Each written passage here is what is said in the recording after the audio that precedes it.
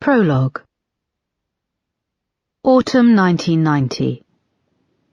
It was a cold night in late autumn when they dumped the body in the disused quarry. They knew it was an isolated spot, and the water was very deep. What they didn't know was that they were being watched. They arrived under the cover of darkness just after 3 o'clock in the morning, driving from the houses at the edge of the village, over the empty patch of gravel where the walkers parked their cars, and onto the vast common. With the headlights off, the car bumped and lurched across the rough ground, joining a footpath, which was soon shrouded on either side by dense woodland. The darkness was thick and clammy, and the only light came over the tops of the trees. Nothing about the journey felt stealthy. The car engine seemed to roar, the suspension groaned as it lurched from side to side. They slowed to a stop as the trees parted and the water-filled quarry came into view. What they didn't know was that a reclusive old man lived by the quarry, squatting in an old abandoned cottage which had almost been reclaimed by the undergrowth. He was outside, staring up at the sky and marvelling at its beauty, when the car appeared over the ridge and came to a halt. Wary, he moved behind a bank of shrubbery and watched. Local kids, junkies and couples looking for thrills often appeared at night, and he had managed to scare them away. The moon briefly broke through the clouds as the two figures emerged from the car, and they took something large from the back and carried it towards the rowing boat by the water. The first climbed in, and as the second passed the long package into the boat, there was something about the way it bent and flopped that made him realize with horror that it was a body. The soft splashes of the oars carried across the water. He put a hand to his mouth. He knew he should turn away, but he couldn't. The splashing oars ceased when the boat reached the middle. A sliver of moon appeared again through a gap in the clouds, illuminating the ripples spreading out from the boat. He held his breath as he watched the two figures deep in conversation, their voices a low rhythmic murmur. Then there was silence. The boat lurched as they stood, and one of them nearly fell over the edge. When they were steady, they lifted the package, and with a splash and a rattle of chains, they dropped it into the water. The moon sailed out from behind its cloud, shining a bright light on the boat and the spot where the package had been dumped, the ripples spreading violently outwards. He could now see the two people in the boat, and had a clear view of their faces. The man exhaled. He'd been holding his breath. His hands shook. He didn't want trouble. He'd spent his whole life trying to avoid trouble, but it always seemed to find him. A chill breeze stirred up some dry leaves at his feet, and he felt a sharp itching in his nostrils. Before he could stop it, a sneeze erupted from his nose. It echoed across the water.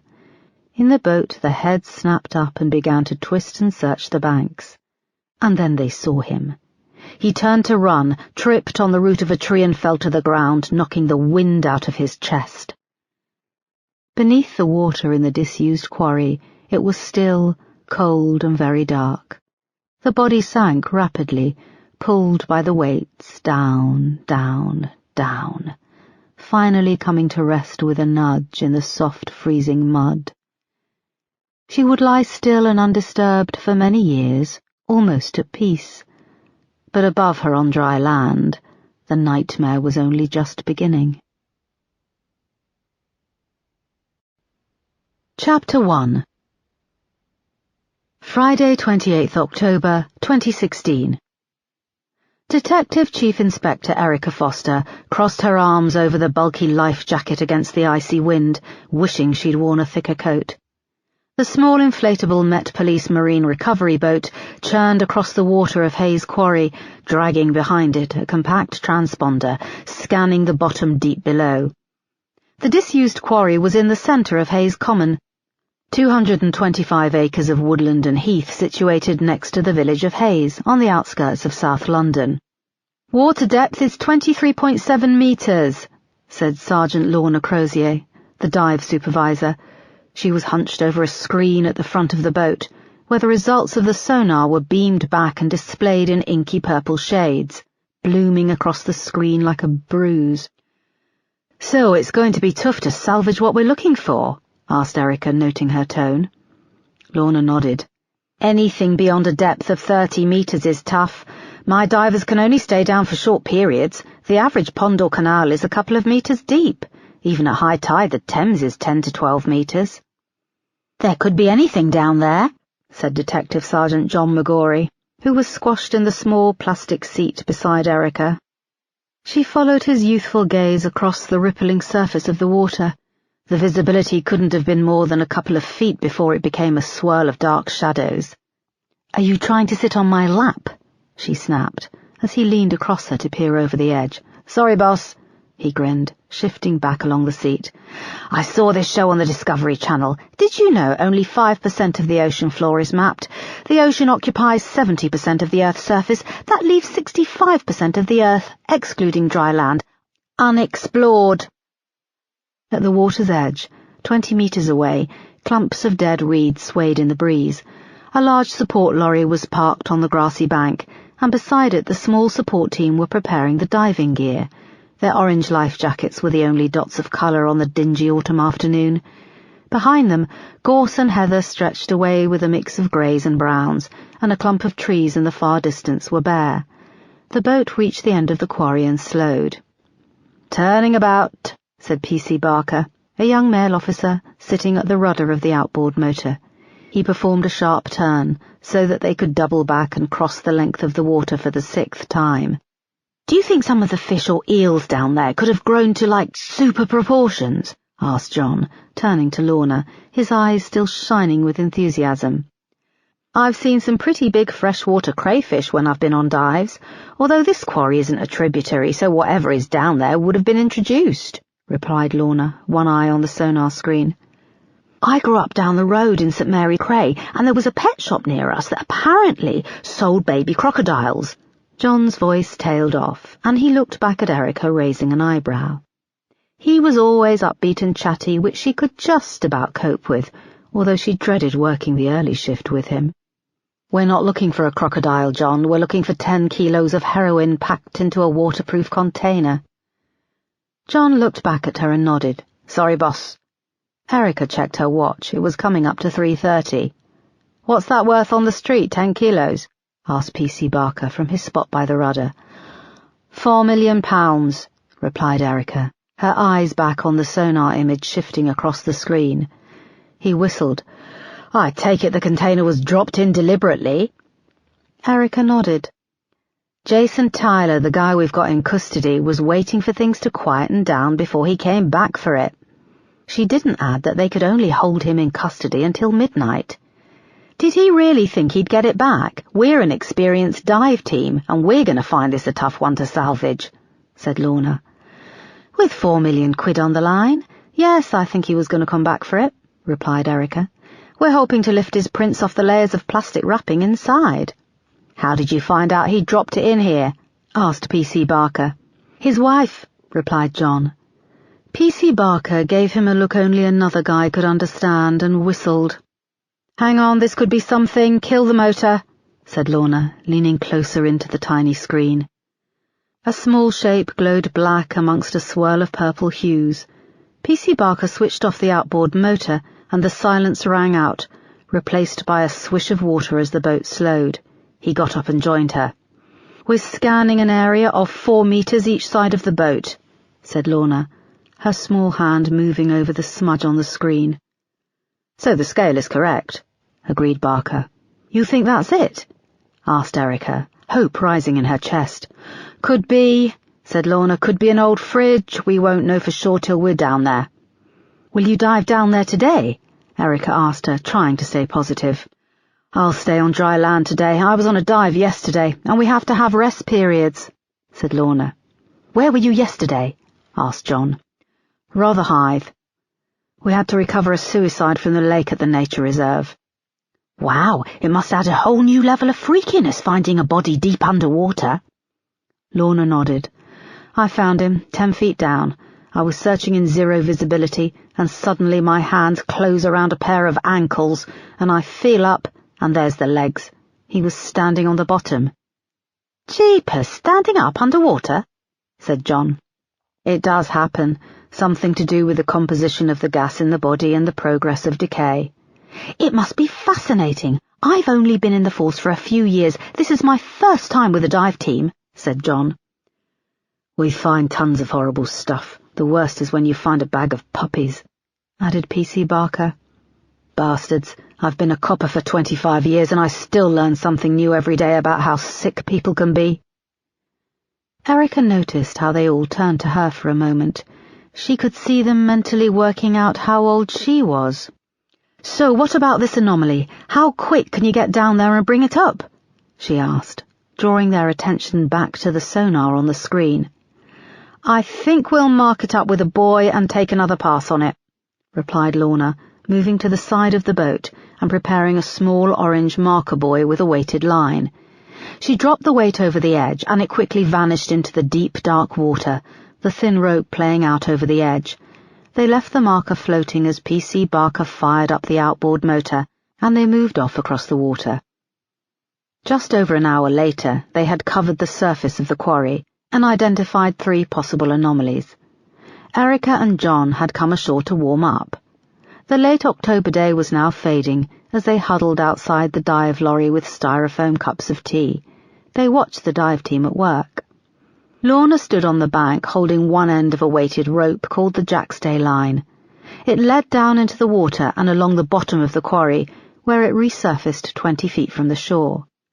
The boat was anchored beside the first marker buoy and manned by P.C. Barker, who was keeping the other end of the jackstay taut. 10 minutes had passed since 2 divers had entered the water. They'd started at opposite ends of the jackstay and were searching along the bottom of the quarry to meet in the middle. Beside Lorna, another member of the dive team was crouched over a small comms unit the size of a briefcase. Erica could hear the divers' voices as they communicated through the radios in their diving masks. "Zero visibility, nothing yet. We must be close to meeting in the middle," came the tinny voice over the radio. Erica took a nervous inhale on her e-cigarette, the LED light at the end glowing red. She exhaled a puff of white vapour. It was 3 months since she'd been transferred to Bromley Police Station, and she was still trying to find her place and fit in with her new team. Only a few miles from her old borough of Lewisham in South London, but she was becoming used to the vast difference a few miles can make between the outskirts of London and the edge of the county of Kent. It had a towny feel to it. She looked over at John, who was 20 yards away talking on his phone. He was grinning as he chatted. Whenever he had the chance, he called his girlfriend. A moment later, he finished the call and came over. "The diver's still looking?" he asked. Erica nodded. "No news is good news, but if I have to release that little bastard—" The little bastard in question was Jason Tyler, a low-level drug dealer, who had risen rapidly to control a drug-dealing network covering South London and the Kent borders. "Keep the line taut, I'm getting slack," said the diver's voice through the radio. "Boss?" asked John awkwardly. "Yeah?" "That was my girlfriend Monica on the phone. We wanted to invite you over for dinner." Erica glanced at him, with one eye still on Lorna as she looped in a little slack from the jackstay, bracing her feet on the bank. "What?" she replied. "I've told Monica lots about you. Good stuff, of course. Since I've been working with you, I've learned loads. You've made a job so much more interesting. Made me want to be a better detective. Anyway, she'd love to make you her lasagna. It's really good, and I'm not just saying that 'cause she's my girlfriend. It really is." His voice tailed off. Erica was staring at the 20-foot gap between Lorna on the shore and the boat out on the water. The light was fading rapidly. She thought the divers must be about to meet in the middle, and if they met, that would mean they had nothing. "So what do you say, boss?" "John, we're right in the middle of a big case," she snapped. "I didn't mean tonight, some other day. Monica would love to meet you, and if there were anyone else you'd like to invite, that's cool. Is there a Mr. Foster?" Erica turned to him. She'd spent the last couple of years hearing herself gossiped about in the force, so she was surprised that John didn't know. She went to answer, but was cut off by a shout that went up from the support team at the water's edge. They hurried over to Lorna and the dive officer, who was crouched down at the small comms unit. They heard one of the divers say, "There's something packed in under the mud. I need help if I'm going to pull it out. How am I doing for time?" The tinny voice cut through the cold air, and there was interference which Erica realized were bubbles from the diver's respirator as the officer replied to the diver 30 feet down in the quarry. Lorna turned to Erica. "I think we found it. This could be it." Chapter 2. The temperature plummeted by the water as darkness fell. Erica and John paced up and down within the arc of light spilling out of the support vehicles, and the trees behind them had vanished in a darkness which seemed to press down on them all.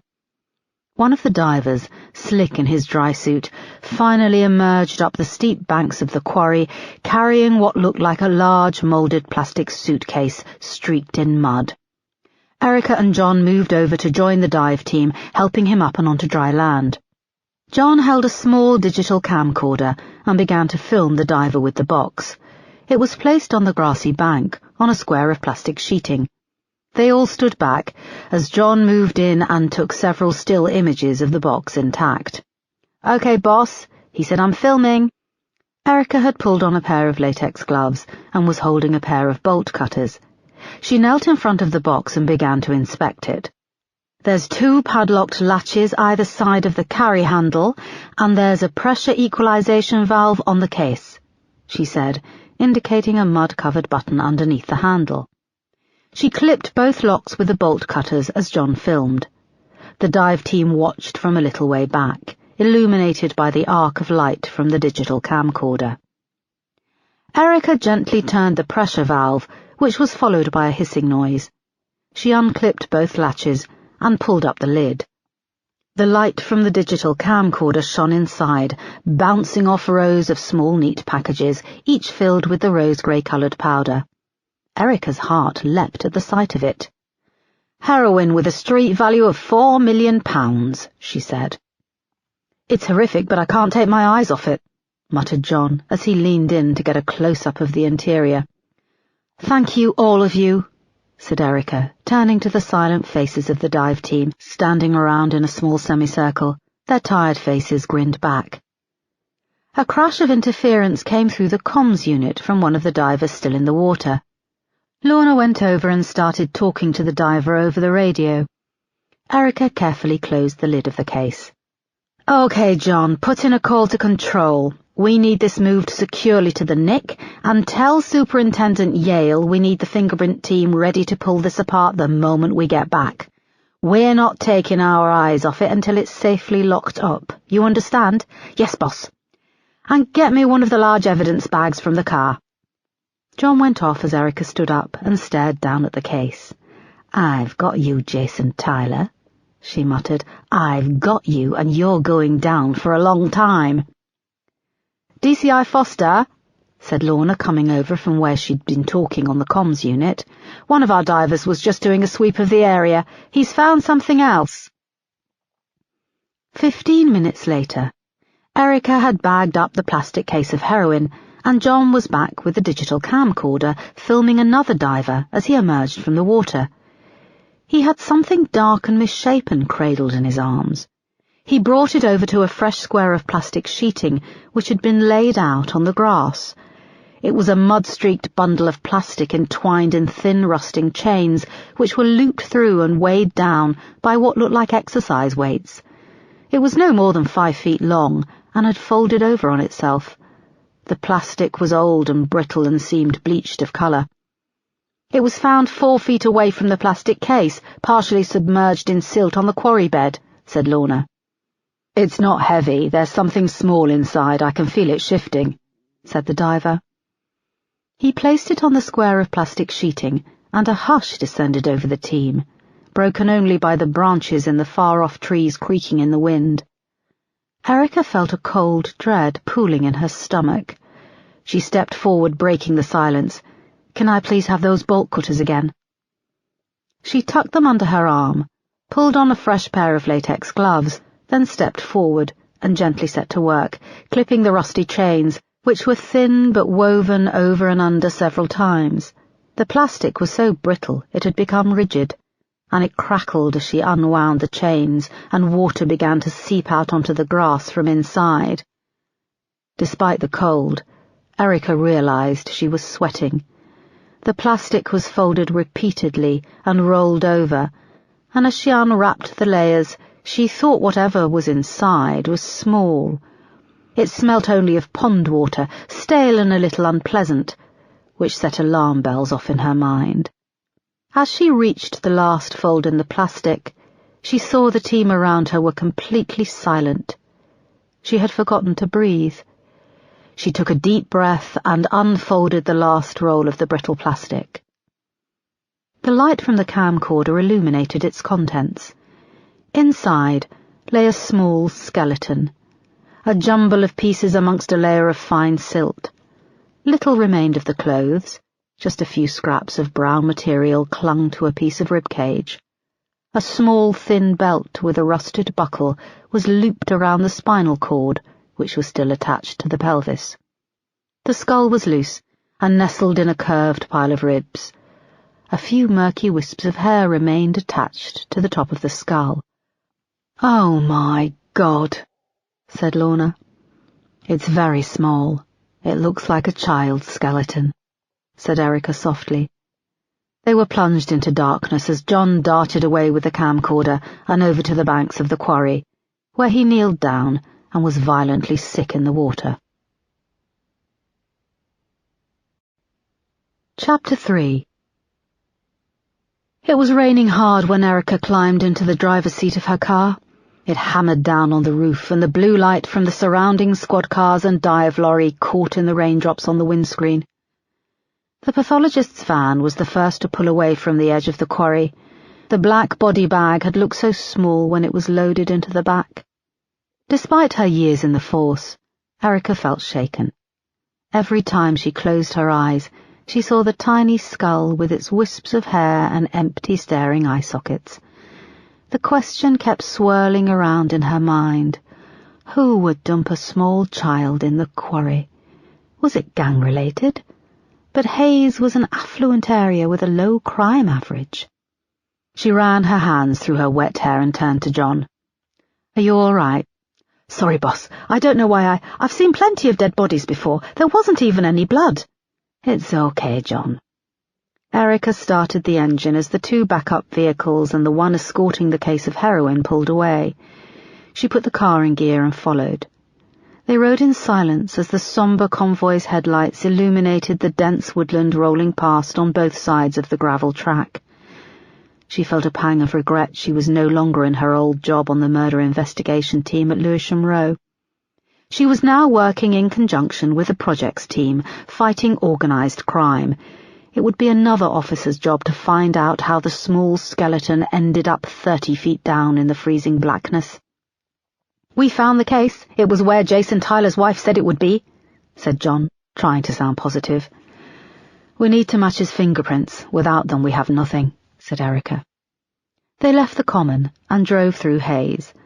Lights blazed in the windows of the supermarket, chip shop, and the newsagent, where a row of Halloween rubber masks hung limp in the window, all blank eyes and grotesque hooked noses.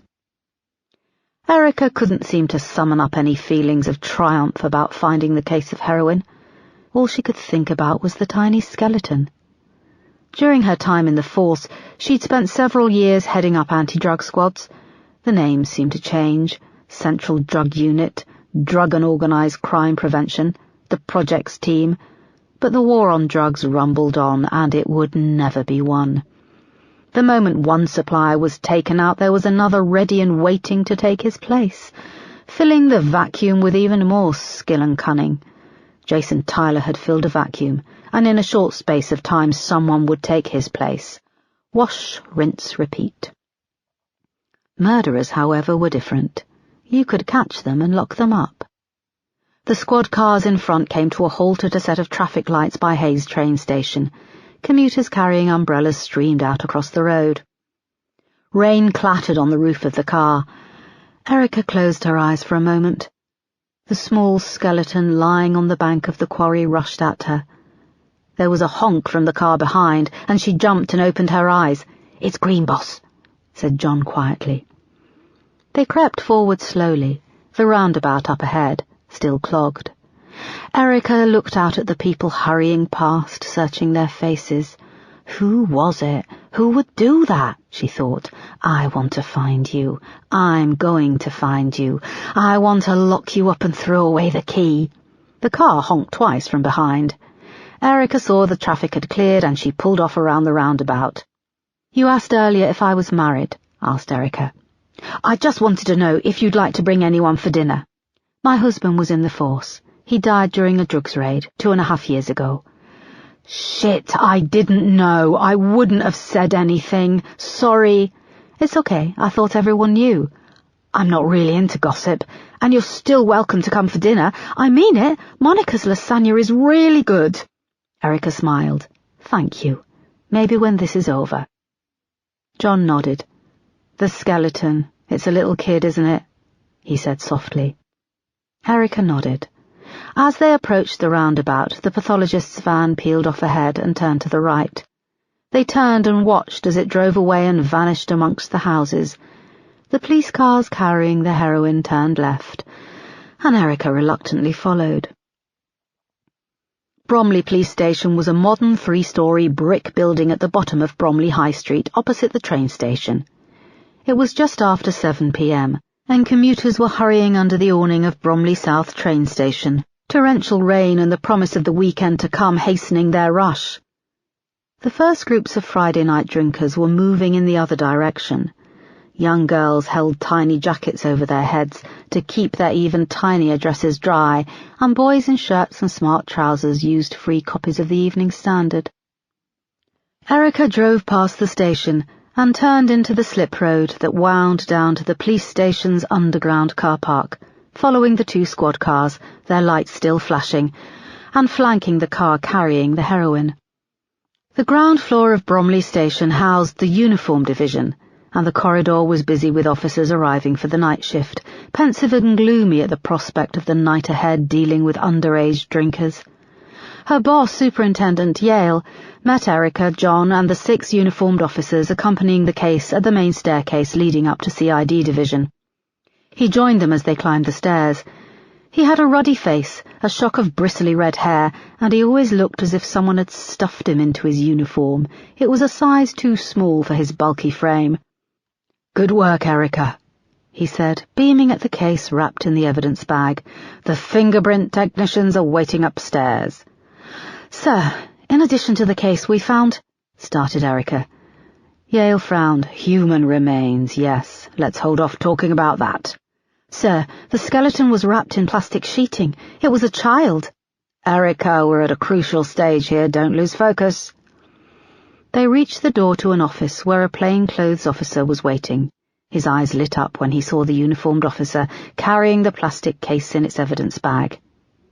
"Here it is. Let's see if we can get some prints off this and nail Jason Tyler," said Superintendent Yale.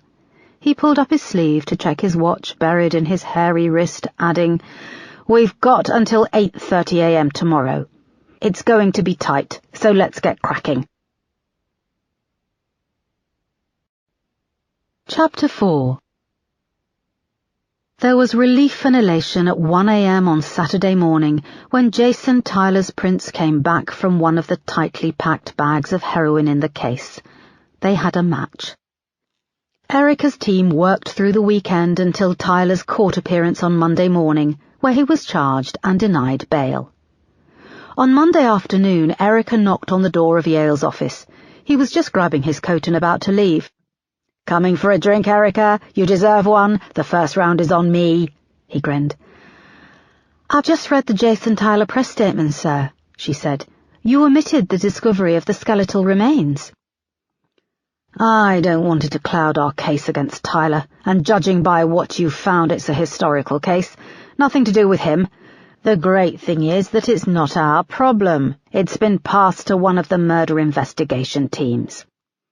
He pulled on his coat and went over to a filing cabinet by the door, where a tiny hand mirror was fixed with sticky tape, and ran a comb through his unruly mass of red hair. Erica knew he wasn't being harsh, he was being realistic. "We're going for a drink, then?" he asked, turning to her. "No, thanks, I'm shattered. Think I'll just head home," she said. "Righto, good work," he said, patting her on the shoulder as they left. Erica returned to her flat in Forest Hill and took a shower. When she emerged from the bathroom wrapped in a towel, the afternoon was grey and gloomy, and through the patio window fog hung low in her small square of garden. She pulled the curtains closed, switched on the TV and settled back on the sofa. Over the next few hours the small skeleton haunted her dreams, replaying the moment she unwrapped the final layer of plastic and saw the skull with the wisps of long hair attached, the thin belt looped around the spinal column. She was woken by her phone ringing. "Erica, hi, it's Isaac," said a smooth male voice. "Are you busy?" Since she'd moved to London 2.5 years ago, forensic pathologist Isaac Strong had become a friend and trusted colleague. "No, I'm watching some film," she said. She rubbed her eyes as the screen came into focus. Sarah Jessica Parker and Bette Midler are on broomsticks, followed by another witch on a vacuum cleaner. "Ah, hocus pocus, I can't believe it's Halloween again." "This is my first Halloween in Forest Hill. I'm thinking being on the ground floor might put me at a disadvantage for trick-or-treaters," said Erica, pulling the towel off her head with her free hand and finding her hair was almost dry. Isaac paused. "This isn't a social phone call. It's about the remains you recovered on Friday at Hayes Quarry." She froze with a towel in her hand. "What about them?" "I was called in for an urgent post-mortem on Saturday morning, and when I finished, I saw them and your name on the paperwork, so I took a look." "I thought one of the murder investigation teams was now in charge." "They are, and I've been dealing with them, but now no one is answering my calls. I figured you'd answer and that you would be interested in what I've found out." "I am. What can you tell me?" "I'm at the morgue in Penge. How soon can you get here?" he asked. "I'm already on my way," she said, dropping the towel and hurrying to get dressed. Chapter 5. Erica's footsteps echoed on the stone floor in the long corridor of the morgue leading down to the autopsy room. She reached a door at the end, and a video camera high on the wall above the door whirred as it turned, almost greeting her. The thick metal door buzzed and clicked open, and she went through. The room was chilly and devoid of natural light. Stainless steel refrigeration units lined one wall, and in the centre of the room 4 autopsy tables glinted under the fluorescent light. The one closest to the door was laid with a blue sheet, and on it the small skeleton had been pieced together, laying intact, the bones a dark shade of brown. Dr. Isaac Strong had his back to Erica, and when he heard her enter he straightened up and turned. He was tall and thin, and wore blue scrubs, a white face mask and a tight-fitting blue cap. His assistant, a young Chinese girl, worked quietly and respectfully, moving along a series of bagged-up samples on a bench behind the steel autopsy table. Her latex gloves crackled as she picked up a small bag containing a piece of hair and checked its label against her list. "Hello, Erica," said Isaac. "Thank you for calling me," she said, looking past him to the skeleton. There was an unpleasant smell, stale water, decay, and a meaty aroma of bone marrow. She looked back to Isaac's pale, tired face. He pulled down the white mask, raised his immaculately shaped eyebrows, and smiled, breaking through the formality. She smiled back briefly. She hadn't seen him for several weeks. Their friendship was strong, but faced with death, and in this formal setting, they were professional. They nodded, reverting to their roles of forensic pathologist and detective chief inspector. "Procedure dictates that I've had to put a call through to the officer heading the MIT and the SCIT at Scotland Yard, but I thought you would like to know my findings." "You've contacted the Specialist Casework Investigation Team? That means you've identified who this is?" asked Erica. He put up his hand. "Let me start from the beginning," he said. They moved closer to the autopsy table, where the grime on the bones contrasted with the pristine, sterile sheet where they were neatly arranged. "This is Lan, my new assistant." he said, indicating the elegant young woman. She turned and nodded, just her eyes showing over her mask. "Okay, you can see the skull is intact, no breaks or abrasions," said Isaac, gently lifting a matted swirl of coarse brown hair and pulling it away, exposing the smooth bone of the skull. "One of the teeth is missing, the top front left incisor," he said, moving his gloved hand down to the upper set of browny-yellow teeth, "and 3 of the ribs on the upper left side, close to the heart, are broken." His hand moved down to where pieces of the 3 ribs were laid out. The body had been wrapped tightly in plastic, which has kept much of the skeleton intact. Typically in waterways, lakes or quarries there are pike, freshwater crayfish, eels and all manner of bacteria and microbes which will feast and break a corpse down. The plastic protected the skeleton from all but the smallest of microbes which would have consumed the body. Isaac retrieved a small stainless steel trolley. On it there were some personal effects removed from the skeleton, placed in plastic evidence bags. "We found several scraps of woolen clothing, a line of buttons to indicate this may have been a cardigan," said Isaac, holding up one of the bags to show where some brown, threadbare pieces had been reassembled into a vague shape. He placed it down and picked up another bag. "There is also a belt made from a mix of synthetic plastics. You can see the colour has gone, but the buckle remains tied." Erica saw just how tiny the waist that it encircled must have been. "And there was a small piece of nylon material, still attached to and tied amongst the hair. I think this was a ribbon." His voice trailed off as he picked up the smallest bag, which contained a swirl of coarse brown hair, tied with a dirty, thin strip of material. Erica paused for a moment and swept her eyes across it all. The skeleton, small and vulnerable, stared back at her with empty eye sockets. "I had a belt just like this when I was 8. "These are the belongings of a young girl?" asked Erica, indicating the bag. "Yes," said Isaac softly. "Do you have any idea of age?" Erica looked up at him, expecting a blunt response, and for him to give his usual scolding reply that it was too early to know for sure. "I believe that the skeleton is of a 7-year-old girl called Jessica Collins." Erica looked between Isaac and Lan, momentarily stunned. "What? How do you know?" "It can be very hard to determine the sex of skeletal remains, in particular if death occurred before the age of puberty. The small amount of clothing encouraged the officer heading the MIT to take a leap, and he requested files on missing girls between the ages of 6 and 10, reported in the past 25 years. We focused on the missing child reports in the South London area and Kent borders. Obviously, children are reported missing every day, but thankfully most of them are found. When the names came back, the dental records were requested and studied by a forensic odontologist. The teeth matched the records of a girl who went missing in August 1990. Her name was Jessica Collins." Lan went over to the bench and returned with a folder. Isaac took it and slid out an X-ray, holding it up to the light. "This came through with a report from the forensic odontologist. I don't have a light box anymore. The old one has conked out and I'm waiting for new bulbs," he said ruefully. "One of the hazards of X-rays going digital. This was taken from dental records dated July 1989. Jessica Collins was playing croquet in the garden and was hit in the jaw by the ball. She was 6 years old.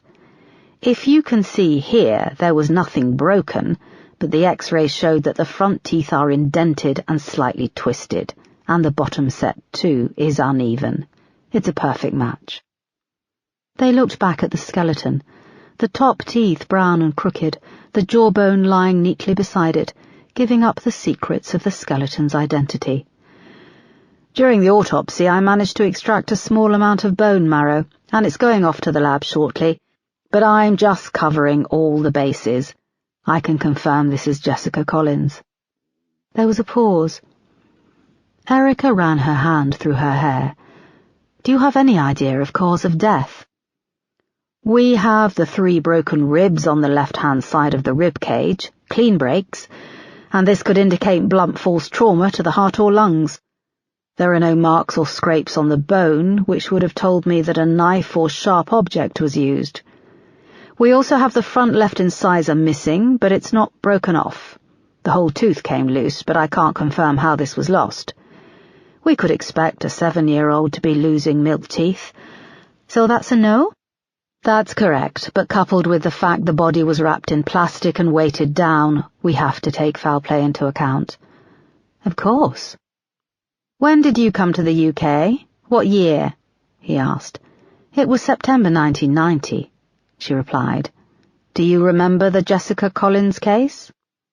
Erica paused for a moment and raked through the memories of when she moved from Slovakia to the UK, aged 18, to work in Manchester as an au pair for a family with 2 small children. I don't know, I didn't speak much English, and it was all a culture shock. For the first few months I was working in their house, and I stayed in my room, didn't have a TV. She stopped and saw that Isaac's assistant was watching her closely. No, I'm not aware of the case. Jessica Collins went missing on the afternoon of the 7th of August 1990. She left her parents' house to go to her friend's birthday party in the next street. She never arrived at the party. They never found her. It was as if she'd vanished into thin air. It was a major headline story, said Isaac. He took another piece of paper from the file. It was a photograph of a young blonde girl with a wide smile. She wore a pink party dress with matching thin belt, a blue cardigan, and white sandals with a multicoloured pattern of flowers. In the picture, she posed in front of a dark wooden door in what looked like a living room. There was something about her toothy grin with the crooked bottom teeth in the picture, which she could see replicated on the jawbone lying on the autopsy table, that made Erica gasp. Yes, I remember, she said softly, now recognizing the picture. It had been used in every newspaper story. And right now, we're the only 3 people in the world who know what happened to her, said Lan, speaking for the first time. Chapter 6. It grew dark as Erica drove back to her flat from the mortuary in Penge. There was little traffic. As the light faded, the low fog swirled, forming a canopy between the terraced houses and shops on either side of the road. The gloom in her heart intensified. Throughout her career, cases came and went, but there were always ones which affected her. Jessica was 7 years old when she died. Erica had become pregnant, quite by accident, late in 2008. She'd fought with her husband, Mark. He'd wanted to keep the baby, but she didn't, and she'd had the pregnancy terminated. Mark hadn't given his blessing, but he had told her that he would support her in whatever she wanted to do. The termination was very early on in the pregnancy, but she had been sure it was a girl. If she'd kept the baby, she'd now be 7. The road slid past, grim and grey, and the tears poured down Erica's face. It had been a rough year in the aftermath. She'd lurched between relief and revulsion. She'd blamed herself, and she'd blamed Mark for not fighting her hard enough. A baby would have changed so many things in her life. Mark had offered to be a stay-at-home dad. If he'd given up his job to be a father, he wouldn't have been there at work that fateful day when he was gunned down. She gulped and sobbed, and as she took one hand off the steering wheel to wipe her eyes, a woman with a small child darted out from behind a line of parked cars along the curb to cross the road. Erica slammed on the brakes just in time and came screeching to a halt. The woman was young and dressed in a thick pink bomber jacket. She waved that she was sorry and pulled the little kid, who was dressed in a skeleton Halloween costume, by the arm. It turned its little head, and a tiny skeleton face stared into the bright headlights. Erica closed her eyes tight, and when she opened them they were gone.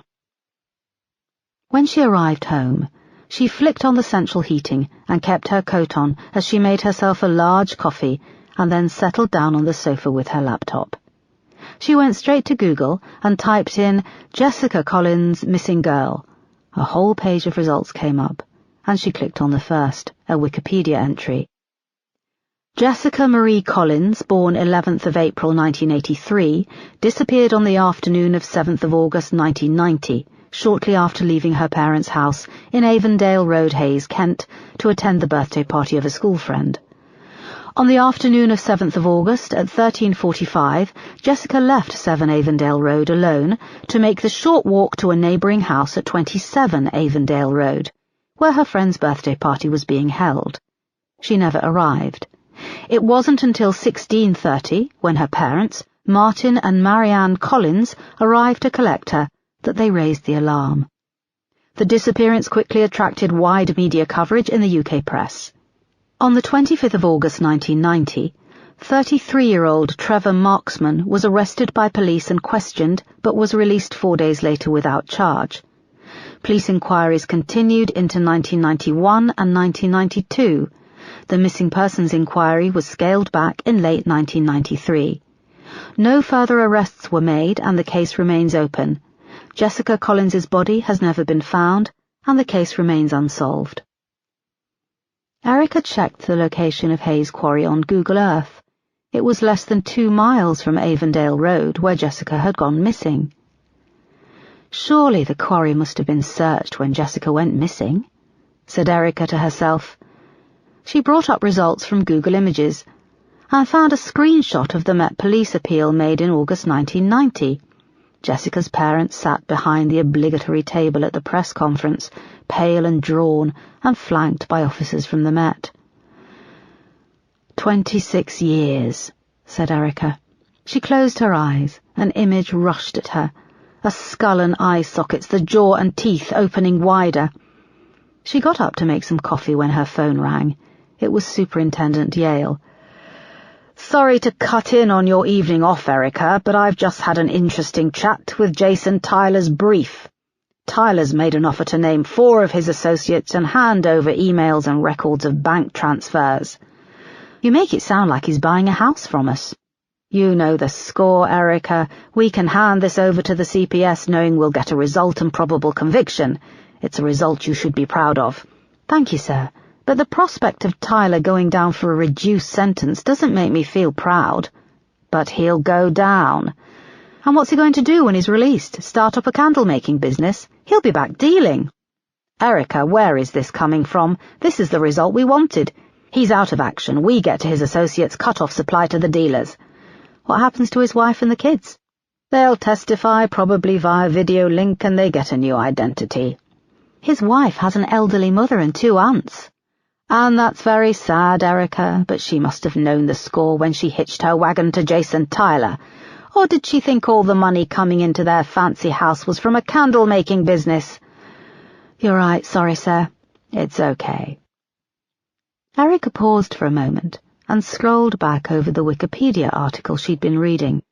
About the skeleton we found in Hayes Quarry. It's been identified. A 7-year-old girl called Jessica Collins went missing in 1990. Yale whistled on the other end of the phone. Jesus, that's who you found? Yeah, I know the forensic pathologist. He's been keeping me in the loop. Who's the poor bugger who's been assigned to the case? I don't know, but I'd like to put myself forward as the SIO on this case. There was a pause. It had come out of Erica's mouth before she could think it through.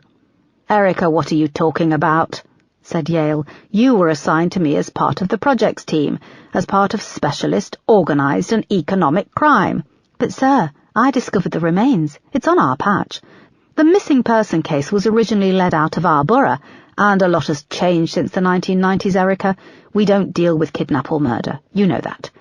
We deal with proactive contracts to kill, major drug suppliers, multi-dimensional crime groups, including ethnically composed gangs and serious large-scale firearms trafficking.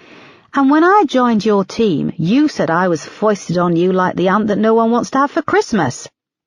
I didn't say it quite like that, Erica, but you are now a valuable part of my team. Sir, I can solve this case. You know my track record with solving difficult cases. I have unique skills which would benefit a historical murder inquiry. And yet, after all these years, you are still a DCI. Have you even considered why? Erica was silent on the end of the phone. I expressed that wrongly, I'm sorry," he said. "But the answer is still no." Chapter 7. Just before 9 p.m., Erica parked her car and crossed the road to Commander Marsh's house. It was close to Erica, but in a smart, expensive area of South London near Hillyfields Park. His house looked out over the London skyline, glittering in the darkness. Small groups of little children dressed in Halloween costumes were milling up and down the street with their parents, and their chatter and giggles floated over when Erica opened Marsh's front gate and rapped on the door using the heavy iron door knocker. Up until 2 months before, Paul Marsh had been Erica's boss at Lewisham Row, and then she had left under a cloud. She was just trying to work out what she was going to say to him when his wife Marcy appeared at the gate with their twin girls Rebecca and Sophia. They were dressed as identical fairy princesses, each carrying a little plastic pumpkin filled with sweets. Marcy wore black lycra leggings, a tight black jacket, pointy ears, and her face was painted like a cat.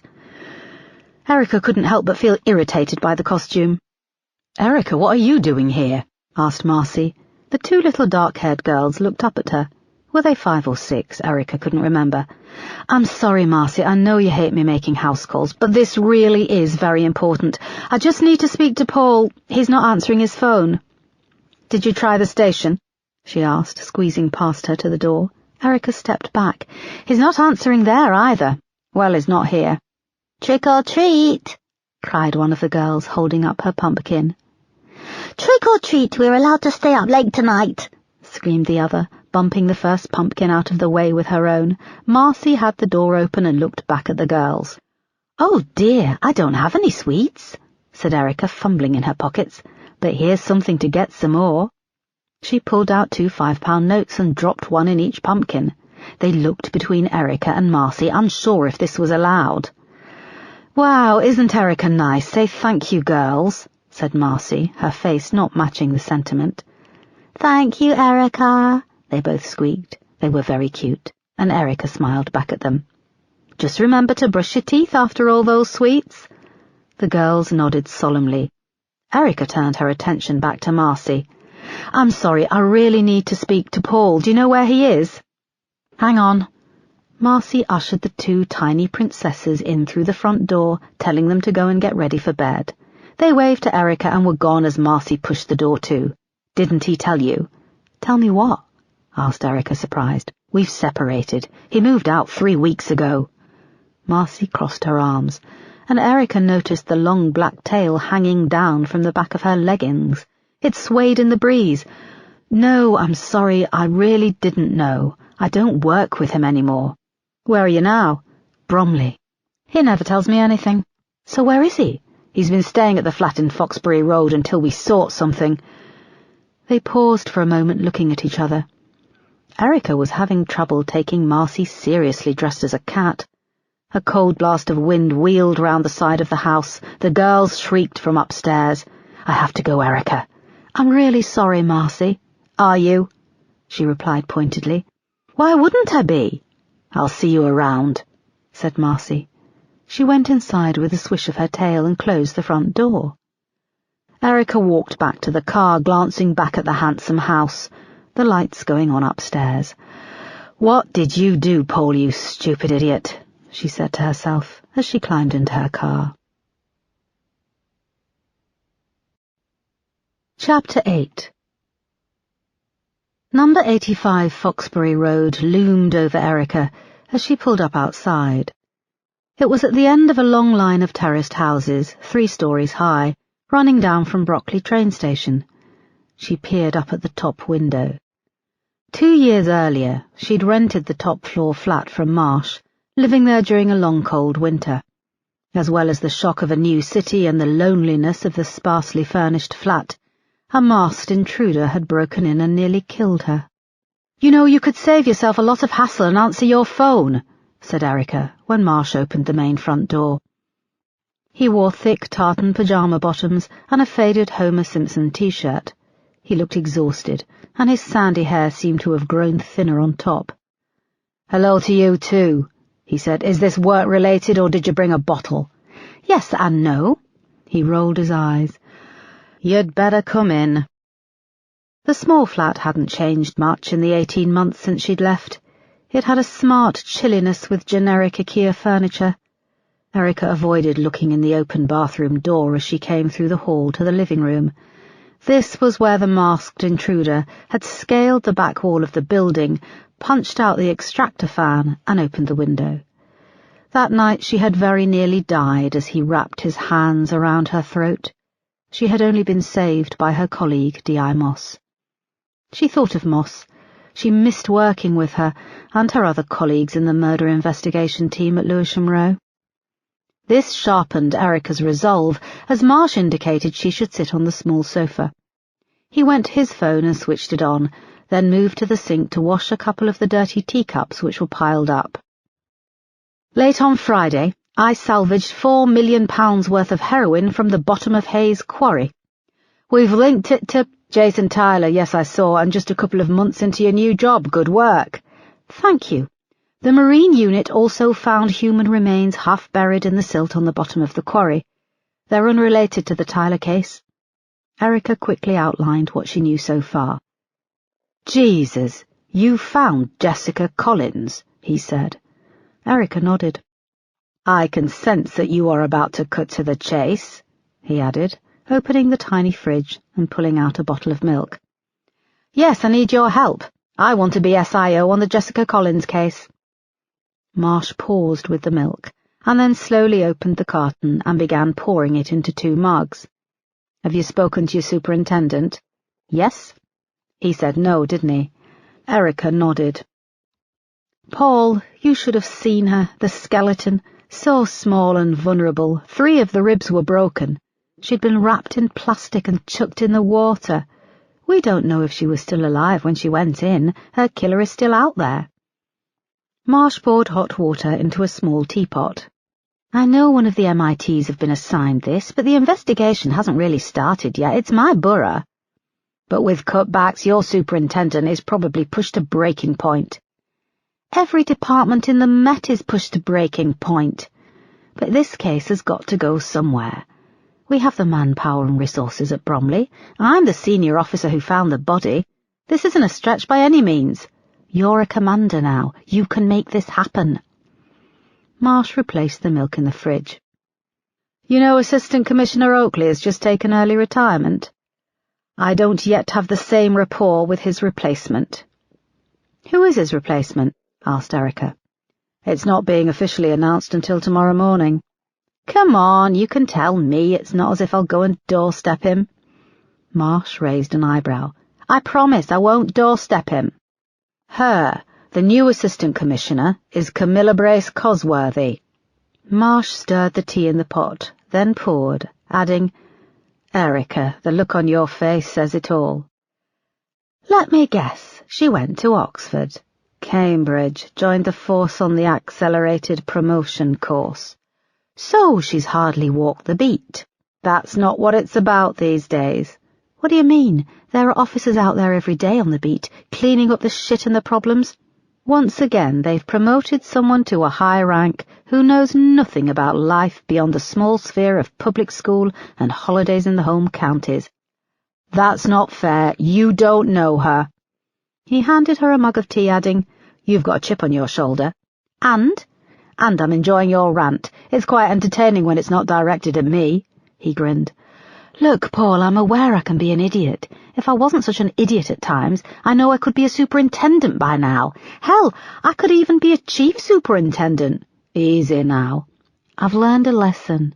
Please, can you put a good word in the right ear and help make me SIO on the Jessica Collins case? I know I can catch the bastard who did this. He or she is out there and thinks after all these years they've got away with it. But I'm going to get them. Marsh sat on the small sofa beside her and took a sip of his tea. You've heard of what happened to the SIO who worked on it as a missing person, DCI Amanda Baker? She was thrown off the case. I was thrown off 3 huge cases, then fought my way back to solve them. Amanda wasn't like you. Well, she was. She was a brilliant officer, but she wasn't strong up here. He tapped his forehead. She was one of the first female DCIs in the Met, and the first to be assigned to such a high-profile case. She had it really tough from her peers, those high up in the Met and the press. They were so suspicious as to how a woman had landed the job of SIO. How did she land the job? Damage limitation from top brass. So many mistakes were made in the first few days after Jessica's disappearance, the police were facing a lot of questions. Putting a female DCI in place as SIO was a good story to distract from this, to put the police in a good light. But the top brass believed she could do it? Yes, but top brass was unaware that in the months leading up to her being made SIO, she'd been seeing a therapist. Why? Back then in the late 80s, it was a given that if you were a female officer, you'd be given the rape cases to deal with. Amanda would take evidence at the scene and support these women through the whole awful process. The only problem was that she didn't know how to let go, how to separate herself from work. She'd stay in contact with the victims for weeks, months, even years afterwards. She saved a lot of women from the abyss. It took an emotional toll, and no one was looking out for her. Amanda was about to be signed off sick when she got the call to say she was going to be SIO on the Jessica Collins case. The case got bigger and bigger as the leads and evidence shrank to nothing. It was as if Jessica Collins vanished into thin air. Eventually she cracked under the pressure. "It's a poisoned chalice, Erica. You're better off out of it, believe me." "You know me. I won't crack under pressure from anyone," said Erica quietly. "I will crack, however, if I have to spend the next few years on the merry-go-round of taking drug dealers off the street, only for another one to take his place." They sat for a moment and drank their tea. "Paul, please. This is a 7-year-old girl who was abducted off the street. God knows what happened to her, what was done to her, and then she was dumped on the bottom of a quarry for 26 years. Imagine if someone did that to Sophia or Rebecca." "No, Erica, do not bring my daughters into this," warned Marsh. "Jessica was someone's daughter. You can make this happen." Marsh rubbed his eyes, got up, and went to the window. "I can put in a word, but that's all it will be. I can't promise anything." "Thank you," said Erica. "But as far as Superintendent Yale is concerned, I was never here. I never spoke to you." "Aren't you going to ask me about Marcy?" he said after a pause. "No, I figured if you wanted to talk about it, you would." He leaned against the wall, looking pained. "Thanks," he said. "We're trying to work things out.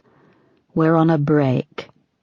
Erica raised an eyebrow. "Her words, not mine. She wants to go on a break while she finds out." His voice cracked and it tailed off.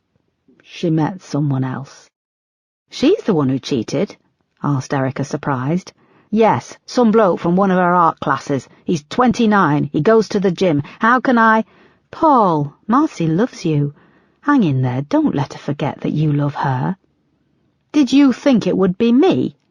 he said suddenly. "Did you think I'd be the one to have an affair?" "Yes." He looked hurt. "Come on, Paul, you know what I mean. You occupy a position of power. There are plenty of nubile young girls at the Nick working as support staff, and power like yours is a great aphrodisiac." "Is it?" he asked, looking at her. "Power is, for some women, it's an aphrodisiac. You must know that." He nodded. "Would you like another cup or something stronger?" "No, I'd best be getting going." "If you want, you can stay," he said softly. "What? I live just up the road."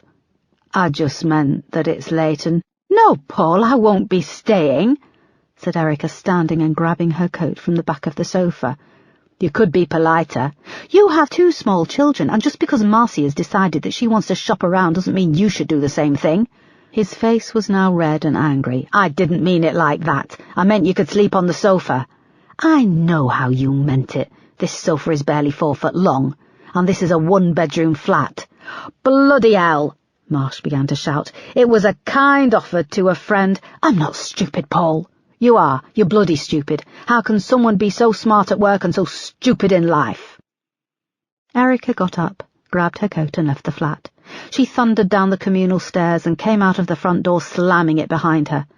At the car, she fumbled in her pocket for the keys, which were caught on a piece of the lining. "Shit," she said, yanking at them. "Shit, shit, shit." They came out of her pocket, ripping the lining, and she unlocked and got in. She slammed her hand on the wheel and tipped her head back against the headrest.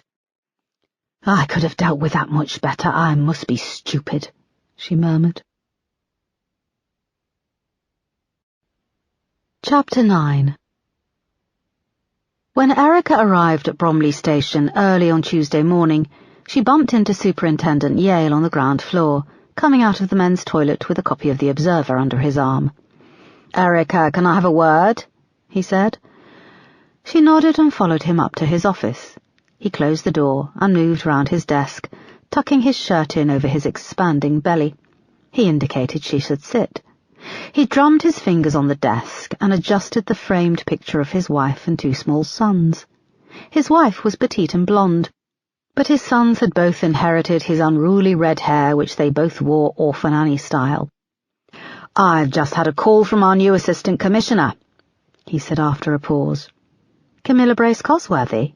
asked Erica, trying not to show her excitement. "Yes, I thought she was calling to introduce herself, but no. Why was she calling?" "She wants to meet you." "Me? Really?" Erica didn't know how to arrange her face. Should she appear shocked? If so, how shocked? She wasn't known for displaying a huge spectrum of emotions. She settled on wide-eyed surprise. "Yes, really. I don't have the ear of the new Assistant Commissioner. She's only been in the position for 1 day, and yet she wants to meet with you about the Jessica Collins case. Do you know something I don't? You're not going to win an Academy Award for your reaction." "No, sir," she said, realizing this was partly true.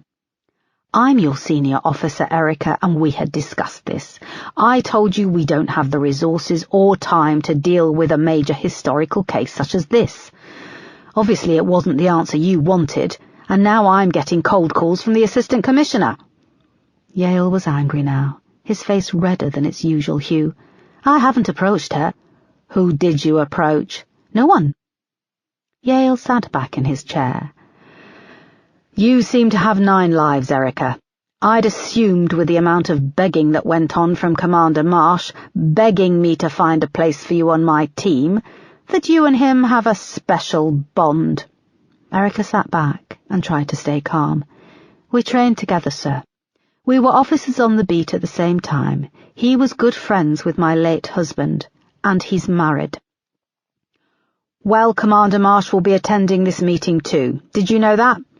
"No, I didn't, sir, and I hope you know that I'm very grateful for the opportunity you've given me." He nodded, unconvinced.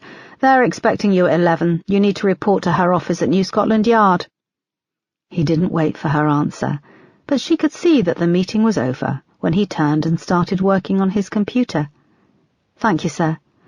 And I need your final report on Jason Tyler on my desk by close of play today." "Yes, thank you, sir." She got up to leave.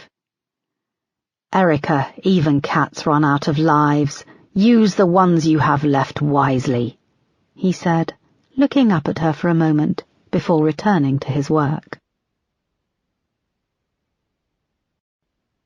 Chapter 10. The Assistant Commissioner, Camilla Brace Cosworthy, sat at her desk, upright and ready for business.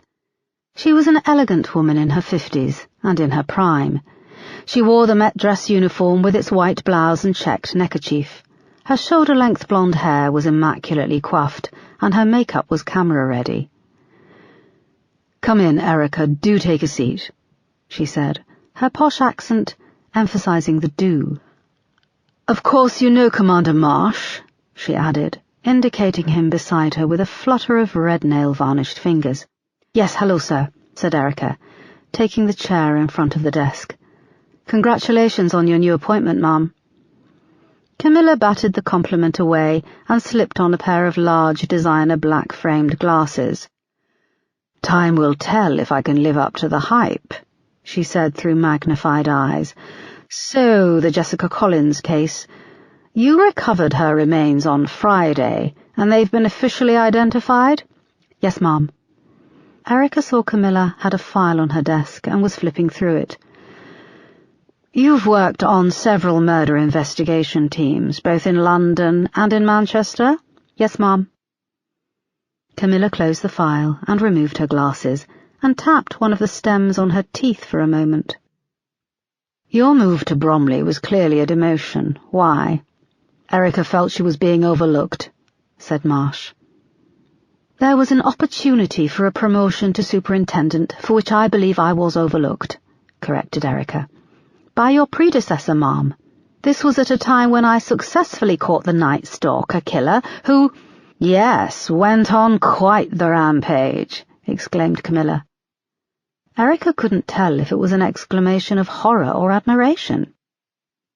When I heard that I had been overlooked for the promotion, I challenged Commander Marsh, who was my senior officer at the time, and I threatened to leave. He took me up on it. Erica looked across at Marsh, who was frowning. She realized this wasn't making her look good. But it's Commander Marsh who has been quite insistent that you are put in place as the senior investigating officer on the Jessica Collins case, said Camilla. I feel that Erica still has much she can offer, Marsh began to explain. Camilla replaced her glasses and consulted the file. You've had quite a checkered career, Erica. Along with the Night Stalker, you were responsible for catching multiple murderer Barry Peyton. The York Strangler, Ma'am. I have it all here. The York Strangler killed 8 schoolgirls, and you made quite a leap, identifying him on CCTV from his reflection caught in a shop window across from an ATM. Yes, and he still thanks me for it every Christmas and birthday. Marsh grinned, but Camilla did not. You weren't so lucky with some of your other cases. You were suspended 2 years ago, pending an investigation.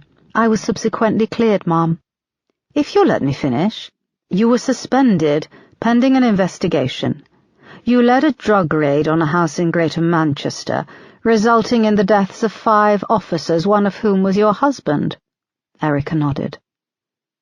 How do you come back from that? Asked Camilla, watching her closely. I received counselling. I almost lost track of who I was, and I questioned if I wanted to stay in the force. But I did come back, and the results are in the file in front of you. I need a safe pair of hands to navigate the reopening of this investigation. Why do you think you're the one for the job? I'm not a career police officer.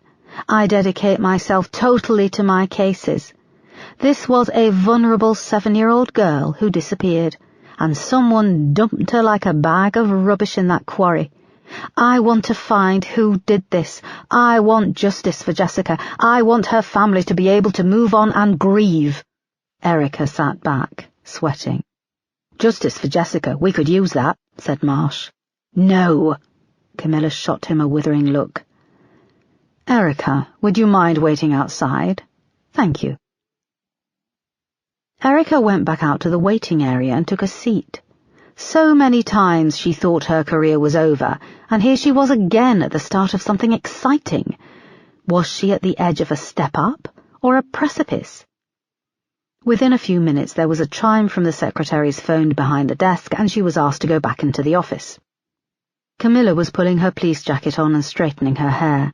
Marsh stood patiently by her desk. Erica, I'm pleased to say that I'd like to put you in charge as the senior investigating officer on the Jessica Collins case, she said. Thank you, Ma'am, you won't regret your decision. Camilla carefully pulled on her braided cap. I hope not. She came around the desk to shake Erica's hand. Gosh, you're very tall. Do you have trouble finding trousers that fit? For a moment, Erica was thrown. I did, but online shopping has made things easier. It has, hasn't it? She said, taking Erica's hand in both of hers for a hearty shake. Right, well, I have to fly. I'm due at a meeting with the Commissioner. Commander Marsh will brief you on the full details. Please give my regards to Sir Brian, said Marsh. Camilla nodded and showed them to the door. Erica and Marsh rode down in the lift in silence. That felt too easy, said Erica finally. No one really wants the case, replied Marsh. The MIT was glad to hand it over. You'll be running things from the incident room at Bromley. I'll be overseeing, and you'll report to me. What about Superintendent Yale? Hasn't he got enough on his plate? He thinks I went behind his back. You did go behind his back, but it wasn't personal. Things always seem personal with you, Erica. What does that mean?" Marsh blew out his cheeks. "I never know what you're thinking. You're direct to the point of being brutal. You don't trust many people. And it's tough to work with that." "If I were a male DCI, would we be having this conversation in a lift? Would you be asking what I'm thinking?" Marsh scowled and looked away. "What's going on here? Is this about the other night?" Marsh looked at the floor for a moment, then back up at her. "You need to do your job here, Erica, and you need to do it well." "Yes, sir. I'll be making arrangements for all files and materials relating to the 2 previous investigations to be sent over to Bromley Station," said Marsh, now sounding businesslike. "You need to get your incident room up and running, and I'll be briefing with your team tomorrow at 3 p.m. "So are you in charge, or am I?" "You are, but you'll report to me. I'll report to the Assistant Commissioner. You'll also need to work closely with Superintendent Yale, as you'll be utilizing his resources." "Do I get to choose my team?" "Within reason." "Good. I want D.I. Moss and D.I. Peterson. They're both good officers." Marsh nodded. As the lift reached the ground floor and the doors opened, they stepped out into the large reception area. "Erica, the screw-ups on the last investigation were huge. One of the suspects successfully sued the Met and was awarded over $300,000 in compensation. We only narrowly avoided an official inquiry. Now you tell me. Just make this right, Erica. Find out what happened to Jessica Collins." "What's the first thing you're planning to do as SIO?" "I have to tell the Collins family we've found Jessica," said Erica, her heart sinking. Chapter 11. Marianne Collins unlocked her front door and shuffled into the hallway, carrying food shopping and a small black garment bag. She set the shopping bags down on the dark red carpet by a large wooden staircase and stopped for a moment to catch her breath. It was a dark and dingy afternoon. She'd left all the lights on, but the bright hallway didn't feel welcoming on her return. It was silent, save for the clock ticking in the living room, and the large house seemed to hang over her with a chill gloom. She hung the garment bag on the coat stand by the door and gently unzipped the front. There was a rustle of plastic, and the smell of dry cleaning chemicals wafted out. Taking great care, she removed a small red coat on a white padded hanger. It had once been a deep crimson, but after being cleaned several times over the years it was faded. Marianne looked up at a framed photo on the wall between the coat stand and a full-length mirror. The photo had been taken on the 11th of April, 1990. Jessica was sitting on a swing in the local park, her long blonde hair catching the sun, and she wore the small red coat over jeans and a Care Bears jumper. Marianne gently hung the coat on the stand and ran her fingers over the buttons, which had retained their crimson shine. She then moved it closer and buried her face in the material.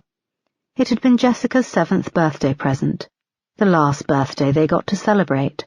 It was a struggle to keep the memories of her daughter fresh after 26 years.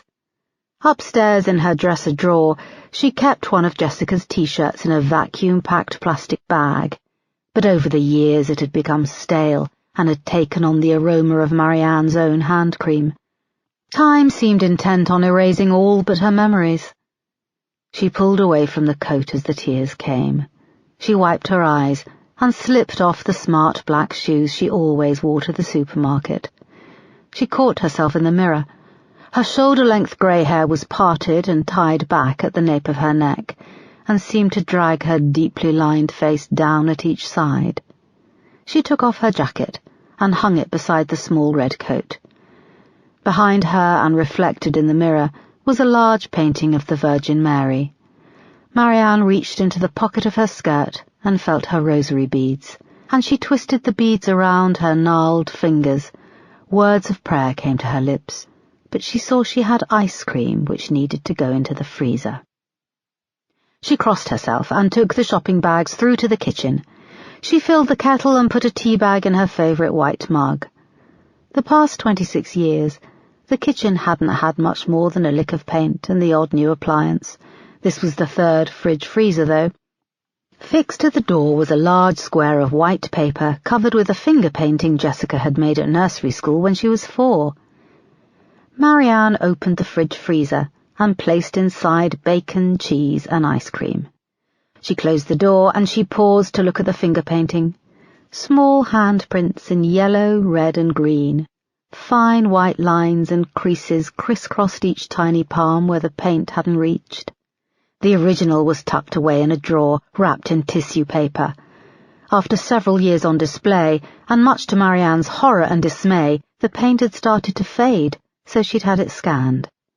Even the original scan had been reprinted several times. Marianne ran a finger over it, noting the edges were starting to curl. Her grief was ingrained. It was part of her now. The tears still came, but she had learned to live with the pain, like a constant companion. Looking at the coat, the finger painting, catching sight of the photos of Jessica as she walked past her bedroom on her way to the bathroom, they were all part of her routine, and so was the pain. The kettle clicked off and she filled her mug, dunking the tea bag before fishing it out with a spoon to rest on the draining board. She was about to pour in the milk when the doorbell echoed through the house. She looked at the clock and saw it was just after 4. She wasn't expecting anyone, and people rarely called unannounced. Chapter 12. Erica stood nervously at the stout wooden front door of No. 7 Avondale Road, with John and retired Detective Constable Nancy Green, a small feisty woman whose grey hair had been cut down to short bristles. They'd parked on the road and walked down the long sloping driveway, which opened out into a small courtyard dotted with large terracotta pots. In each was a hydrangea, now brown and dry, and they rustled in the wind. A row of bushes at the top of the front garden screened the house from the road above, and through the bare branches an orange streetlight flicked on. "The nights are really drawing in," said Nancy, breaking the silence, adding, "Someone's at home, I can see light through the front window." She pressed the bell again, just as the door opened. "Hello, Marianne," smiled Nancy weakly. Erica had never seen such a pale, washed-out woman. Marianne had pasty, weathered skin. Her eyes were grey, with deep, dark circles underneath. Her steel-grey hair hung down past her waist, and was parted and swept back, covering her ears. She wore a grey, long-sleeved polo neck, black woolen cardigan, and an A-line black skirt. A large wooden crucifix hung on a chain from her neck. Her eyes darted between Nancy, Erica, and John. "Marianne, this is Detective Chief Inspector Erica Foster and Detective Constable John McGorry," said Nancy. John and Erica both held up their IDs. Marianne barely glanced at it. "Nancy, why are you here? Is it Laura or Toby? Is everyone okay?" Her voice had a hard edge, with a hint of an Irish accent.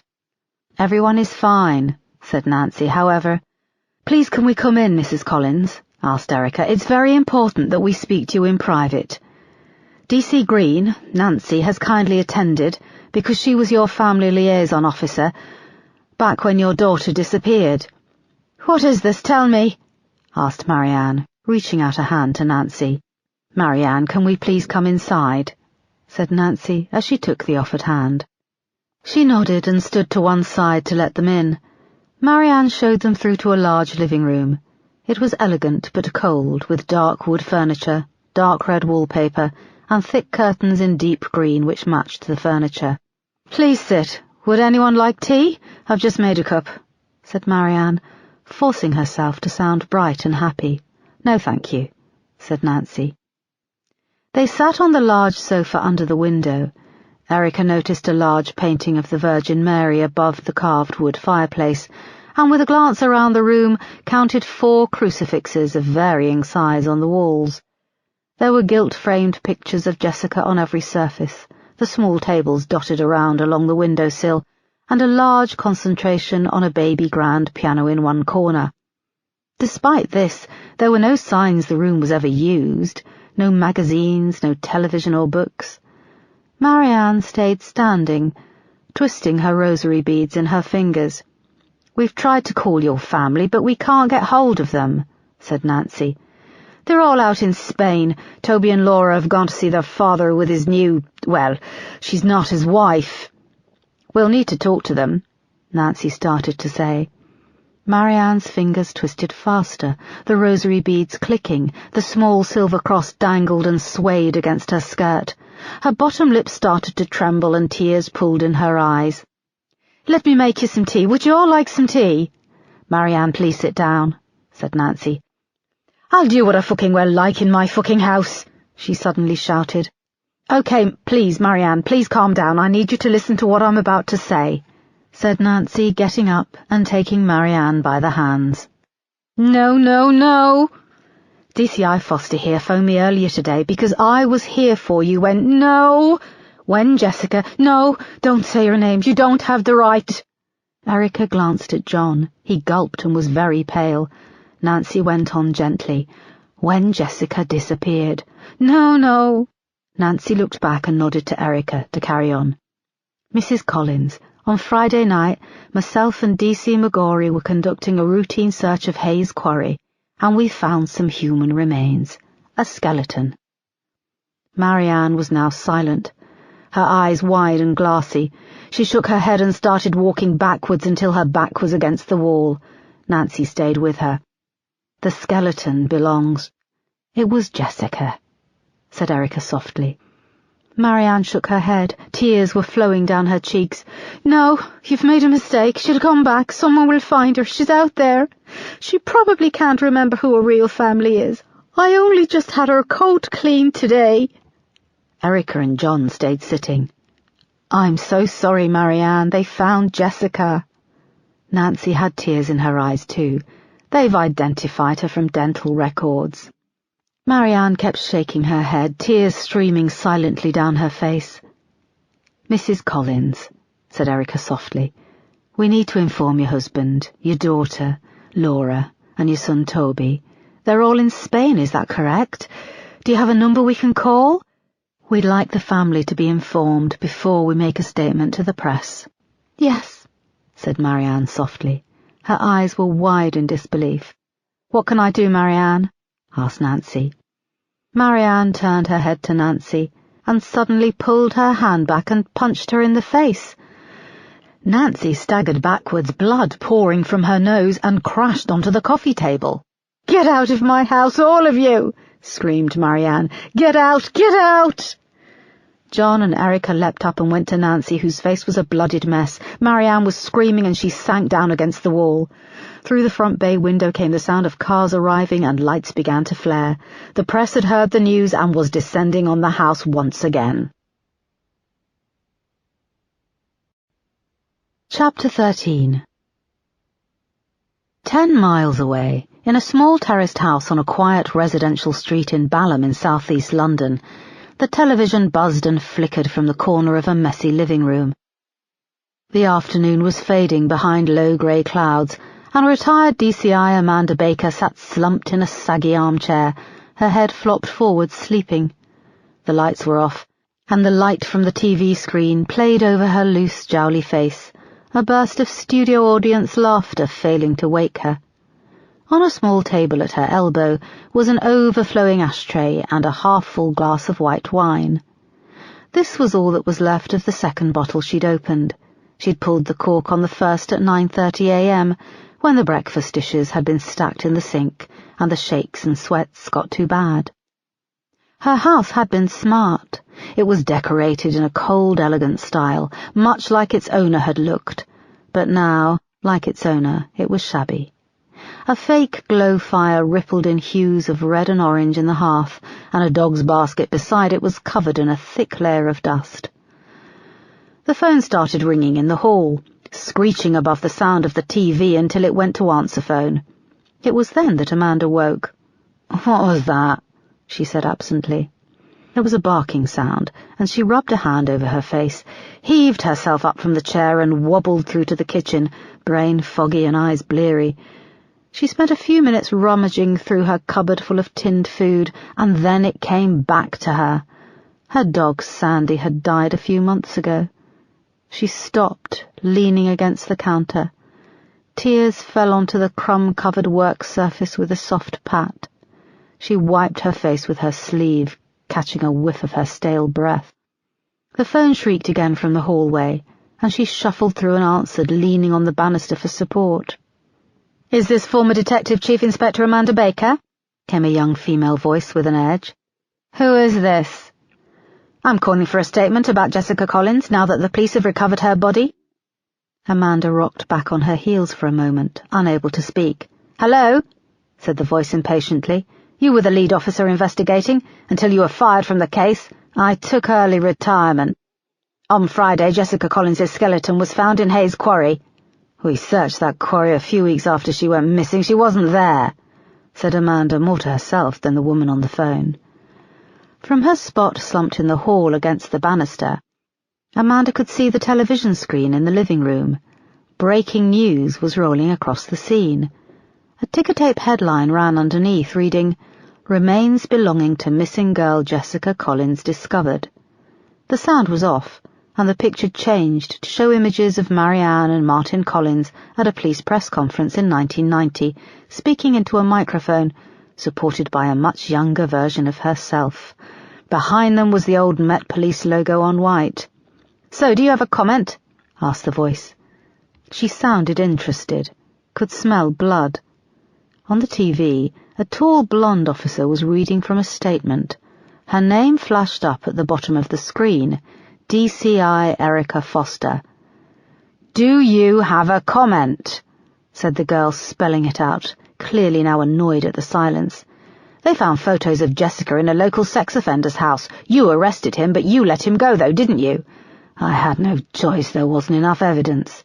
"He's still a free man. Do you think he killed Jessica Collins? Your actions in the months after showed you thought he was guilty. Do you think you've got blood on your hands?" "Leave me alone," shrieked Amanda, and she slammed down the phone. As soon as it hit the cradle, it began to ring again. She kneeled down on the floor, pushing through piles of old newspapers, magazines, and junk mail. She grabbed the wire and yanked it out of the wall. The phone fell silent. She hurried through to the living room and turned up the sound. "We'd like to extend our condolences to the Collins family. The case has been reopened and we are actively pursuing several new leads. Thank you." The camera zoomed out as Erica Foster went back into the main entrance of Bromley Police Station, flanked by two other officers. The image on the screen flicked back to the BBC News studio and the next news item. Amanda sat back on her haunches and took deep breaths, her whole body shaking. No, this can't be happening," she groaned. She noticed a small white squeaky toy rabbit peeping out from the piles of old junk. It had belonged to Sandy.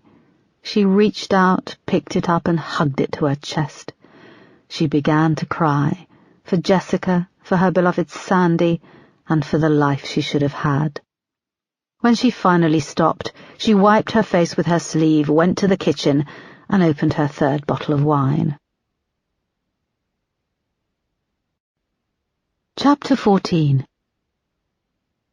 It was dark and raining as Erica drove to the main entrance of Accident and Emergency at Lewisham Hospital.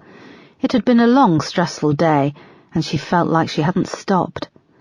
Through the swishing wipers she saw DC Nancy Green waiting under the canopy. An ambulance pulled away as an elderly lady was stretchered through the automatic doors, a withered arm poking out from under a red blanket and raised in pain. Erica pulled up and opened the passenger window. "We have to be quick, there's another ambulance coming up behind." Nancy had a thick square bandage taped to her nose, spotted with blood. She opened the door and climbed in, clutching a small white paper bag. "Broken in 2 places, and they gave me 6 stitches, she said, touching the thick white bandage gingerly as she eased herself into the passenger seat. It gave her nose a beaky quality, and with her large brown eyes looking over she reminded Erica of an owl. She helped Nancy fasten the seatbelt, then put the car in gear and pulled away. "Thanks for coming. In all the chaos you were the last person I expected," said Nancy. "I wanted to check you were okay. It was my idea to bring you in to tell Marianne. It backfired a bit." Nancy shifted in her seat and tilted her head back. "You think?" She laughed darkly. I saw your statement on the TV in the waiting room. Where are you from? You've got this hint of a northern accent, but you look a bit, I don't know, Polish? I'm Slovak, said Erica, trying to hide her annoyance at being mistaken. I learned English in Manchester. I couldn't live up north. I'm London-born and bred. I can just about bear half an hour of Coronation Street, but it's always a relief when the credits start to roll. Erica bit her lip and put the windscreen wipers on a faster speed to deal with the rain pouring down. Is Marianne okay? Added Nancy. D.C. McGrory called a doctor, and she's been prescribed something so she can sleep. Her family are booked on a flight back to London tonight. We had to tell them over the phone, which wasn't how I wanted to do it, but the press have already got hold of things. They reached the exit and came to a stop behind a car waiting to pull out. Where are we going, Nancy? I'm on the other side of Dulwich. Head through Forest Hill. The car in front pulled out, and they could see the road was busy with rush hour traffic. A van slowed and let Erica pull out of the junction, and she waved thanks. The rain came down harder, pounding on the top of the line of cars stretching ahead of them. I thought you might help me out, too, in return for a lift, said Erica. So your lift has an ulterior motive? Said Nancy. She tried to turn her head but winced. I'm trying to get up to speed on this case. You were the family liaison officer the whole time from when Jessica disappeared. Yeah, far too long, to be honest. It's all on record, but I can fill you in. Christ, this hurts, she said, grimacing. She undid the paper bag, popped a pill out from a foil sheet and swallowed it dry. I have to ask if you intend to press charges, said Erica, inching the car forward in the traffic.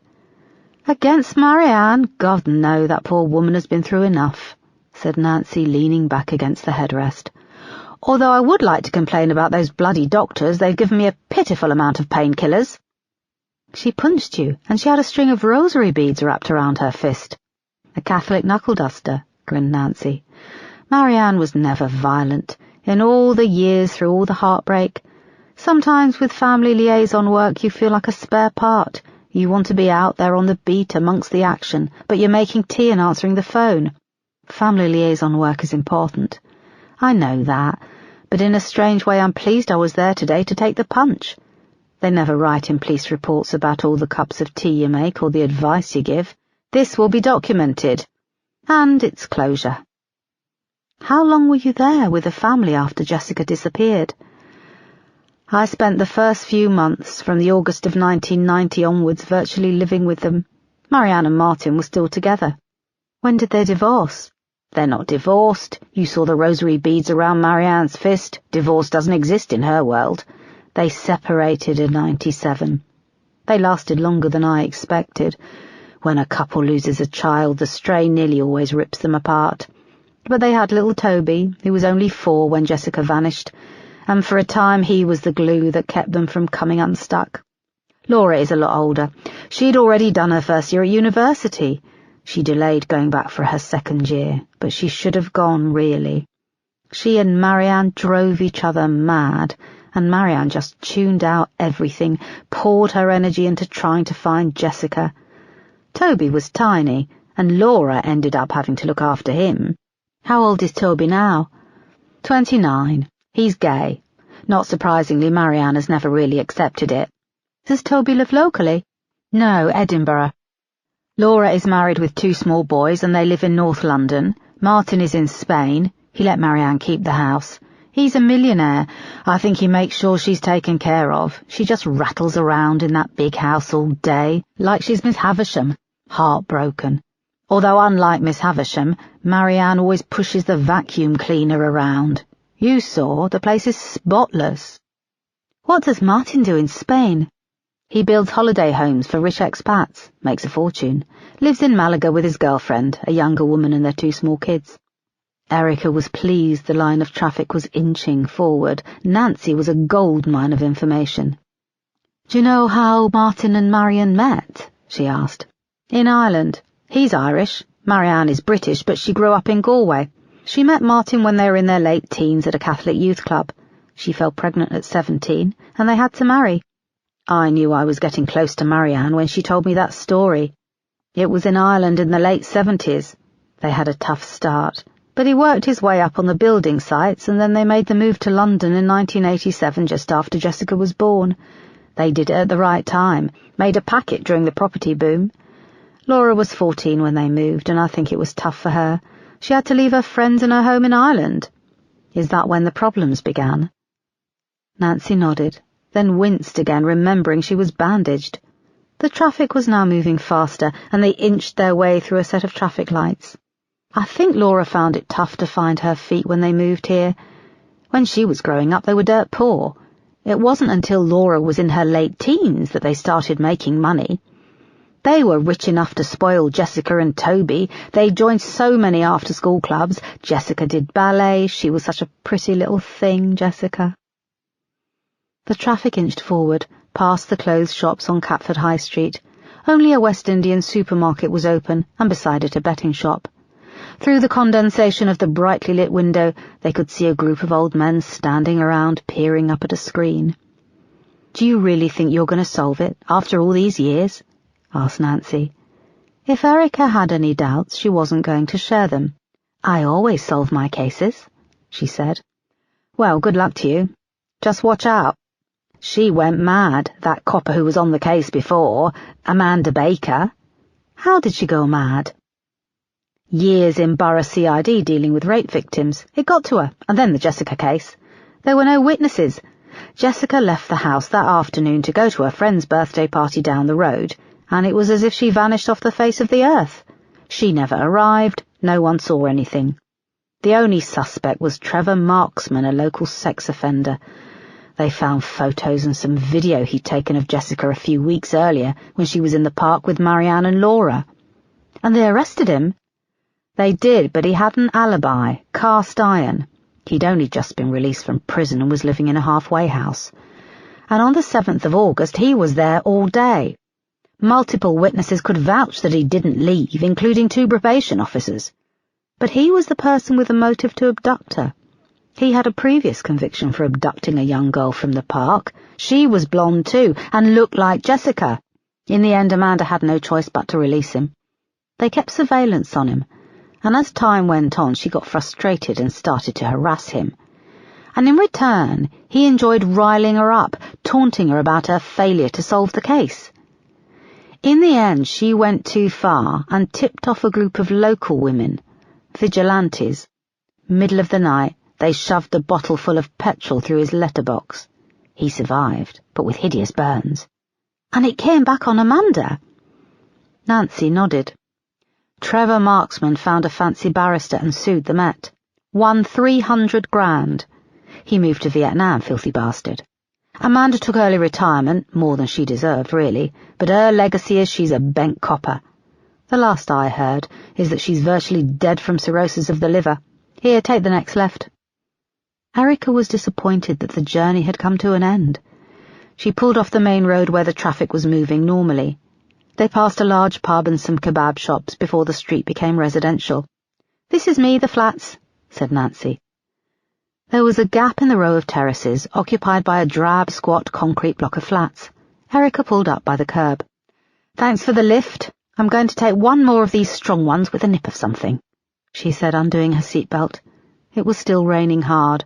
She winced as she pulled up her hood, catching the edge of the bandage. "Who do you think did it? Who do you think killed Jessica?" asked Erica, leaning over to peer out of the passenger door. "God knows. Maybe the only motive is that someone randomly snatched her and drove away," said Nancy, ducking down, adding, "You found Jessica's body. Maybe there's only one person who truly vanished into thin air. The person who took her." Chapter 15. It was late when Erica arrived back at Bromley Station. She'd been assigned one of the large open-plan offices on the top floor of her incident room. She couldn't shake off Nancy's parting words. Now you've found Jessica's body, maybe there's only one person who truly vanished into thin air, the person who took her. When she came into the incident room, desks were being added to the space, and a technician was busy connecting up their workstations to the Holmes computer system, bringing the hardwiring up from the cables running under the floor. Several officers she hadn't been introduced to yet were on phone calls. Another 2 officers, a man and a woman, were working to assemble the case evidence gleaned so far onto whiteboards running the length of the back wall. A huge map of South London and the Kent borders dominated one corner, and a thin female officer with short black hair was pinning up photos beside it, which included Hayes Quarry and 7 Avondale Road. An overweight male officer with sandy-coloured hair and rabbit-like teeth was sorting a series of pictures on the table beside her. They were of Jessica Collins, dressed in her party outfit. A photo of her skeleton laid out in the mortuary. Another photo showed the brown and tattered remnants of her clothes after years underwater. "Hello, I'm Detective Chief Inspector Foster," said Erica. "I'm DC Knight," said the woman, shaking her hand, "and this is DC Crawford." "I can talk for myself," he snapped. He leaned over and shook Erica's hand. His was cold and clammy. Knight ignored him and carried on. "We're putting a timeline together, Jessica's movements in the days leading up to the 7th of August, when she left 7 Avondale Road. I'm working from the original missing person report and all the statements. But the case notes on the Holmes system are limited." The Holmes computer system was used by police forces across the country to catalogue and index case files. It had been introduced in 1985 and had taken several years for some forces to adopt fully. Knight went on. "DC McGorry has taken delivery of the hard copy case files. He should be back shortly. I think he went to get something to eat." "Who's this?" asked Erica, picking up a yellowing photo. It was a mugshot of a 35-year-old man with cold blue eyes, greasy blonde hair, and a pudgy face. "That's Trevor Marksman," said Crawford, leaning through them to pick it up. "Nasty-looking kiddie fiddler, isn't he? Although this is what he looks like now." He sifted through the photos and held up another picture of a man with hideous burns to his face and neck. He stared straight into the camera, his skin shiny and red. The only similarity to the first photo was the same cold blue eyes looking out from under the mask of skin grafts. He had no hair, eyebrows, or lashes. "He lives in South Africa," said Erica, taking the photo. She held it at the edges, not wanting to touch his face. "Yes, we've got an address in Durban, but I don't know if it's up to date," said Knight. "I'm working on more." "I'm working on it too. We're working together," said Crawford. There was something childish about the way he said it, as if he wanted Erica to know he was working just as hard. She handed him back the photo. "Don't say kiddie fiddler. It makes a joke of something horrible. Use sex offender or paedophile, okay?" Crawford took it from her, his cheeks flushed, and he nodded. "Do you think this will be ready for tomorrow morning?" "Yes, Mom," said Knight. "Call me boss, please." "Yes, boss." John walked through the door with a takeaway box and a can of Coke and came over to Erica, stuffing some chips in his mouth. "John, I'm told we've got the hard copies of the Jessica Collins case files." John waved his hand in front of his mouth. "Oh, sorry, hard," he said, his mouth full. He swallowed them down with a gulp of Coke. "Sorry, boss, I haven't eaten all day. Yes, we've also had the official autopsy report through from Dr. Strong. I put it on your desk." "Where is my desk?" "In your office." "I've got an office." "Up the back there," he said, pointing with a chip. Erica turned and saw the large glass box at the back of the incident room. It was crammed chest-high with white document boxes. She moved over to the door and John followed. In the middle of the boxes she could just make out a desk. "Whose idea was it to put them all in here? How am I supposed to get through the door?" she snapped. "I didn't know there was so much. I just said to put them in your office." "And this is absolutely everything?" she asked.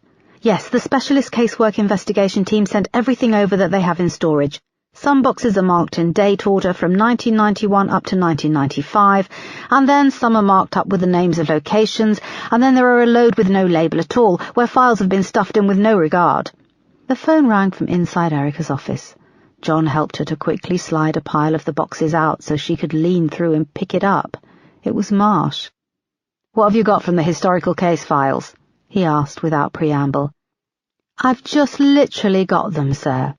"Are you putting together a list of suspects? I'd like to see it as soon as possible." "I had a chat with DC Green, who was the family liaison on the case. She gave me a good insight, but I need more manpower to get through this stuff," said Erica, looking around with dismay at it all. "Okay, I'll see what I can do. Did you see the papers?" As he was speaking, John handed her a slightly rain-splattered copy of the Evening Standard. and she saw that the discovery of Jessica Collins had made the front page of the evening edition. "Yes, I've got a copy. Yes, for some reason they forgot to include the number for the incident room. But Colleen Scanlon and the media liaison team is on it, and they should be adding it to the online edition any minute now. Martin Collins is flying into the UK late tonight with the rest of his family. He's asked for a meeting with the SIO and media liaison first thing tomorrow." "I have a briefing first thing tomorrow, sir," she answered, bristling. "Then I was planning to meet with the family. Well, Martin Collins wants assurances that this case will be dealt with properly after the fiasco it turned into last time. Erica, we need results on this one." "I'm untangling a web here, sir. I'm serious about more manpower. We need to work through these files fast. Then I can start giving you a list of suspects." "Okay, leave it with me," said Marsh. He hung up. She leaned through the boxes and replaced the phone. John bit his lip nervously, seeing how annoyed Erica looked. "Superintendent Yale called. He's still waiting for the Jason Tyler report. Says you promised it to him yesterday? Damn." "Sure you don't want a chip?" asked John, offering her the bag. She took one and popped it in her mouth, then pulled out one of the boxes marked 7th of August, 1990. "Let's start from the beginning," she said, feeling daunted. Chapter 16. Erica was bleary-eyed when she arrived at Bromley the next morning. She'd stayed late, making a start on the Jessica Collins case files and finishing the Jason Tyler report, and had only grabbed a few hours' sleep. When she got out of her car in the underground car park, she heard a whistle and saw two familiar faces coming towards her. "Boss, bloody good to see you," cried Detective Inspector Moss. She was a small, compact woman with short red hair tucked behind her ears, and her pale face was a mass of freckles. She rushed forward and grabbed Erica in a bear hug. "She's very excited to see you," said a tall black officer, joining them a moment later. It was Detective Inspector Peterson, cool and handsome in a sharp black suit. "Okay, I can't breathe," said Erica, laughing. Moss broke free and took a step back. "I thought you'd forgotten about us." "It's been crazy. I was reassigned here as a spare part, and suddenly they piled me high with cases," said Erica, feeling guilty that she hadn't kept in touch with her former colleagues. "Go on, Peterson, give the boss a hug too," joked Moss. He rolled his eyes. "Good to see you, boss." He grinned, leaned forward, and gave her a pat on the shoulder. She smiled back, and there was an awkward silence. "Do you need parking permits?" asked Erica. "Just one. We came in my car. Peterson's waiting to be assigned a new one," said Moss. "It died at the Sun in the Sands roundabout last week," he said. "Total nightmare, the middle of rush hour. There were cars honking like mad. Smoke was pouring out from under my bonnet." "You should see the bonnet, boss. He looks really good in it. I told him not to wear it today." "Piss off, Moss," said Peterson. "He's just being modest, boss. The frills framed his face, made him look like a baby Idris Elba." Erica burst out laughing. "Sorry, Peterson," she said. "It's all right," he grinned. Erica had forgotten just how much she enjoyed working with Moss and Peterson, and how much she'd missed them. They reached the lift at the end of the car park, and she pressed the call button. "It's good to have you both here, thank you, although I don't think we'll be laughing much more today. This case is going to be tough." The incident room was full when they came up to the top floor. Erica introduced Moss and Peterson and was pleased to see that she'd been assigned 6 additional CID officers to work on the case files. Erica stared at the rows of faces waiting expectantly. "Good morning, everyone. Thank you for making yourselves available so quickly." She went on to give them a brief outline of the Jessica Collins case and the developments so far.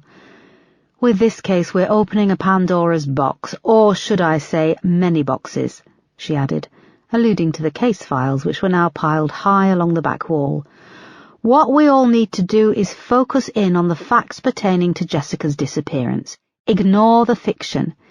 We can't predict how the discovery of Jessica Collins's remains will run in the media, but we have to stay ahead of things. And unlike the 1990s, the challenge may be even greater. We now have rolling news, social media, blogs and online forums, all of which will dredge up things and regurgitate them 24/7. So these files along the wall need to be revisited top to tail and fast. I need all witness statements to be revisited and cross-checked. I want to know everything about Hayes Quarry, what it's been used for over the years. Why was Jessica's body never found? I'm going straight from here to meet with the Collins family, who will no doubt have many questions for me. I need you to hit the ground running with this one. Detective Inspector Knight then stood to take them through the timeline of events leading up to the disappearance of Jessica Collins. "How much do you want me to explain about location, boss?" she asked. "Imagine we know nothing. We don't live near Hayes. We've never heard of Jessica Collins. We are all hearing this for the first time. And remember," Erica added, "there are never any stupid questions. If you don't understand something, shout." She leaned against her desk, and Knight moved to a giant 4-meter square map on the back wall.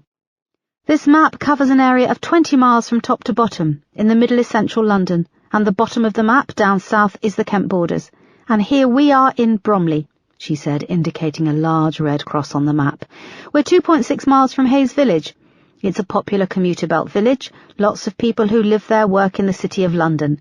It takes 30 minutes to get into the centre of London by train, and it has a higher than average population of retired people. Property prices are high, and it's a predominantly white demographic area." Knight then nodded to Crawford, who moved to a laptop set up on a desk and activated a projector. It shone a larger-scale map on a blank square of whiteboard. Knight moved to one side of it and went on. "This is a larger-scale map of Hayes Common and Village.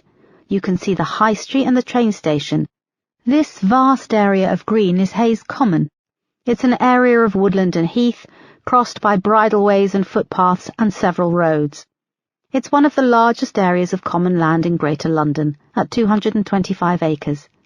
There are multiple access points to the common: Preston's Road, West Common Road, Five Elms Road, Croydon Road, Baston Road, Baston Manor Road, and Common Side. Hayes Quarry, where Jessica's remains were discovered, is situated here." She moved her hand to the southeast area of the common, where Croydon Road, Baston Road and Common Side cut through the green to form a large upside-down triangle.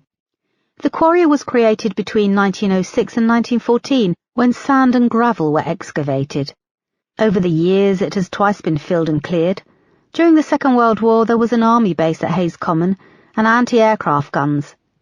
In 1980 the quarry was cleared for the second time by archaeologists as part of a wider dig looking for Bronze Age relics. After this it was left to fill with water.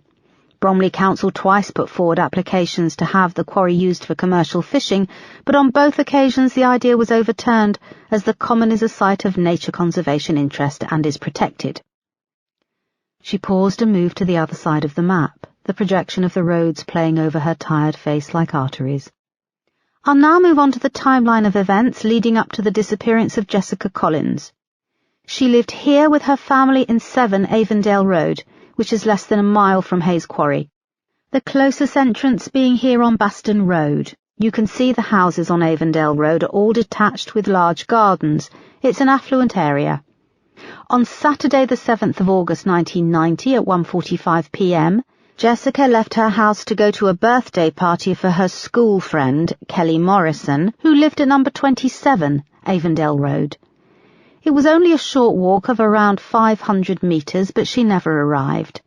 The alarm wasn't raised until 3:30 p.m, when Kelly's mother phoned Marianne to ask where Jessica was. She nodded at Crawford, who went to the laptop and clicked the mouse. The Perez Hilton webpage came up with a photo of Kim Kardashian leaving a Starbucks. "Whoops," he chuckled, "my bad, but I bet I'm not the only one in here who is keeping up with the Kardashians." There was a deathly silence.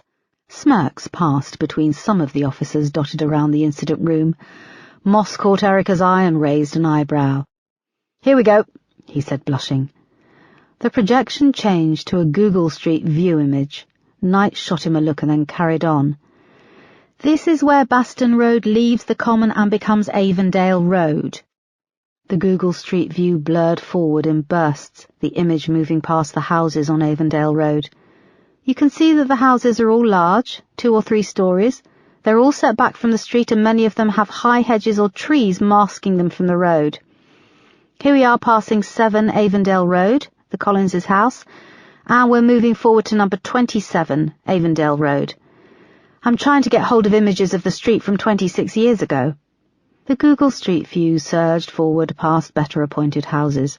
A postman was frozen mid-walk, his face blurred, his hand deep in his mailbag.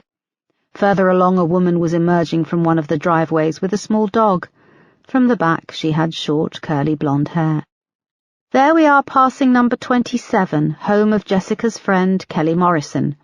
You can see that Avondale Road curves sharply to the left where it becomes Marsden Road." The Google Street View blurred forward and came to focus on a large manor house, painted a buttery yellow, with a grand pillared entrance. "This is now the Swan Retirement Village, a nursing home, but 26 years ago it was used as a halfway house for convicted sex offenders. Its existence wasn't made public, and it only came to light shortly after Jessica's disappearance. One of its residents, Trevor Marksman, was the main focus for the original investigation. Photographs and home video of Jessica were found in his room on the top floor. He was also spotted by a neighbour hanging around outside their house on the afternoon of the 5th of August, on the 6th around the same time, and on the morning of the 7th. He was arrested 2 weeks later and kept in custody for questioning, but no evidence beyond the photos and video he had taken of Jessica was found to link him to her disappearance. "But this was a halfway house filled with convicted sex offenders. There must have been more suspects than just Trevor Marksman," asked Moss. "Yes, but security at the halfway house was strict, and at 1:30 p.m. on the 7th of August the weekly meeting was called with the residents and the probation officers. A register was called at 1:30 p.m. All the residents were accounted for. The meeting went on for 2 hours until just after 3:30 p.m. No one left. Kelly Morrison's mother phoned Marianne Collins at 3:30 p.m. asking where Jessica was. Shortly afterwards they started searching. But now we have a body," said Moss. "We have Jessica's remains, but there is virtually no forensic evidence after 26 years underwater," said Erica. Knight went on. "All members of Jessica's immediate family have an alibi. Marianne and Martin were both at home with Toby. An elderly neighbour and her husband stopped by at 1:40 p.m, a Mr. and Mrs. O'Shea, now deceased. They were there when Jessica left, and they stayed until the alarm was raised. Their oldest daughter, Laura, was 240 miles away on a camping trip with her boyfriend Oscar Brown in the Gower Peninsula in Wales. They'd left early the day before." She looked at the room. The results of a door-to-door weren't helpful. Most neighbours were out, and those who were in had strong alibis. As you saw in the Google Street map, most houses are blind to Avondale Road. We have a 2-hour period where anything could have happened. There were few tradesmen. There is no post on a Saturday afternoon. Back in 1990, very little of the area was covered by CCTV. No buses travelled down Avondale Road. Silence fell over the room for a moment, before Crawford put the lights back on. Erica moved to the front and stood by the map, now faint under the strip lights. "Thank you. And perhaps, Crawford, you could keep your laptop for work purposes." "Yes, I'm very sorry, it won't happen again," he sputtered. Erica went on. "I need everyone's focus, and if any of you feel you're losing focus, take a look at this picture."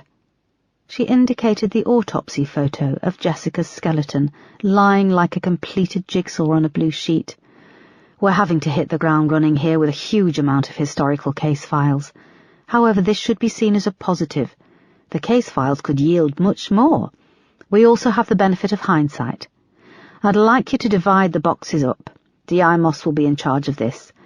I'd like you to revisit all the evidence on Trevor Marksman. I'd also like you to pay attention to the role of the SIO on the historical case, DCI Amanda Baker." "I knew Amanda," interrupted Crawford. "I was a PC on this case back in 1990. "Why didn't you mention this before?" asked Erica. The officers in the room turned to Crawford, who stood by the door. He blew his cheeks out. Well, I figured I would when there was time. It's been hectic." "I spoke to you and D.I. Knight yesterday when you were preparing this talk. You didn't think it was relevant, or that you could have given us some insight." Everyone was now staring at Crawford. He blew out his cheeks again, and this habit was getting on Erica's nerves. "There's been a lot said about DCI Baker," he started. "I always thought she was dealing with forces from both sides. She had the Collins family criticising her, and she had a lot of the top brass at the time briefing behind her back. It wasn't right." "We know this. Can you tell me anything else?" I was involved with the searches around Hayes Common and the quarry in August and September 1990. The Marine unit also searched the water. They didn't find anything," he said. "So Jessica could have been kept alive or killed in another location and her body dumped at a later date," said Erica. "I didn't have access to anything that went on in the incident room. Back then I was just a uniformed PC, full of enthusiasm. Life had yet to sand me down," he said with an awkward chuckle. It hung in the air for a moment, and he shifted awkwardly by the door, his face still blotchy and red.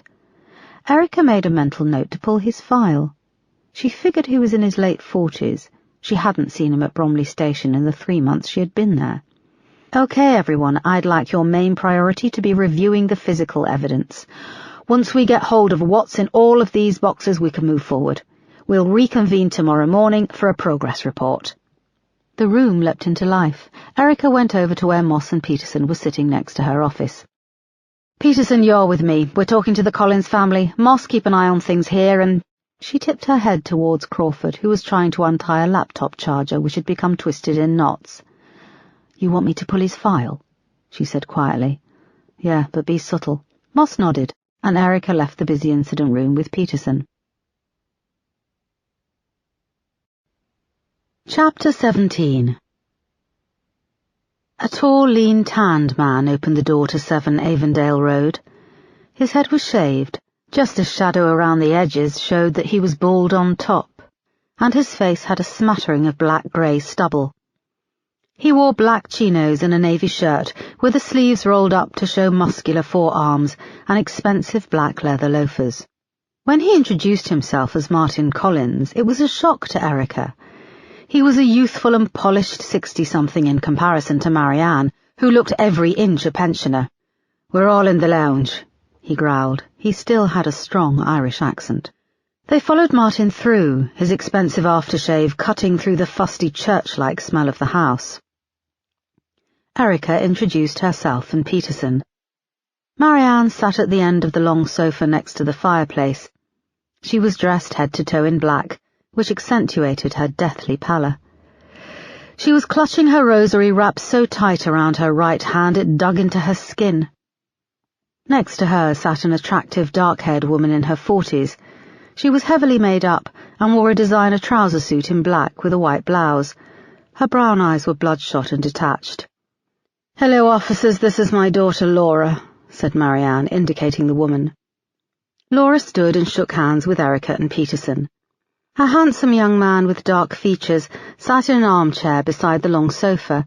He too was fashionably dressed in a black suit. He stood and introduced himself as Toby. Next to him was a thin, handsome Indian man with dark, shoulder-length hair. He wore a black suit. "This is my fiancée, Tanvir," Toby added. They all shook hands. Marianne bit her lip and looked imploringly at Martin. "What?" said Toby. "Tobes, your mother asked that it just be family," said Martin. "Tanvir is my family, and I'd like him here. It wasn't a problem that Laura have her husband here, or her kids." "But I didn't bring Todd," snapped Laura. "He's looking after Thomas and Michael." She took her mother's free hand in hers. Toby opened his mouth to reply. "I'd like to give you all our condolences. We realise this is a very distressing time," said Erica. Seeing the rest of the family was a shock. They seemed so vibrant and stylish in comparison to Marianne. "Yes, please, take a seat, officers," said Marianne. She indicated a couple of high-backed dining chairs in front of the sofas. Erica and Peterson sat. "Please can I apologise for what happened yesterday? I don't know what came over me. I've spoken to Nancy, and while we view striking an officer as a serious matter, she doesn't wish to press charges. The circumstances were extraordinary," said Erica. "I'm so ashamed." "Would you all like some tea, perhaps?" interrupted Tanvir, standing. Everyone froze. "That would be great," said Peterson. "You don't know where anything is," snapped Marianne. He can use a kettle, and no doubt the cups are still in the same place above the microwave, said Toby. Tanvir hovered awkwardly. Yes, tea would be great, said Erica, giving him a smile. Let me make the tea, said Marianne, getting up. He's not contagious, Mum, said Toby. Toby, for Christ's sake, snapped Martin. Tanvir, I am sure you are a very nice person, but, started Marianne. Enough, snapped Martin. Do you want to lose your son as well as your daughter? Let Tan make the bloody tea. Tanvir left the room. Marianne pressed a scrunched-up ball of tissue to her face. Laura leaned over and gripped her hands. How can you say that, Martin? Hissed Marianne. For fuck's sake, said Martin. He didn't sit and remained pacing up and down in front of the curtains. Erica realized she had to get a grip of this meeting. It's fine, said Erica. I know this must be a difficult time. Hear that, Toby, said Martin. A difficult time. Today was supposed to be just family. I wanted us to all be together for once without... How can you say that, Martin? We'll never all be together. How could you forget Jessica? Cried Marianne. Jesus, I didn't mean that. Do you really think I've forgotten about her? Shouted Martin. You don't have the monopoly on grief, Christ almighty. We all grieve in our own way. Will you stop taking the Lord's name? Dad, interrupted Laura. No, I'm not going to be told again that I'm not crying enough, that I'm not doing it right. He moved over to the sofa and jabbed a finger in Marianne's face. I love that little girl, and I would move heaven and earth to spend just one more minute with her, to have her here with us, to have watched her grow up over the past. His voice broke and he turned away from them all. Look, we don't want to intrude on you any more than we need to, said Erica. You've asked to speak with us. Please let's focus on what we're doing to find the person who did this. Laura was now crying along with her mother, and Toby stayed resolute in his chair, his arms crossed over his broad chest. Oh, I know who did it, said Marianne. That evil bastard Trevor Marksman. Have you arrested him? At this stage we're looking into all aspects of the case, started Erica. Don't give me corporate bollocks, said Martin. Speak like a human. OK, Mr. Collins, we've inherited a complex case. When Jessica disappeared 26 years ago, there were few witnesses. We have to go back and pick through the original investigation, which, as you know, had many flaws. Where is he, Marksman? The last we know, he was living in Vietnam. Vietnam, eh? Teeming with poor young kids. Just think what 300 grand can buy out there, started Martin.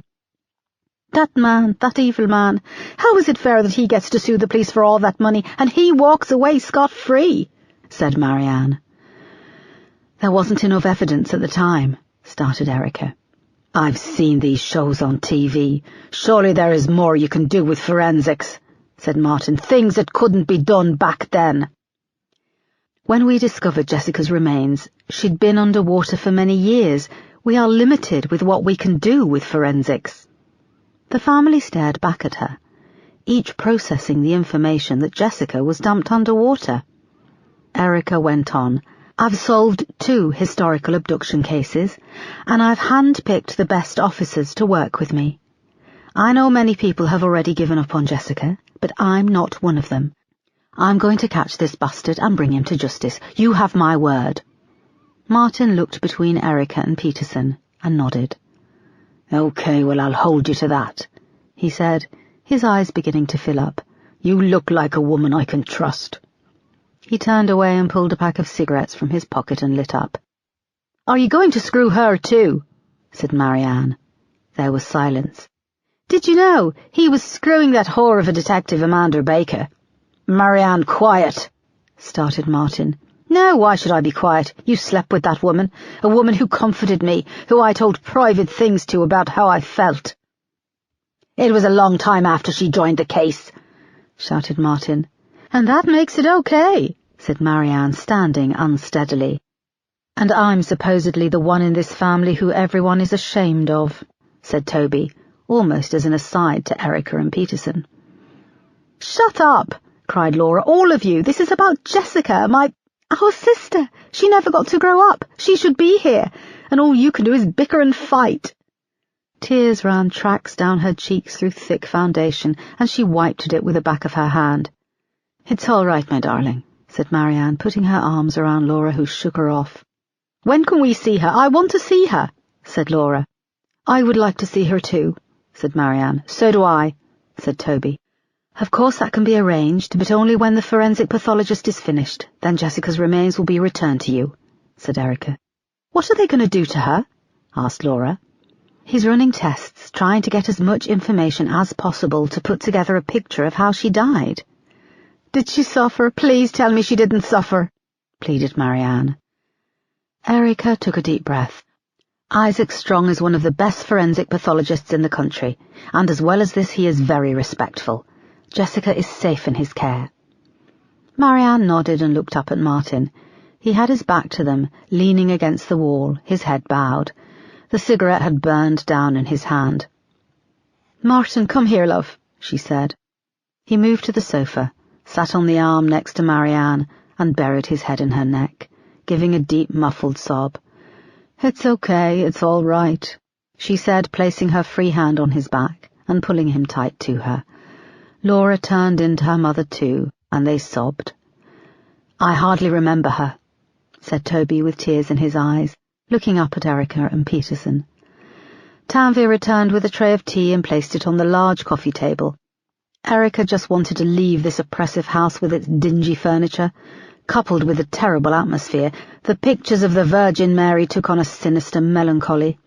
"We'd like to make a fresh media appeal and wanted to ask if you would be willing to do that, as a family," asked Erica. They nodded. "Our media liaison can advise on when and how that happens." "Do you have any new suspects?" asked Laura. "Not as yet, but we are working with new information." "What's that?" asked Laura sharply. "Well, the obvious one being that we found Jessica in Hayes Quarry. Can I ask you what you know about it? Did you spend time there as a family or with Jessica?" "Why would we go down to that old quarry?" said Marianne. "Jessica loved dancing and going to Pet's Corner. I used to go fishing there," said Toby, "when I was 12 or 13. Oh, Jesus, she must have been down there. I went out on a boat. She was there all the time." Tanvir sat on the arm of his chair and took Toby's hand. Marianne saw it and then looked away. Then Peterson spoke. "I know this is hard, but whose boat was this? Who did you know who had access to a boat?" "My friend Carl, it was a rubber dinghy," said Toby. "But me and Carl were 13 when we went fishing. I was 4 when Jessica went missing." "It all leads back to Trevor Marksman," said Martin, looking up and wiping his eyes. "The council seemed to think it was okay to put in a bloody nonce halfway house at the top of our road. Have you seen the photos he took of her? And there's video from when she was at the park with Marianne and Laura. He is first on our list of suspects, and he will be brought in again for questioning," said Erica. Martin shook his head. "I wrote to our local MP asking if there could be an inquiry into the first investigation. You know what she did?" "I don't," said Erica. "She sent back a fucking template letter. Didn't even have the courtesy to put pen to paper. I employ secretaries from my building firm who don't have much more than the basic qualifications, and even they know how to give a proper handwritten response. But an MP? Do you know that to be a member of Parliament you need no qualifications whatsoever?"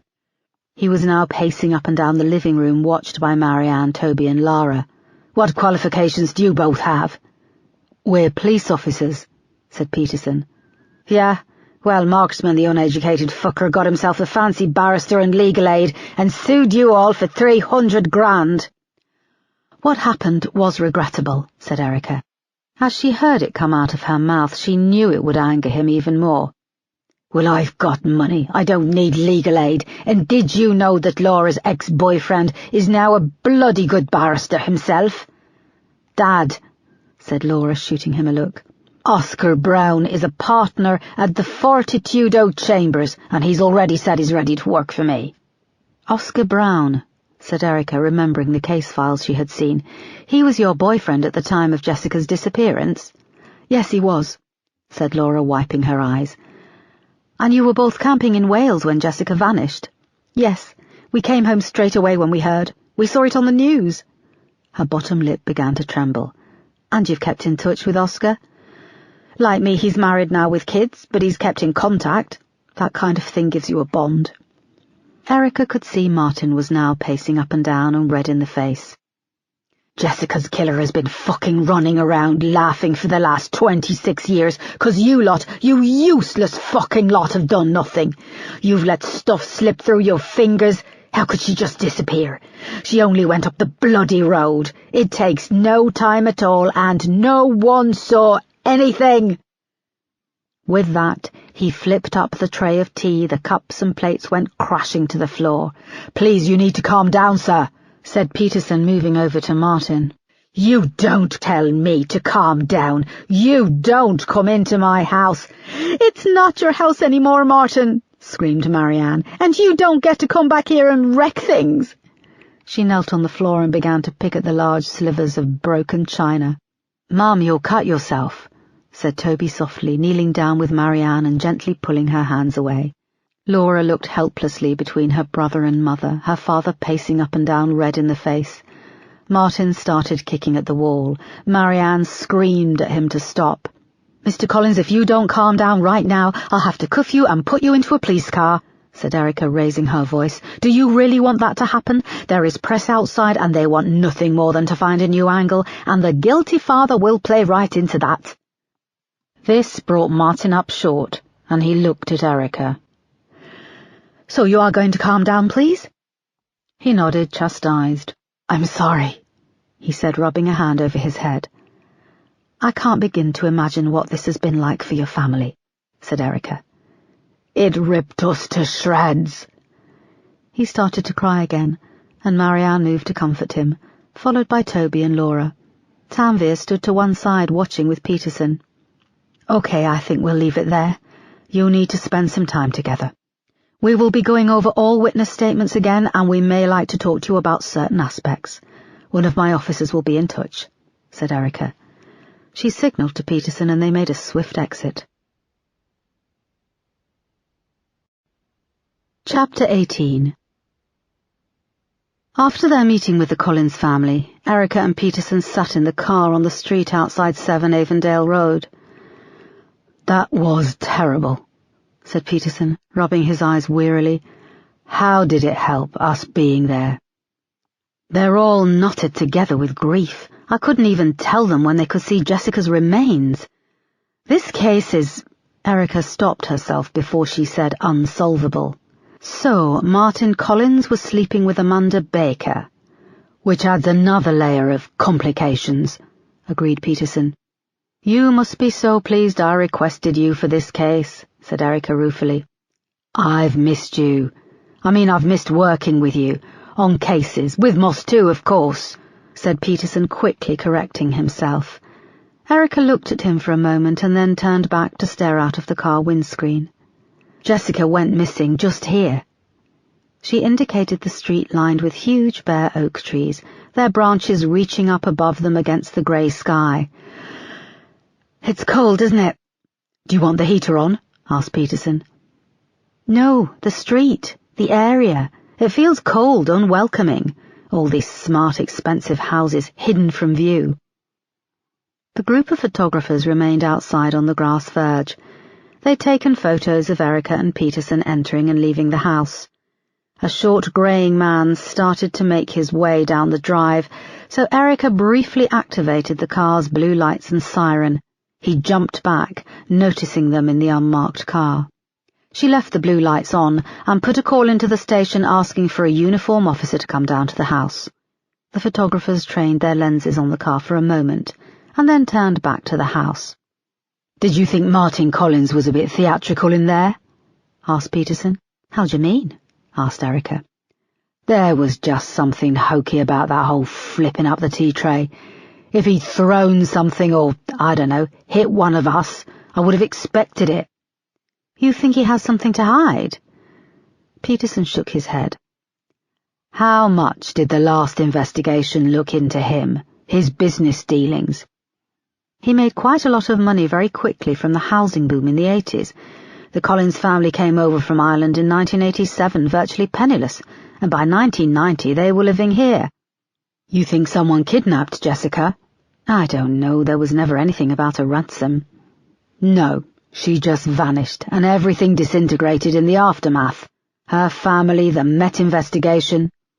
She looked up at the street and undid her seatbelt. Let's take a walk.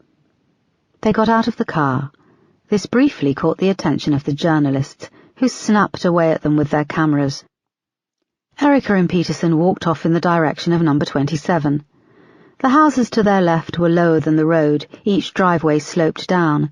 To the right the houses sat on a bank, and the driveways led up.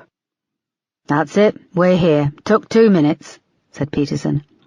They came to a stop outside number 27.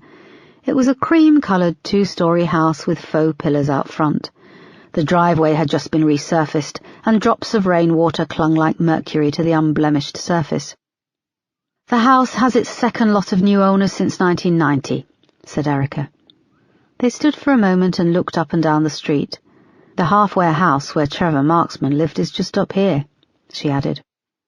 They carried on walking for a few minutes, and came to where the road turned sharply to the left.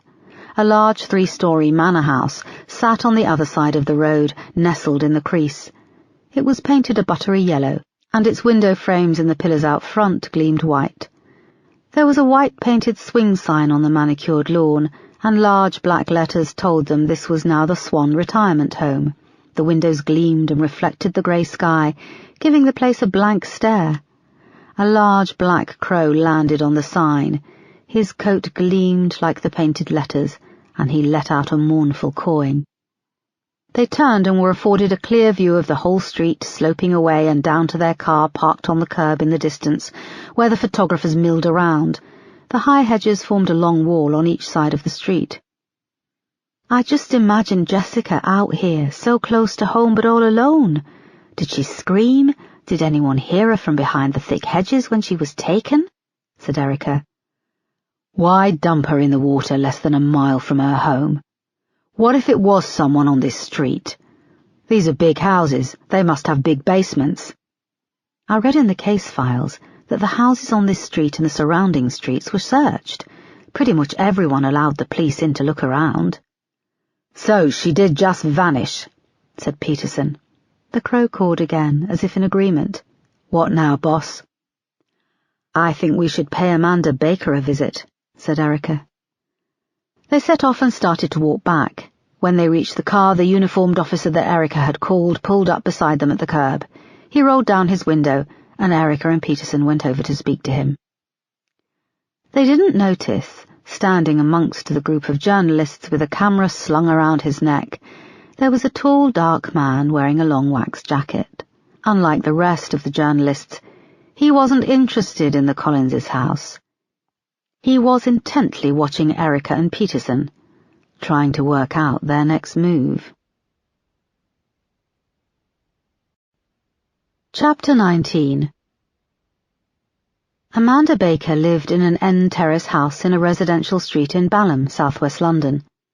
The small front garden was an overgrown mess, and greying paint was peeling from the sash windows. The street was quiet, and it had just started to rain when Erica and Peterson parked outside. The wooden front gate lay broken on the path, and they had to step over it to reach the front door. They rang the bell and waited, but there was no answer. Erica moved to the grimy front window and peered into the living room. She could just make out a television in the corner, showing an afternoon auction show. She jumped when a pair of hooded eyes appeared, framed by wisps of long greying hair. The woman shooed her away with a hand half covered with a long woolen sleeve. "Hello, Amanda Baker, I'm DCI Foster," said Erica, quickly retrieving her warrant card from her coat and pressing it against the window.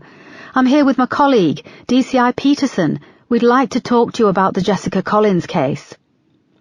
The face leaned in and peered at their ID. "Nope, sorry," she said, and pulled the curtains closed. Erica knocked on the window. "DCI Baker, we're here for your help. It would really help us to hear your thoughts on the case." The curtains opened a little. The face moved back into view. "I want to see both your warrant cards," she said. Peterson came to the window and pressed his against the glass. She squinted through the grime. Deep smoker's lines surrounded her lips. "Go round to the side gate," she said finally. and pulled the curtains together again. "What's wrong with the front door?" moaned Peterson, as they came out from under the shelter of the front porch into the fine rain. They hurried along a mildewing fence which curved around the front garden. A hand appeared over the top of the fence at the far end, and then one of the panels swung inwards. Former DCI Amanda Baker was a large woman. She wore a long grubby cardigan over a black t-shirt, dark leggings, and black Crocs with thick grey woolen socks. She had a bloated red face and a large double chin. Her grey hair was long and greasy, and tied at the nape of her neck with an elastic band. "I'll need 30 quid, she said, holding out a hand. "We'd like to talk to you about the case," said Erica. "And I'd like 30 quid, repeated Amanda. "I know the score. You'd bung an old prosy or a dealer a few quid to hear what they have to say. And I know a hell of a lot about this case." She held her hand closer and wiggled her fingers. "You were a police officer," said Peterson. Amanda looked him up and down with an appraising eye. "I was, sweetheart. Now I'm just an old bag with nothing to lose."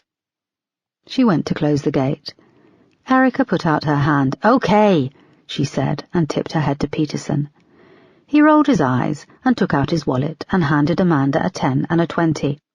She nodded, tucked them under her bra, and indicated to them to follow her down the dank little alleyway. They passed a bathroom window where a small vent twirled lazily, puffing out the aroma of urine and toilet cleaner. They emerged into a back garden that was overgrown, with sacks of rubbish piled up in one corner. At the back door, Amanda wiped her Crocs on a thin scrap of mat, which Erica thought ironic, as it was the kind of house where you wiped your feet on the way out. The kitchen had once been quite smart, but it was filthy and crammed with dirty dishes and bags of overflowing rubbish. There was a dog bed by a washing machine lurching on spin cycle, but no dog. "Go through the front room. Do you want tea?" she said with a gravelly smoker's voice. Erica and Peterson looked at the filthy kitchen, then nodded. They moved through a hallway, past a steep wooden staircase leading up to a gloomy landing. The hallway was crammed with old newspapers, piled chest-high against the front door. The living room was crowded with furniture, and the walls and ceiling were yellow with nicotine. "Do you really want to drink her tea?" hissed Peterson. "No, but if it buys us more time with her," Erica hissed in reply. "Well, 30 quid should buy us at least an hour," started Peterson. He was interrupted by a knock at the front window, and a face pressed against the grimy glass. Amanda came bustling through behind them and went to the window, pulling it up. "All right, Tom," she said. A hand passed through a few letters and then 2 bottles of Pinot Grigio. Erica moved to the window and saw it was the postman. Amanda pulled the 30 quid from her bra and gave him the 20. He went off through the front gate whistling. "What?" Amanda said to the looks on their faces. "In America they call it bottle service." "It's not normally delivered by the postman," said Peterson. "You don't fancy a glass?" "I'm on duty," he said coldly. "I'll get your tea then," she said. "Have a seat." "That answers my question about the front door," said Peterson when she'd left. "You could be a bit less rude," said Erica. "What? You want me to get drunk with her on her wine from the postman?" Despite the situation, Erica laughed. "No, just don't be so standoffish. A little bit of flirting goes a long way. Look at the bigger picture." Peterson cleared off a pile of newspapers and chocolate bar wrappers from the sofa and sat down. The living room was crammed with 2 saggy sofas, a dining table and chairs. The television sat in a large shelving unit dominating one wall and crammed with books and paperwork. Erica went over to a picture on the wall which stood out. It was in a cheap gold frame with a braid pattern. The colour photo was a little spoiled and faded at the bottom where the damp had got inside. A thin young version of Amanda Baker wore the old uniform of the WPC, thick black tights, a skirt, jacket and peaked cap. Her black hair shone from underneath, and she stood outside Hendon Police College, with a young male officer in uniform who wasn't wearing his cap, but had it under his arm. They held up their badges and were grinning at the camera. I thought you'd make a beeline for that, said Amanda, shuffling in with a tray of steaming cups of tea and a large glass of white wine. I recognise him, said Erica, taking a mug from the tray and peering back at the photo. PC Gareth Oakley as was. We worked in CID back in the 70s. Me and Oakley were the same rank then. You now know him as retired Assistant Commissioner Oakley. That must have been interesting, being a woman in CID in the 70s. Amanda just raised an eyebrow. Looks like Oakley. He had less hair then than he does now. How old was he? Asked Erica, peering closer at his thinning hair. Amanda chuckled. 23. He started wearing the syrup when he got promoted to the DCI rank. That's Assistant Commissioner Oakley, said Peterson, just catching on. We trained together at Hendon, passed out in 1978, said Amanda. She sat heavily in the large armchair by the window. Erica sat next to Peterson. Oakley has only just retired, massive golden handshake, said Peterson. It hung in the air for a moment. They all sat down. OK, so we're just here informally to ask you about the Jessica Collins case. I've been assigned to it, said Erica. Who did you piss off? Chuckled Amanda darkly, taking a large slug of wine and pulling a packet of cigarettes from her cardigan pocket. It's a poisoned chalice. I always thought they'd dump her in the quarry, although we searched it twice and there was nothing. She paused to light her cigarette and took a deep drag. So whether they kept her somewhere or moved the body, that's your job to find out now, isn't it? You were convinced it was Trevor Marksman? Yeah, she nodded, holding Erica's gaze. He burned for it, though. And you know what? I'd do it again. So you freely admit you tipped off the people who put the petrol bomb through his door? Don't you ever want to take justice into your own hands? No. Come on, Erica, I've read about you. Your husband was gunned down by that druggie, plus 4 of your colleagues, and he left you for dead. Wouldn't you love to have an hour in a room with him, just the 2 of you and a baseball bat covered in nails? She flicked her cigarette into a large overflowing ashtray on the table beside her, and kept eye contact with Erica. Yes, I would, said Erica. There you go, then. But I'd never do it. Our job as police officers is to uphold the law and not to take it into our own hands. You also had an affair with Martin Collins. I did. Him and Marianne were over. It was 18 months after Jessica went missing. We got close. I regret that more than Marksman, but I fell in love. Did he fall in love? Asked Peterson. She shrugged and took another large pull on her wine. I often think it was the only good thing I did for that family. I couldn't bring their daughter back.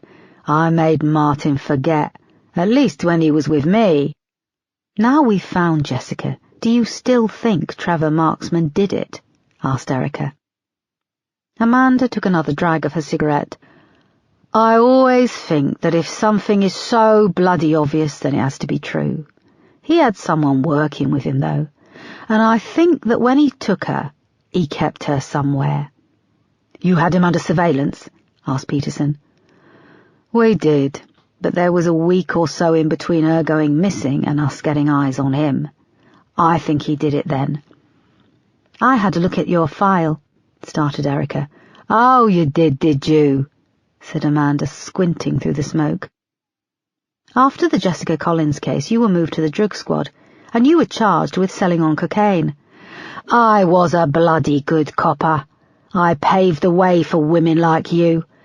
And you would have been the token black guy 20 years ago. Now you're accepted, taken seriously. You forget about those who fought for your place in the force. So it's all down to you, is it? Are you the Rosa Parks of the Met? Said Peterson. There was an awkward silence. Erica gave him a look. We're not here to do anything more than get your side of things, said Erica. My side? Yes. What it was like working on the case, your insight. I'm coming to this blind with reams and reams of case files. Amanda was quiet for a moment and lit another cigarette. When I worked in CID, I was the only woman, and I was given every rape case. I looked after those women, I took samples, I cared for them, I never ignored their calls. And I supported them through months of waiting while the bastards who raped them were on remand. Then I held their hand through the court cases. No one gave me any support. The blokes who used to piss off down the pub early, who used to demand free screws from the sex workers, they got the promotions. And then when I finally get the Jessica Collins case, I was made to feel like I'd overstepped the mark, had ideas above my station. I'm sorry about that, said Erica. Don't be sorry, but don't judge me. You get to the point when you find out playing by the rules gets you nowhere. She indicated the photo on the wall with the butt of her cigarette. That arsehole Oakley ended up as assistant commissioner. She stubbed it out in an overflowing ashtray, grinding it down. We were on the beat a lot together in the old days. One night, we were on Catford High Street at 3 a.m, and this lad holds us up at knife point in one of the side roads. He was off his head on something. He grabs Oakley and presses the knife against his neck, and Oakley craps himself. I'm not talking metaphorically, he actually shits his pants. The kid with the knife, who's paranoid and wired enough as it is, freaks out at the smell and runs away. Oakley was saved by his own shit. It's ironic that years later he gets a bloody MBE for his work in the force bringing down knife crime. I helped him that night, got him cleaned up, and I kept my mouth shut. We were tight back then. Years later, when it all went wrong for me, and he was chief superintendent, he did fuck all. Left me out to fucking dry. Amanda was now shaking with rage, and lit another cigarette. They sat in silence for a moment. The clock ticked loudly. A car went past on the road outside, and the sky seemed to have grown darker. Erica looked at Peterson for them to leave. There is something, said Amanda. She paused and rubbed at her face. You found a body in Hayes Quarry. We searched the water twice in August and at the end of September 1990, and of course there was nothing. There was an old guy, a squatter, living in a cottage there. It was tiny with a cellar. We found nothing, of course.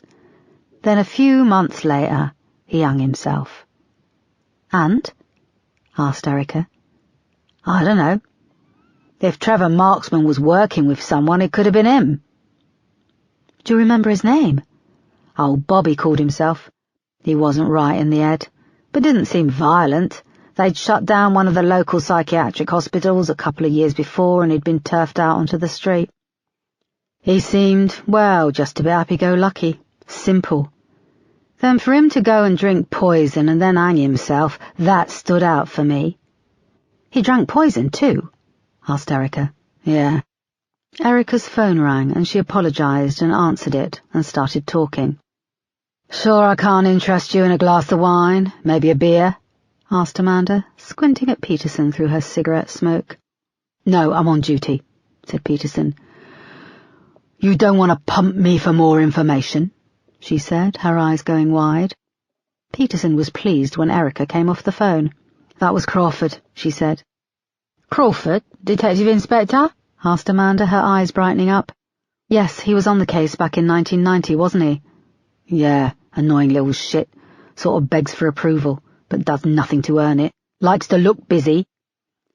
Well, thank you for what you've told us. We won't take up any more of your time, said Erica. Is it okay if I call on you again? We're working our way through all the evidence, and there may be something I need to run by you, or clarify, if you have time. Course, I'm wide open, she said, tapping the ash off her cigarette and directing it to Peterson. What do you think? Asked Erica when they were back in the car. The house by the quarry is a promising lead. It gives us someone else, someone who's not Trevor Marksman. But he's dead, boss. They mulled this over for a moment. And on a personal level, I feel like I need a shower. That was sexual harassment, he added. Horrible, isn't it? But it's all good police training. Now you know how it feels to be a woman, said Erica. What did Crawford want? Asked Peterson as she started the engine. The Collins family can view Jessica's remains, said Erica. Do you think they should? She's just a skeleton, yes. But they have the right, and Marianne was insistent that she gets to see her daughter. Erica put the car in gear, and they drove away from Amanda's house. 100 yards up the road, A blue car was tucked into a row of parked cars lining the pavement. The dark-haired man sat inside. He had followed Erica and Peterson from the Collinses' house, taking care not to be spotted, and now he watched as they drove away. He reached inside his long wax jacket, pulled out his phone and dialed a number. "It's Jerry," he said, speaking with a soft Irish accent. "The officer running the show, DCI Foster, just left Amanda Baker's house. She's with a black officer, dunno his name." He listened as the voice on the other end spoke. He interrupted, saying, "Just cool it. We knew they'd go and see Amanda. Well, it depends how addled her brain is after all the booze and drugs. There's still a chance she'll put things together, and now there's a body. And the foster woman is good. She's shit-hot." He rolled his eyes. "Look, I can ask about following them all week. But we need more. Phones and emails hacked. Eyes inside. Okay, I'll sit tight and wait. But remember, we're on the clock. In more ways than one. Just you remember that." Jerry hung up the phone as a pretty young blonde girl emerged from the front door of the house level to where he was parked. She pushed a baby in a buggy, and despite the rain wore tight leggings, and her coat was open to show a low-cut top. Jerry looked her up and down, and gave her a wink, and she returned it with a coy smile. Then he started his car and pulled away. Chapter 20. Later that evening, Erica and Moss stood at the back of the small viewing room at the mortuary in Penge. In front of the glass, waiting for the curtain to open, Marianne Collins waited with Laura, Martin and Toby. They had dressed smartly for the occasion, all in black, and the only colour came from a single red rose Marianne held in her hand. Moss glanced at Erica and frowned. The second seemed to draw out. They had been told that things were ready. The room was quiet as they stared, and they could hear the soft buzzing of the bright lights behind the glass. Just as Erica thought she might have to break the silence, the curtain slowly began to open. It caught on the rail above for a moment, before it revealed the skeletal remains of Jessica Collins. Marianne gave a sob and moved close to the glass, pressing her body flat against it. Jessica's skeleton was neatly laid out on a table with a blue sheet. Isaac had explained to Erica that it was better to use blue. A white sheet would have shown up the discoloration on the bones. "Hello, darling. We're here for you. We're going to take care of you now," said Marianne, pressing a hand to the glass. "Daddy and Toby are here. Laura's here too, and I'm here, your mummy." She turned to Martin. "I can see her. She's there. Look, Martin, look, that's her hair. That's my baby's hair." Isaac had arranged it so the back of the small skull was supported by a thin white pillow, and the coarse, wispy hair tumbled off it onto the table. Even though the skeleton was in pieces, it made the remains of Jessica look whole, as if she lay peacefully. Laura let out a sob and ran from the room.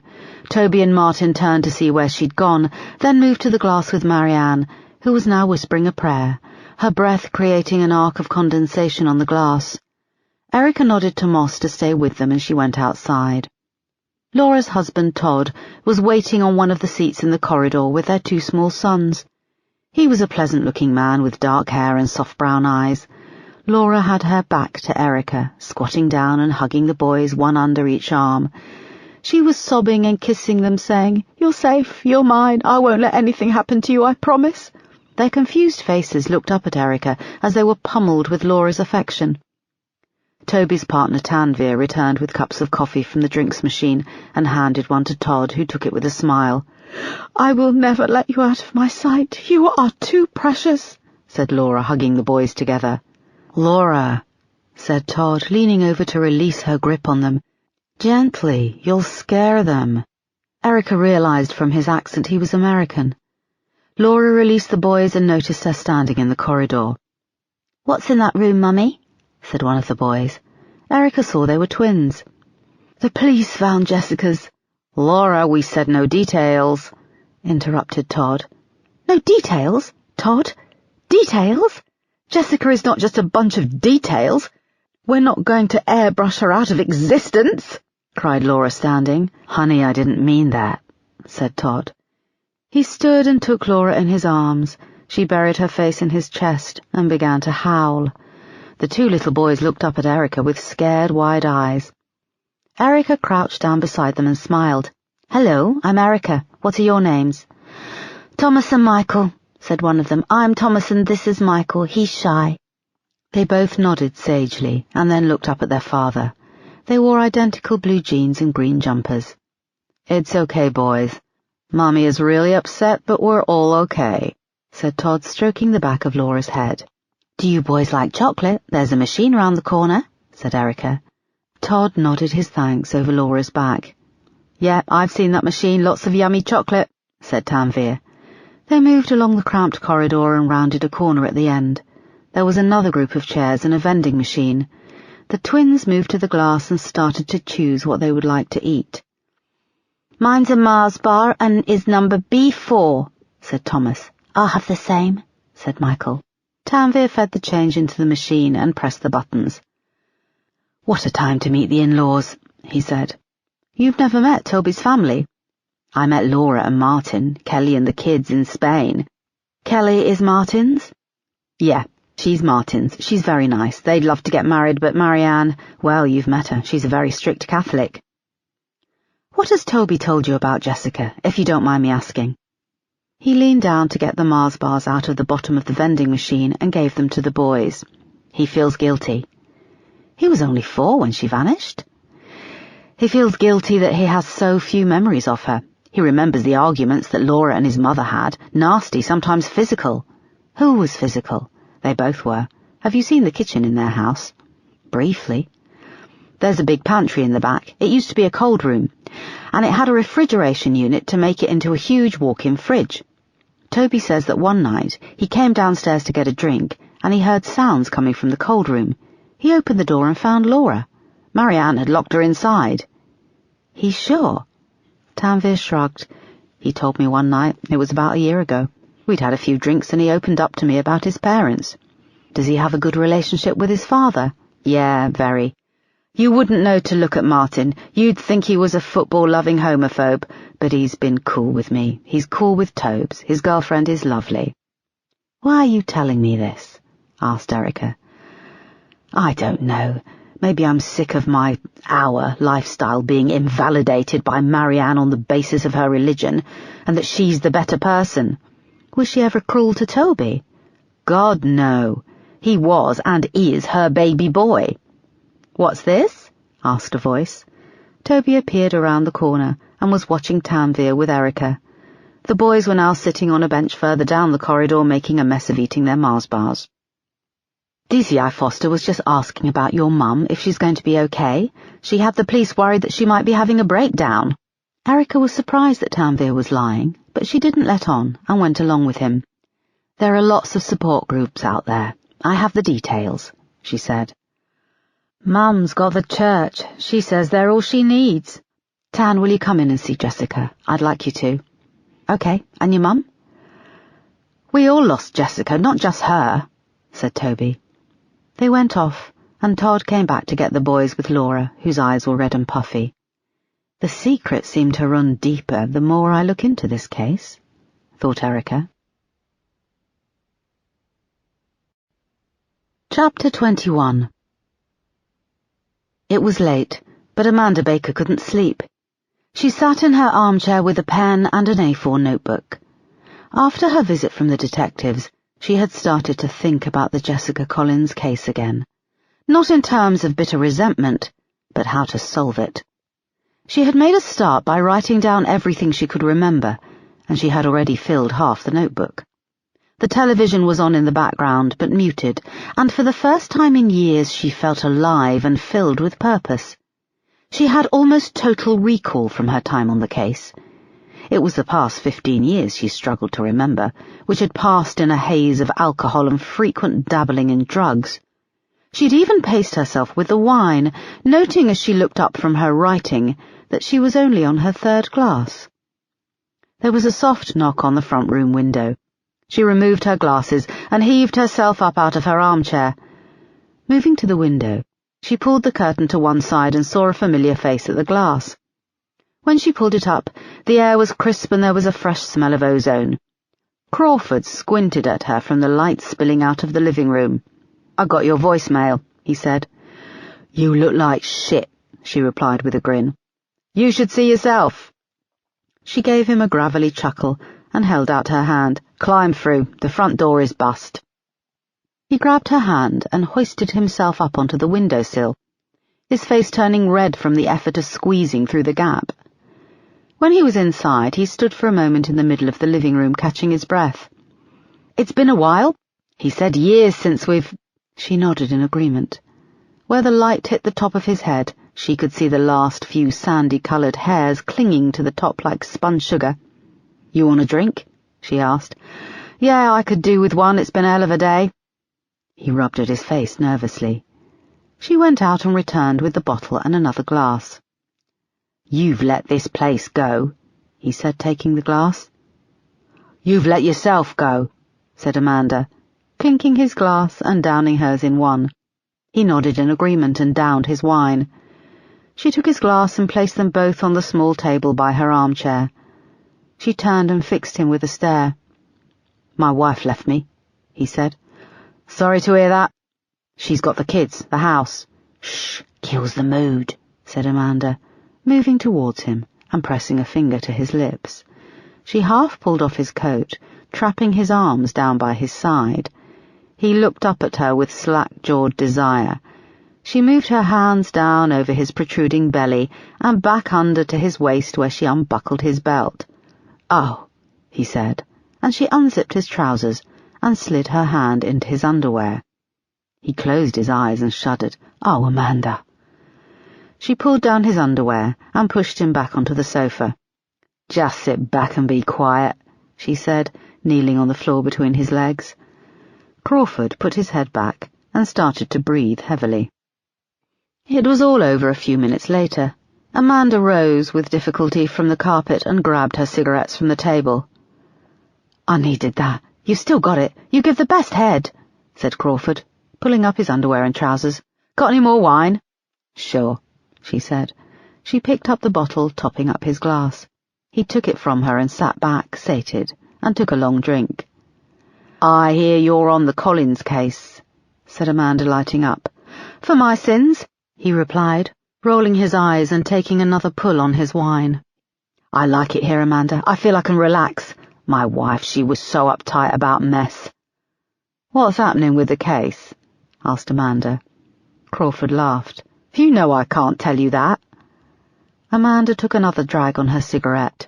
"I think you can." Crawford sat up in the chair. "Hang on, you didn't ask me over for—" "What, a middle-aged booty call? That was one of the reasons?" "I don't believe you," he said, slamming his wine down. He stood up and grabbed his coat from off the floor. "I just want to know what's happening with the Collins case, that's all, Crawford."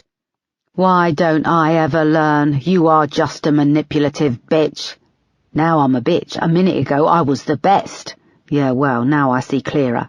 "Ah, you have post-coital clarity, Crawford. What about me?" "What about you?" "I'm still feeling unsatisfied, in more ways than one." Crawford made a move for the window, but she crossed her arms and blocked his way. "Not so fast. You're forgetting I know your little secrets." "There are secrets, Amanda. You were also involved in selling on the drugs we seized off the street," he hissed. Amanda shrugged impassively. "But that's the great thing about having absolutely nothing to lose. I'm talking about myself, of course. You've a divorce on the horizon. Your cost of living must have gone up since the separation, with maintenance to pay, renting a one-bedroom flat. Then you'll need to negotiate custody of the kiddie-winks. You need your job." "What do you want?" he said, clenching his fists, his face flushing. "I told you. All I want is to be kept informed about the case. If I need copies of anything, you'll provide those too." He looked at her for a moment, hate in his eyes. "Fine, agreed. Now are we done?" "Not quite. I need to feel satisfied that we have an agreement." "I just told you." "Satisfied," she repeated. She hooked her fingers under the waistband of her leggings and pulled them down to her ankles. "You know I don't like that," he said. looking at her naked from the waist down, her pale flesh, the mass of dark hair. "We have to do things we don't like, Crawford. It's part of surviving in this life," she said, pushing him down to his knees. "Now get to work." Chapter 22. It was late when Amanda Baker's visitor left. Jerry watched from his car as Crawford made an ungainly exit through the front window, moving despondently to his car, and then drove away. He waited a little while longer, and then approached Amanda Baker's house. Thick cloud blocked out the moon, and the streetlight outside was broken, shrouding it further in darkness. He crept up the path and looked through the front window. Inside, Amanda lay slumped, her head back in her armchair, the television on in the corner, showing a nature documentary. Giant stingrays moved through an ocean landscape, accompanied by a soft, authoritative narration. Jerry placed his hands on the bottom of the sash window and pushed. It wasn't locked. It popped open easily and slid up. He placed a leg over the sill and slipped inside. He closed the window behind him and pulled the curtains. He now stood over Amanda, looking down at her slack, sleeping face, a little drool glistening in the corner of her mouth. 2 empty wine bottles were strewn on the carpet beside her. She shifted in her chair, her lips champing together. He reached for the heavy ashtray beside her, prepared to hit her over the head, but she settled back into rhythmic snoring. He had 2 options: conceal a small battery-operated listening device in the room, or find a concealed plug for a tiny black box listening device with a SIM card. He saw the messy units, groaning with books and papers, and any plugs would be concealed behind and hard to access. The room stank of smoke, but there was a defunct-looking smoke detector on the ceiling. He stood on the sofa and reached up, quickly fitting the small listening device in the plastic housing of the smoke detector. It was voice-activated, with a battery life of several days. He stepped down off the sofa and moved through to the hallway. The landline sat on the table, its red charging light glowing in the dark. As he reached out to take the handset from its cradle, the floorboards creaked, and he froze. He moved quickly through a doorway opposite the banister, an empty room filled with junk. She creaked past him, heavy-footed, to the kitchen. The light came on. He heard the tap running and the crackle of a foil sheet of pills. The light flicked off, and she rumbled past, and this time went up the stairs, slowly shuffling. Jerry came out of the shadows and worked quickly, taking the landline handset apart and inserting a small listening device. He paused in the hallway as the sounds of bed springs creaked upstairs. His eyes had grown used to the dark. He was tempted to go up there, have some fun with her. She was obviously incapacitated. But he had to focus. He could have his fun at a later date. He moved slowly past the base of the staircase, noticing how steep the stairs were. He made a mental note and then left the house through the front window, melting back into the darkness. Chapter 23. The next morning was clear and grey, but very cold. Erica and Peterson parked in the small gravel car park at the Croydon Road entrance to Hayes Common. They buttoned their coats as they got out, and they followed a gravel path which wound sharply to the left around a bank of trees, then swerved to the right. The trees now blocked out the car park, the view of the houses and road, and it opened out to rolling common land. "Geez, how quickly you feel like you're in the middle of nowhere," said Peterson. "The trees muffle the sound of the road, too," said Erica, noting the eerie silence.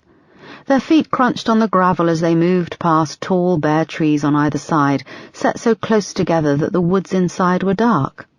"This is where I imagine little red eyes watching us from the depths of the wood," added Peterson, "like the wind in the willows." The grass and heather were coated with dew, and the sun hadn't yet risen above the trees to evaporate it. A low mist hung in the air, and wisps floated past as they walked. "What if Jessica was carried this way?" said Erica. They absorbed that thought as their feet crunched along the path. Was she wrapped in the plastic before she went in, or did whoever it was do it by the water? "This Croydon Road entrance where we've parked is the closest to the quarry, and we've been walking for—" Erica checked her watch. 5 minutes? Maybe it wasn't just one person, said Peterson, plunging his hands in his pockets deep in thought. The trees on either side seemed to part as the gravel path curved round, and slightly below them sat the quarry. The still water reflected the grey of the sky, and the low mist hung over its surface. The gravel path finished 100 yards from the water, and they walked across spongy, uneven moss to reach its rocky banks. Erica felt it had been longer than a week since she'd been here with the dive team. Whoever did this would have needed a boat, she said. She was found about 100 yards out. Peterson picked up a small stone, crouched down and skimmed it across the water. 6, not bad, she said as they watched the row of ripples spreading across the water. No one would have been able to throw a small child's body that far from here on the shore, said Peterson. They moved off, their legs as well as their minds working in sync. The path around the quarry was thin in places, and in between there were rocks to clamber over, and small gnarled trees, some with their branches hanging into the water's edge to duck under. "Okay, I can't see the cottage," said Erica. She pulled out a map. "In 26 years trees would have grown up and—" started Peterson. "Hang on," said Erica, as they came level with a mass of overgrown brambles and reeds. "That's a rooftop, isn't it?" She was pointing at a slice of red tile rising up through a mass of brambles and dried bindweed. They approached the mass, which, as well as being sharp and thick in places, was slick with dew. Now they were closer, Erica could see broken glass glinting in the pale light. They started to make their way through, but the meters of brambles, trees and dense undergrowth were impenetrable. "Geez, boss, we need to be better prepared for this. Back up, some gloves," said Peterson, wincing as he pulled a large bramble from the soft skin on his thumb. "You're right, we need this cut down," said Erica, staring back at the small piece of the cottage roof peering through the undergrowth. They came back out from the undergrowth, brushing themselves down, just as a yellow Labrador bounded up with a soggy tennis ball in its mouth. It stopped and sat, placing its paw on the ball. Erica picked it up and threw it towards the bank of trees in the distance. The dog bounded excitedly away towards it and brought it back. A woman appeared through the trees and moved slowly down towards them near the water's edge. "Local old busybody could be worth a chat," said Peterson. "Looks a bit eccentric," said Erica, as the woman moved closer. She was dressed in a saggy old green tracksuit, a Chelsea FC bobble hat with long grey hair spilling out, and a Manchester United scarf. Erica threw the ball a couple more times for the dog, who kept bringing it back. When the woman drew close, they could see she wore a pair of purple trainers. One of the soles was detached and flapping. She carried a beaten-up old carrier bag, which was full of what looked like sweet chestnuts. Her face was weather-beaten and deeply lined, and she had a scar in the right-hand corner of her mouth, which looked as if it had been badly sewn, causing the lip to gather and give her mouth a permanent snarl. "Serge, heel!" she snapped to the Labrador. "Is he bothering you?" She spoke with a refined yet phlegmy upper-class voice. The dog ran to her side as she peered at Erica and Peterson. "No, he's a lovely dog. Hello, I'm DCI Foster," said Erica, holding out her ID. "This is D.I. Peterson." "It's perfectly legal to glean chestnuts," she started to say. "Why the bloody hell does it need 2 of you out here?" "We're not," started Erica. "Bloody police were called when someone was picking blackberries from the hedgerows. Did you hear about that? I mean, really, it belongs to God, and he puts it all on earth for us to eat." "We're not here about chestnuts or anything that you might be picking," said Erica. "There's no might. I am picking. I've picked. Look." She opened the bag. Chestnuts were packed in tight, all shiny and brown. "We're investigating the death of Jessica Collins. You may have seen something about her body being recovered from the quarry on the news," said Erica. "Haven't got a television," said the woman, "but I listen to Radio 4. I heard the news. Nasty business. You found her over yonder?" she added, tipping her head towards the quarry.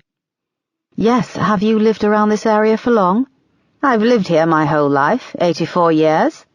"Congratulations," said Peterson, but all this got in return was a scowl. "What can you tell us about the cottage there in the undergrowth?" asked Erica. The woman peered past her, squinting, creasing her face even more. "Second World War. Accommodation and storage for the airbase they had here, all quite hush-hush. I think someone stayed on after the war, but then it was empty. It's been empty for years. Old Bob had it for a long time, unofficially, though not long enough to claim squatters' rights, the poor bastard."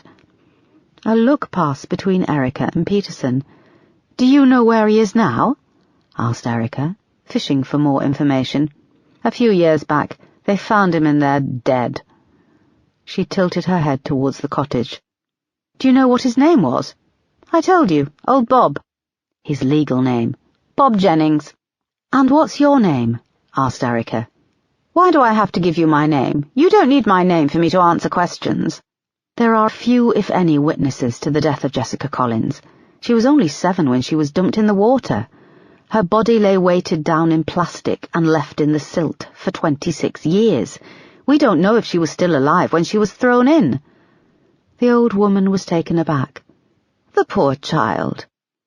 Peterson stepped forward and gave her his winning smile. "We may have more questions, ma'am. It could be beneficial for us to use your extensive knowledge of the area to help us in our investigation." She peered up at him for a moment, then said to Erica, "Is he flirting with me?" "No, of course not," said Peterson, embarrassed. "I hope not, man. Is that your idea of police work?" Erica stifled a grin, saying, "I can assure you we take police work and this investigation seriously. Any local knowledge will be of great use to us."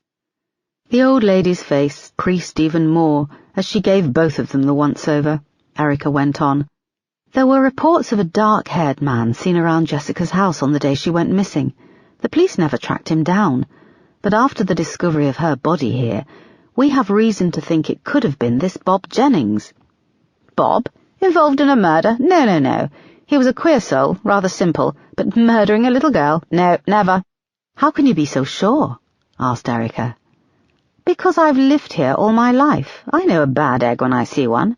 Now, if that's all, good day." She whistled at the dog and strode off, the Labrador following after her. "Would you be willing to help us, then, if you know so much about the local area?" Erica called after her, but she ignored them and carried on walking.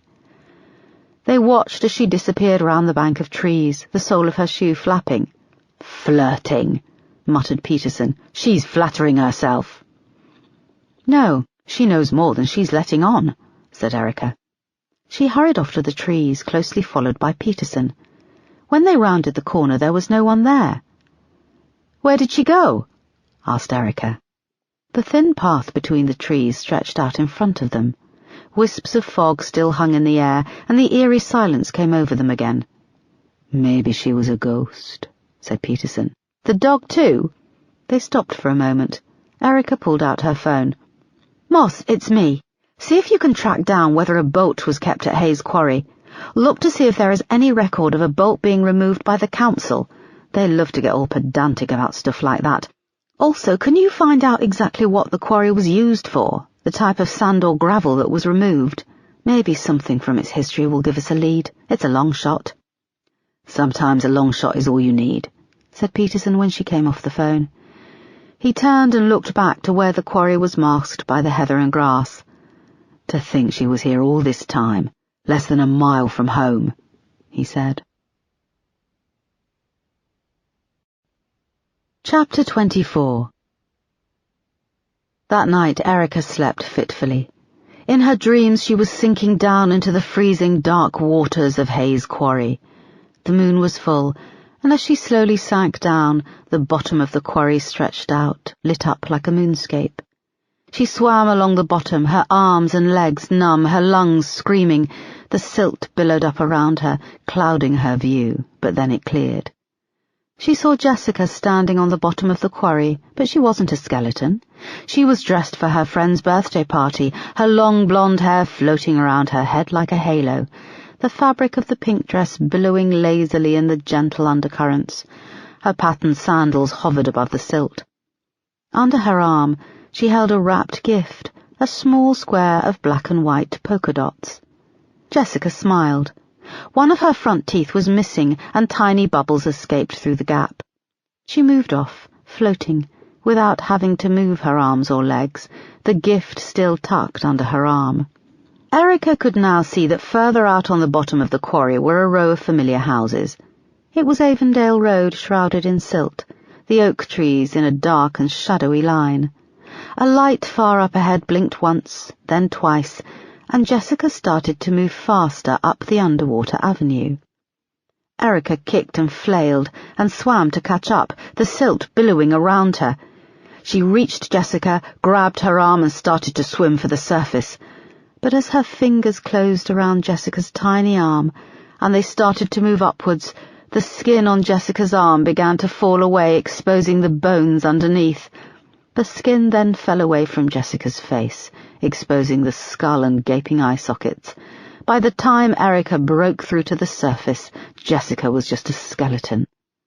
Erica took deep breaths of the cold night air, and as her vision cleared, she saw two figures standing at the edge of the quarry. Erica woke with a yell, her sheets soaked with sweat, but shivering. It was still dark outside her bedroom window, and the clock beside her bed showed it was 4:30 a.m. She got up and took a shower, standing under the hot water for a long time trying to warm her bones, which still held the chills of the cold water in the quarry. When the water finally ran cold, she dried, dressed in her thick robe, and came through to the kitchen. She had been reading through a stack of files John had flagged for her attention, and she made some coffee and sat down to work her way through a stack of case files she'd brought home with her.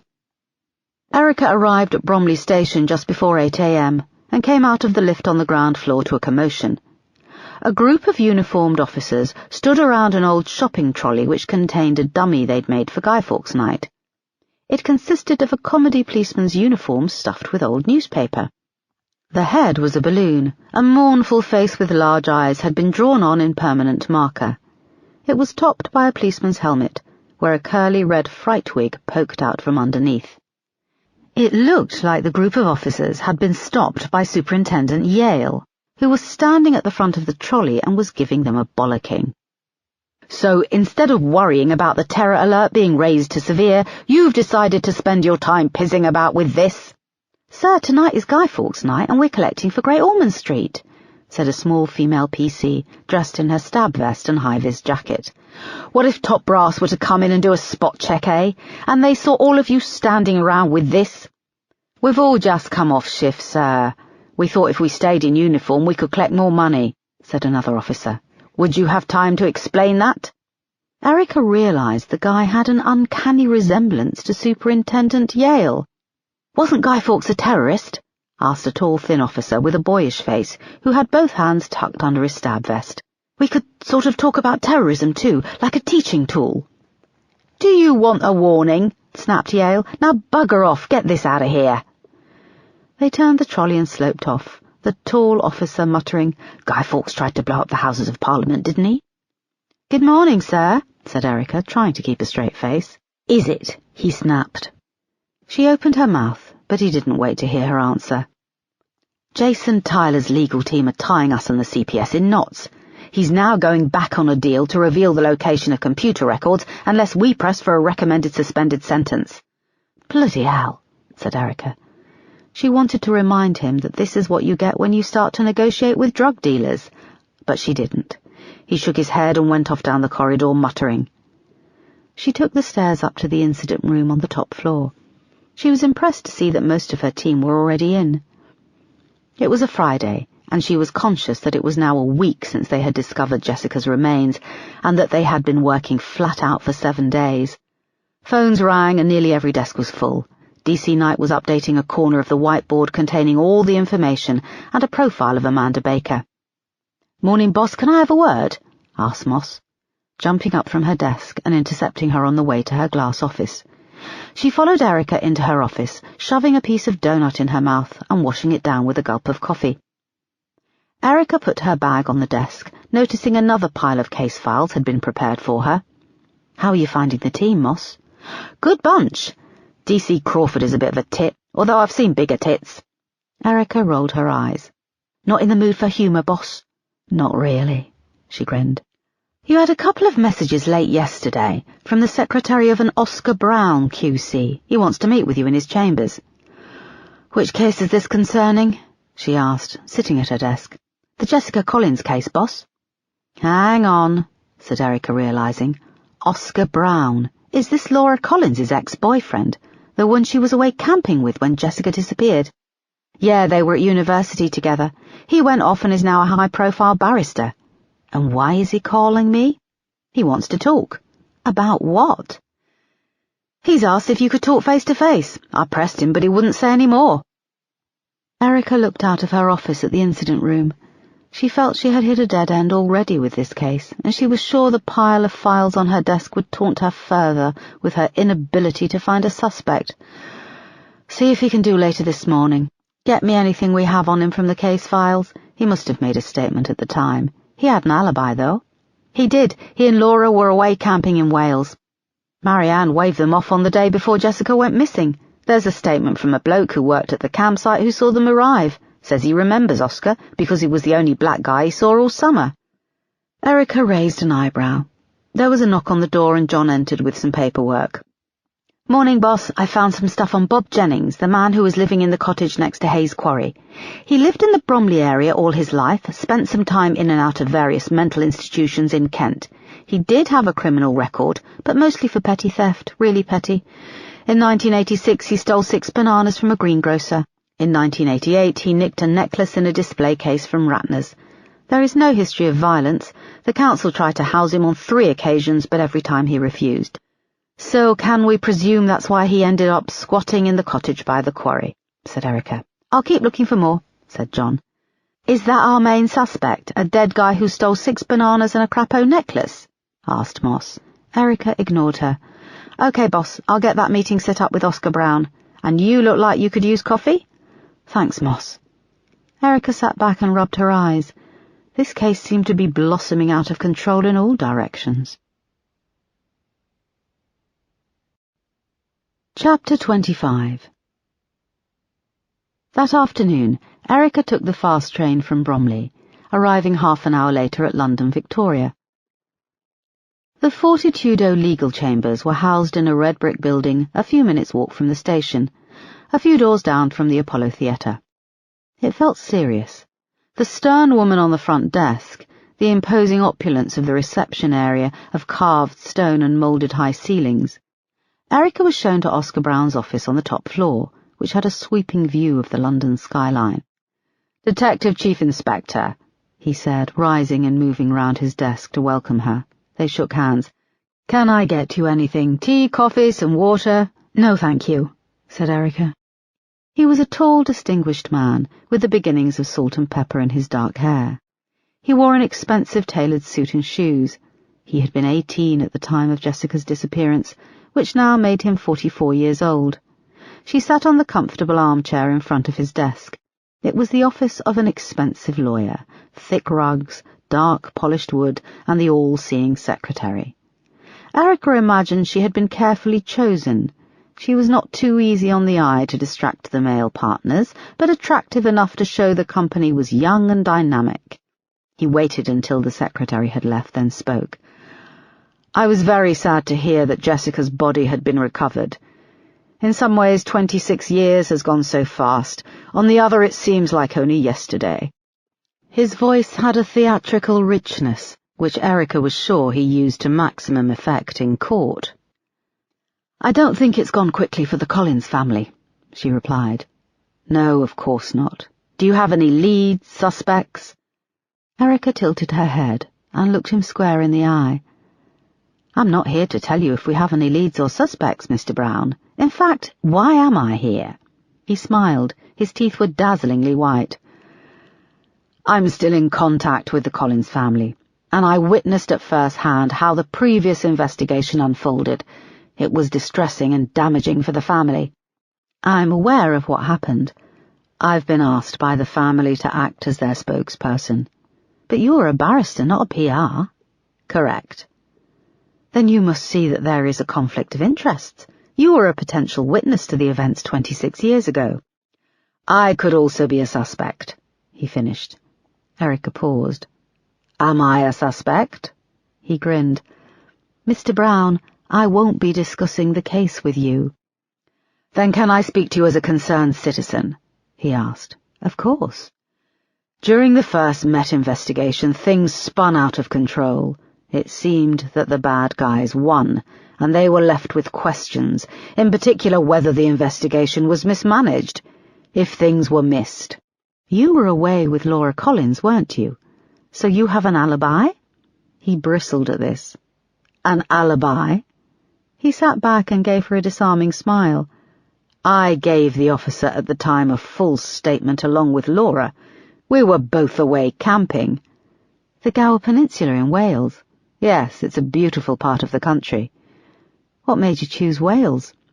We were both at university in Swansea. It's quite close. We'd been there with friends the previous Easter, and we fancied a proper trip, just the two of us. Are you still close to Laura? I wouldn't say we're close. Our relationship didn't last. We split up in early 1991. Why? In the September of 1990, we were due to go back for our second year. I was studying law, she was studying mathematics. Obviously, she didn't return. Did you go to university? No, I didn't, said Erica. It came out with more hostility than she intended. Well, let me tell you, life at university is very insular and intense. I met another girl. Laura was upset, and so was I, but we parted amicably, and I was still there for her. So you dumped her? I wouldn't say that. Laura will admit that it was a terrible time. She didn't know how to deal with it. What? She became impossible to be around. I don't blame her one little bit. He emphasized the last three words with the flat of his palm on the polished surface of the desk. You were away camping in the middle of nowhere. How did you find out so fast that Jessica was missing? You're questioning me? I thought I was talking to a concerned citizen. He smiled broadly. There was a coffee shop and bar at the campsite. The next day we saw it on the evening news when we were having a drink. We drove straight back.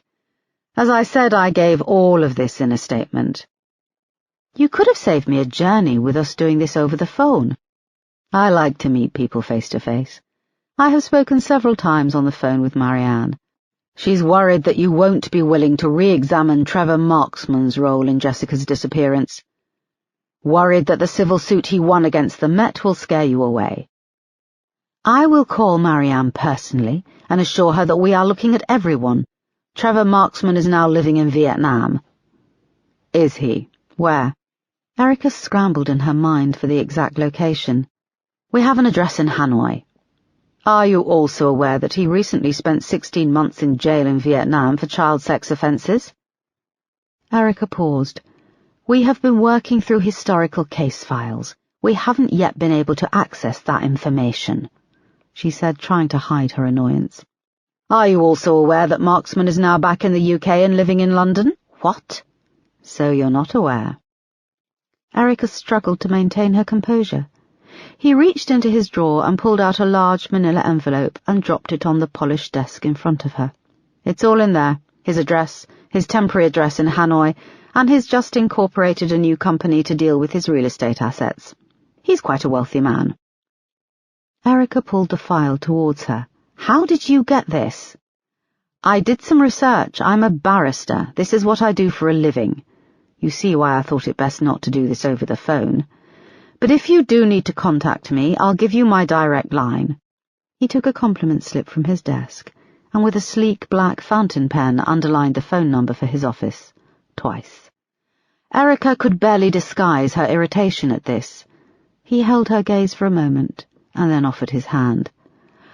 I thank you for your time, officer. I hope I can continue to help you with new information. Yes, thank you, she said. He flashed her the winning smile, but she didn't return it and left his office. When she'd left the chambers, Erica ducked into an empty doorway and opened the envelope, scanning the papers inside. She then called into the incident room. Peterson picked up the phone and she angrily told him what had happened. How is it that we didn't know this? She demanded. I look like a complete idiot. Boss, we're working through so much of the past. It was on my desk to find out more about him, but we're swamped here. I know, she said. You're not going to believe this. Trevor Marksman lives in a fucking penthouse apartment on Borough High Street. You want to pay him a visit? Not yet, I need to think, she said. What do you want me to tell the team? Are we coming in tomorrow? Yes, she said, we can't slack off on this. We're not even close to having a suspect. She hung up her phone and walked back to the station. She decided to pay another visit to someone who would understand how she felt. Chapter 26. It was growing dark when Erica knocked on Amanda Baker's window. After a moment, the curtain opened and the sash window was pulled up. Amanda was surprised to see Erica and the bottle of white wine she had under her arm. "I thought I'd cut out the middleman," said Erica, holding it up. Amanda tilted her head suspiciously. "This is sort of a social visit," she added. "Sort of. Okay. You want to go round?" asked Amanda. "I'll use the window." She put out a hand and helped Erica over the sill and inside.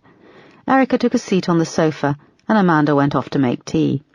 When she returned with 2 steaming cups, she noticed a shift in the woman. She had a spring in her step.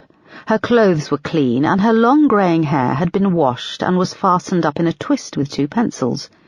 The living room was tidy, and on the small table beside the armchair was a clean ashtray and a pile of notebooks. One lay open, the pages covered in a black spidery scrawl. "Sure I can't get you anything stronger? You off duty?" "No, thank you," replied Erica, taking the tea. "I don't feel like I'm ever off duty. I've only had 2 glasses today, whereas about now I would normally be polishing off my second bottle," said Amanda, sitting down in her armchair. "What's happened?" "You finding Jessica Collins' body has helped, weirdly." "How has it helped?"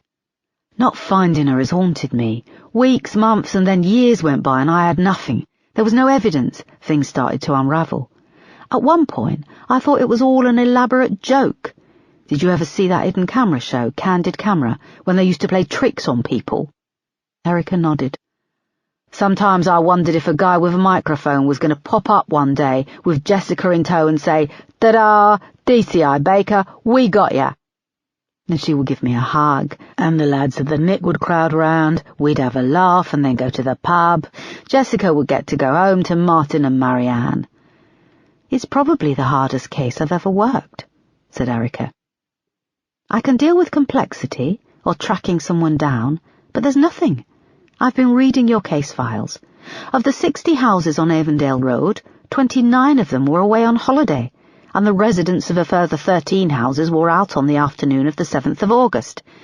In the remaining houses, the neighbours who were at home that afternoon saw nothing." Amanda nodded. She grabbed the notebook and one of the pencils from her hair. "I've been writing lots of stuff down. Maybe it could help you. It's helping me. I've unlocked a piece of my brain I haven't used in years." "The detective brain," agreed Erica. "We did a search of all the front and back gardens in Avondale Road and looked to see if anywhere had recently been dug over." Amanda flicked through handwritten pages. "On the 13th of August we used a methane probe in the garden of number 34. "Hang on, there's nothing in the case file about this," said Erica. "I'm not surprised. The house belonged to the head of Bromley Council at the time, John Murray." "What made you search his garden?" "A piece of ground in the back had been dug over. It rang some alarm bells."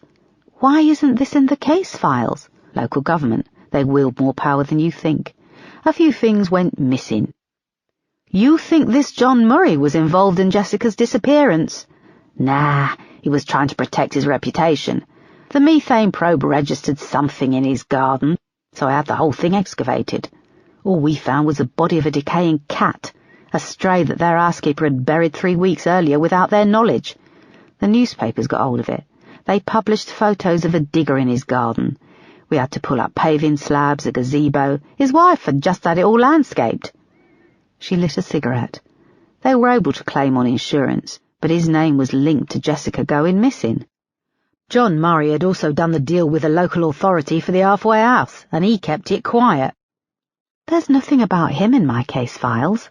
"He wasn't a suspect. He did, however, do untold damage by withholding details of the halfway house. I didn't find out the full details of it being there until a few days later. Then we lost another couple zeroing in on Trevor Marksman. That's what always bugged me. He had an alibi, but he could have been working with someone, and he had that window of a few days until we were onto him." Erica took a sip of her tea, thinking about the manila envelope in her bag with details of Marksman returning to the UK. He taunted me when I interviewed him after his arrest. I was devastated when I had to let him go. But you kept on at him, didn't you? Said Erica. The atmosphere in the room became chilly. Amanda nodded, fixing her with a stare. I fucking hounded him, she snarled. Chapter 27. 6 miles away, in a flat at the top of a high-rise in Morden, South London, Jerry sat in a cramped back bedroom listening at his computer. Amanda Baker's gravelly voice came through his headphones, loud and close by, uncomfortably close to his ear. He figured she must be sitting in the armchair directly under the smoke alarm. We had Marksman under surveillance for a couple of weeks, she said. He seemed to go on long, ridiculous journeys around London. He had a bus saver card, and he'd spend his days circling London, climbing off one bus and onto the next. We quickly realised he knew we were onto him. I can see now that he was keeping us away from Hayes. There was silence. He heard a clatter of a teacup in a saucer as it was placed on the coffee table. What did you do? It was Erica's voice. I struggled to keep morale up.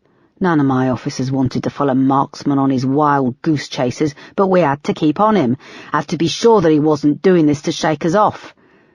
Do you know what it was he went down for? No. Amanda's voice went on. When Marksman was living in West London, near Earl's Court, he abducted a 5-year-old girl. He was walking down Cromwell Road, just down from the tube station. There's rows and rows of those old 4-storey terraced houses. In the window of one, a small girl was playing. He stopped, got talking to her, and persuaded her to leave with him. He said he was a friend of her mother and that he lived a few doors down. He told her he had a puppy. She went with him. He drugged her and took her to an allotment shed about a mile away. He kept her there for 3 days. He raped her. She was 5 years old. It was January and the weather was bitterly cold. He thought the allotment was a good bet because of the time of year. There was snow on the ground, and the place was deserted. A dog walker had been past a few days running, and he'd seen Marksman going into the shed with a bag of toys. He raised the alarm. When they found her, she was dressed only in her nightdress. She was terrified and she had pneumonia. What happened to her? She survived. I don't know where she is now. I don't know if she ever recovered, if she was ever able to live a normal life. There was silence for a moment. Jerry looked at the screen. The tiny coloured graph had stopped moving. That's why I did it. Amanda broke the silence. That's why I took the law into my own hands. I wanted that fucker to burn hotter than the sun, and feel so much pain. I was gutted when I heard he was going to pull through, that the fire hadn't killed him. But I think it's better that he's been left like this. Have you seen how he looks? Yes. Erica's voice, quiet. Yeah, he's a scary freak. He looked fairly ordinary before. At least now he can't approach a child without scaring him straight away. Jerry saw that his iPhone was flashing on the desk beside the laptop. He checked that the audio was recording, and he removed the headphones and answered the call. It's working. I'm getting a good audio signal from Amanda Baker's. Erica Foster's there with her now, he said. Why is she there? What's happening? Came the voice. Chill, man, she's clueless, she's got nothing. She came to see Amanda off her own back. No doubt to make herself feel better. What about the phones? Asked the voice. I've hacked into Amanda's phone, no probs. It's a generic cheapo Android phone, and I gained access with the text message Trojan. I can see why. She plays a lot of games on her phone, and she enters loads of those premium-rate phone-in competitions on the TV. She didn't notice the blank text, and I deleted it. I've just done the same with DC Crawford. What about DCI Foster? I need ears on her, too. It's a risk. She's sharp and she's smart. If she susses a hack attempt, I need to know what's going on. And I'm fucking telling you, she's got nothing. You should be careful. Remember who you're talking to. The voice was icy. Jerry sat back in his chair and put his feet up on the desk. I'm your eyes and ears. There was a pause. Hack the Foster woman's phone. If there's any comeback, I'll make sure you're placed far from it. You have my word." "Okay," said Jerry. "I'll get things started." Chapter 28. It was late when Erica left Amanda Baker's house. She felt she understood a little more about the woman, but she still couldn't condone her actions in tipping off a vigilante group to firebomb Trevor Marksman's house. Her car was parked a little way down the darkened street, and she got in, locked the doors, and flicked on the light. The manila envelope was thick, and she pulled out the paperwork again and looked through the pages. Trevor Marksman was a very rich man. He'd been awarded almost £300,000 by a court in 1993. He'd invested it wisely and was now a millionaire. She looked at the printout of the address where he now lived in London, in an exclusive apartment block in Borough, near London Bridge. She took out her phone and called Marsh. He answered almost straight away. "Sorry to call so late." "It's only 9 o'clock, I'm up," he said. "Are you okay? You sound a bit down." He sighed. "I haven't been sleeping. Marcy wants to work out official visitation times for when I can see the girls. She's not happy about me just popping in." "Popping in? It's my house, for Christ's sakes." "I'm sorry, Paul. It's my own fault. I worked too much. I took your call. You haven't phoned me to ask about my marriage, have you?" No. What is it?" "Trevor Marksman. How were things left after the court case?" "He won compensation. The Met forked out what was a huge amount in the early 90s. Full apology. There was quite the controversy in the press about having to apologize to a child rapist." "I want to talk to him." "No way, Erica. If you bring him in, you're opening one hell of a can of worms." "I don't want to talk to him as a suspect. I want to talk to him as a witness." "A witness?" "Yes. No one saw anything. No neighbours, no locals, nothing. The only person who we know had his eye on her in the days leading up to her going missing was Trevor Marksman. Yes, he's a sicko. But if we put that to one side for a moment, he could also have seen something, heard something. He never said he did. Did anyone ever ask him?" There was a pause on the end of the line. "Okay, you'd need to ask him if he'd be willing to talk. You'd need to be diplomatic. Of course, he lives in Vietnam. You'd have to see about, I don't know, doing it over Skype." "He's not in Vietnam. He's moved back. He lives in London." "What the hell? Why didn't we know?" "He doesn't have to tell us. He was convicted and served time for the rape of the young girl before the Sex Offenders Act in 1997. As you know, it's not retroactive, so it doesn't include anyone convicted before 1997. "So you just want to talk to him?" "Yes. And you're telling me?" "This is the new me. I'm doing things by the book, keeping my superior officer informed." "Pull the other one. You almost made me laugh." "Sounds like you could do with it." "Erica." "What?" There was a silence on the end of the phone. Erica thought he was going to ask her something. "Nothing. Keep me posted and don't screw it up," said Marsh, and he put the phone down. Chapter 29. Erica and Peterson met on the 9:30 a.m. train into London Bridge. He'd got on at Sydenham the previous stop, and was saving her a seat when she got on at Forest Hill. He sat by the window and seemed moody and reluctant to talk, which Erica was glad of after the little sleep she had managed. She considered taking Moss to interview Marksman, but she had been invaluable to Erica, running the incident room with startling efficiency. She also thought of John, but his early morning chit-chat would have driven her crazy, and with Peterson she felt she had a more experienced officer. "It's going to be a bloody long winter," he said as the train slowed, and they passed the giant refuse incineration plant after New Crossgate Station. The sky hung low, and the blocks of flats seemed to close in around the train tracks. They left the train at London Bridge and came out onto Borough High Street. It was bustling with traffic, and tourists were pouring into Borough Market. There was already a line of Christmas stalls selling decorations, and the smell of mulled wine mingled with the chill air and drifted across the road. They passed under the railway bridge and crossed the road, walking for a few minutes through thick crowds until they came to a tall set of black cast-iron gates. "How the hell has Trevor Marksman ended up living here?" asked Erica, peering through to see a glimpse of a cobbled courtyard. Peterson found his apartment number and pressed call. "Sometimes it makes you question if there is a God," he replied darkly. Erica realized this was a question she rarely asked. We're here to talk to him as a witness, she said, noting the anger on his face. He might be helpful. Peterson went to respond, but there was a crackle from the intercom, and a voice asked them to hold up some ID to the camera. They pulled out their warrant cards and pressed them towards the tiny lens. After a moment, the huge gates soundlessly swung inwards. They walked into a large courtyard surrounded by a small landscaped garden. The gates slid closed, and at once they were transported away from the noise of the busy high street. "That's not him waiting for us?" asked Erica, as they approached a tall red brick building with a large glass entrance. A tall, balding man waited in the distance. "That's not him. He has an assistant," said Peterson. When they came level, the man nodded curtly.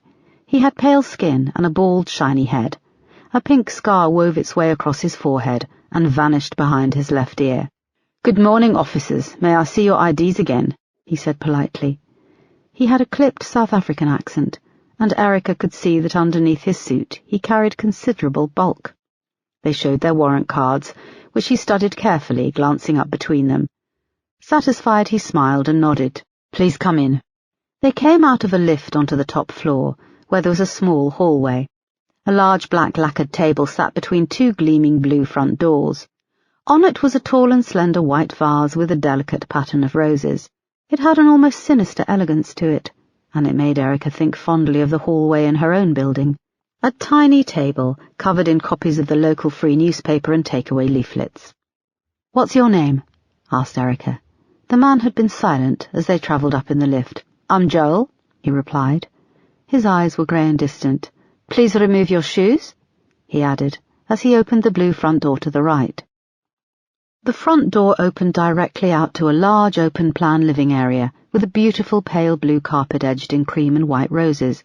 It was very warm, and there was an almost overpowering smell of plug-in air freshener. Joel stood over them as they removed their shoes, and Erica noticed how uncomfortable Peterson was. "Please come through," he said. They moved through the living area, which was lined with bookshelves and dotted with pale sofas around a large, low coffee table. It was covered in glossy photo books featuring images of young children. One in particular was of a young girl in a red swimsuit sitting on a beach. She was making a sand castle and fixed the camera with large pale blue eyes and a serious pout. The walls were adorned with several large prints of young children. To Erica, it was as if their innocence had been caught in the split second of the camera shutter and placed in the apartment to be devoured at leisure. There was nothing illegal about the pictures, but fitting them into the jigsaw of Trevor Marksman's life gave them a disturbing edge. The room curved to the left, and they came to a man sitting in an armchair by a huge picture window. He looked out over the Thames, the sky low and grey. A small tugboat was the only traffic on the choppy water, pulling a long, flat barge. "Trevor Marksman?" asked Peterson. The man turned, and for a moment Erica couldn't speak. His head was covered in skin, but it didn't look as if it had always belonged to him. It looked as if a large flat piece had been rolled out and then carelessly placed over his head. The skin was painfully tight around his eyes, barely affording him eyelids. His lips were non-existent. "Please sit," he said. He found it difficult to make the plosive P sound. He wore loose-fitting trousers and a shirt which was open at the neck, where his burns continued. His hands were red, raw, and claw-like, and there were only the remnants of fingernails on his left thumb and right index finger. "Thank you for agreeing to speak to us," said Erica, placing her bag on the floor and taking off her coat. She looked across at Peterson, who was staring down at Marksman with real rage. She, too, felt revulsion, but shot him a look to keep a lid on it and focus. She hung her coat on the back of the chair and sat. Peterson sat next to her. "Would you like some tea or coffee?" asked Trevor. His eyes were cold and very blue, and Erica remembered them from his first mugshot, taken when he was arrested for questioning in August 1990. It was like they were staring out from behind a Halloween mask. "We'll have coffee," said Erica. "Joel, would you be so kind?" said Marksman. His voice had a pained, hoarse sound. Joel smiled and moved off around a corner to what Erica presumed was the kitchen. I don't know what I'd do without Joel. I have heart problems. I can barely take 2 steps these days without having to sit. So no more prowling kids' playgrounds for you, or does he do that for you? Asked Peterson. We're aware of your history, but we're not here to talk about that, said Erica, turning to stare at Peterson. I have only ever been accused of 1 crime, said Marksman. Yeah, abducting and raping a young girl, said Peterson. You drugged her. I served 7 years for that, and not a day goes by when I don't regret it, he replied hoarsely. He started to cough, and brought one of the raw claw hands up to his lipless mouth. He motioned for a beaker with a straw next to Peterson on the sill of the picture window. Peterson sat back and folded his arms. Erica rose and picked it up, holding it up to Marksman's mouth. The sound of him sucking down on the straw filled the room until there was a gurgle as he emptied the glass. Thank you, he said, sitting back. My voice and throat seem never to have recovered from the smoke damage. The doctor said it was like I'd inhaled 10,000 cigarettes at once. Erica replaced the glass and sat. He pulled out a tissue nestled in the side of the armchair and wiped at his face. He saw Peterson glaring at him. He put the tissue down and brought his hands to his chest. Slowly, painfully, he used his claws to undo 3 of his shirt buttons. He splayed the shirt open where a beautiful silver crucifix lay against his burnt chest. Erica noticed he didn't have any nipples. I have asked God for forgiveness. I have asked him, and he has forgiven me. Do you believe in forgiveness, Detective Peterson? I'm a detective inspector, he replied coldly. Are you a detective inspector who believes in forgiveness? I believe in it, but I think there are some things which should never be forgiven. By that you mean people like me? You bet I do. Erica shot Peterson a warning look, but he went on.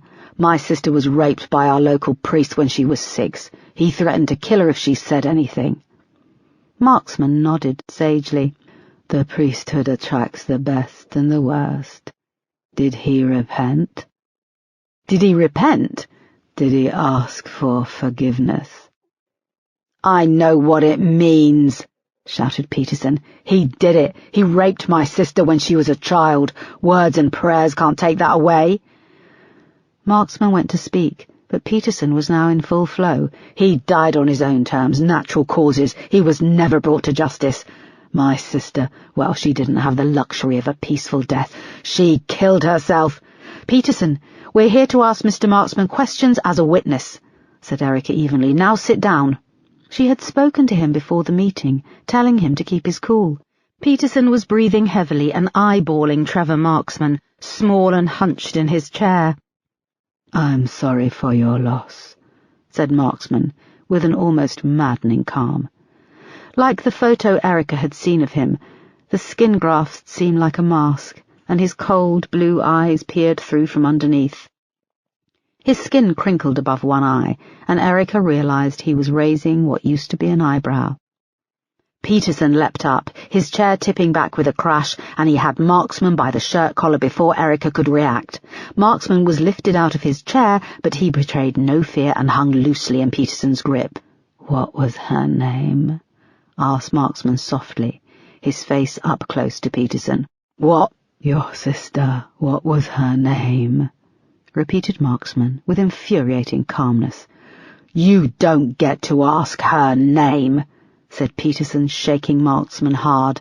You do not get to ask me her name, you fucking freak.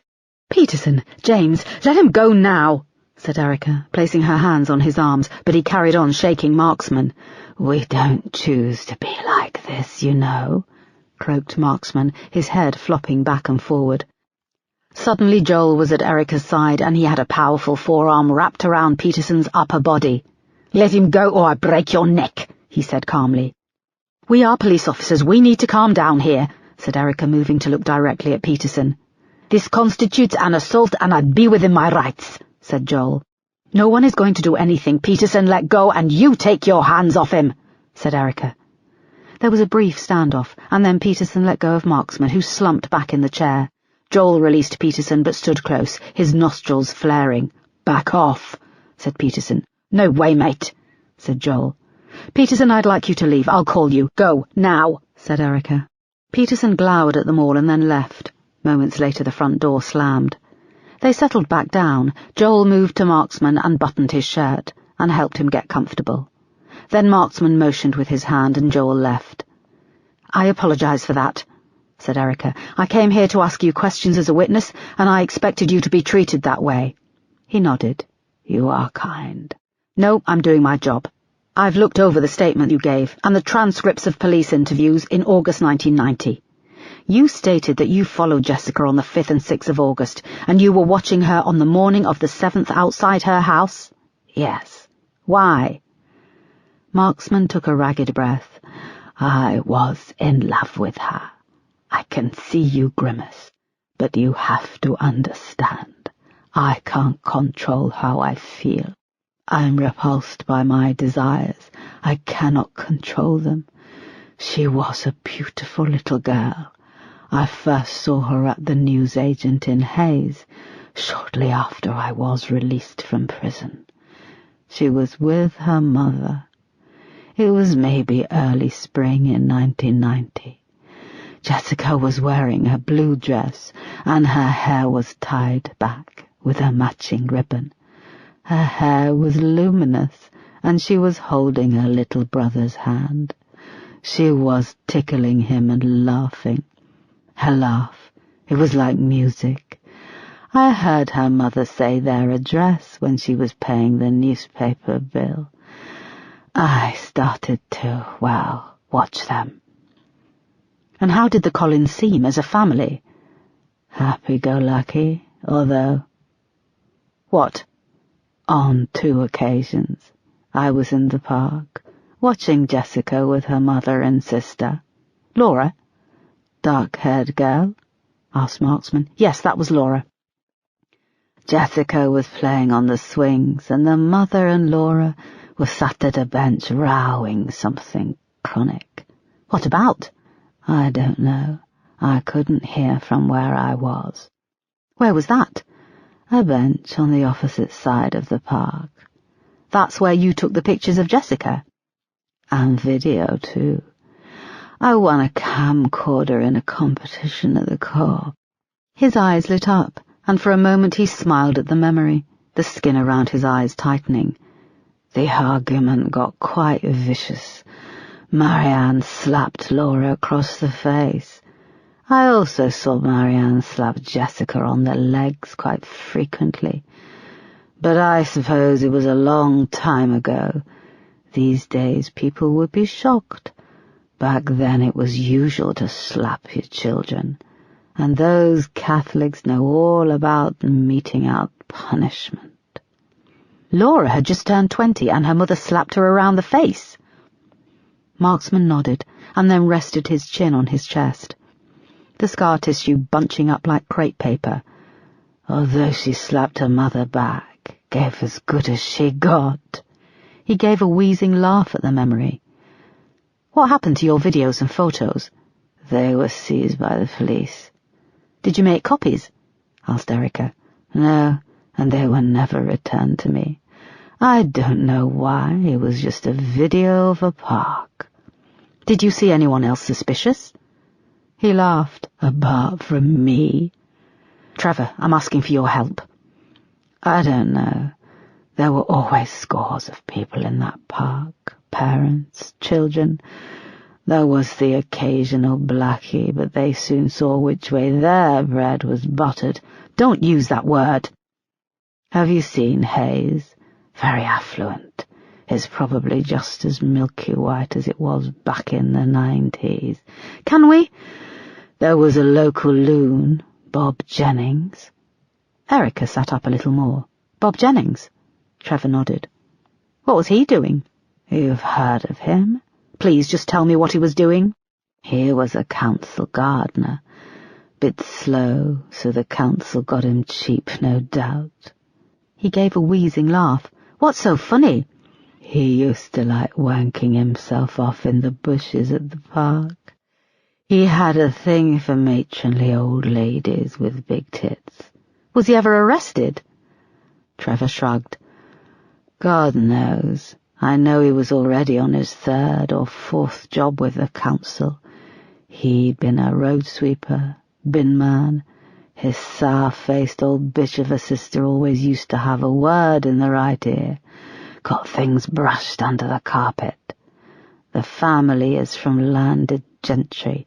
That kind of posh voice, you know, plumb in the gob." "Who is his sister?" "The Honourable Rosemary Hooley, a right cunt. I don't know if she's still alive. She probably is. The blue-blooded ones always go on forever." Erica stopped for a moment. "Hang on. Did she live in Hayes?" Trevor nodded. "Did she have a scar on her lip?" "That's her. She had an Alsatian years back, who bit her on the face. I remember Bob got very upset when I suggested that she'd try to suck it off. There are people who like that, sucking off animals." Erica could see he was trying to get a rise out of her. He laughed and dissolved into a coughing fit. Joel appeared with a glass of water. "I think he needs a short break," he said. "No, I'm done," said Erica, standing and picking up her coat and bag. "Thank you." She left hurriedly and went to the lift outside, pulling out her phone. She dialed Peterson. Chapter 30. Erica found Peterson leaning on the rail beside the Thames with a takeaway coffee and a cigarette. He was dwarfed by the Golden Hind too, a museum ship which rose up out of its dock, gleaming black and gold against the grey river.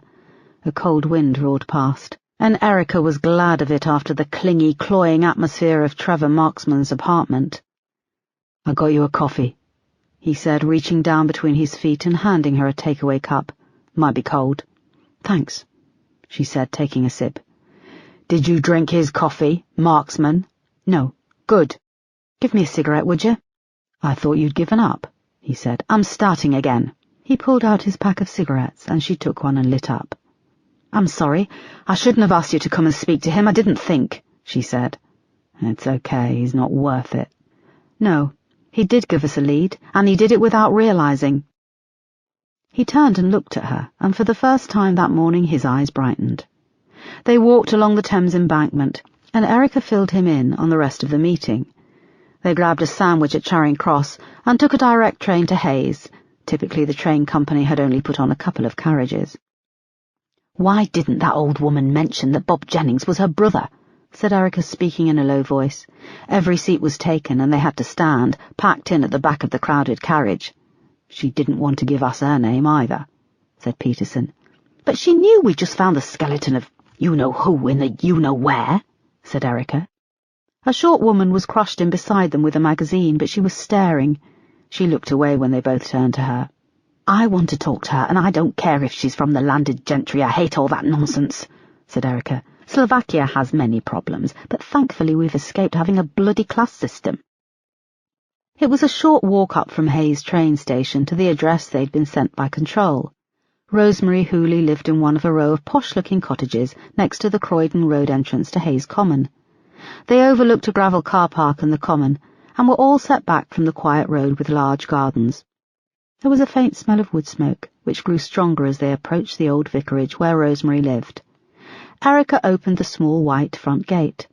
The house was thatched, and the front beautifully kept, with a neat mossy lawn dotted with dead leaves. One of the windows was double aspect, and through a cosy little front room they caught a glimpse of Rosemary Hooley standing in the back garden, raking leaves into a pile. She wore the same old tracksuit with Chelsea FC bobble hat and Man United scarf. The yellow Labrador must have heard them, and came bounding round the corner, barking. "Serge!" cried Rosemary, following moments later through a side gate. She saw Erica and Peterson and took a breath and leaned on her rake. "I thought I might see you both again. Tea?" "Yes, thank you," said Erica. Rosemary pulled off her battered gloves and indicated they should follow. A glossy green Aga dominated the kitchen, providing warmth and comfort from the cold outside. Rosemary took off her hat, but kept on her coat and Wellingtons, and crashed about, pulling out cups, milk, sugar, and a Victoria sponge on an old willow-pattern plate. Erica and Peterson sat awkwardly at a wooden table covered in old copies of the Radio Times, a car radio with wires hanging out of the back, and a bowl of blackening bananas. 2 scrawny cats were asleep in the middle, and Erica could see one had a huge tick on the top of its head. Rosemary came over and handed the cake plate to Erica. She picked up the first cat and tossed it onto the floor, where it landed expertly on its 4 paws. She picked up the second cat with the tick, and in a swift movement twisted it out. She let the cat drop to the floor and held the tick up to the light of the window between her knuckles. "There, you see, you have to get it out with all the head intact." She held it towards Peterson, its black hair fine legs wriggling, and he turned away looking queasy. Rosemary moved away to the sink and dropped it down the plug hole, activating the garbage disposal with a roar. Erica noted she didn't wash her hands when she returned with a tray of tea things and cut the cake. "So, dead girl at the bottom of the quarry. Bad business, very bad," she said, taking a slurp of her tea. A little dribbled down her chin, and she wiped it with the back of her sleeve. "We asked you about the house by the quarry a few days ago," started Peterson. "Yes, I was there, I remember." "You said that a man squatted in the house, Bob Jennings. Why didn't you mention that he was your brother?" asked Erica. "You never asked," she replied bluntly. "We're asking now, and we'd like all the information. The quarry is now a murder scene, and your brother was living beside it. How long did your brother live in the cottage?" asked Erica. Rosemary took another gulp of her tea and looked a little chastised. "Years. I don't know, 11 years. The poor bugger was only a few months off being able to claim squatters' rights, and then he died." "What were the exact dates he squatted there?" asked Erica. Rosemary sat back in her chair and thought for a moment. "It would have been 1979 until, I suppose, October 1990. "And when did he die?" "He passed away late October 1990. She saw the look that passed between Erica and Peterson. "Is that significant?" "Do you have a death certificate?" "Not to hand, no," she said, crossing her arms. "How was your brother mentally?" asked Peterson. Rosemary paused, and for the first time her creased face softened a little. "My brother was a lost soul, one of those people who slipped through the cracks of society." "Did he have learning difficulties?" "We never had a complete diagnosis. He was my older brother, and back then you just sat at the back of the classroom as a troublemaker. There were no child psychologists. The only jobs he held down were with the council. I tried to have him here with me, but he would sleepwalk or disappear at all hours, leaving the door open. This was back when my husband was alive and our daughter was small. We couldn't have him here. He'd go missing for weeks on end, and then he'd appear, here at the back door.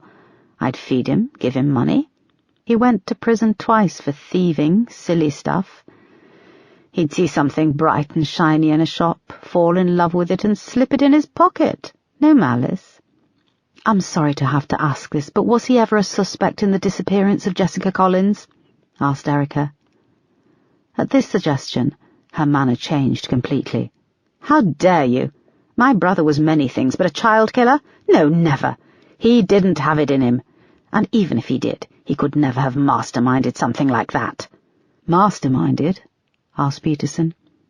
They watched as she lost composure and became flustered. "Well, it was a complex case, wasn't it? She disappeared without a trace. I joined the group of volunteers in the days afterwards. We combed every inch of the common. Gardens were searched." "Did the police ever talk to him?" "I don't know. No, shouldn't you be the ones telling me that?" "As I say, I'm sorry to have to ask this. There was an exhaustive investigation, and you're asking me 26 years later if my brother killed a 7-year-old girl?" "Mrs. Hooley, we are asking questions, nothing more," said Peterson, "and to be honest, we're not sure why you were so evasive when we spoke to you on the common." "Evasive? How was I evasive? You asked me a question, who lived in the house by the quarry, and I told you that it was Bob Jennings. Why do we all have to act in society like we're at a bloody confessional?" I didn't lie to you. I merely answered what you asked. But you knew we discovered Jessica's remains. And my brother has been dead for many years. You must forgive me. What do you call it these days? A senior moment? Did your brother know or hang around with Trevor Marksman? He was arrested back in 1990 when Jessica Collins disappeared. No, my brother did not hang around with convicted paedophiles. Do you still have a key to the cottage by the quarry? Rosemary rolled her eyes. No, he was a squatter. I doubt he had one. What did you do with your brother's personal effects? He had virtually no possessions. I gave what he had to the local charity shops. There was a silver St. Christopher necklace and it was buried with him. Did you think he was suicidal? Rosemary took a breath and her face sagged a little. No, it just wasn't in his nature. And as far as hanging, he had a wild phobia for things being around his neck. As a child, he refused to wear a tie or button his shirt. It was one of the reasons he was uneducated. He was expelled from every school. The St. Christopher I mentioned he wore on his wrist. So for him to fashion a noose and then hang himself— Her eyes became misty, and she grappled for a tissue in her sleeve. Now I think you've taken up more than enough of my time and my hospitality. If you want to ask me any more, I'd like there to be a solicitor present. The temperature had dropped when Erica and Peterson came out of the gate. They could see Rosemary through the double-aspect window back in her garden. The pile of leaves was now ablaze. In her hand she had a can of what looked like petrol. The road lit up orange. "Do you think Bob Jennings could have been our man?" asked Peterson, as they started to walk back down to the station. "It's possible, I don't know," said Erica. "We need to track down the tapes Marksman made with his camcorder at the park. Bob Jennings could be in them. It's a long shot, but it could be a lead. We could use it in an appeal.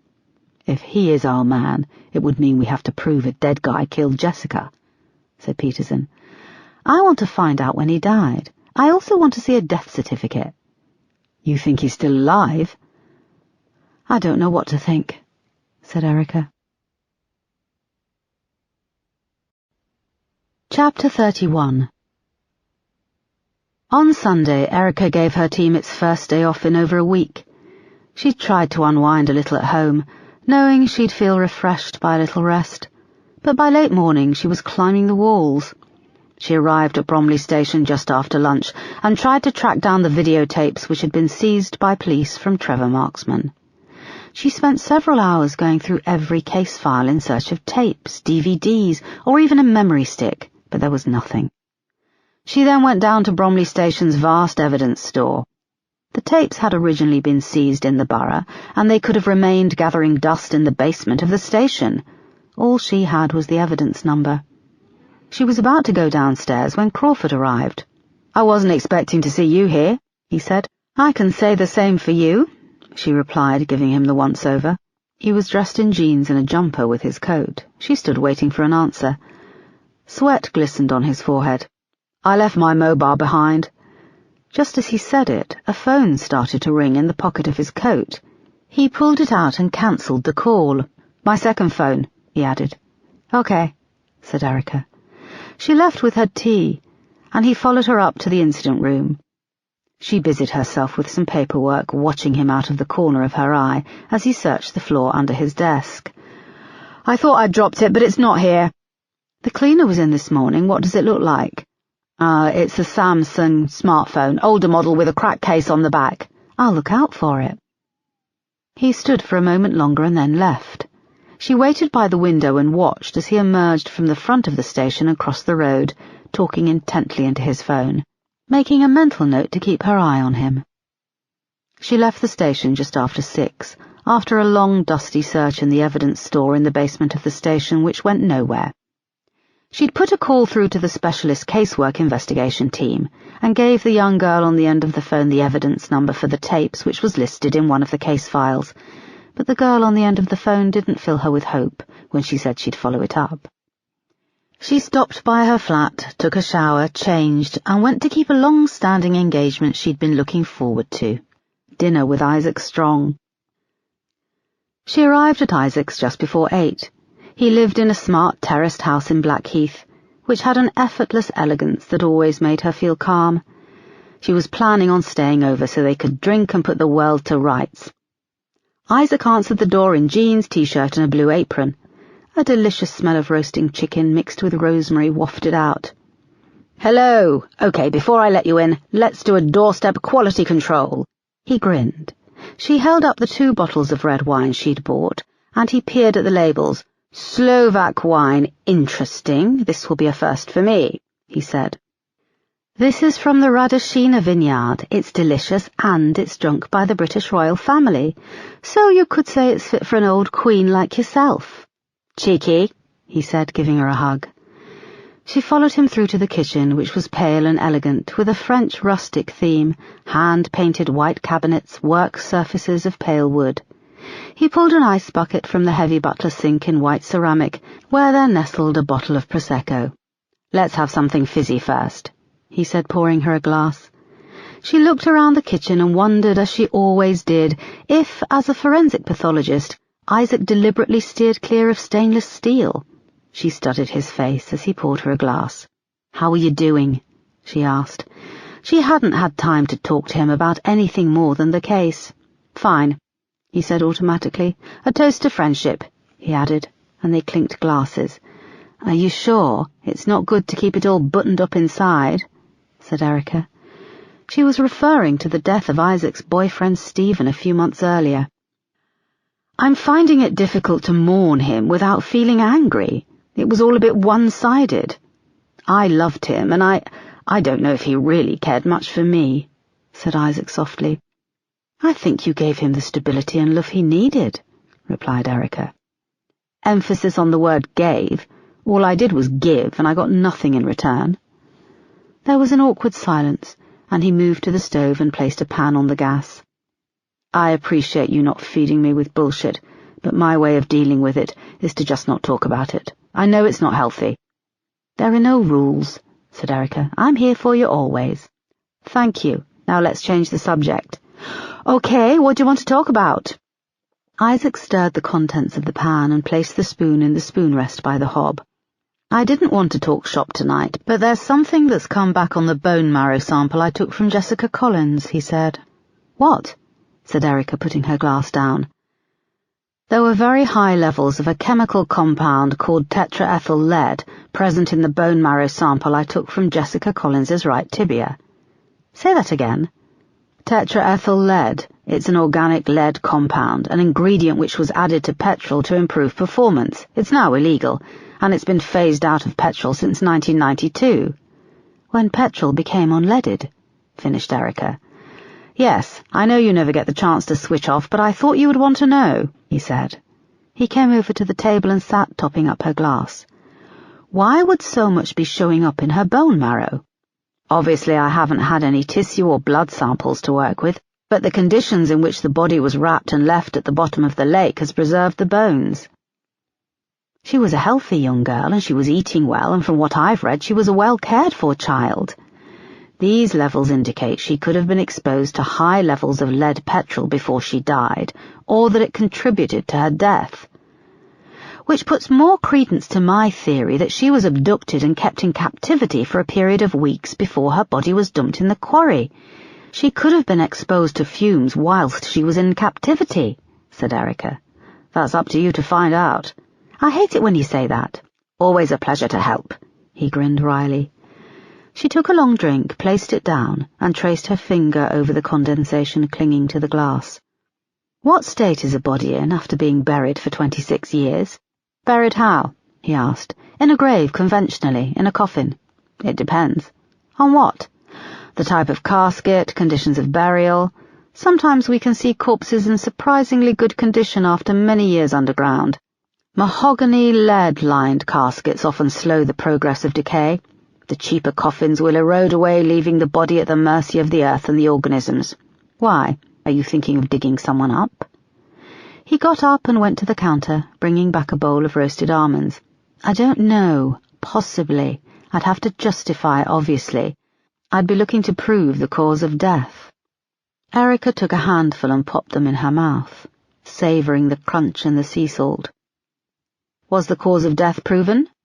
"I'm still waiting on the death certificate. I have a suspect who died 26 years ago."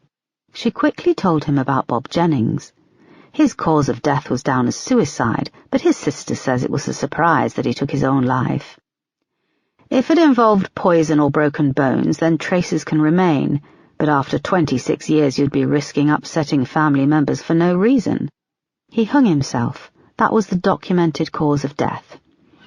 Okay, well, there's not going to be much to go on for that after all this time. There wouldn't be much left of internal organs. If the neck was broken, I would still be able to see that. What about his bones? What if he also had high levels of this tetraethyl lead in his bones? But how would you link that specifically to Jessica Collins? Erica sighed. You're right. And remember that exhuming anyone, especially after all this time, needs to be justified in court, not just on a hunch. And on a completely different matter, are you hungry? Ravenous, she said with a smile. So you'll be eating dessert? I always eat dessert. That's the only thing I'm sure of right now, she said. Chapter 32. Erica took the stairs 2 at a time up to the 2nd floor at Bromley Station. She clutched a bulging file of notes and checked for the 5th time that she had everything in order. It was early afternoon on Monday, and just over 10 days since Jessica Collins's remains had been discovered, and she now had to go into a major briefing and give a progress report. She came through the double doors and ran into Superintendent Yale, making him almost spill his Who's the Boss mug, which was full of tea.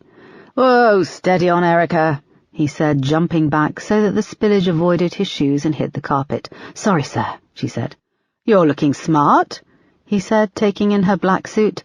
"The cavalry is waiting. Commander Marsh, Assistant Commissioner Brace Cosworthy, and the media liaison with the twitchy eyes. Colleen Scanlon. Sorry about the tea," she said, pulling out a tissue and handing it to him. "And sorry they've thrown you out of your office, sir. Commander Marsh only called me an hour ago to say the Assistant Commissioner was going to be in our borough and wanted to be briefed." "Not too hot here, is it? You've got sweat on your top lip," he said, dabbing the drips on his mug. She wiped it away and moved past him. "Sorry, sir, I have to run." "Jason Tyler's henchmen are being rounded up this afternoon," he called after her. "We leaned on him hard, threatened to take the kids off his wife. He's given us intel on 6 of his associates, plus access to the PayPal accounts they've been using. Looks like we're going to clean up." "Congratulations, sir, that's great to hear. Let's catch up later." He watched as she disappeared through the double doors. "Catch up later, eh? You could have stayed on the case, you know, Erica, taken all the glory. This could have earned you a promotion, too," he muttered ruefully. He took a gulp of his tea and started down the stairs. Erica knocked on the office door and went in. The Assistant Commissioner, Camilla, sat behind Yale's desk in her crisp white shirt, her blonde shoulder-length hair sleek and parted to the left and away from her high forehead. Her pale face was lined, and she wore bright red lipstick so thick and red that Erica imagined if she was thrown against the wall her lips would stick. Marsh perched on a low table to the left. His eyes were tired and his shirt was creased. Erica figured that he was still estranged from Marcy. Colleen Scanlon, the Met's media liaison officer, sat to the right, her notes balanced on a sliver of desk. Her eyes flitted between Erica, Marsh and Camilla. She wore a grey, sensible suit, and like many women in their 50s, she'd succumbed to a brutally short haircut. It stuck up in brown tufts. "Sorry I'm a little late," said Erica. "Do take a seat, DCI Foster," said Camilla. "I've used this lull in the proceedings to let my coffee cool. It was scalding, don't you agree, Paul?" She picked up a white takeaway cup and took a sip, leaving a pair of bright red lips on the rim. "Yes, they do a good cup of coffee in the train station," said Marsh. "Yes, it's a revelation," she agreed. Erica could never tell if Camilla was being sarcastic or making conversation. Colleen cautiously took a sip of her takeaway coffee and nodded her agreement. "Right," said Camilla, watching Erica as she got settled and laid out her paperwork on the table. "Do you have a working list of suspects for me?" She held out a manicured hand, her long red nails waggling in anticipation. "I'd like to discuss that first before I commit any suspects to paper," said Erica. "I see," said Camilla. "You'd like us to do your job for you, then?" "That's not what I'm saying, Ma'am." "What are you saying? Do put us in the picture." She had a habit of drenching everything she said with a synthetic politeness, and it put Erica off her stride. In the short time I have had with this case, I've identified a possible suspect. Bob Jennings, a loner who was squatting in a cottage opposite the Hayes quarry. This is good news. Why don't you want to commit him to paper? Robert Jennings died 26 years ago, 3 months after Jessica went missing. He hung himself in the small cottage opposite Hayes quarry. You think he was consumed by guilt? Possibly. I also suspect foul play, which is where my conflict lies in making him a suspect. Erica went on to tell them what Rosemary Hooley had said about his suicide. The quarry was searched twice after Jessica's disappearance. His death came within days of the quarry being searched for the second time. But please search the cottage. Yes, at the same time as the quarry. He still could have kept Jessica captive in the cottage at some point between the 7th of August 1990 and when she was dumped in the water. I was sent this photo this morning from the Bromley Council records, said Erica, pulling it out of her paperwork. Camilla took it and popped her glasses on. The thin gold chain swayed as she examined it. In the photo, he had a florid, gnomic face. His large nose was bright red, and he had a mass of greying dark hair. I've had toxicology results back on Jessica Collins's remains.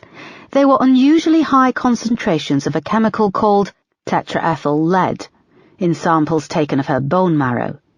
It's an organic lead compound. It was added to petrol to improve performance, making it leaded, finished Camilla. Yes, Ma'am. I spoke to Rosemary Hooley this morning and she has confirmed that Bob Jennings had a petrol generator at the cottage. This would strengthen the theory that Jessica could have been kept captive in the cottage and exposed to petrol fumes. Camilla pondered this for a moment, then handed the photo to Marsh. I understand you met with Trevor Marksman. Yes, and Trevor stated he knew Bob Jennings. I don't know if he was stirring things up or being provocative, but he mentioned the name to me unprompted. As we know, Trevor had an alibi for the 7th of August 1990, and a week or so afterwards was put under surveillance. No link was ever made to Bob Jennings. Bob could have been working with Trevor and helped him to abduct Jessica. Erica went on to say that she was trying to find the videotape evidence seized from his camcorder. It seems you have a great deal here, Erica, said Camilla, but there are rather too many ifs and buts, and the man is dead, which of course limits any opportunity to interview him. Ma'am, I'd like to take a team out and look at the cottage, get forensics in there to pull it apart. I've looked at the plans and the cottage has a cellar. It's a slim chance, but Jessica Collins's DNA could be present.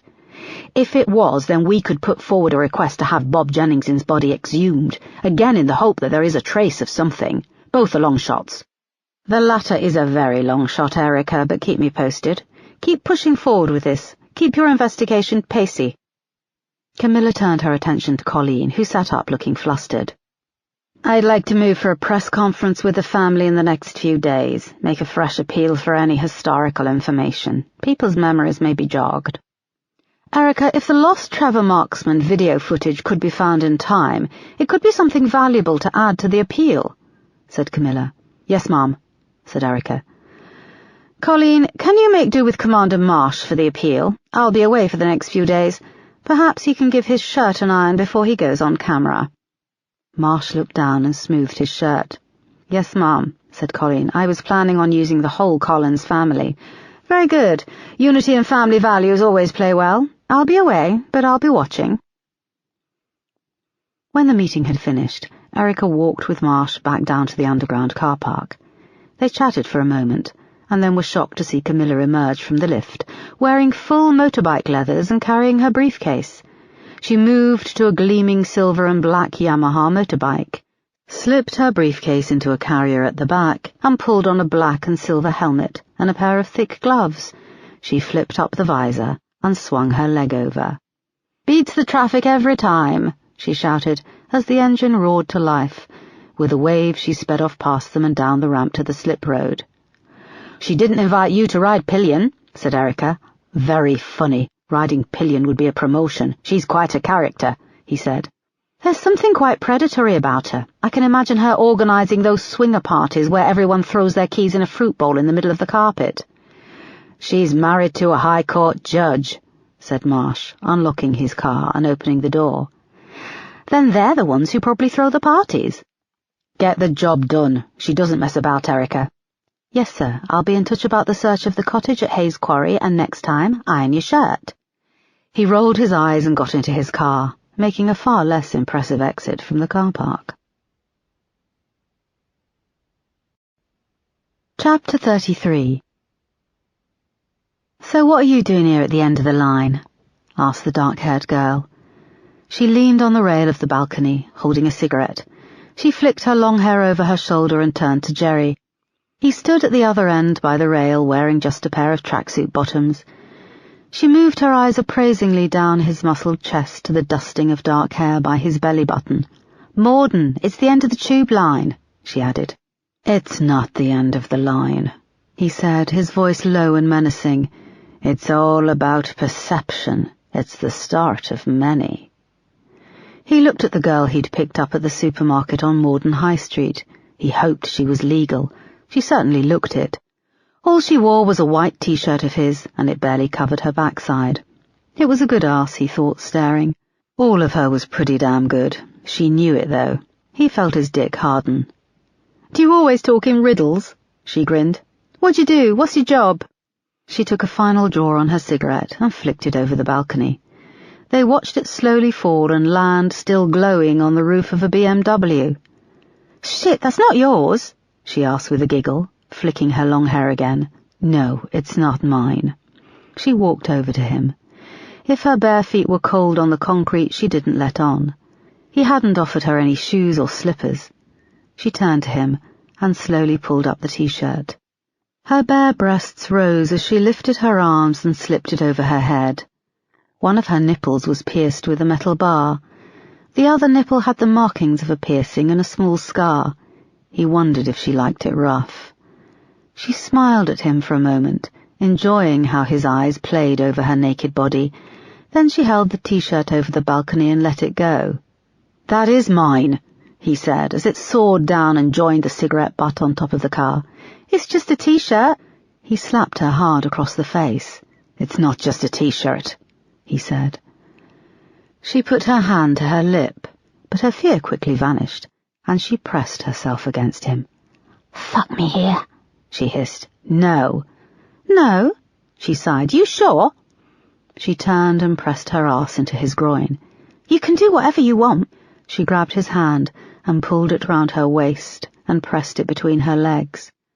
His hand was limp, but the second it made contact with her pubic hair, she started to shriek and writhe.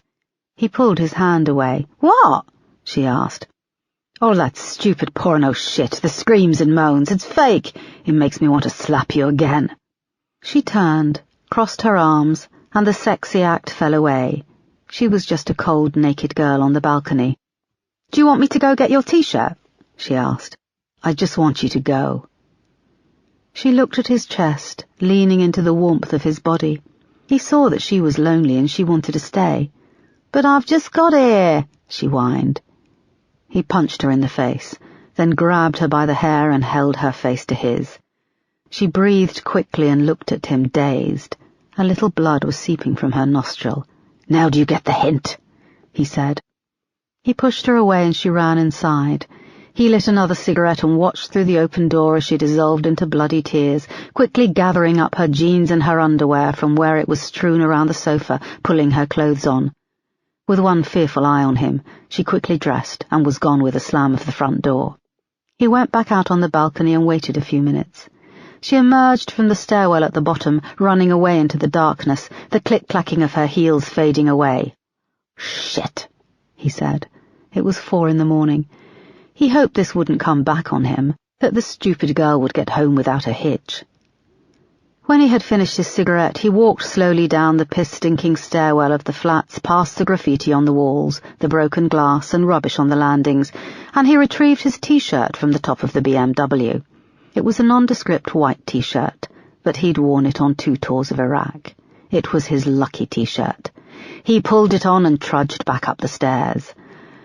When he got back inside the flat, he opened the door and went to the bedroom. He woke up the laptop with a shake of the mouse and sat down. He found the program with the Trojan horse text message, and seeing it was 4:30, he pressed send. Chapter 34. Early the next morning, when it was still dark, a convoy of police vans rumbled along the gravel path across Hayes Common. Erica had brought her team to search the cottage, with support from Uniform Division. The convoy parked close to the water, where she had been with the Marine Recovery Unit almost 2 weeks previously. It was a freezing morning, and everyone was rugged up in winter gear. The team stood in a circle as Erica briefed them, 10 officers in total. They then grabbed cups of tea and coffee and watched as the darkness receded, moving through shades of blue until the flat expanse of water reflected the grey dawn sky. A few early morning dog walkers picking their way across the heather in the early dawn light stopped and proceeded to stare before being moved along by a uniformed officer stationed a few hundred yards from the convoy of vans. A police cordon was put up, closing off a large square of grass approaching the quarry and its perimeter, which included the large swathe of overgrown land around the cottage. The first part of the morning was spent clearing away undergrowth and brambles around the cottage, and the cold air was filled with the high-pitched whine of strimmers. Erica waited impatiently outside one of the large support vans, with John, Moss and Peterson, drinking tea and stamping their feet to keep warm. Just after 9 a.m., Erica's phone rang, but it cut out as soon as she pulled it from her pocket. "That's the third call like that this morning, a withheld number," she said irritably, peering at the screen. "Marketing people, I bet," said Moss, blowing her tea. "I had a spate of getting them every evening when I sat down for dinner. It drove Celia mad." "I had a blank text delivered at 4:30, a withheld number," said Erica. "I'd get that checked out, boss. You didn't open it?" Erica shook her head. "I've never had a text message from a withheld number," said Peterson. "Do all your hotline bling girls leave sultry voicemails?" grinned Moss. "Piss off," he laughed. Crawford approached them. "What are we laughing about?" he said, eager to be included. "Peterson and his booty calls," said Moss. "I like a joke, but I'm not really in the mood for stupid humour this morning," snapped Erica. They all looked down at their feet. Crawford laughed nervously. "I was here both times we searched the quarry in 1990. He blew out his cheeks theatrically and tipped his head towards the water's edge. "Makes you realise how fast your life goes. I'll be 47 in the new year," he said. "What about the cottage? Can you remember it being involved in either search?" asked Erica. "We didn't find anything. We presumed it was abandoned." "But Bob Jennings was squatting there," said Peterson, blowing on his tea. "Often with squatters you don't know they're there. They live in squalor, don't they? Hence the term squatter." He rolled his eyes for Moss's benefit. "Anyone want more tea? I'm on the way to the kettle." They shook their heads and Crawford went off. The drone of the undergrowth being cut carried on. "He irritates me," said Peterson. "He talks down to me. We're the same rank," said John. "Don't worry, mate. Promotion will come. You'll soon be his superior," said Peterson. "He's got this annoying way of making jokes, always there with a stupid, chirpy little know-it-all comment," added Moss. Erica didn't mention that he'd come back to the station on Saturday acting suspiciously. She was determined to keep an eye on him. There was a high-pitched buzz, and the sound of wood cracking, and a large lump of the undergrowth fell away, exposing half of the cottage near the water. They turned and watched as more clumps of vegetation were pulled away. "It looks in a better state than I thought," said Peterson. The chimney stack had collapsed, but the roof looked intact. Most of the windows were broken, but again the frames remained. "Have we had any luck from the utility companies?" asked Erica. "The cottage is effectively off the grid, no power. It did have a water supply and a septic tank. It's not part of the sewage network," said Peterson. Crawford appeared behind them with a fresh cup of tea and butted in. "A septic tank could hold evidence. That's if it hasn't been emptied." "Good point. Can I put you in charge of tracking it down and looking through its contents?" asked Erica. Well, I was hoping to join the search inside the cottage," started Crawford. "No, I'd like you to take charge of this search. Take a couple of uniformed officers with you. There's gloves and protective gear in the support lorry." "Yes, boss," said Crawford, moving off towards the van, with a sour look on his face. Moss and Peterson looked away, suppressing their grins. Chapter 35. As Crawford tramped through the undergrowth surrounding the cottage, accompanied by 2 young uniformed officers, he reflected on his life. He was a decent copper. He'd worked hard, too hard at times, but he'd never reached the heights he'd aspired to, or felt he deserved. He'd dreamed of reaching the rank of superintendent or chief superintendent, but his dreams had fallen short, and he was still a detective constable at 47. He'd just come off a murder case where he'd had to take orders from a DCI 15 years his junior, and it made his blood boil. Now he was looking for a septic tank.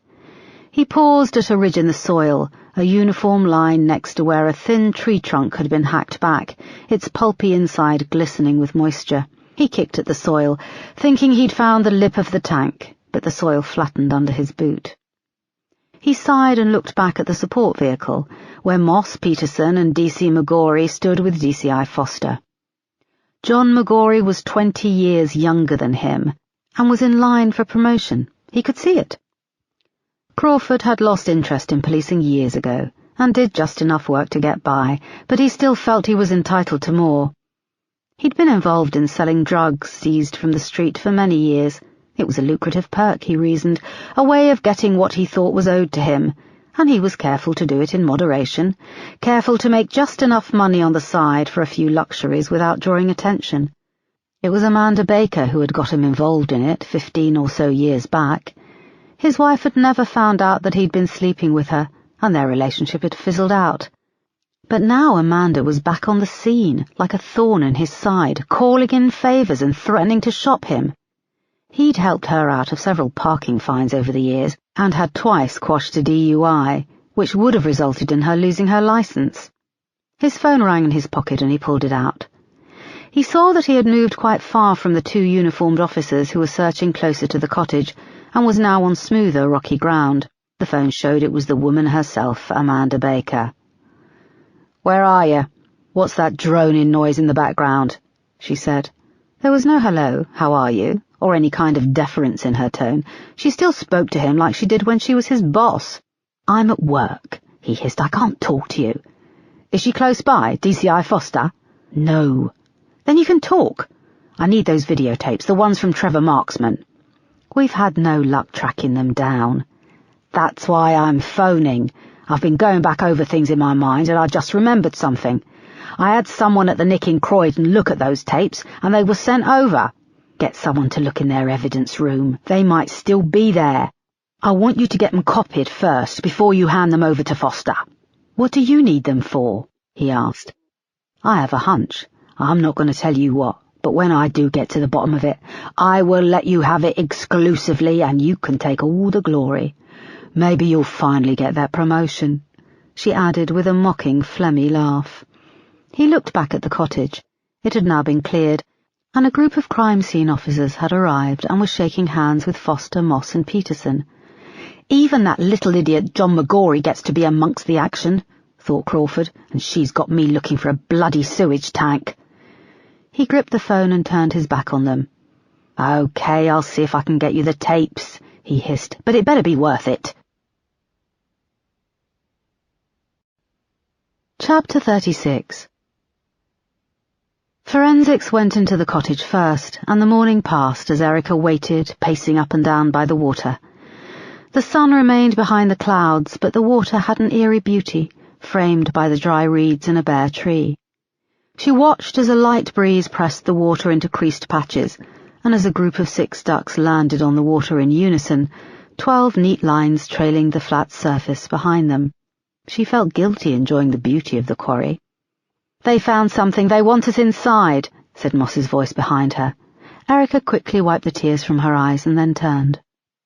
She suited up outside the cottage with Moss and Peterson, pulling the blue all-in-one paper suits over their clothes and then putting on the face masks. A long sheet of plastic covered the front door, and Niels Ackerman, the crime scene manager, held it to one side for them as they entered. He was in his early 30s with a handsome face and a high Nordic forehead, and he nodded and smiled as they filed past him. Erica was shocked at how gloomy it was inside. The door opened straight onto a small, cramped room. The smell of decay was overwhelming, sweet and sour. She looked back at Moss and Peterson, and she could see it had hit them too.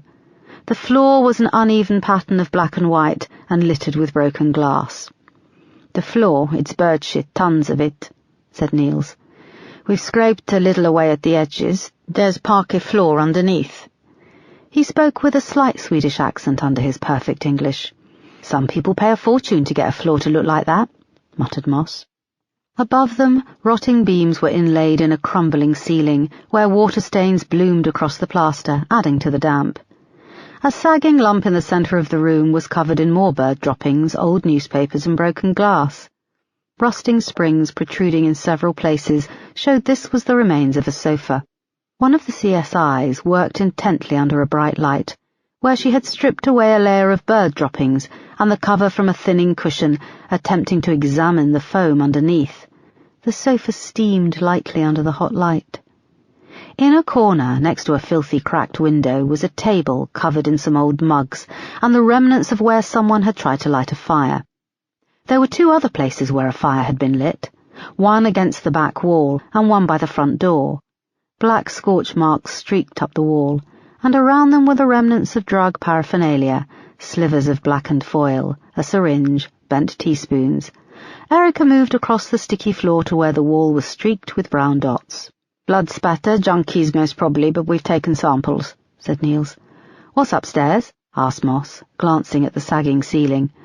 "No one has been up there yet. The staircase has rotted and collapsed on itself, and we're not sure how safe it is until we've done a structural check." A shadow moved across the cracked window, and Erica jumped.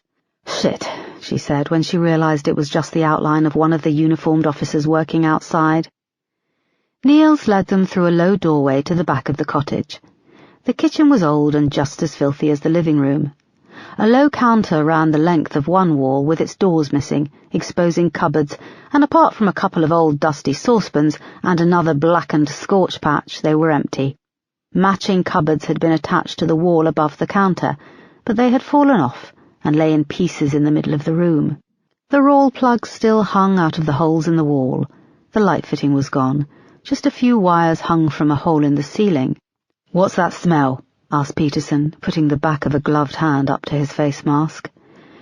Niels tilted his head towards a small window over a stone sink.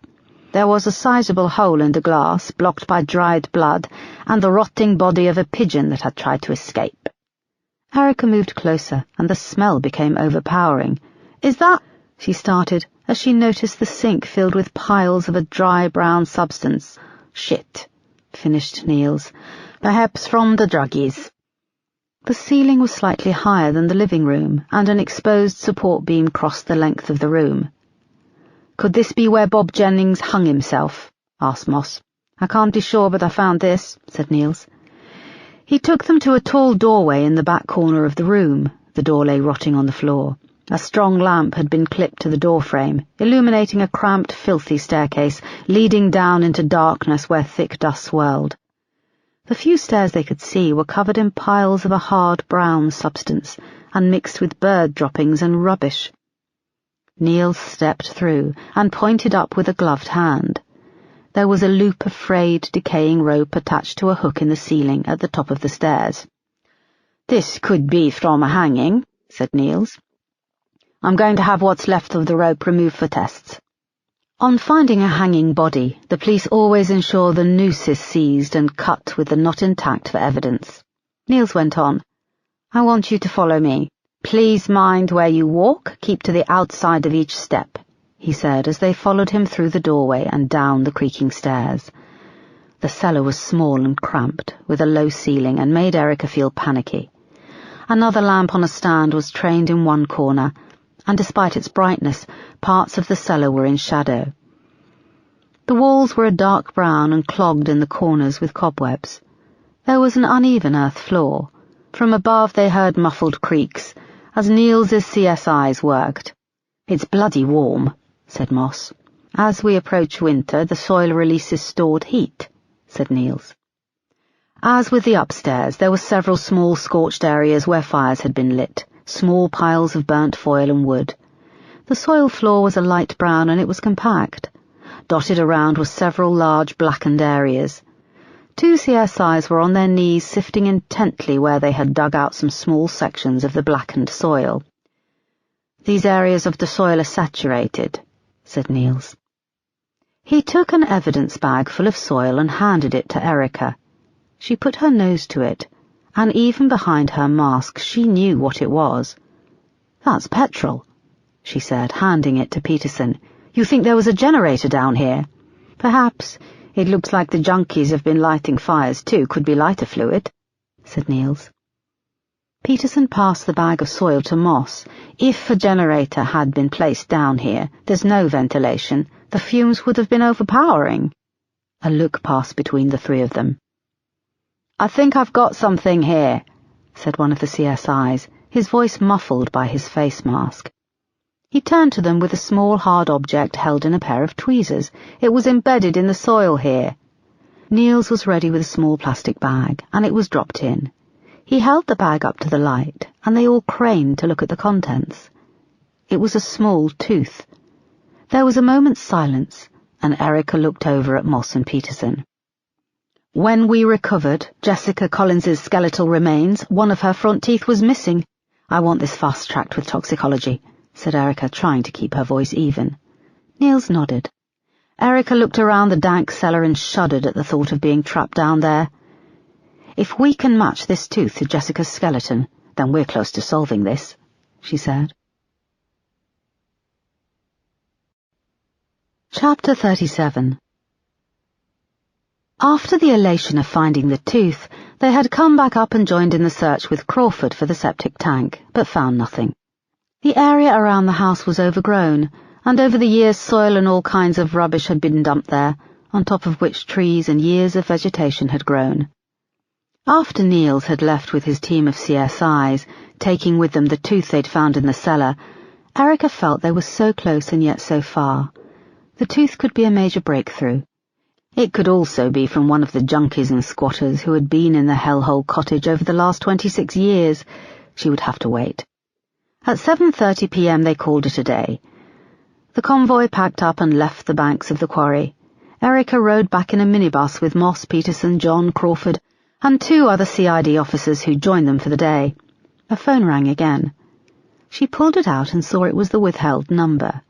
She cancelled the call and rested her head against the window, not caring about the cold glass or the slow bumping as they moved towards the exit of the common, the bare trees rolling past. Erica took her team for a drink when they arrived back at Bromley Station. They commandeered a long table in one of the pubs on the high street. It was busy, full of people unwinding after a hard day at work.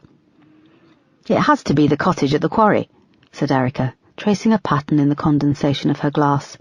She sat at one end of the long table with Moss and Peterson.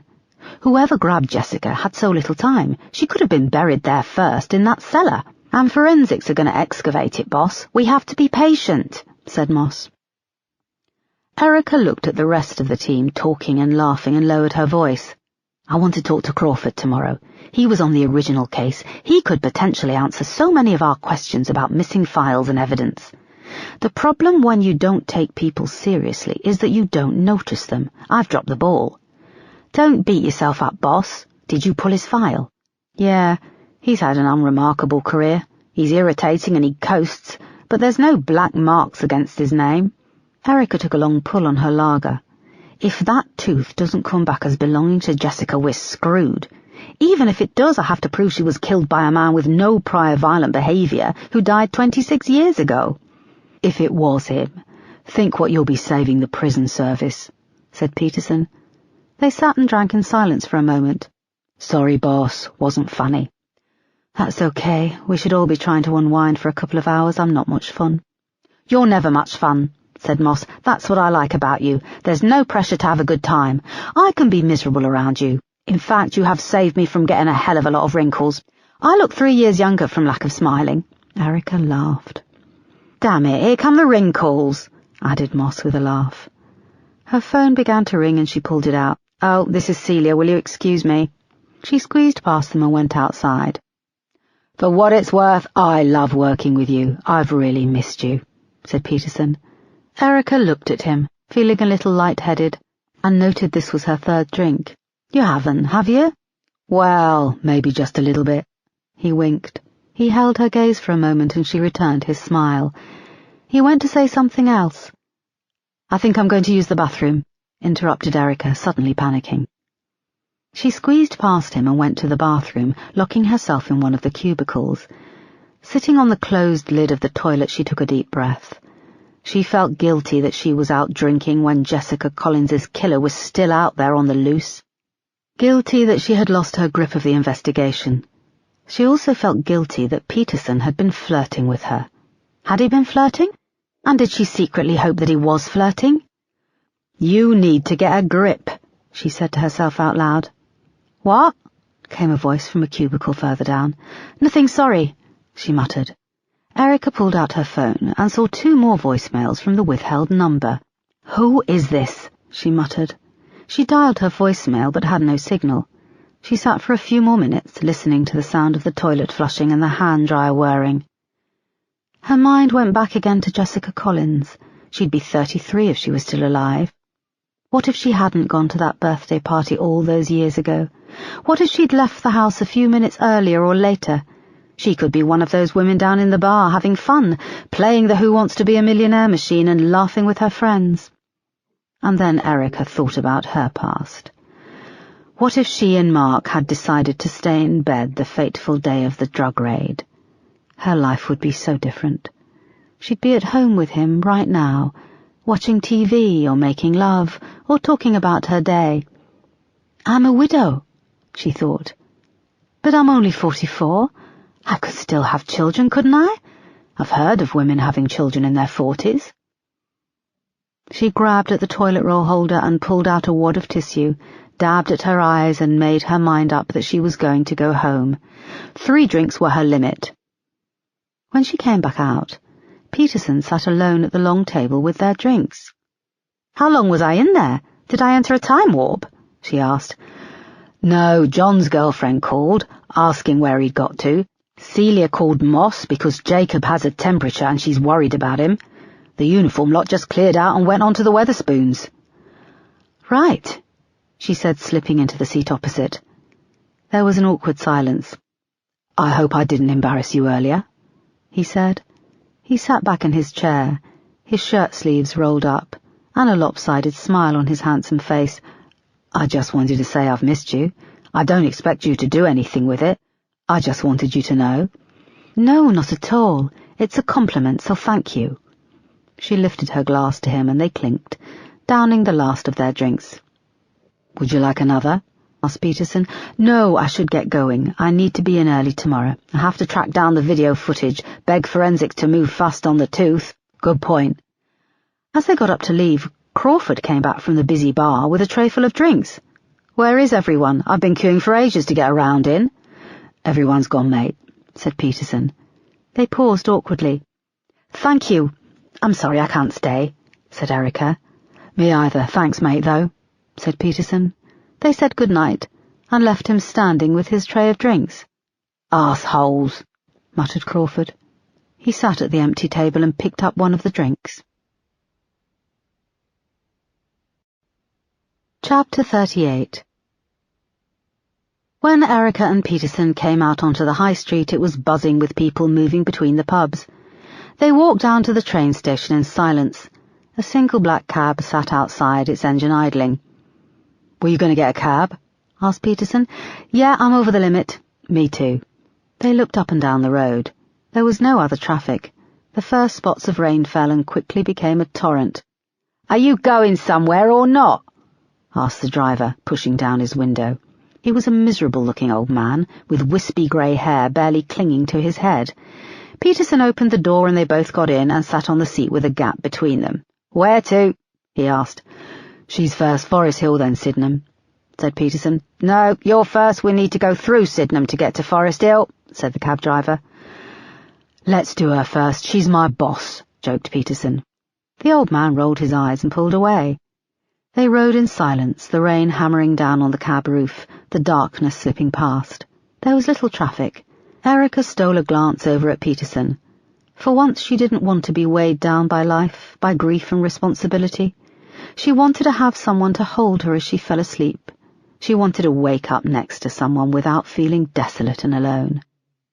He turned to look at her and their eyes locked. They quickly looked away again. Erica's heart was hammering as the cab turned into Manor Mount and began to climb the steep hill to her building. The houses moved past so quickly, and then they were there. "First stop," said the driver, coming to a halt. The automatic locks clicked open on the doors. "Do you want to grab a cup of coffee? Coffee in my flat," said Erica. Peterson looked surprised.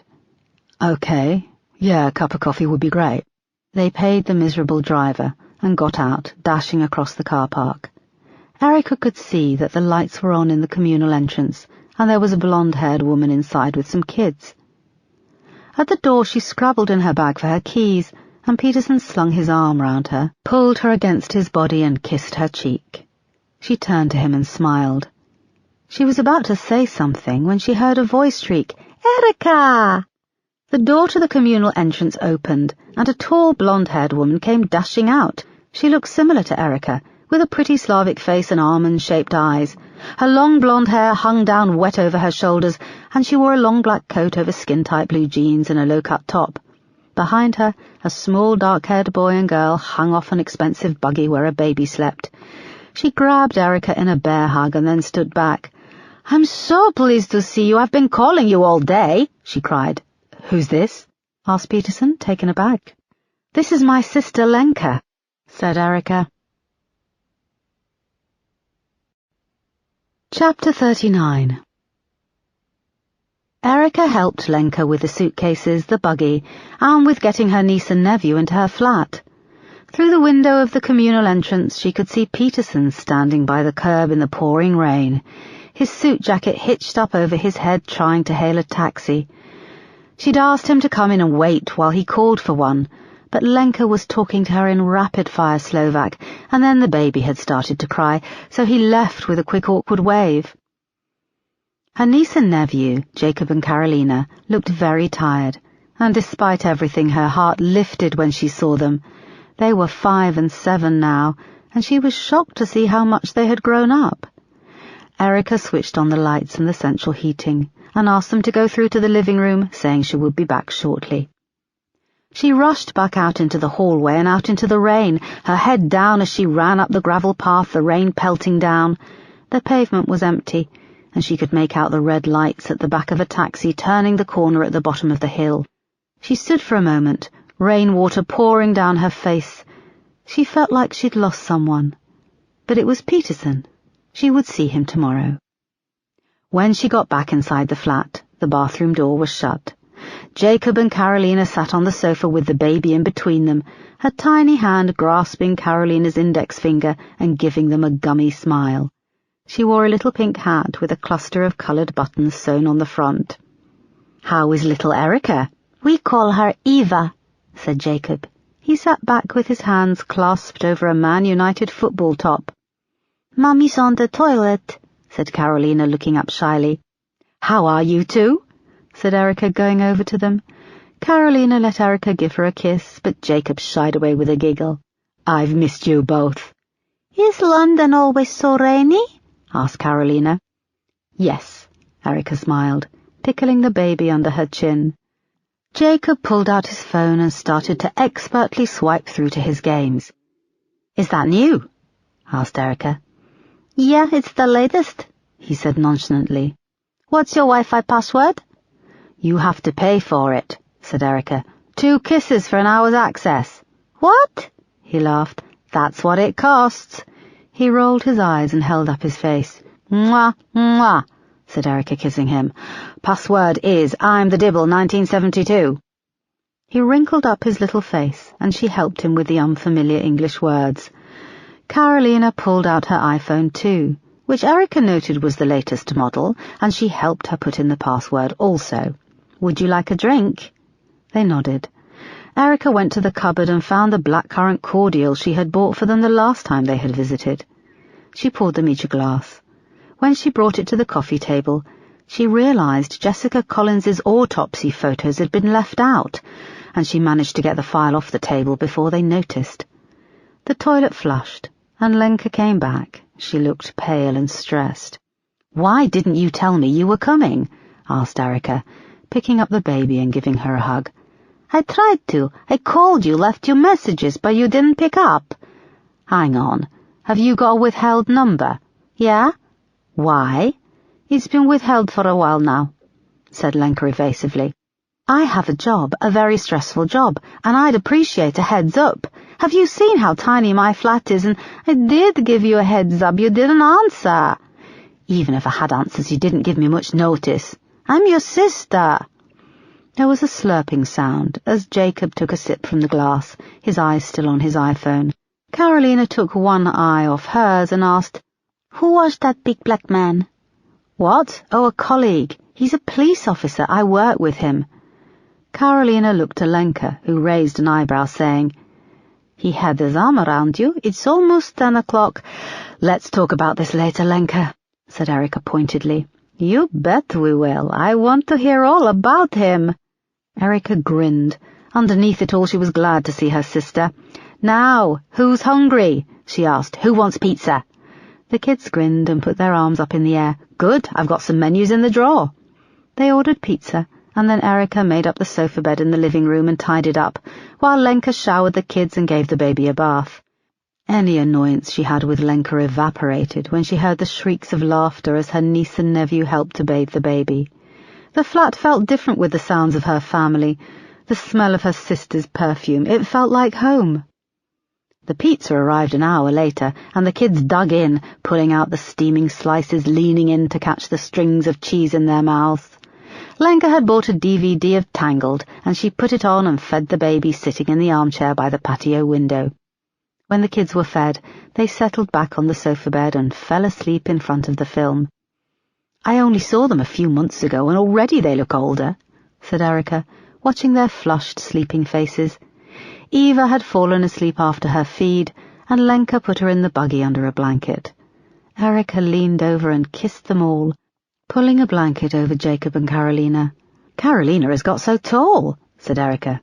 I know, I'm already arguing about her wearing lipstick. She's 7. You can talk, you were putting on makeup virtually when you could walk, said Erica. You went from Mum's tit to Max Factor. Lenka laughed, and then her face fell. Can we talk? Yes, we can, said Erica. She opened the patio door and saw it had stopped raining. They slipped on their coats and went out into the cold. Is this your garden? Asked Lenka, peering into the darkness. I'm renting, but yeah. Now, are you going to tell me why you've shown up in London on my doorstep?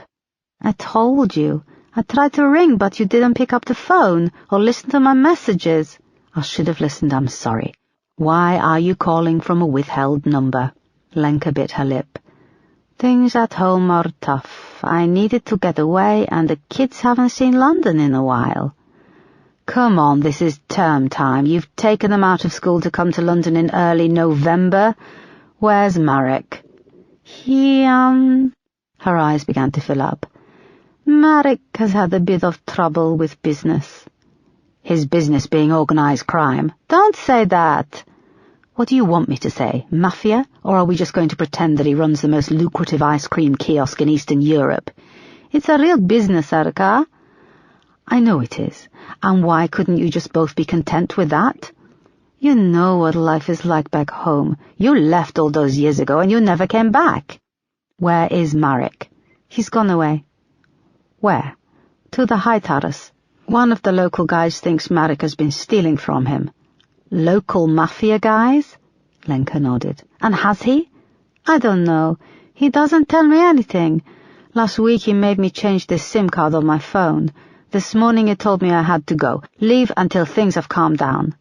She was now crying, tears pouring down her face. Oh, I'm sorry, come here, said Erica. She put her arms around her sister as she sobbed. You can stay here, no worries. You'll be safe and we'll sort something out.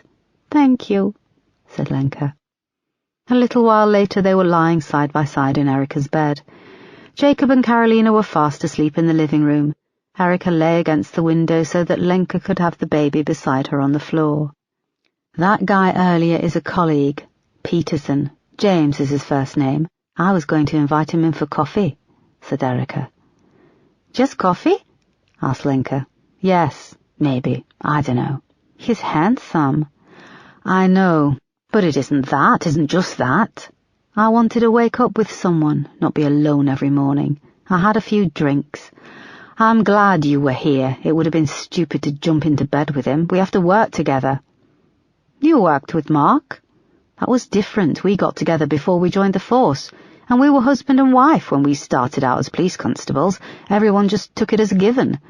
Now I'm in charge of a murder investigation. I have to lead people. I don't want to be doing first dates and one-night stands with one of my team. I miss Mark, said Lenka. He was a good man, the best. He was, said Erica. She wiped tears away with the back of her hand. I don't think Mark is a good man. He loves you and the kids. He looks after you. Sometimes you find yourself in a situation and you've got to make the best of it. Maybe me coming here is a good thing. You won't be alone. You get to wake up next to me tomorrow morning. Lenka smiled. Trust you to turn things around to your favour, laughed Erica. She turned and looked at her sister in the darkness. They looked alike in many ways, but Lenka was more daring with what she wore. She wore makeup and she'd kept her hair long, whereas Erica's was cropped short. What's the case you're working on? Erica quickly told her all about the case, and Jessica Collins. Carolina's the same age. I couldn't imagine if she was abducted, said Lenka. It hung in the air, and it took a long time before Erica could go to sleep. Chapter 40. The rain continued to fall on Manor Mount. The water coursed down drain pipes and alongside the curb, gathering speed as it moved down the steep hill. There was a hollow echo as it poured into the drains. Jerry stood in the shadows across the road, sheltering under a large tree and the scaffolding of a half-built house. A long, thick wax jacket covered his large, muscular frame, and the hood was up, casting his face further in shadow. He'd been prowling the area on foot earlier in the evening, a plan forming. It had been easy to find her address online from the electoral register. There was only one Erica Foster who spelt her name with a K. He now had Amanda Boxer under surveillance, and D.I. Crawford was feeding much of the important information about the case back to her, but Jerry could read people, and Crawford was an idiot. He was not in DCI Foster's trusted circle. Jerry now had access to her phone. The text message hadn't raised alarm bells.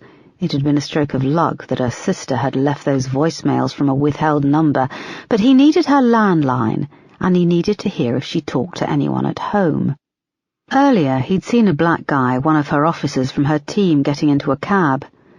Moments after it had driven away, he'd been rewarded with a glimpse of Erica Foster when she had come running out of the building, a pained expression on her face. When she had seen the cab just turning the corner at the bottom of the hill, her shoulders had sagged. She'd stayed there for a moment, her smooth, pale face turned up to the heavens, eyes closed. Jerry had felt the first stirrings of an erection. The pain on her face, the smooth skin, and those red lips parted. The rain was heavy, and the blouse she wore had rapidly stuck to her skin. Her breasts were small but pert. Jerry closed his eyes on the memory and focused. He had to find a way to get in and out of her flat quickly, but the old manor house building had bars on some of the ground floor windows. There was a communal entrance. He'd stayed standing under the scaffolding after Erica went back inside, and stayed watching until the lights had gone out in her downstairs flat. He liked it. The dark, the sound of the rain in the empty street, the feeling of being hidden, hiding. His phone vibrated in his pocket. He pulled it out and swiped the screen. "Don't you ever sleep," said Jerry.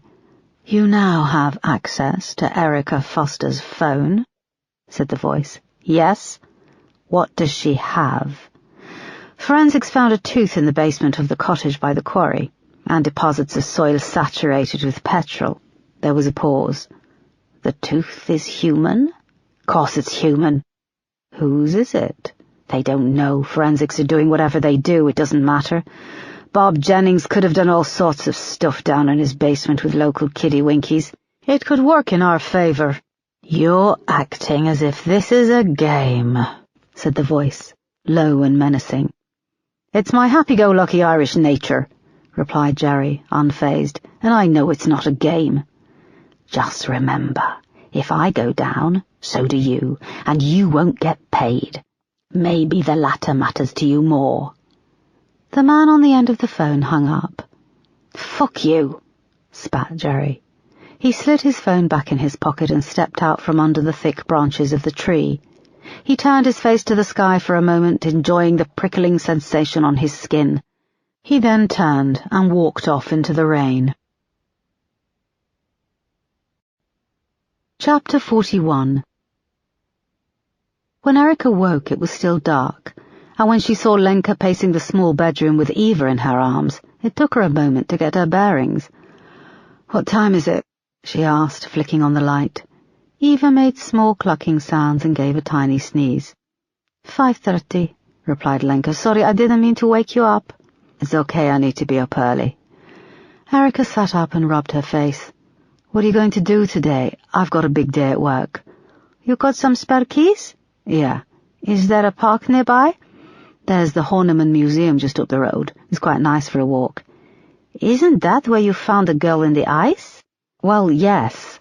But there's huge gardens and a museum. It's got a lovely cafe. You could also go into central London and see the Christmas lights." Erica thought what a hopeless host she was going to be. "We'll be fine. I think the kids will want to sleep in today. Yesterday was exhausting. Can you take Eva for a few minutes? I'll grab a shower before it gets crazy." Lenka transferred the bundle of blankets into Erica's arms and went off to the bathroom. Eva was so warm. She reached up with a tiny arm and she looked at Erica through large brown eyes and then sneezed. Erica gently dabbed Eva's tiny face with a muslin cloth, and a wave of love and sadness washed over her. Love for her perfect niece, and sadness that she would probably never have children of her own. Erica left Lenka her work phone number, some keys, and showed her on the map where everything was. She kissed Carolina and Jacob on their sleeping heads, and then stole out of the flat just as it was getting light. She arrived at Bromley Station just before 7:30 and went up to the incident room. She stood in front of the whiteboards with her coffee and looked over the evidence. After the discovery of the tooth, she moved the photos of Bob Jennings and Trevor Marksman either side of the photo of the cottage, and using a whiteboard marker drew a line linking the three.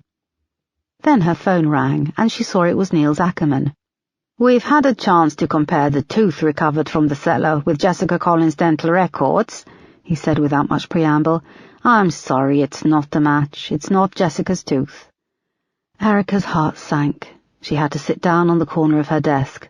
"Are you sure?" "Yes, I was able to do the simplest thing and compare it with the broken-off tooth in the jaw. It didn't fit or match. I then went through Jessica's dental records in case the tooth had been exposed to fire, which can make the tooth shrink, but it doesn't match those either. I've sent it off to a colleague of mine to see if any pulp can be extracted, and if we can pull any DNA from it, but it's not Jessica's. We've also been back into the cellar and excavated the soil, and we've conducted tests with a methane probe. There's nothing more than dirt." "Damn it. Sorry." "Okay, not your fault. And now it gives me more questions than answers. What was a child's tooth doing in Bob Jennings' cellar?" There was silence on the end of the phone. "Sorry, Niels, I know it's not your job to find out." "I don't envy you," he said. "Okay, thank you for letting me know," said Erica despondently. She came off the phone and went to the whiteboard where details of the quarry were pinned up beside the map of the common. It had been a clay quarry. She went to the nearest desk, logged onto Wikipedia, looked up Clay Quarry Kent, and found a short paragraph. "London clay is a stiff bluish clay, which becomes brown when weathered. The clay is still used commercially for making bricks, tiles, and coarse pottery. It is infertile for gardens and crops." She carried on her search, and found that Kent is made up of a mix of chalk, sandstone, and clay. "What am I doing? This is so broad and random," she muttered. "Yes, Kent is a huge county," came a voice behind her, making her jump. Erica looked round and saw Crawford standing behind her, peering at her computer screen. "Sorry," he added. "Don't creep up on people like that," snapped Erica. "I thought we knew what the quarry had been used for." "We do. I'm just struggling to find a link, struggling to work out the juxtaposition." "That's a big word for early in the morning," he joked. She didn't smile. Jessica goes missing for years, yet shows up less than a mile from her home. She went on to explain her conversation with Niels. Crawford perched on the corner of her desk and nodded along as she spoke. When she finished, he was silent for a moment. "Did you know that the Kent coast, the Strait of Dover, is only 21 miles from Europe?" "Yes, I just read that on the screen," snapped Erica. "Hang on," he said, standing up. "What you said earlier about the clay being used commercially for making bricks and tiles, do you think that could be a link with Martin Collins? He's a builder." Erica found his nodding face irritating. "Crawford, the quarry stopped being excavated for clay before the First World War. Martin Collins and the family didn't move here until 1983, and it's a bloody common. The quarry was a local landmark." "Oh," said Crawford, blushing. A few officers came through to the incident room, followed by Moss and Peterson. Erica suddenly felt all her anger and frustration bubbling up inside her, and Crawford was the perfect outlet. "This is a complicated enough investigation without you creeping up behind me and pulling stupid theories out of your ass. It doesn't make you look clever, and it pisses me off. Now, unless you've got anything of actual value to say, bugger off." The other officers were creeping over to their desks and taking off their coats. Crawford was now bright red and his eyes were filling up. "And I have no time on my team for crying," she said. "What can you tell me about the septic tank at the cottage?" I'm still waiting to hear," muttered Crawford, trying to keep hold of himself. "Well, stop twatting about trying to be clever and chase it. Do your fucking job," she shouted. More officers were now arriving, and there was an uncomfortable silence as they took off their coats and turned on their computers. "Does anyone else have any useless theories about who killed Jessica Collins?" she added to the room. Everyone was quiet. "Good. Now I've just heard back that the tooth we found in the cellar at Hayes Quarry doesn't belong to Jessica." There was a groan from several of the officers. "Yes, my feeling exactly, so we need to redouble our efforts." She went into her office and slammed the glass door, hating the fact that her team could still see her. She sat at her desk and tackled the growing pile of paperwork and updated the case files on the Holmes system. An hour later there was a knock at her door. Moss stood outside waving a small white tissue. "I come in peace," she said, opening the door. "What is it?" "The Nick in Croydon have managed to track down Trevor Marksman's camcorder tapes in their evidence store," said Moss. "They've just arrived by courier. John's trying to track down something we can play them on." Chapter 42. Crawford stood by a line of rubbish bins at the back of Bromley Station, sheltering from the rain under a small plastic awning. He had slipped out of the incident room and was having a heated phone conversation with Amanda Baker, struggling to hear as the rain clattered down on the plastic above. "Didn't you think you should get to work early, or at least make the effort to intercept the tapes?" said Amanda. "I did get into work early," said Crawford through gritted teeth. "Well, not early enough, obviously. What were you doing last night?" "That's none of your business," he said indignantly. He had carried on drinking alone in the pub and was now nursing a terrible hangover. "I still want the tapes, Crawford. It's going to be a bit more difficult to get them. They've become the hottest piece of evidence. DCI Foster is now in one of the viewing suites watching. I can't get near them." He heard the click of Amanda's lighter as she lit a cigarette. "They'll be digitizing them as they watch. All you need to do is copy them over to a USB stick. Easy." "Easy for you," he muttered. "Anyway, I thought you'd requested the tapes. Why aren't you in there watching them? You should be there." "I'm sick of all these bloody women bossing me around," he thought. The wind changed direction and began to pelt rain horizontally, soaking him under the plastic shelter. "I have other things to do," he replied, pressing himself against the stinking row of blue bins. "Like what?" He ignored her and went on to outline that the tooth they had found in the cellar didn't belong to Jessica. "The child's tooth in the cellar is leading us towards Bob Jennings as a suspect, and he could have been the one that Trevor was working with. Perhaps they targeted other kids in the area before Jessica." There was another pause. He could almost hear the cogs turning in her head. "There's something I remember from those videos," she said finally. "I'm not quite sure, but it's a gut feeling, just out of my grasp. Now go back inside, don't rouse suspicion, and get me a copy of those tapes." She hung up. I bet you've got something in your grasp right now, your third glass of wine, he said petulantly, noticing something greasy and brown had transferred itself from the bin to his jacket. Jerry sat in his small flat in Morden. The curtains were drawn against the wind and the rain outside. His laptop was open on the desk, and he pulled out the headphone jack and played back a snippet of the conversation. Amanda's gravelly voice echoed around the small room. "There's something I remember from those videos. I'm not quite sure, but it's a gut feeling just out of my grasp." He picked up a phone and dialed. "It's Amanda Baker. She's getting close. Do you want me to take it to the next level?" asked Jerry. "No, keep listening," came the voice. "If we move on this, we have to be sure." Chapter 43. Erica and John were crammed into one of the small viewing suites in Bromley Station. In the interests of being frugal, Trevor Marksman had used 120-minute high-8 camcorder tapes on long play mode, which meant that each tape ran for 4 hours. "And now tape 2, said John, switching them over in the machine. Erica sat up and stretched out her arms. "Did he ever think he was going to watch that back?" she yawned. "What are you talking about, boss? 4 hours of windy walks in grey empty parks, traffic on the ring road, and a grainy firework display filmed from his bedroom window. This is box office gold," replied John. He wore latex gloves as he pulled the first little high-8 tape from its case and reached for the next. "What's he written there?" asked Erica. John held up the case. "Gary B-Day Party, April 1990, he said, before slipping it out of its case. He held the small black cassette up to the light. "The magnetic tape looks in good nick." He dropped it into the VHS adapter and slid it into the machine. Checking the feed was being uploaded to the laptop, he pressed play. The small screen in front of them on the desk burst to life with static, and then the interior of the television lounge in the halfway house appeared. The image was in black and white, shook a little, and then became colour. 20 men of different ages, most dressed scruffily, stood around on the polished wood floor.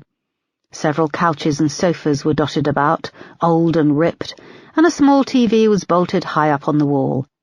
A large picture window looked out onto grey sky and a patch of grass. For a few moments, the light outside whited out the camera. They heard some voices, and the camera turned to a mirror.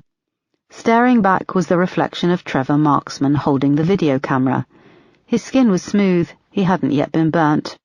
"Here we are on the 2nd of April for Gary Lundy's 24th birthday," he said to his reflection. The camera whipped round to show a thin man sitting on a fraying sofa. He had elongated features and his hair was greasy and parted flat to the left. His nose was huge, and he had one of his fingers buried in his left nostril up to the knuckle. "What are you doing?" asked Trevor's voice from behind the camera. "Looking for something decent to eat," replied Gary, pulling his finger out of his nose. "Now fuck off," he snarled.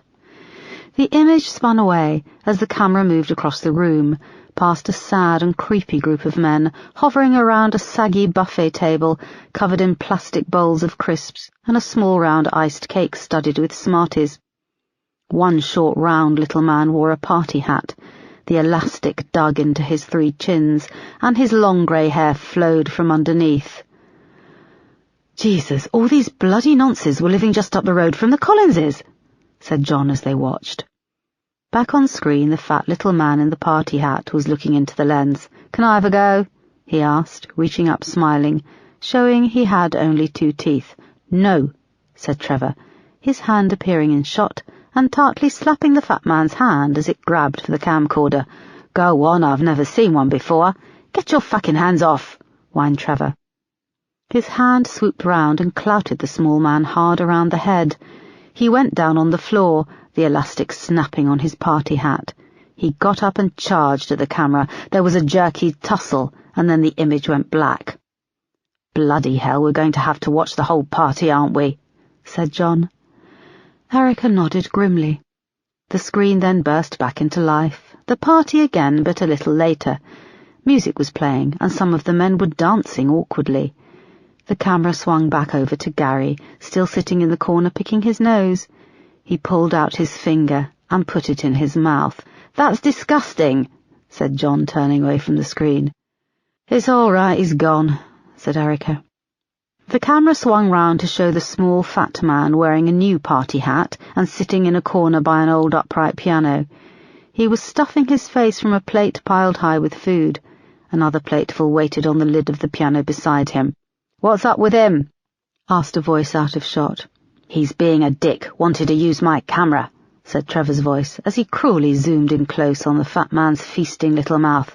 "He's got 2 fucking thumbs. I don't let anyone touch this camera." The image blurred in and out as he stuffed a forkful of quiche in his mouth, crumbs catching in his beard. There was a high-pitched, girlish laugh, and the camera panned round to a close-up of a tall, bald, red-faced man with crooked rabbit teeth. "You'll let me have a go, won't you?" he asked. "No." There seemed to be another tussle, and the image flickered forward to later in the afternoon. It was now growing dark in the television room, and the only light in the room was the candles on a cake being carried across the room by a tall man. Trevor followed behind him as they took the cake to Gary, still sitting in the armchair. "Go on, give it a blow," cried a voice. Gary protested and then blew out the candles. "What did you wish for?" shouted another voice. "To fucking die," said Gary, sitting back and folding his arms. The man holding the cake turned to the camera for a moment, and then walked out of shot. "Hey," said Erica, "hang on, run it back." "I can't, I'm doing the digital transfer," said John. Trevor followed behind the man over to the long table. "I know that man," said Erica. "He was at Trevor Marksman's the other day. Pause it now." Erica dashed out of the viewing suite and up the stairs to the incident room. Peterson was just coming off the phone when she grabbed him and told him to come downstairs. When they got back to the viewing suite, he watched with them. On the screen, Trevor now focused on the familiar man who was talking to the camera, joking as if this party was a red carpet event. "That's the guy we saw when we went to visit Marksman. Joel, isn't it? Joel. He's got hair in the video, but he's got the South African accent," said Erica. "He's got the same strange milky blue eyes," added Peterson, "and that scar running down from his temple to behind his ear." "He said his name was Joel, but didn't give a surname. I want a list of everyone who was in that halfway house during 1990, said Erica. They looked back at the screen where one of the other men in the halfway house had taken the camera, and as Careless Whisper boomed over the sound system, Trevor and Joel were slow dancing together. Chapter 44. Erica and John watched 2 more of the videotapes in the afternoon. They were shorter, recorded using standard play. They consisted of several spring days spent in the park local to Avondale Road. Trevor Marksman had filmed lots of local children, often encouraging the parents to smile and wave at the camera as they pushed their children on the swings and caught them at the bottom of slides. Jessica Collins made her first appearance in one of the videos in a clip which was dated 11/06/1990, playing at the park on a seesaw with another dark-haired girl. They laughed and bounced up and down, and in the background, a younger version of both Marianne and Laura sat on a bench in the shade of a large oak tree. Laura was smoking and barely listening as Marianne leaned in to talk to her. The camera watched Jessica play for several minutes, zooming in from the other side of the park. Erica was struck how beautiful and carefree she was, dancing with her friend, swinging from the climbing frame. Her feelings turned to revulsion when she remembered that she was watching all this through Trevor Marksman's eyes. The camera then cut to a shaky view of a thin path at the back of the park, moving past a battered rubbish bin and an old bench, to a man trying to lever a spadeful of leaves into a refuse bag. He was having no luck in the wind. "Having fun, are we?" said a voice. The man turned, and with his wild brown hair and gnomic face, they saw it was Bob Jennings. "Fuck off, you 2 bitches," muttered Bob, gurning weirdly. Then there was a curse as the low battery sign began to flash in the corner of the screen. The image wobbled, and just before the battery died and the picture went blank, there was a brief flash of a familiar face as the camera was passed to someone else.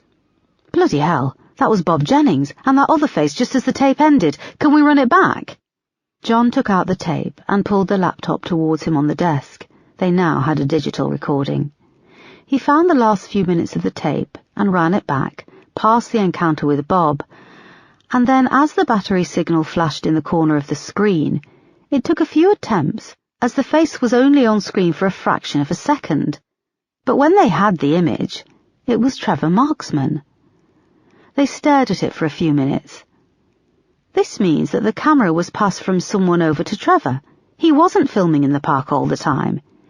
In the previous investigation, he had stated that he was doing all the filming, said Erica. And he flipped out at the party that he wouldn't let anyone use the camera, said John. He played the section back again, the camera approaching the gate, the flash of Joel's face. Listen, can you hear? A voice says, "There you go." It sounds South African. There was a knock at the door and Peterson returned. Boss, I found Joel Michaels. I had to work back from his records attached to his original name, which is Peter Michaels. He changed his name to Joel in 1995. He's 53 years old. He was in the halfway house after his release from prison. He served 6 years from February 1984 until his release in March 1990 for the imprisonment and rape of a 9-year-old boy. A look passed between Erica and John. Peterson went on. Peter Michaels was interviewed in 1990 along with all the residents of the halfway house. Unlike Marksman, he had an alibi for the 7th of August 1990. However, he was never placed under surveillance in the weeks after Jessica disappeared. Nor was Bob Jennings, said John. I can't find anything about him in our case files. He was never interviewed, never a suspect. And look, we have them all here on camera, interacting. They knew each other, said Erica. Chapter 45. It was late when Erica called Commander Marsh from the incident room. She had sent her team home after a long day. Erica, I warned you about going near Trevor Marksman, said Marsh. We don't want another lawsuit. Sir, with respect, you're not listening. I don't want to bring in Marksman. I want to bring in Joel Michaels and question him about his association with Trevor and Bob Jennings, who keeps cropping up. He squatted in the cottage where we found a child's tooth in the basement, which is as yet unidentified, but alarming nonetheless. Yes, but there could have been other people squatting in the past 26 years, junkies who could have had children, who in turn could have lost milk teeth. We also found petrol deposits soaked into the soil in the cottage basement. Bob Jennings' sister has confirmed he used to use her lead petrol generator, and we discovered high levels of tetraethyl lead in Jessica's bones, indicating exposure to lead petrol fumes. Now I have video evidence linking Trevor, Bob, and Joel. Marsh was silent on the end of the phone for a moment. Erica went on. Sir, Bob is dead. I can't go near Trevor. I want to have a crack at Joel Michaels. Obviously this is your call, Erica, he said. I know, Paul, but I'd like your support, your advice. If I'm right, we could be looking at a paedophile ring. When do you want to do this? Soon. Jessica Collins's funeral is tomorrow morning. I would advise waiting until afterwards. I am attending, and I think it would be wise for you to attend too. Good PR, and as we know, it's all about PR. Okay. You have to realize, too, that Trevor Marksman is now a very wealthy man. I presume that he will have a good lawyer on hand to help out his friend when you make the arrest. I'm not worried about that. I'm more concerned that I've spent the day watching hours of video showing convicted paedophiles being thrown parties, taken on trips out to the seaside, and all of the video Marksman took of Jessica Collins and several other local children. I'm angry that she is just a pile of bones, and somewhere out there, whoever did this is running free. I want to question Joel Michaels, that's all, and I have evidence to support my suspicions. Marsh was silent on the phone for a moment. Keep me posted, and before that I will see you at the funeral tomorrow. Okay, thank you. Erica put down the phone and started to gather her things together to go home. She went into her office and packed her bag, then realized she'd left her notebook down in the viewing suite. Chapter 46. When the team left the incident room to go home, Crawford hung back and went to the men's toilet and sat in a cubicle for 20 minutes, sweat pouring off him. When 20 minutes had passed, he washed his hands and came back out. Checking that he wasn't being followed, He took the stairs down to the viewing suite, where Erica and John had spent the day watching the Trevor Marksman tapes. It was on the second floor, tucked in at the back of the station at the end of a long corridor. There were several copies of the key, and earlier in the day he had taken one from John's desk when John had been distracted on the phone. Crawford slipped it into the lock and was relieved that it opened the door. He flicked on the lights and saw that the laptop was still on the desk, connected to the video machine. He closed the door and locked it behind him. The room was small, cramped, and windowless. A set of shelves held a mixture of leads and wires, manuals for the DVD and video machine, and there was even one for a Laserdisc machine. Crawford worked fast, booting up the laptop and pulling out the USB key he had bought from Maplin's further up the high street. He was concerned that they wouldn't have enough memory. They only had 16 GB of memory, so he'd bought 3. The sweat dripped off his face as he wrestled with the large square of moulded plastic packaging, unable to release the tiny USB key inside. He searched the shelves, but there were no scissors. He took his car key from his pocket and started to gouge at the plastic. After a long few minutes, he got the USB keys out, and wiping the sweat from his eyes, he slipped one into the USB port on the side of the laptop. It started making whirring noises, and he started up the Windows desktop. Finally, the icon appeared for the USB driver. He clicked through to the video files created earlier in the day by John, selected the first, and dragged it across to the USB driver on the desktop. The hard drive began to whir again, as a little box flashed up reading, copying 2 items to USB drive 1, 11.8 megabytes of 3.1 gigabytes, about 9 minutes. "Come on," he hissed, a drop of sweat landing on the keyboard of the laptop. It was then he heard the door move, stopped by the lock, and the handle turned. Chapter 47. Erica tried the door handle to the viewing suite and found the door was locked. She took out a bunch of keys and tried to put one in the lock, but it wouldn't fit. She felt resistance on the other side. She was about to try the handle again when she heard her name being called, and Peterson was moving towards her down the corridor. "Boss, I've got your notebook," he said, holding it up. "Thank you," she said, taking it as he drew level. "I thought everyone had gone home." "Yeah, I went to grab some stuff from the Waitrose over the road, came back to the car park, and saw I'd picked this up by mistake," he said. "Thank you." There was an awkward silence. "About last night, I really didn't know my sister was just going to show up," she said. "It's cool. How is she?" "She's great." "Great," he smiled. There was another awkward pause. "Okay, well, I'll catch you tomorrow," he said. "See you tomorrow." He nodded and walked off. Erica pretended she was looking for the keys, and when Peterson was gone, she slumped against the door. She waited a few minutes, then set off down the corridor home. Crawford pressed his ear to the door and strained to listen, but the voices had receded. He quickly switched the USB keys and started to copy the next batch of videos over. His shirt was soaked with sweat. Chapter 48. Erica arrived home just after 9:30. When she opened the front door to her flat, Lenka was in the hallway. Erica started to speak, but she put her fingers to her lips. "Carolina and Jacob are asleep," she whispered. "It's so late. Where were you?" "At work," whispered Erica, sloughing off her shoes and putting down her bag. "Is everything okay?" "Yes, of course. You left at 7 this morning." Erica pulled off her coat. "I usually work like this." "What did Mark have to say about that?" "Lenka, can you let me get inside the door?" "Shh, I've only just got them settled." Erica peered through to the living room. She could just see the tops of the kids' heads as they slept under the blankets on the sofa bed. "Lenka, my computer is nearly dead and the charger is in there," she whispered. "What does it look like?" "What do you mean, what does it look like? It's a charger," hissed Erica, moving into the living room, but Lenka held her back. "No, you'll wake them up. Carolina has been really upset all day, and I've only just got them to sleep." "Lenka, I need my charger." "Did you eat?"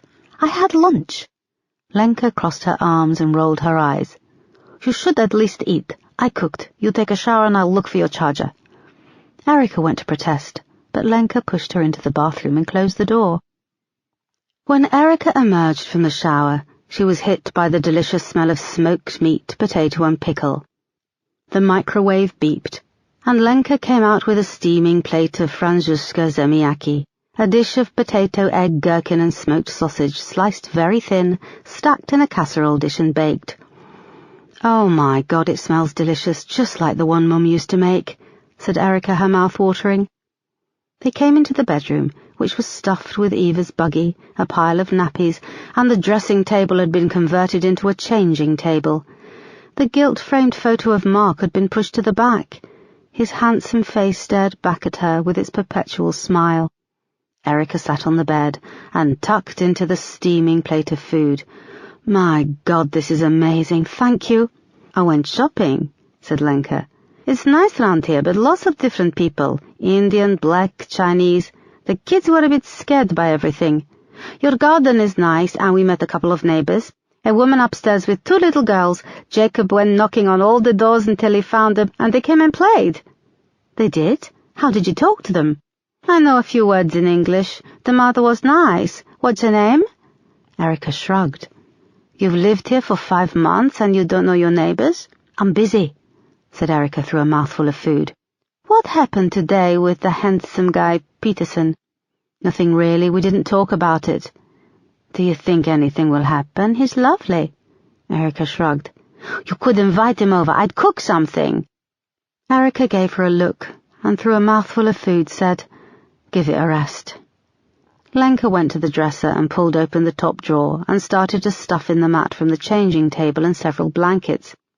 "A man called today to read the meter. I think that's what he came for. I was busy with the kids in and outside. It was when the girls from upstairs were here. He left that letter," she said, indicating a piece of paper on the windowsill. Erica scanned it and saw it was from the letting agent, confirming that the gas certificate had to be checked and updated. "The food here is very expensive. What kind of things do you buy?" "Lenka, can you just give me a minute to breathe? I've had a stressful day, and you're just jabbering on." Lenka carried on patting down the blankets in the drawer. "What are you doing?" "I'm making Eva a bed." "In the drawer?" From the buggy, Eva woke up and started to wail. "You woke her up," said Lenka, squeezing past Erica and picking Eva up. Dad, it's okay, shush. Lenka pulled her shirt down and gave the baby her breast, but she shrieked even louder. "Can you go and shut the living room door?" Erica shoveled in another mouthful of food and squeezed past, juggling her plate as she came out into the hallway and closed the living room door. Eva's shrieks rose to a higher octave, so she closed the bedroom door. Erica sat on the carpet by the front door, with her plate on the floor, and finished eating. What she couldn't see above her, fixed to the inside of the housing around the electricity meter, was a small listening device. Just after 11 p.m, Amanda Baker was snoozing in her armchair. A half-finished mug of tea sat on the table beside her amongst piles of printouts and 2 notebooks. The living room wall above the sofa was now covered in papers, pinned up crookedly, and each one was filled with her black spidery scrawl.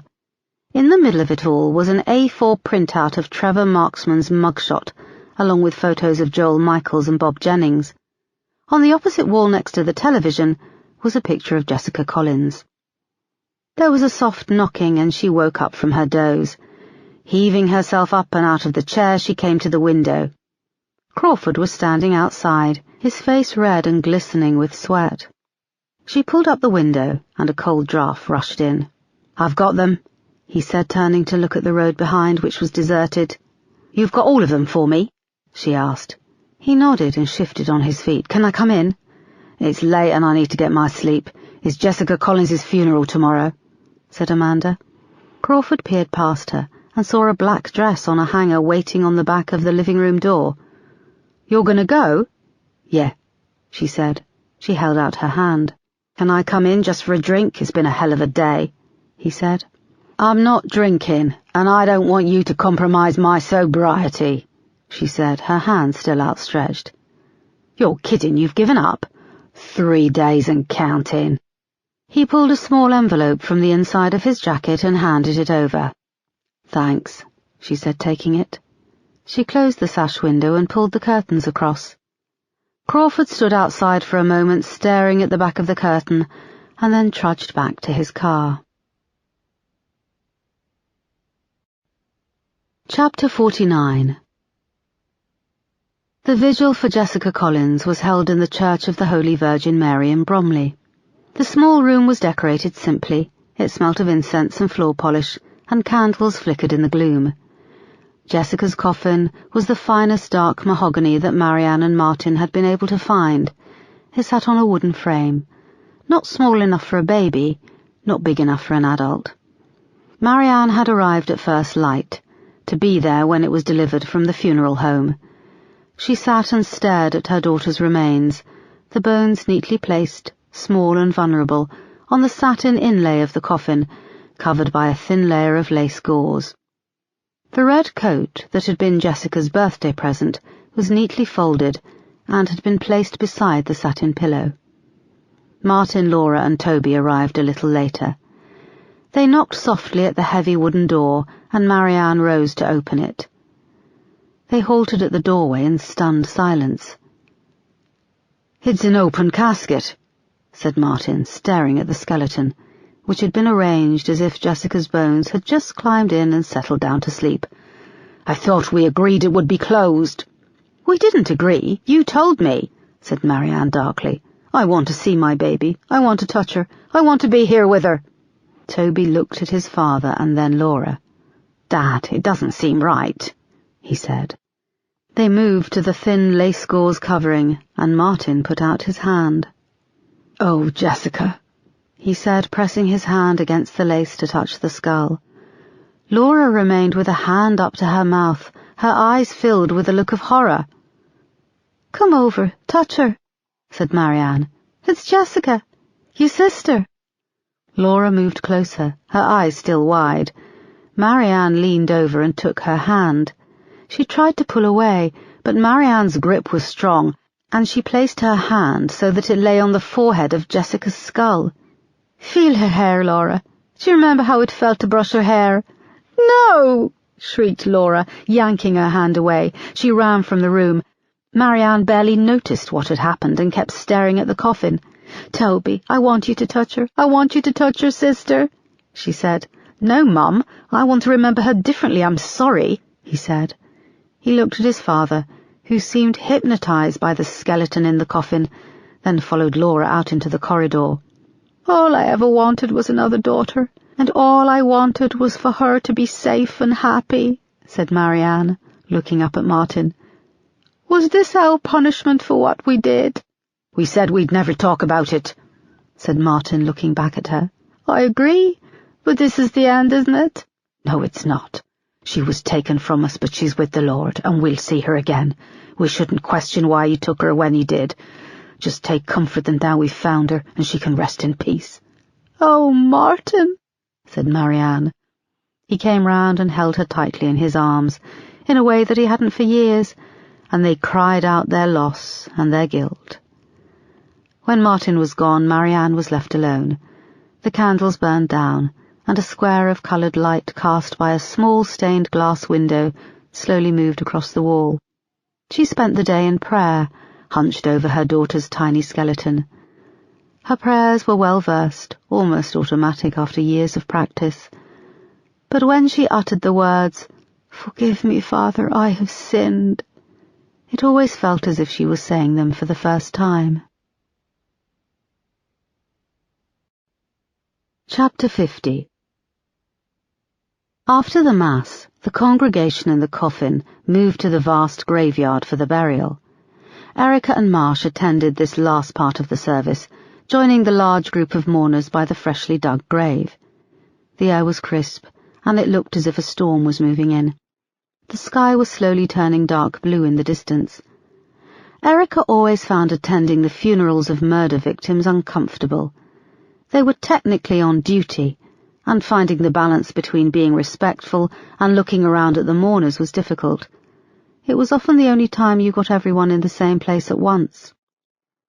The priest stood by the grave where the coffin waited to be lowered, decorated with a vast spray of lilies, and started to speak. God of endless ages, through disobedience to your law we fell from grace and death entered the world. Marianne sat at the front of the semicircle of mourners, next to the grave, swathed in black with a large brimmed black hat. She wept openly and quietly, her rosary clenched tight in one hand. Martin held her other hand, and she occasionally broke his grip to blot her tears with a white handkerchief. On her other side sat Toby. Laura was seated next to him with her husband and her 2 little boys. Tanvir, Erica noticed, had been relegated to the back row. In the row behind sat Nancy Green, the family liaison officer. She was head to toe in black also. The only splash of colour was the small white bandage still covering her healing nose. Oscar Brown sat a little way down, with a tall, elegant black woman. His eyes locked with Erica's, and he tilted his head a little. She tilted hers back, unsure of what the tilt had meant. The priest's voice was rich, and seemed to soar over their heads. In a spirit of repentance we earnestly ask you to look upon this grave and bless it. Erica looked over to Marsh to see if he had noticed Oscar, but he was transfixed by a photo they'd had enlarged, which sat on a wooden easel beside the heap of flowers. It was the picture of Jessica wearing her blue coat that Marianne displayed in the hallway. It was unusual for a British funeral to do this. "I kept thinking it could be one of my girls," whispered Marsh. "I keep thinking how I would cope." They had travelled to the funeral together, and in the car Marsh had told Erica that Marcy's lawyer had proposed a court date for their custody hearing. An image of Mark's funeral flashed into her head, the moment his coffin had been loaded into the hearse and it had shifted, the weight of his body inside. Erica turned to Marsh and grabbed his hand. As she did, she noticed Amanda Baker was sitting further down on the end of their row. Amanda was watching her, and her eyes went down to where she rested her hand on Marsh's. Erica nodded her greeting, and went to subtly pull her hand away, but Marsh clung on. Amanda noticed this too, and she raised an eyebrow. There was something different about her. She looked less bloated and puffy. Her dress was elegant. She was wearing makeup, and her hair had been dyed a soft brown. The priest came to the conclusion of his blessing. "So that, while we commit to the earth the body of your servant Jessica, her soul may be taken into paradise, we ask this through Christ our Lord. Amen." The congregation intoned Amen. Erica looked back to Marianne and saw her distress, the realization that this was the moment when she would have to say goodbye to Jessica. Martin gripped Marianne's hand, and Erica noticed for the first time his girlfriend. She was placed a couple of seats down from Martin, their 2 small children used almost as a barrier. The little girl fidgeted on her chair in a billowing black dress, which she'd pulled up to show a pair of black tights. Her little brother wore a neat suit and stared up at the sky above as thunder started to rumble. Marianne stood unsteadily and moved to the graveside as the coffin slowly descended out of view. She picked up a handful of soil and held it for a moment. There was a crash of thunder, and then it started to rain, within seconds escalating to a downpour. Marianne shook her fist at the sky, and then her body seemed to go limp, and she fell into the open grave. The rain was now hammering down, and the graveyard lit up with flashes of lightning. There were screams and chaos as everyone rushed forward to the graveside, where the earth piled up beside it had quickly become a saturated quagmire. Chapter 51. The rain continued to fall, pounding on the roof of Erica's car as she sat inside with Marsh and Amanda Baker. In the chaos and the rain there had been no taxis, so Erica had offered Amanda a lift. They had pulled into a McDonald's car park to grab a bite to eat, and they now sat drinking their coffee in silence. Amanda was in the back seat. "God almighty, talk about gallows humour," said Amanda, breaking the silence. Marsh turned and gave her a look. "Well, come on. She falls in the grave and is pulled out by the priest, screaming and covered in mud. It was like a horror film. She spent years trying to get closer to heaven, and she ends up 6 feet under." She started to laugh. It was a deep chuckle. Erica glanced at Marsh, but he remained stony-faced. "Shit, I'm sorry," said Amanda, brushing crumbs off the front of her black jacket. "It's just years of pent-up frustration and despair." She caught sight of the look on Marsh's face and collapsed into giggles. Erica turned away and bit her lip. In the chaos, the congregation had crowded around the grave as they were pelted by the torrential downpour. When Marianne had been pulled out, she'd been taken into the church by the priest and the rest of her family. The rest of the congregation had scattered to the four corners in the torrents of rain. It hadn't been until Erica was pulling out of the car park that she'd seen that Laura and Oscar had remained outside and were deep in conversation under a large tree set away from the church. "Well, I'm glad you find it so funny, former DCI Baker. Some of us are still working on this case, and from where I'm looking it's not remotely amusing." No, it's not," said Amanda, calming down and wiping her eyes with a napkin. Marsh looked at his watch. "Right, Erica, it's 12:30, we better get going for the—" His voice tailed off. He opened the door and made a dash over to where he'd parked his car. "Where can I drop you off?" asked Erica. "Bromley train station will do. Can I ride in the front, though? I'd hate people to get the wrong idea," said Amanda. When she was settled in the front seat, Erica pulled out of the car park onto the main road. "So, where are you off to? What's the thing you and Marsh are up to? Afternoon in a hotel?" "No," said Erica, shooting her a look. "I saw you holding his hand. It's not what you think, and I don't care what you think. Everyone cares what people think of them. Are you off to arrest Marksman?" "No." "Then who? You can trust me." "No, we don't discuss the case with civilians." "Ouch," said Amanda, wiping the condensation off her window. "You know, I still share your ideals. I still want to uphold the law, catch the bad guys. Can you tell me if you think you're close? Have you any suspects?" "What did you make of Laura and Oscar Brown?" asked Erica, as they came to a stop at a set of traffic lights. She could see Marsh's car up ahead. "Are they suspects?" "No, I'm just trying to work the family out." "Good luck with that. I couldn't work out if Laura was dating Oscar to wind up her parents or if she really loved him. Although their relationship was over the second Jessica went missing, he dropped her like a hot brick." This was according to Nancy Green. "He didn't arouse suspicion?" "Nah, he had an alibi with Laura, and Martin and Marianne liked Oscar. A young lawyer going places. He was on a scholarship. I think his desire to achieve made him drop Laura. It was terrible what happened, but it was a mess. The family's grief, the media attention. He didn't want to be associated with it all." They were now outside the train station. Erica pulled into the taxi rank. "Thanks," said Amanda, unclipping her belt. "Look, there's something I remember from those tapes seized from Marksman. If you'd like, I could come in as an unpaid advisor. I'll sign whatever. I'd like to help you solve this." Erica looked at her. She was bursting with enthusiasm. "Today is not a great day. Let me think about it." "Okay, thanks, and thanks for the lift," said Amanda. She grabbed her bag and left the car. Erica watched her walk into the station and wondered if it would be crazy to take her up on it, and if so, how she would sell it to Marsh. She pulled out of the taxi rank and drove down to the police station car park, steeling herself for the afternoon ahead. Chapter 52. When Erica knocked on the front door of Trevor Marksman's penthouse flat, Joel Michaels opened the door. He wore smart jeans and a shirt, and was carrying a coffee cup with a straw and a dirty dinner plate. In the background, Marksman was having what looked like his afternoon nap, tipped back in a reclining chair next to one of the floor-to-ceiling windows. "What is this?" he asked, his eyes moving between Erica, Moss, and two uniformed officers. "Why didn't you use the intercom? Who let you in?" Erica stepped forward. "Joel Michaels, I'm arresting you on suspicion of the abduction and murder of Jessica Collins. You do not have to say anything when questioned, but anything you do say may be used in evidence against you in a court of law." He looked at the warrant card Erica held up. In the background, Marksman shifted under his blanket and came to. "What's going on?" said Marksman, fighting his way out from under the blanket and moving unsteadily to join them.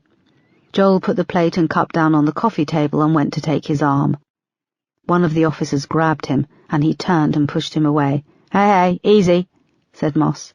"I'm his carer," said Joel. His bald head was now glistening with sweat. The scar twisting around his ear was red and angry.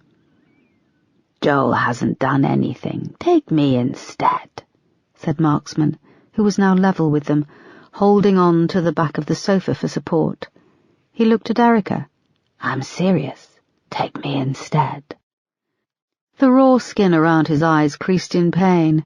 "I admit it. I murdered Jessica. I took her on the way round to that party. I grabbed her off the street and—" "Trevor, stop," said Joel, placing a hand gently on his chest. "Call Marcel right now. Tell him I've been arrested. Where are you taking me?" "Bromley Police Station," said Moss. "Tell him to meet me there." "This is madness," cried Trevor. "You police must be scraping the barrel." He watched as Joel was handcuffed and taken away by the uniformed officers. "Why won't you arrest me? Are you too scared?" "We'll be in touch," said Erica, and they left. It was growing dark when they arrived back at Bromley Police Station. Joel Michaels was booked and placed in a cell. His solicitor arrived shortly afterwards. He was a greying elderly man with huge glasses. They went through the process of telling him why they had arrested Joel, and then arranged for him to be brought up to an interview room. "You okay, boss?" asked Moss. They were in the observation suite, watching Joel Michaels and his brief waiting in the interview room.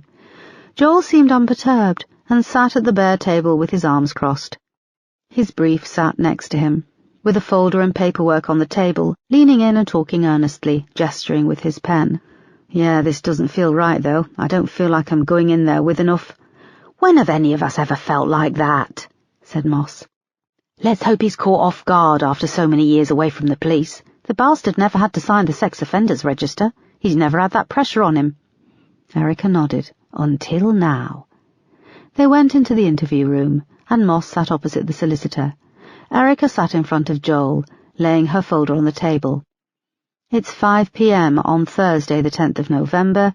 In the interview room is DCI Foster and DI Moss," said Erica. She sat back and regarded Joel for a moment. He locked eyes with her and didn't flinch.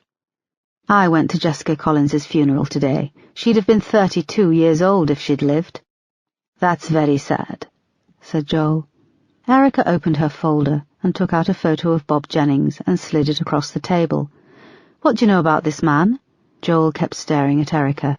"Look at the photo, please." Joel glanced down. "Never seen him before." "Are you sure?" "Yes." "His name is Bob Jennings. He was squatting at the cottage by Hayes Quarry when Jessica Collins vanished." "That's interesting to hear," said Joel. "I have videotapes belonging to Trevor Marksman. He liked taking video, didn't he?" No comment. "He won it in a competition, and he liked to video young children at the park in Hayes." No comment. "You took video for him too, of young children, and like him you also took video of Jessica Collins. It's not like you just caught her on camera. This was hours and hours of footage. Obsessive stalking behaviour of a 7-year-old girl." No comment. "Video taken by you, using Trevor Marksman's camera, also features Bob Jennings. Bob Jennings, who you mention by name and say hello to." Joel shifted in his seat and rolled his eyes. No comment. "When you were interviewed in August 1990, you said that you and Trevor Marksman didn't know one another." No comment. "Well, I would like a comment on this at least. You lied to the police." "I must have been mistaken." "You like small children, don't you? You find them sexually attractive." "We both know my client has been convicted of child sex offences. He has served his time," interjected the solicitor. "And how lucky he is that he doesn't have to sign the sex offenders register." "That wasn't a question," Joel smirked. Erica sat back, trying to remain calm. 3 hours later, Erica and Moss emerged from the interview room. They watched as Joel was taken the opposite way down the corridor and back to the cells. "Shit," said Erica. "We've got everything and nothing. I haven't got enough to go near Marksman. Bob Jennings is dead. Jesus." "It's coming up to 8:30, said Moss, checking her watch. "Let him spend a night here in the Bromley Hilton. Let's have a crack at him again tomorrow." Erica nodded. She saw that Moss was trying to put a brave face on it too, but she agreed. They had nothing. Chapter 53. Erica spent a claustrophobic night in her flat, tossing and turning, sleep eluding her. She loved Lenka and the kids, but all of them living on top of each other was becoming too much. She left very early the next morning before they were awake, bought a chocolate croissant and coffee on her way to work, and took them up to the incident room. She then sat on one of the desks staring at all of the case evidence. The photos of Jessica, the quarry, of Bob Jennings.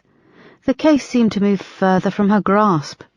Just before 9 a.m. the incident room was filling up, and Erica was working at her computer in her office when Moss came rushing in without knocking. "Sorry, boss," she said with a gulp, catching her breath. "You need to come downstairs now." "Shit, is it Joel Michaels? I thought we had him on mandatory suicide watch." "It's not Joel, it's Trevor Marksman." Erica got up and followed her downstairs. When they reached the foyer of the police station, they saw that a large black people carrier was parked illegally on the double yellow lines outside. Erica and Moss came out onto the steps. It soon became clear that someone had tipped off the media. A large group of press and photographers were congregating at the bottom of the steps outside the main entrance, and Trevor Marksman was standing by the car wearing a long black coat, black trilby, and leaning on a gold-topped walking stick. He was addressing the waiting press in his gravelly voice.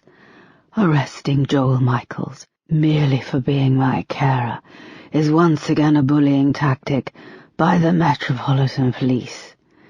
Joel is innocent, but as you are aware, this means nothing to the Met Police.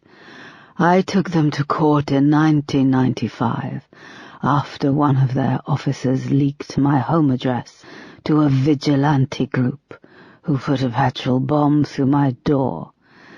The court ruled in my favor." With a flourish, he pulled off his hat, which showed the full extent of the skin grafts over his bald head. "What the hell?" said Erica, as she and Moss watched this from the doorway of the station. "Can we do anything about this?" "I have to live with this face for the rest of my life," he cried, the skin crinkling around his eyes. "The death of Jessica Collins was a tragedy, but I maintain my innocence. I was released without charge. I was not responsible. Now the police have arrested Joel Michaels, a man who has stood by me for 26 years. He is also my full-time carer. He is innocent, and this is a desperate plea from the police to intimidate me and punish me for successfully winning a case against them." A voice was then heard from amongst the crowds of people and journalists who had gathered outside on the pavement, and Marianne Collins appeared wearing a long winter coat. She swayed unsteadily, pushing her way through the crowds of people, flanked by Laura. "Child killer!" she shouted. "You lying piece of shit murderer!" There was a commotion, as she had to get past some of the news cameras and journalists to where Trevor stood. Erica moved quickly over to the front desk and picked up a phone.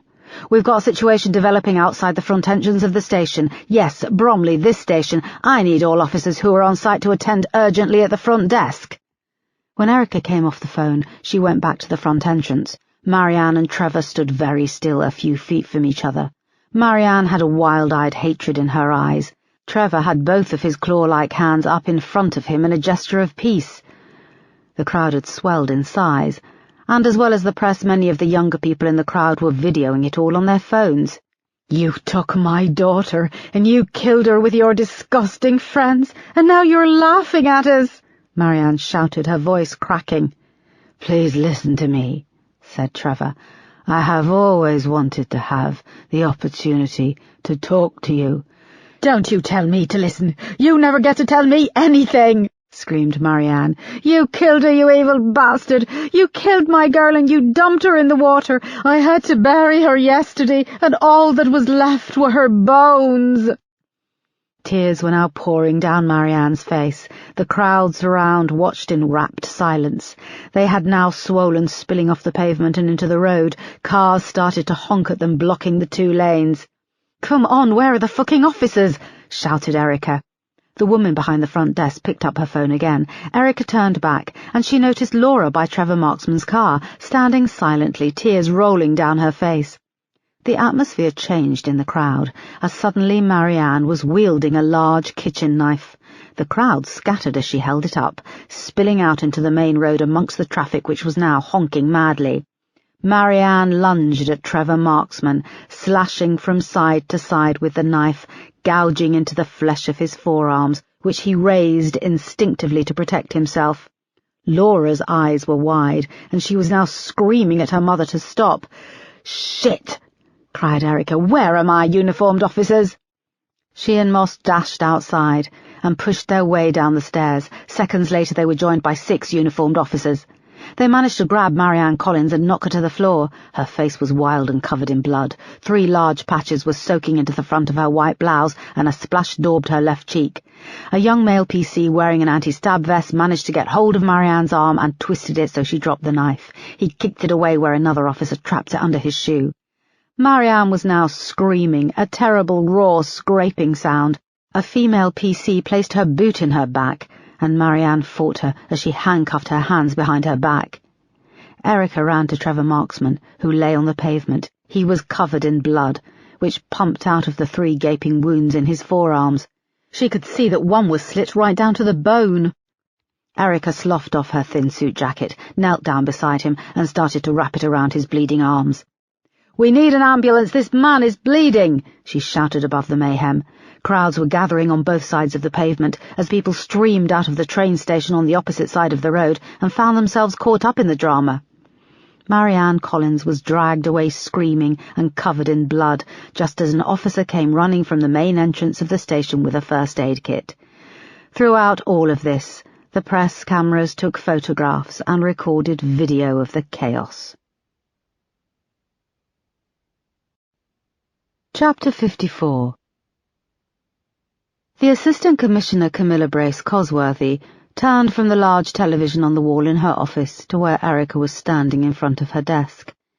It was early the next morning, and she had just played Erica and Marsh a 2-minute roundup of the previous day's events. Marsh sat to one side of her in stony silence. The incident outside Bromley Police Station had been headline news the previous evening. The 2-minute roundup was edited highlights from the Sky News app designed to show the maximum chaos. It mixed the professional press video, taken when Trevor Marksman spoke outside Bromley Station, with shaky mobile phone footage taken up close of Marianne Collins wielding the knife, climaxing in her arrest when she had been handcuffed, face down on the pavement, covered in Trevor Marksman's blood. Erica shifted uncomfortably. She hadn't been invited to sit, which was a bad sign. "What part of bringing in Joel Michaels quietly for questioning did you ignore?" asked Camilla, peering up at Erica over the top of her glasses. "This was our advice when you spoke to us about making this arrest." "Yes, ma'am. We couldn't have anticipated this chain of events. We believe that Marianne Collins was tipped off, just as the press was tipped off," replied Erica. "I suggest you spend your time finding the leak and then plug it with ruthless force." "Yes, ma'am.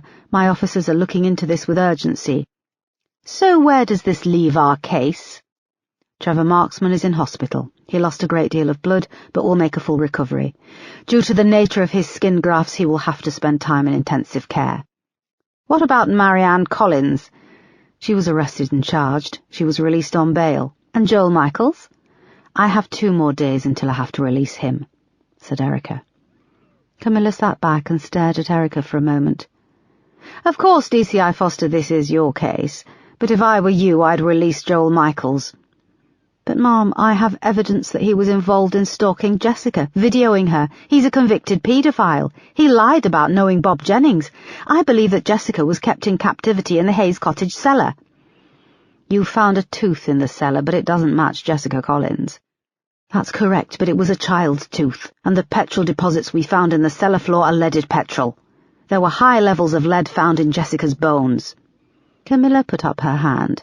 "What you need is solid forensic evidence. Can you place Joel Michaels or Trevor Marksman in that cellar?" "No, but can you place without question Jessica Collins in that cellar?" "No." Erica struggled to keep eye contact and not look down at the floor.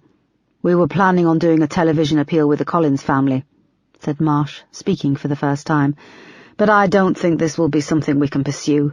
The image of Marianne Collins wielding a knife is looming large in people's minds." "Yes, we need grieving mother, not knife-wielding maniac," agreed Camilla.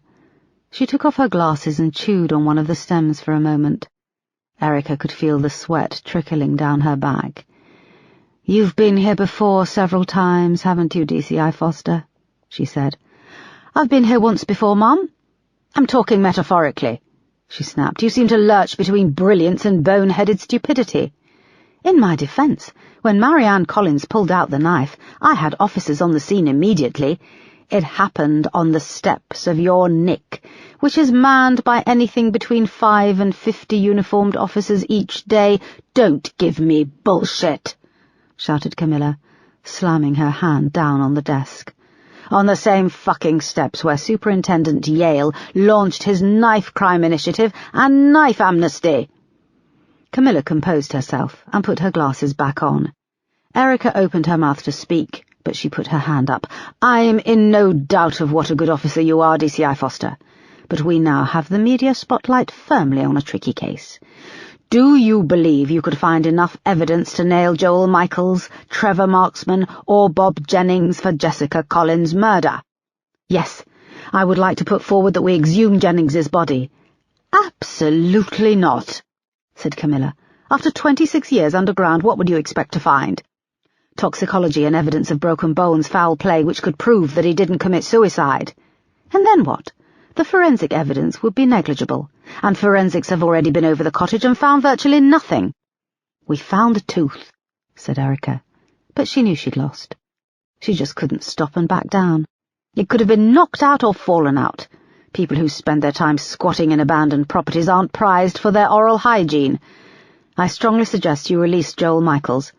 Now, I'm going to leave you on this case for the time being while I look for a suitable replacement. Perhaps this will work in your favour. It seems when the chips are down, you deliver results."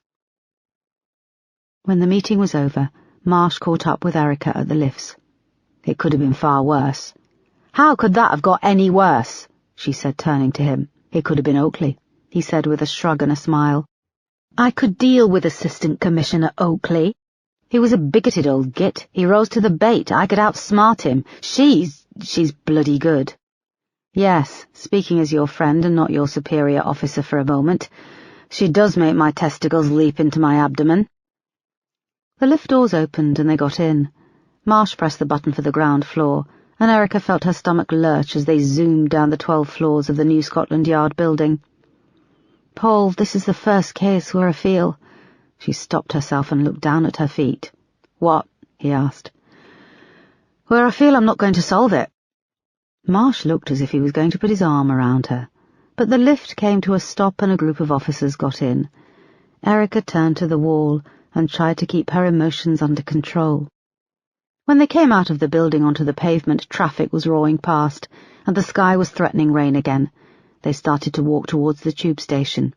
"I keep going back to that day, all those years ago, the 7th of August, said Erica. "I keep looking at the witness statements, the hundreds of people who were in the area, the remaining neighbours. How can one little girl have gone missing?" "Children go missing all the time, every day in every country," said Marsh, buttoning up his coat against the cold wind. "Over 600 children went missing in Kent during 1990. Almost all of them were found alive. 8 of them still remain missing. So you're saying this is linked?" It started to rain. They moved to shelter in the doorway of an empty office block. "No, Erica, what I'm saying is that this wasn't an isolated incident. There are 8 other children out there who vanished in 1990. Who's looking for them?" Jessica Collins was white and middle-class with blonde hair. The media grabbed hold of her story, pulled at our heartstrings and magnified it, and quite rightly too. But what about those other kids?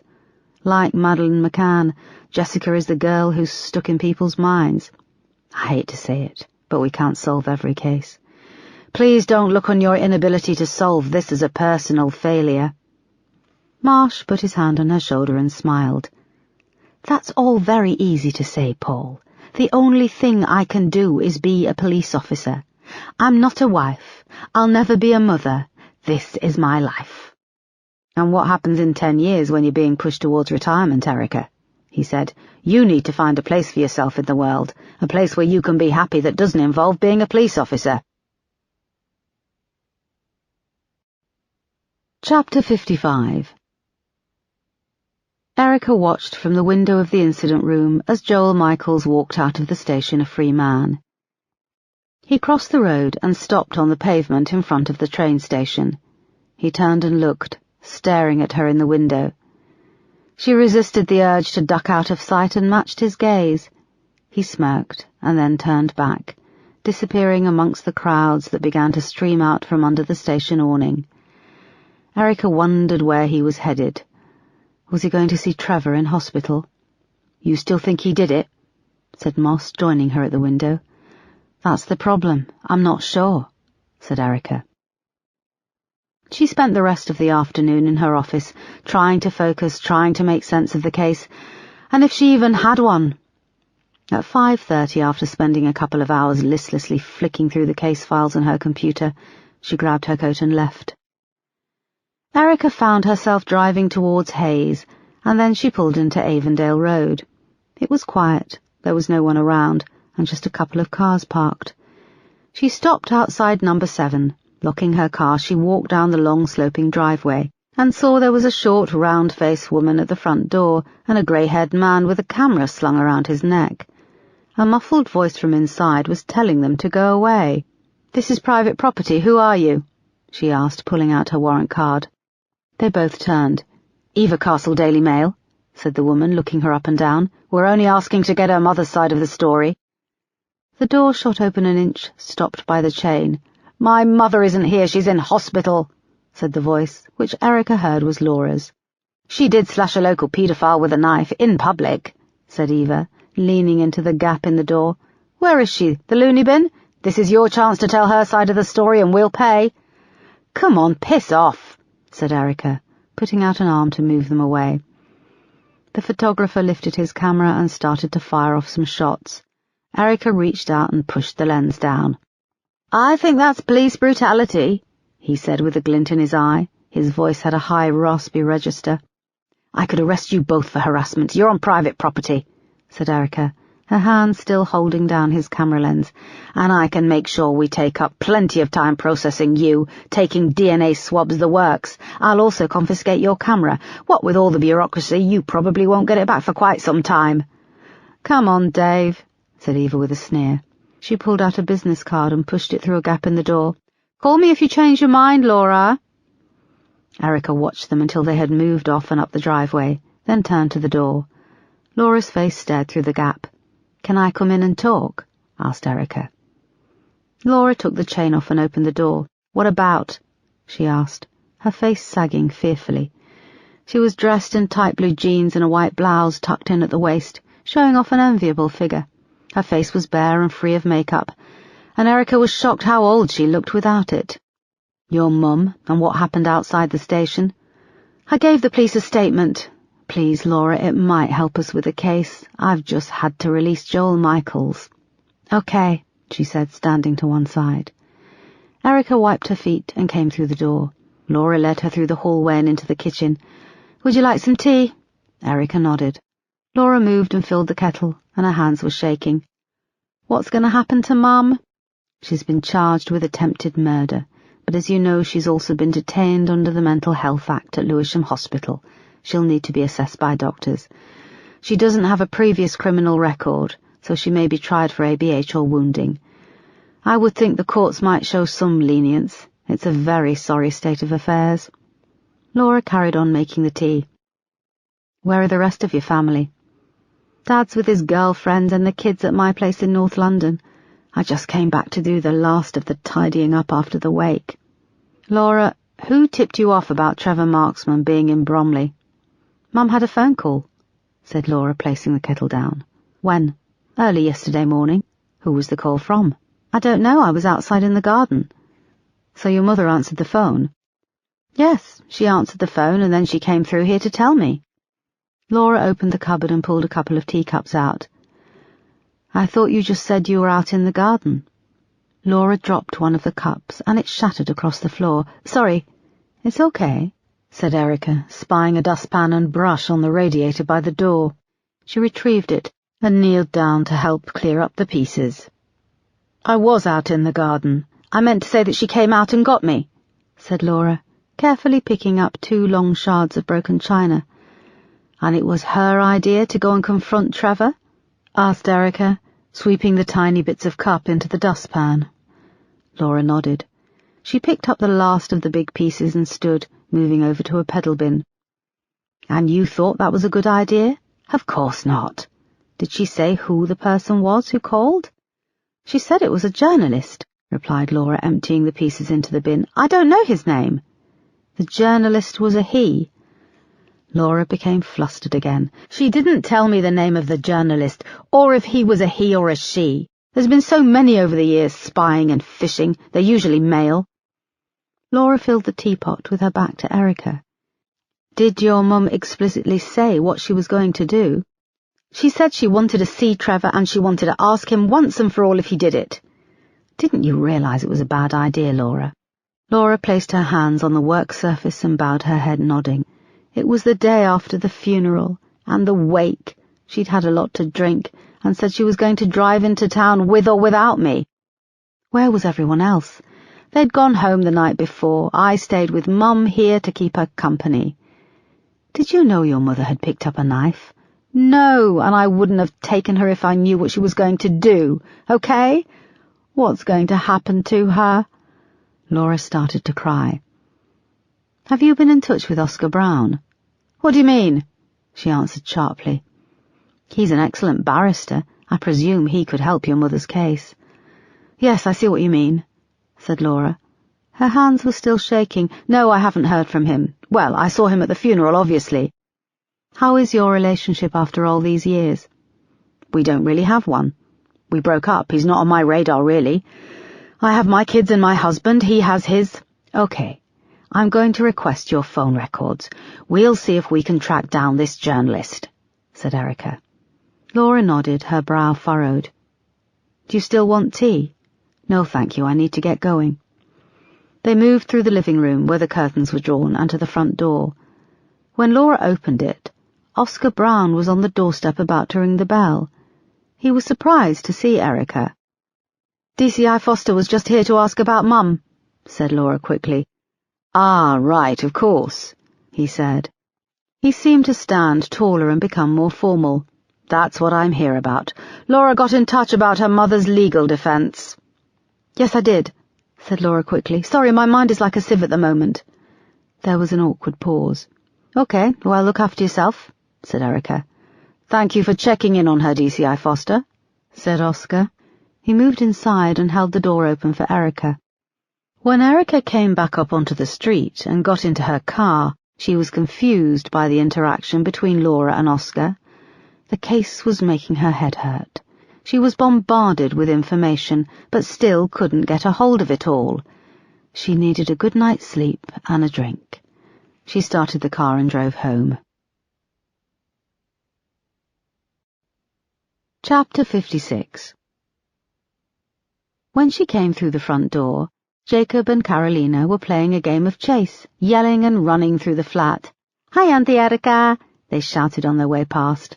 The baby was crying in concert with the screaming washing machine, and the television was on full blast, playing the MTV channel. Lenka was dancing around with Eva leant against her shoulder, trying to get her to calm down. Erica's heart sank. After a terrible day, all she wanted was some peace and quiet. "Zlatko, you're home early!" cried Lenka. "So you did what I told you for once."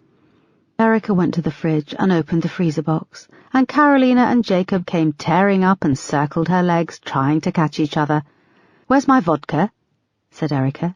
"I moved it for the frozen vegetables. I was worried the bottle would break," replied Lenka, transferring the screaming Eva to her other shoulder. The video for Spice Up Your Life came on MTV, and the kids ran up and over the sofa bed. "Please, can you just calm them down?" said Erica. "You're their aunt who's never here. You can talk to them a bit, you know," snapped Lenka. "I've been at work. And why do they have to run over the furniture? It's a bed, you know. It's okay for kids to jump on a bed." It's a sofa bed, not a bed, Lenka. When it's open, it's a bed, Erica. The kids carried on jumping up and down, going mad to the music. Why did you take the ice out, too? Said Erica, seeing the ice cube tray had been dumped in the sink. It's the middle of November. What do you want ice for? Snapped Lenka, transferring the screaming Eva back to her other shoulder. I just wanted a cold drink. Just one. Erica took a deep breath and went through to the bedroom. It was a tip. The bedclothes were bunched up in a ball, there were toys all over the floor, and a bag of dirty nappies was warming by the radiator, giving off a nasty stink. Erica squeezed past the baby's buggy in the doorway and saw that her photo of Mark had been placed flat on the dressing table, and resting on the glass was a bottle of baby oil. She grabbed the frame and unhooked the back. The oil had gone inside and stained the top of the photo just above Mark's head and down to his hairline. Erica marched back into the living room, holding up the photo and nearly colliding with the children as they ran past. "Who the hell do you think you are?" she shouted. Lenka turned with Eva and stared at the photo. "What? You put the baby oil bottle on my photo of Mark. Sorry, Erica, I get you another one. Have you got it on a USB key?" "Lenka, I don't have another copy of this photo. I took it on an old film camera," said Erica, her voice cracking. "So, you have a husband who you miss more than life itself, and yet you have a photo of him which only exists as one copy. Why didn't you get it scanned?" It drew her up short.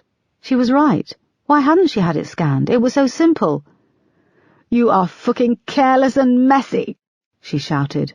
"You lord it over us all that you're this amazing detective, but you have one copy of the most precious photo in the world. I moved it from the changing table, and you put it back there. You knew I was using it to change her nappy. You tell me it's okay to stay, and then you get all territorial. How the hell is my photo in my house territorial? And look at this place. I'm pretty sure this all looks like your territory." Lenka turned away to the TV. Eva had stopped crying and was staring at her with big eyes. "How much longer are you staying, or is it all dependent on your stupid husband?" "At least I have my husband's back," shouted Lenka. There was a horrible silence. "What did you just say?" "Erica, I didn't mean that," said Lenka, turning back, her face dropping. "Right, I want you and everything gone by tomorrow morning. You hear?" shouted Erica. She left the living room, carrying the photo of Mark, grabbed her car keys, and left the flat. It was pouring with rain when Erica got into her car. She started the engine and pulled away, unsure of where she was going to go. Chapter 57. Amanda Baker didn't notice the rain hammering against her window. She was absorbed with her computer, watching and re-watching the camcorder videos taken by Trevor Marksman. Crawford had been good, providing her with copies of case files to help her fill the gaps in her memory. The papers on her living room wall had multiplied, filling the back wall above the sofa. Amanda had always enjoyed research, solving puzzles, piecing clues together. Without the pressure of answering to top brass, or even the pressure to leave her house, she felt in control. It was almost as if she was back on the case. She leaned closer to her laptop, bathed in the glow of the screen. She had come to the part of the video where Marianne and Laura Collins were together in the park. It was a bright sunny day, and they were sitting on a bench under the canopy of a huge oak tree. The camera panned round from where Jessica and another girl were on the swings, their long hair flying as they pushed back and forth in unison, higher and higher. Marianne and Laura's discussion was heated. The camera zoomed in with interest, losing focus for a second before their argument became a sharp image. There was a little wind interference on the sound, but Amanda heard clearly what they were saying. She paused the video and reached out her hand to the bowl of caramel popcorn she had on the floor beside the armchair. It was empty. She heaved herself up and out of the chair and moved through to the kitchen.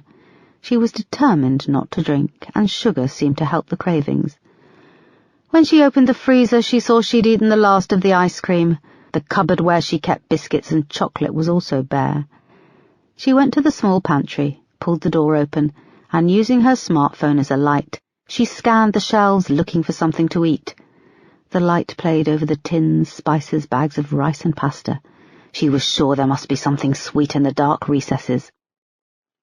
She looked out of the window at the back garden. the rain was lashing against the glass, and the messy square of grass lit up with lightning. She really didn't fancy going out on a chocolate run in that kind of weather. She dragged a chair over from the kitchen table into the doorway of the pantry and stood on it. She scanned the top shelves with her smartphone light over more tins, an old box of Weetabix, and her phone light came to rest on a box behind a small pile of OXO cubes. It was a very old Terry's chocolate orange.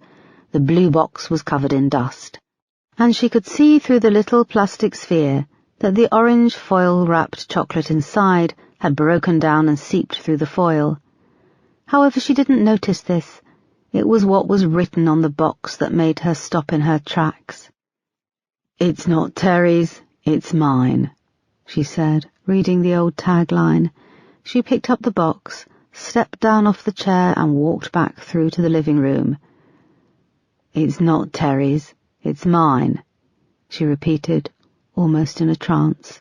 She moved back to her laptop and played back the video a couple of times, watching the moment where Marianne slapped Laura across the face and listening to the words she shrieked.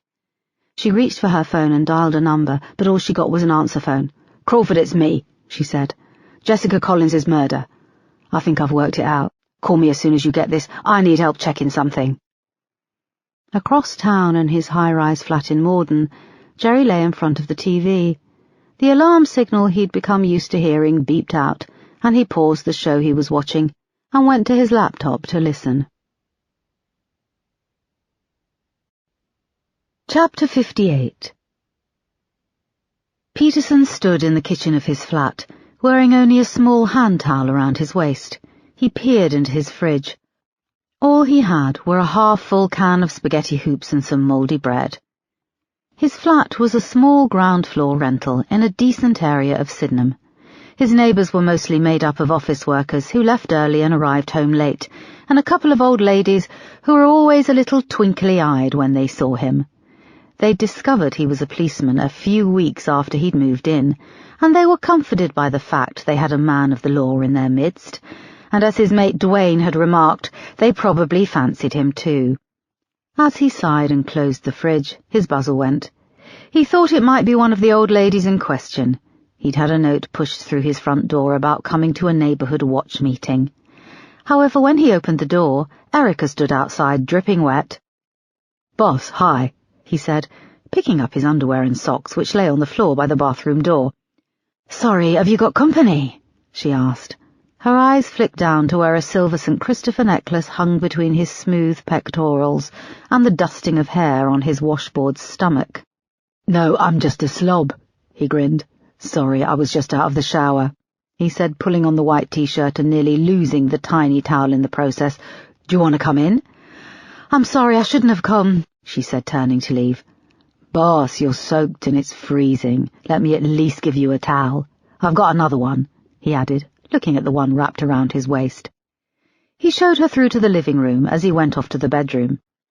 She looked around and saw it was very much a bachelor pad. There was a huge flat-screen TV on a low table with a PlayStation and 2 controllers hooked up to it. 2 of the walls were lined with bookshelves and crammed with a mixture of books and DVDs. The furniture was black leather, and on the wall was a Pirelli 2016 calendar, still showing October. Peterson came back in, wearing a white t-shirt and a pair of loose tracksuit bottoms. Erica thought how good he smelt. "What's with the calendar?" she asked, pointing to the black-and-white picture of Yoko Ono sitting on a stool wearing tights, a jacket and a top hat. "Yeah, my mates get me the Pirelli every year. This year it's gone all arty and conceptual." "No birds with their tits out?" smiled Erica. "Sadly, no," he grinned. His eyes flicked down to the front of her blouse, and she followed his gaze, mortified to see that she was drenched and her bra was showing through. "Oh, my God," she said, lifting the towel to cover herself. "It's cool," he said. "You want a t-shirt? I can stick your blouse on the radiator." He left and came back with a dry t-shirt and went through to the kitchen so she could change. She went to a corner and quickly unbuttoned her wet blouse. Her bra was soaked, and she spent minutes trying to decide if she should take that off, too. She unhooked it and pulled on the t-shirt. He returned with 2 small tumblers of whiskey as she was hiding her wet bra under the blouse on the radiator under the window. Lightning flashed in the sky, and the rain was blown in sheets against the glass. "Here, this will warm you up. It's just a single, so you won't be over the limit," he said. She took a glass and they sipped. He indicated they should sit on the sofa. "Is everything okay with the case? I know it was a bit of a shit day," he said. "It's fine. Well, not fine. But—" "I don't know why I'm here," she said, looking down at the amber liquid in her glass. "My sister is still here, the one you met." "Haven't you got a one-bed flat?" he asked, taking a drink.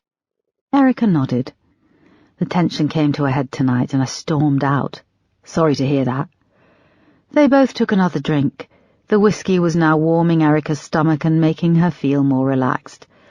"Do I come across as a bitch?" Peterson blew out his cheeks. "You've got to head up a team of coppers. You've got to be tough." "That's a yes, thanks." "I didn't mean it like that, boss." "Don't call me boss, call me Miss Ross," finished Peterson. Erica burst out laughing, and he joined in. She looked down at her glass again, and when she looked up, Peterson had moved closer.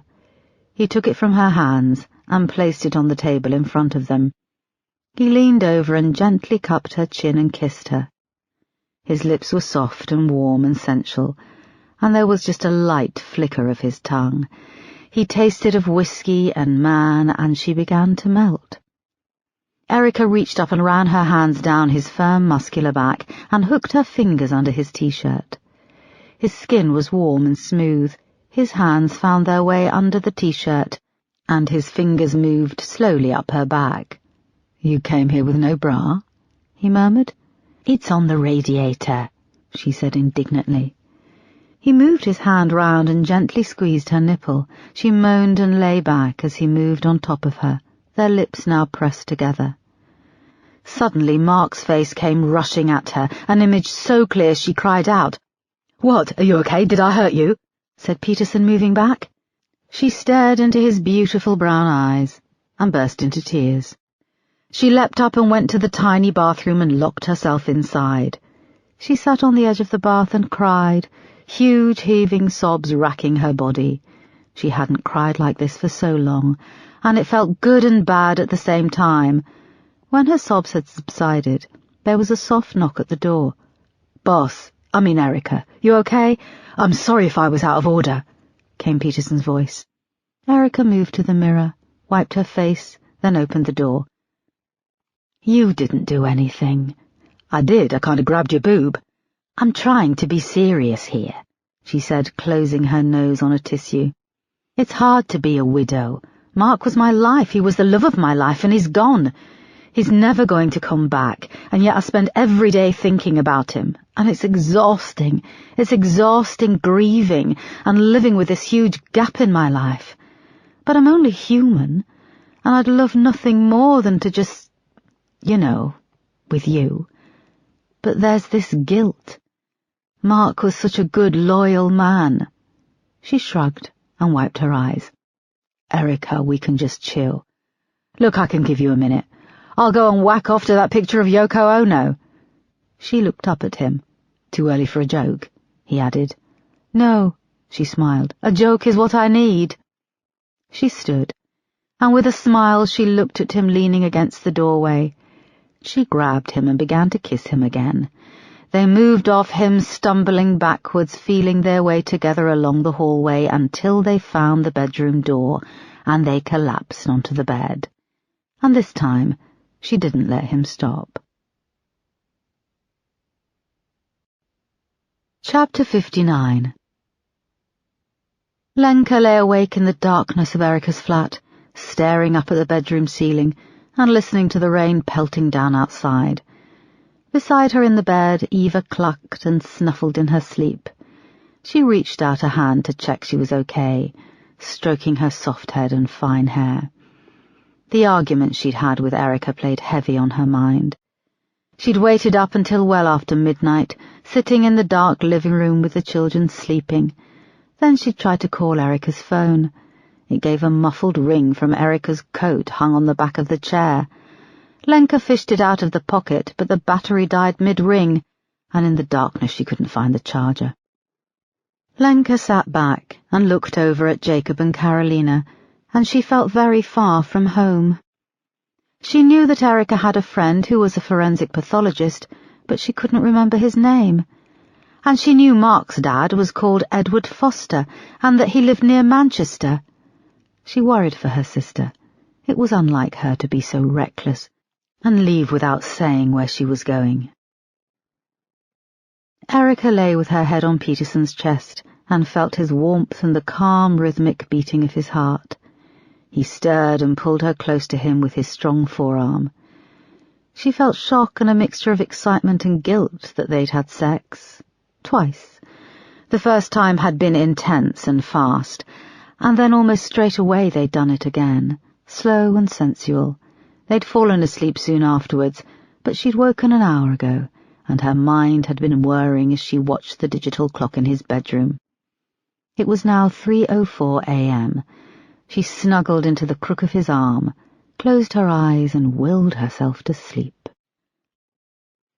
Lenka rolled over in bed, picked up her phone from the bedside table, and saw it was 3:05 a.m. She flopped back and checked Eva was okay. The little girl was breathing softly, with her tiny thumb in her mouth.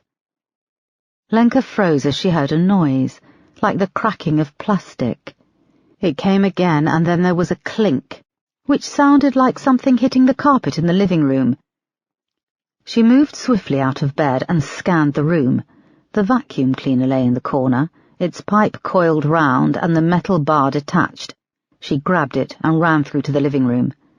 The patio door had been pushed open, and she could see where the plastic had been removed to force it open. The curtains flapped in the strong breeze rushing through the gap. She turned with the metal pipe over her shoulder, looking around the dark room, and unbelievably the children were still asleep under the blankets. There was a faint creak, and Lenka felt a pair of powerful hands encircle her neck. Without thinking, she swung the metal pipe up and over her right shoulder. There was a crack and a yell. The kids then woke up and started screaming, and Lenka turned to see the large shape of a man coming at her. She swung the pipe up and hit him in the crotch. It wasn't hard, but he groaned, and it gave her enough time to step back and really swing with some momentum as she brought it down with full force on his head, once and then twice. He fell to the floor, and she brought it down again and again, battering the man 3 times before he slumped forward and stopped moving. Jacob and Carolina were now screaming and crying. Lenka told them to go and get Eva. She couldn't make out much of the man on the floor. He was big with lots of black curly hair. Keeping her eye on the figure on the floor, she grabbed the block of knives from the kitchen half of the room, and the landline from its charger, which she slipped in her pocket. She walked backwards towards the bathroom, still holding the pipe. "Inside," she said to the children, who came out of the bedroom. Carolina was carrying Eva, who miraculously was still asleep. They went into the bathroom, and Lenka locked the door, pulling a chair in front of it. She saw that the back of the chair was too short to stop the handle turning. "It's okay," she said to Carolina and Jacob as they crouched like 2 little frightened animals in the bath. "It's going to be okay, Carolina. I need you to help me and keep hold of Eva," she said. The little girl gulped and nodded. Lenka stared down at the phone and realized she didn't know any numbers. She didn't know how to call the police. She didn't know enough English to explain that they needed help. The only number she knew was for Marek. She sat against the door and dialed her husband's mobile phone in Slovakia. Jacob was white-faced and pulling at her sleeve. "What is it?" she said. "Mummy, the lock doesn't work," he whispered, his face white and trembling. "Auntie Erica said it was broken." As the phone began to ring, Lenka heard a squeaking sound and looked up. The door handle above her head was turning, and she felt the door start to give way behind her back. A large hand reached through the gap, and this time Lenka screamed along with the children. Chapter 60. When Erica woke the next morning, she saw Peterson had rolled away from her in the night and slept on his side with all the covers bunched up around his bare legs. It was 6:01 a.m. So many emotions washed over her: guilt that she enjoyed being with Peterson, and a deep sadness that she was further apart from Mark. The memory of him had retreated a little. It was dimmer and further in the past, now she had this new experience with another man. Her heart sank when she knew she would have to see Peterson today at work. She sat up and retrieved her clothes from the floor beside the bed, pulling on her underwear. Peterson rolled over as she pulled the curtain to one side. It was still dark outside. "Morning. Don't you want to stay for breakfast?" "No, I should go," she said. "Come here." "Why?" He sat up. "What do you mean, why? I want to kiss you." Erica went to his side of the bed and perched on the edge. He put his arm around her. "We need to lay down some boundaries," she said. He raised an eyebrow. "There didn't seem to be many last night." "I'm serious. I'm your boss. It would be easier if we didn't talk about this at work." "Damn it, I was going to stand up and address the incident room and tell everyone how great you are in the sack." "Peterson!" "And you are great in the sack," he said with a wink. She looked at him. "I'm not going to say anything." "Good. Do you want to do this again?" "I don't know. Can we just chalk it up to a great night?" "Chalk it up?" Erica stood and fumbled around for her socks. "What do you want? A relationship?" "No." "Good, because I am nowhere near wanting to do that." "You've made it very clear you don't want one," he said, sitting up. "Good, then this was a one-off. We had fun and everything goes back to how it was." "Fine, yes, I'll see you at work." He climbed past her out of bed and went to the bathroom, slamming the door. Erica followed him out of the bedroom and went to knock on the bathroom door. She hesitated, and then went to the living room and retrieved her blouse and bra. Leaving his t-shirt neatly folded on the back of the sofa, she let herself out of his flat. Chapter 61. Erica went to the drive-through McDonald's in Sydenham and ordered a sausage and egg McMuffin with a cup of coffee. When she came to pay, she saw that she didn't have her phone or wallet, and she had to use some spare change she kept for parking in the glove compartment. Dawn was just breaking, cold and blue, as she pulled up at Manor Mount just after 7. Her heart began to hammer when she saw 2 police cars outside. She parked beside them on the gravel and let herself in at the main entrance, feeling her heart race even faster when she saw her front door was open and a police officer was stationed outside. A tall figure in a blue forensic suit emerged, carrying a long plastic evidence bag containing the pipe from her vacuum cleaner. Blood was crusted on the metal tubing and smeared over the plastic. In his other hand was one of her guest towels, blood-stained.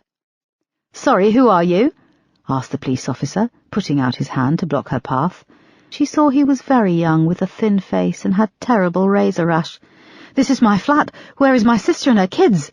she said, feeling frantic and trying to move past him. "This is a crime scene," he said, continuing to block her way. "I'm a police officer, but I haven't got my warrant card. Why is there blood? Where are my sister and her kids?" She was now in a blind panic, out of control, heart racing, tears pricking her eyes. It was shocking how quickly she'd reverted to the role of the victim.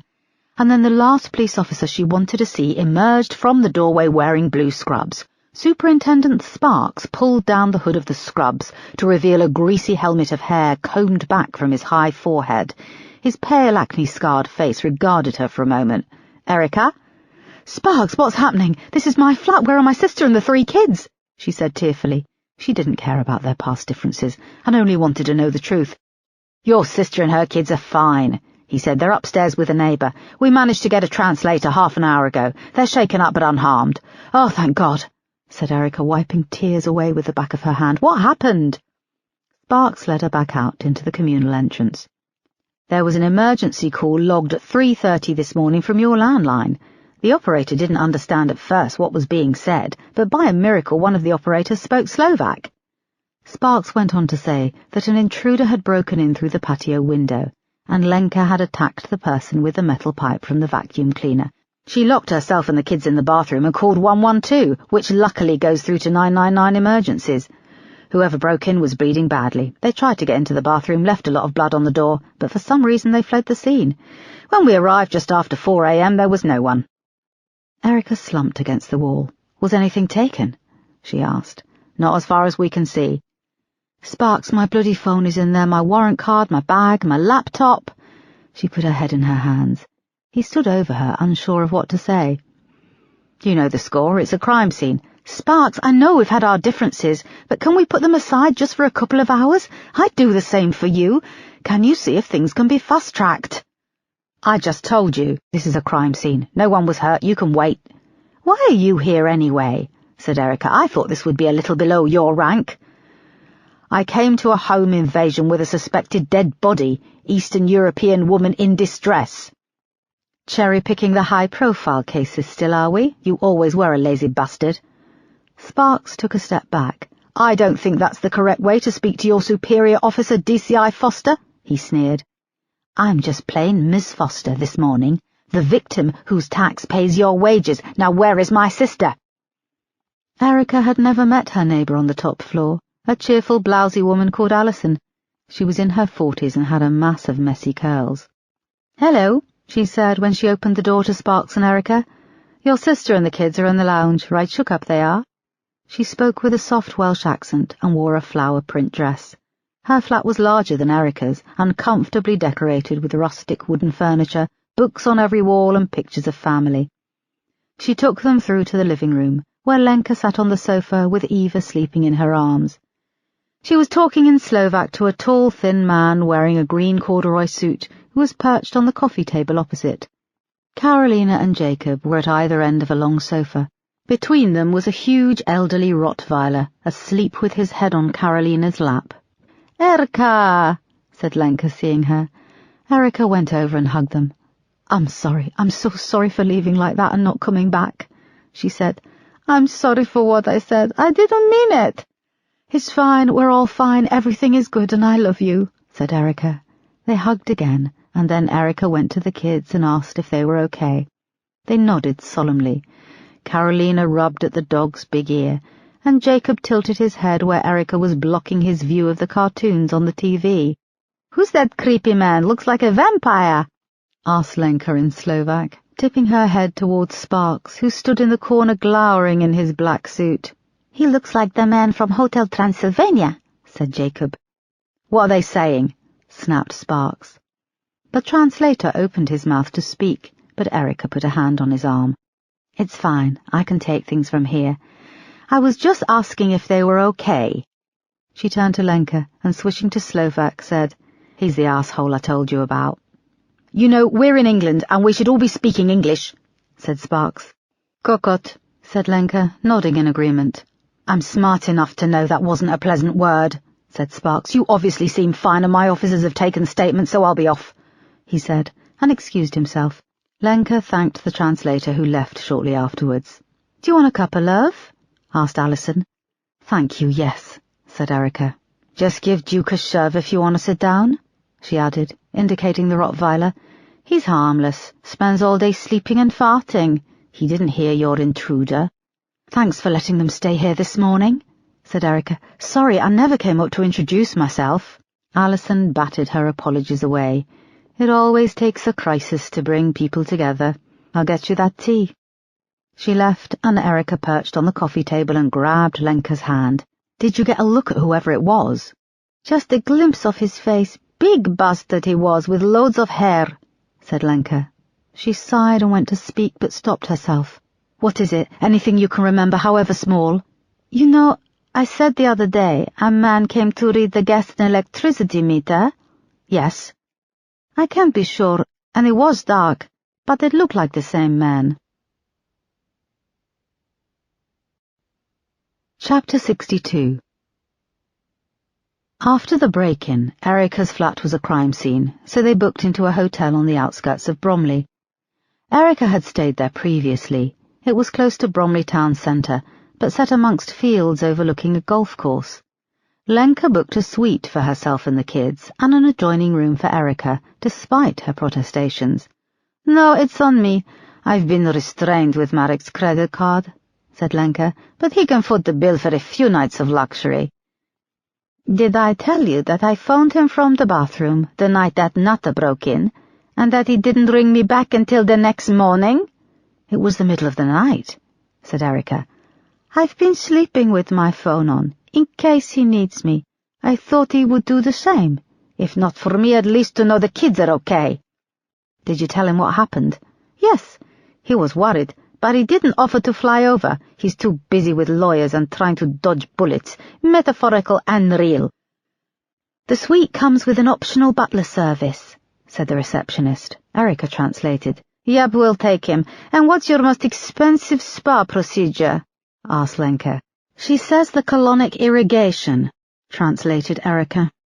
Good. Book me one every day for the next week. She'll just have the butler, said Erica to the receptionist.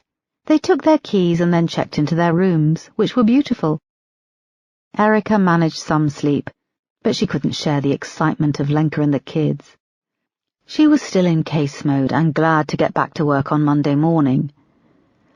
When she arrived at the incident room, her officers had only just arrived and were taking their coats off and talking about what they did at the weekend. Everyone stopped when she came through the door. You may have heard I had quite an eventful weekend. No one has been hurt, apart from the intruder, who was seen off expertly by my sister. It runs in the family.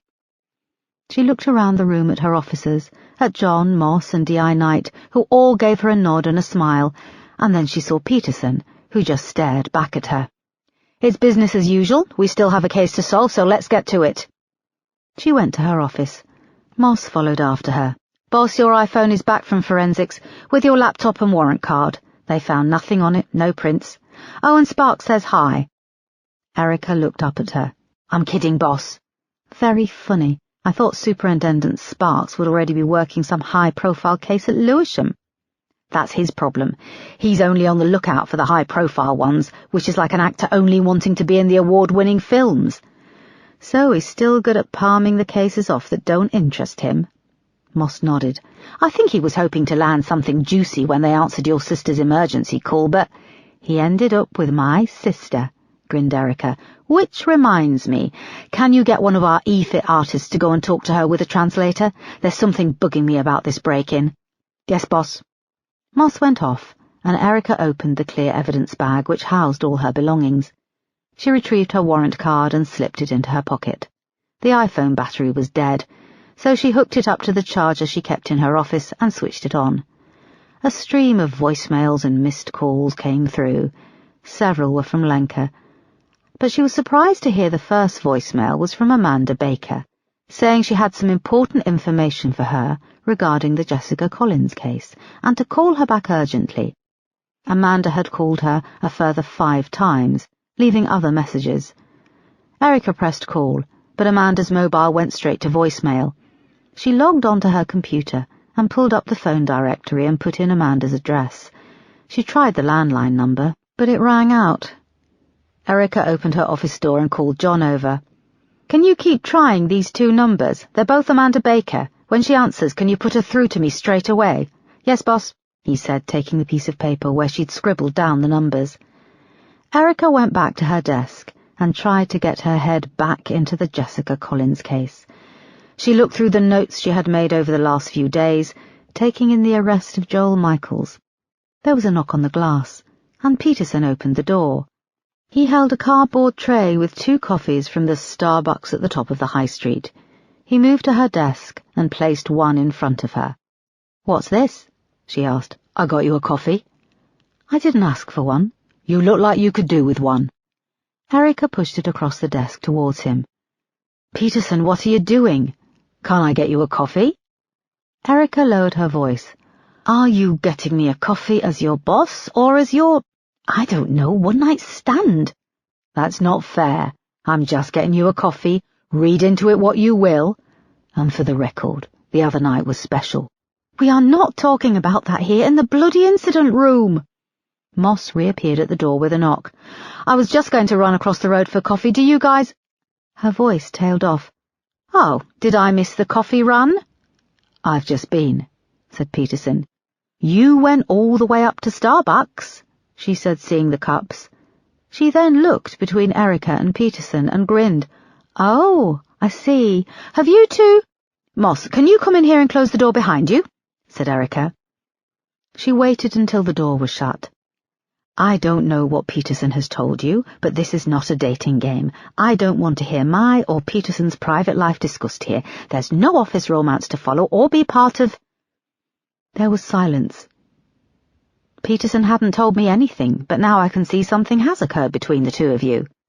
Nothing has occurred, said Peterson. Really?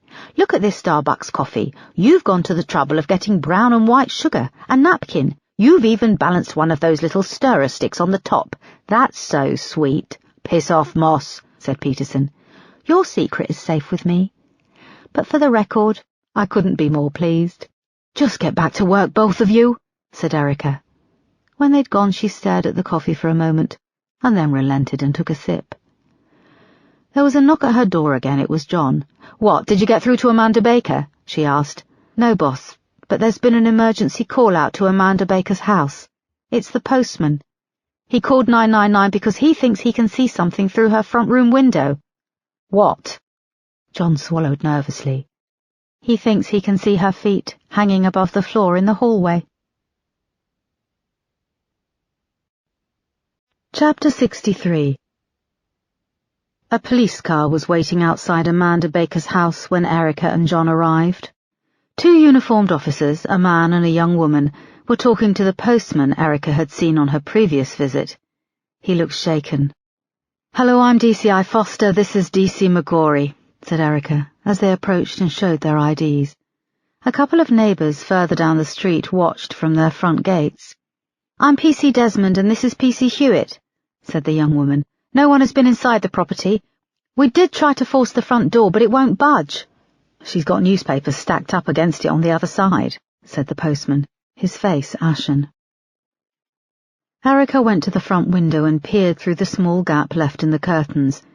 She could just make out a pair of feet in socks suspended through the doorway from the hall. She felt a cold dread trickling through her stomach. "I usually use the front window. It doesn't lock. I kept telling her to get it fixed," said the postman.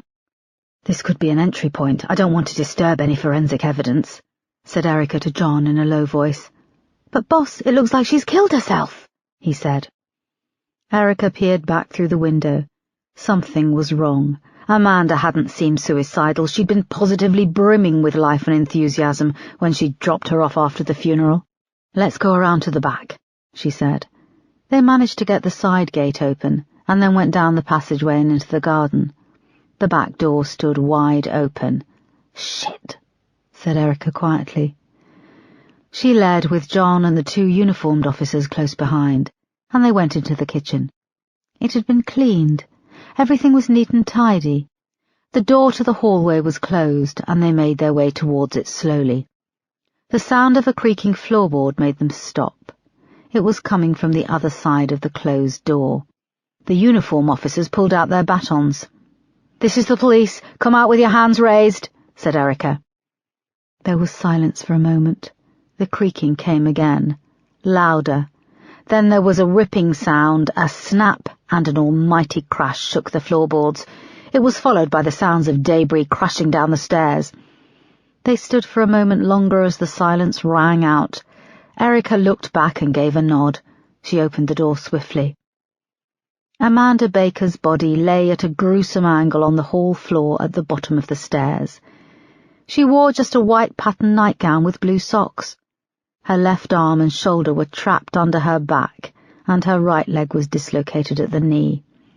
Her body was covered in dust and chunks of plaster, and a square of thin wood lay nearby. It was the loft hatch. A fine dust rained down and filled the air. "It broke away from the ceiling," said John, covering his mouth and pointing up to a gaping hole in the ceiling at the top of the stairs. Erica shielded her eyes from the dust and fine chunks of plaster still raining down. She moved close to Amanda's body and saw her face was purple and bloated. Tied tight around her neck was a noose, and her eyes were still open. Chapter 64. "Do you think this was suicide?" asked Erica. A few hours had passed, and Isaac Strong was attending the crime scene with Neil Zackerman and his team of CSIs. Erica and John were standing in the hallway with Isaac. "Death was by asphyxiation. The neck is elongated, and you can see the deep groove in the neck," said Isaac, gently tilting Amanda's head to one side. "My problem is there's a glass tumbler on the carpet at the top of the stairs, with a residue of what smells like Coca-Cola. There's a corresponding splash on the wall," he went on. "If she was going to hang herself, she wouldn't do so holding a glass at the same time. We need to check that glass. It could have been that some kind of drug was dissolved in the drink. Could she have been taken by surprise at the top of the stairs? Said Erica. She's wearing a nightgown, which could mean she got up in the night. There was someone here waiting in the darkness, and she walked into the noose. That's for you to find out, said Isaac. Erica put her hand to her face. You don't want this to be a suicide? He added. She was one of us, said Erica softly, and she didn't seem— You never know what's going on in people's heads, Erica. John moved to the loft hatch, which lay on the carpet halfway up the stairs. It was still attached to the other end of the noose. The rope was tied to the inside of the hatch to a small metal bar, he said. Erica looked around at the mess of plaster and dust in the hallway. Any chance of a time of death?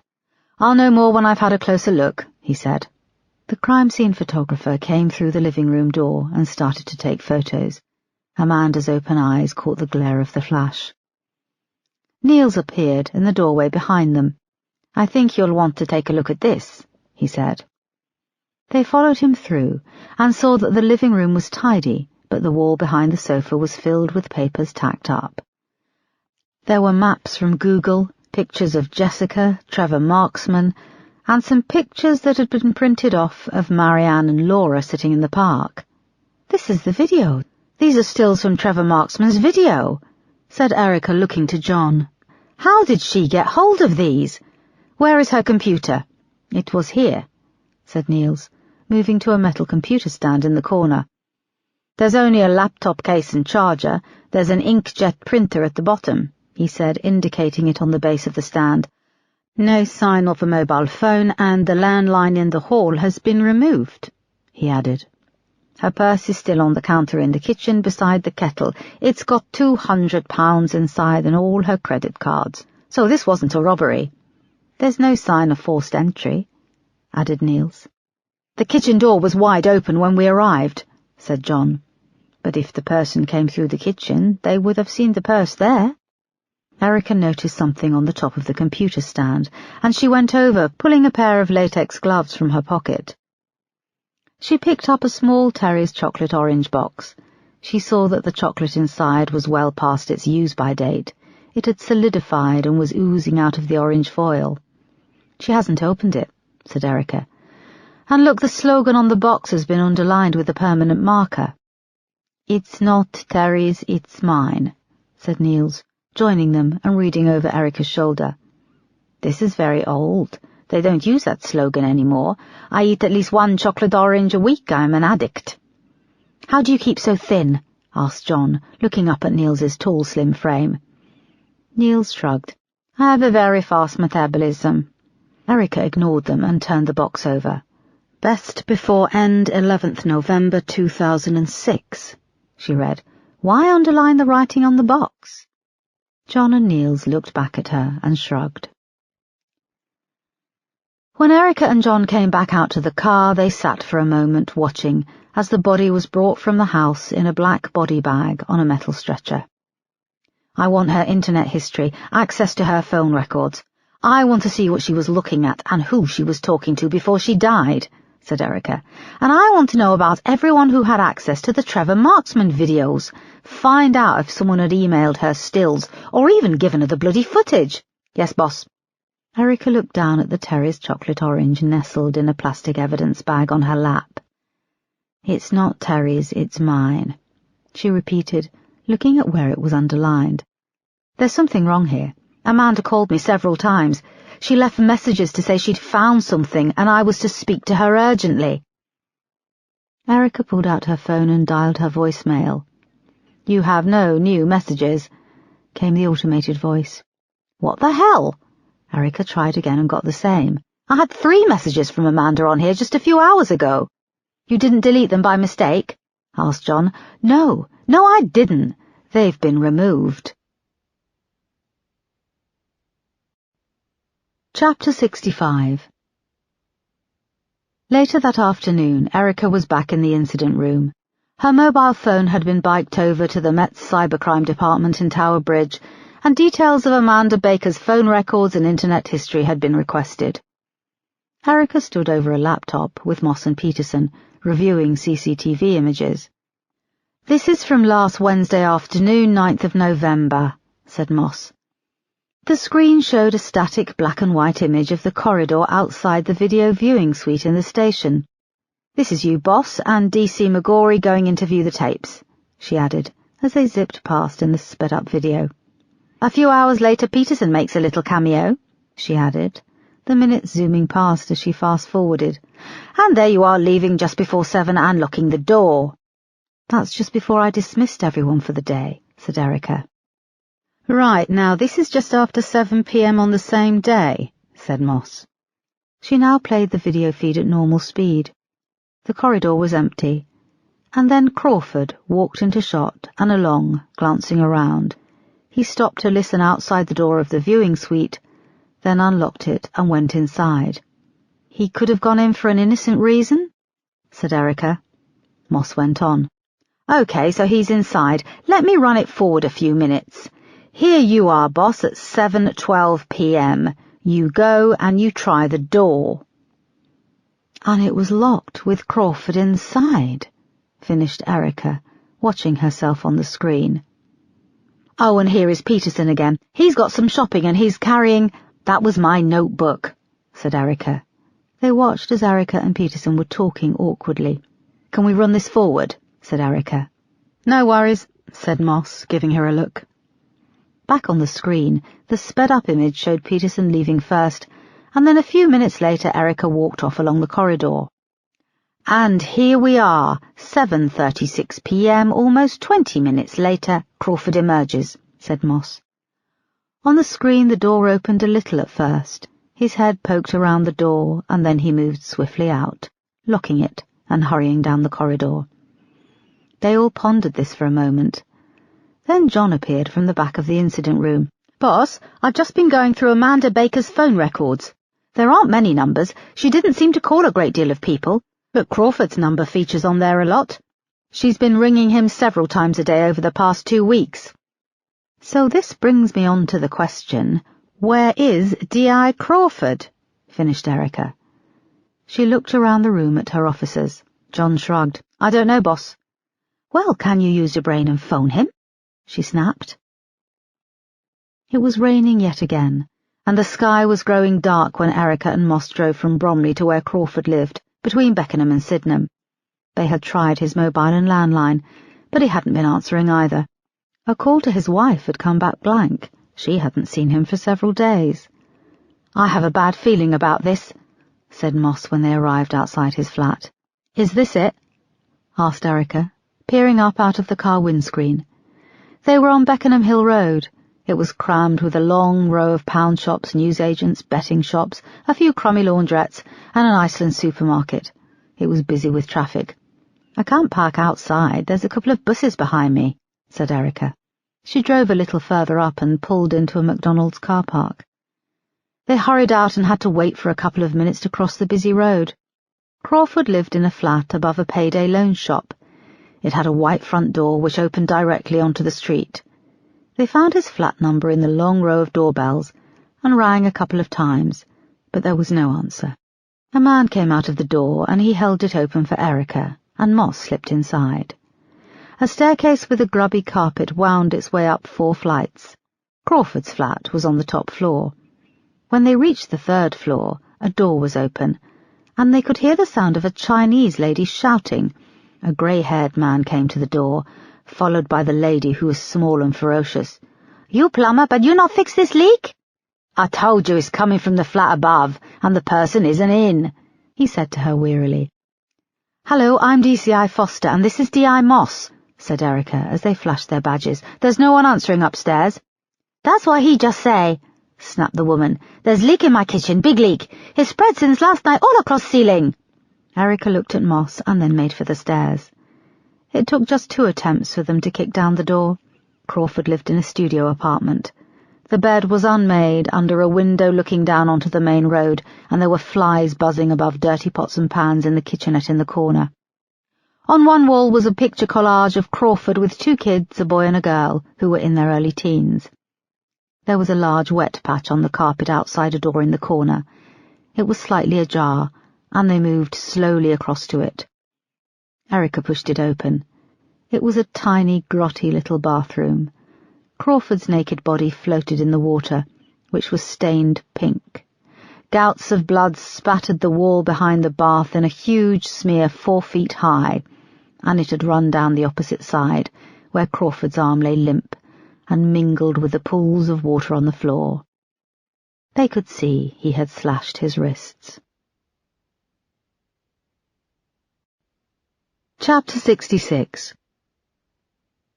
The next day Erica attended the morgue in Penge. The air seemed chillier than normal, and the fluorescent lights appeared more stark. The brightness stabbed at her eyes.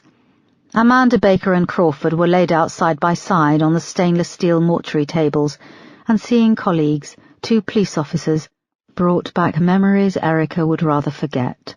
Her husband Mark and the 4 police officers who had all lost their lives on that fateful day. She took a sharp breath and realized Isaac was talking. What disturbs me about both of these deaths is that whoever did this made a very weak attempt to pass them off as suicides. You don't think Crawford committed suicide? She said. No, I don't. He moved to Amanda Baker first. She lay on her front under a white sheet. Isaac gently folded back the sheet covering her body. Her head faced Erica, her cheek pressed against the stainless steel, and her long greying hair was brushed over the other shoulder to expose her neck, covered in a line of angry wheals and bruises. It was still a shock to Erica. She had been talking to Amanda only a few days ago. What you can see here is the type of bruising I would expect to see from a hanging, said Isaac. The rope has bitten deep into the skin around the neck and left a very clear and defined line of bruising. He indicated a purple line running around her neck with his gloved hand. But see here, in addition to this, there is a series of small circular bruises at the nape of the neck. This indicates to me that the noose was placed over her head and tightened, and then she fought or struggled. The knot of the noose moved during the struggle, creating this ring of welts. Also note this bruise in the centre of her back. Erica saw a dark patch in the shape of an oblong. This could have been caused when she was shoved off the top step. Her neck is broken, which could indicate that she left the top step with great momentum, and then the break occurred when the slack ran out. She may have fought her attacker. I was also able to swab some skin samples from under her fingernails. They have gone off to the lab. She was a fighter, said Erica. Isaac paused, and then moved over to the body of Crawford on the next table. He lay on his back, his hair combed away from his forehead, and apart from his pale yellowy skin, it looked as if he could be sleeping. Isaac folded the sheet over at each side, exposing Crawford's arms. He looked up at Erica and saw tears running down her face. Oh, are you all right to proceed? Yes, said Erica, pulling out a tissue to wipe her eyes. When it's one of our own, it's bad enough. But 2, do you need a moment? I'm fine, she said, gulping back her tears and composing herself. Okay. If we look at the arms, you see here 2 long incisions, 1 on each forearm. They are both around 30 centimetres. The incision is vertical up the middle of the arm as opposed to horizontal across the wrist. Each incision severed the radial artery, the main artery that supplies blood to the arms and hands. It was done with a straight razor, or what you might call an old barbershop razor. Moss grimaced at the sight of the 2 long slashes in the arms, which had been neatly stitched up. The depth and length of these incisions would have caused rapid catastrophic blood loss. He also had high levels of alcohol in his blood and traces of cocaine. Yes, we found a small amount of cocaine in his flat. Isaac, I could understand if he committed suicide, more than Amanda. He seemed on edge the last few days he was in work. I didn't know, but he was just going through a nasty divorce. His wife was expected to get custody of their 2 children. She also said that he was depressed. He didn't slit his wrists, said Isaac. How can you tell? The barbershop straight razor was found on the edge of the sink. It had been wiped clean, and there were no prints. It's obvious he couldn't have done that himself, isn't it? Said Erica. He could have, but there were torrents of blood when he sliced open the radial artery on each arm. Erica closed her eyes again, remembering the scene, the gouts of blood splattered up the tiles and down the side of the white bathroom suite. He would have had to have used a cloth or a tissue to wipe the razor and then place it on the edge of the sink. There were no bloody cloths or tissues found at the scene. The bloodletting was confined to the bathwater and the tiles surrounding the bath. Apart from a small spatter, the sink was clean. Whoever did this wanted to make it look like a suicide. Erica looked at them both side by side. They were discussing the Jessica Collins case in the lead-up to their murders. Amanda Baker discovered something about the case. I don't know if it was a breakthrough or some new evidence. She was trying to get in contact with me, she said. And this was the same night your flat was broken into. Yes, I think I was a target too, said Erica. Chapter 67. Jerry sat on the sofa watching Deal or No Deal. He wore just a pair of shorts, and the dark-haired girl lay curled up beside him. She wore his white t-shirt. This time he'd relented and let her. She'd told him her name was Trish. She still hadn't asked for his. Trish had knocked on his door the afternoon after his escape from Erica Foster's flat, when he'd been knocked unconscious.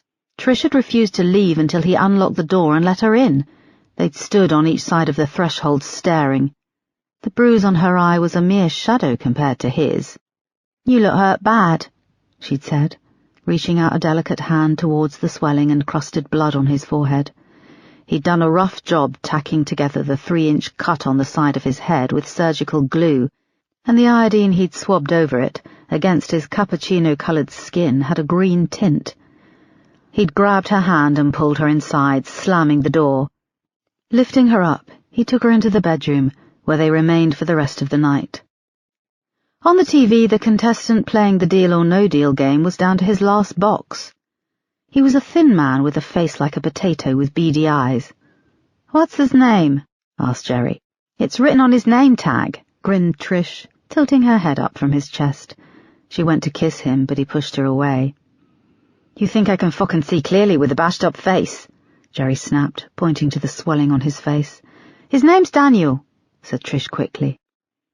On the TV there was a pause as Daniel, the contestant, moved round and pulled the tape from the front of his box. The camera cut to his wife sitting in the studio audience. She wasn't well dressed. She didn't look lucky in life. The camera cut back to Daniel as he flipped the lid back on the box. "No!" he cried, his hands going to his forehead as he sank down on his knees. The camera cut to show the box was worth £1. "Geez, what a fucking idiot," said Jerry. Back on screen, Daniel's wife was invited down to join him. She was putting on a brave face. "What did he say no to?" "The banker offered him 15,000, said Trish, putting her thumb in her mouth. Jerry got up and went to the fridge. Trish sat up and rested her head on the back of the sofa and took her thumb out of her mouth. "You got any juice?" she asked. Jerry opened the fridge and pulled out a can of beer and a bottle of juice.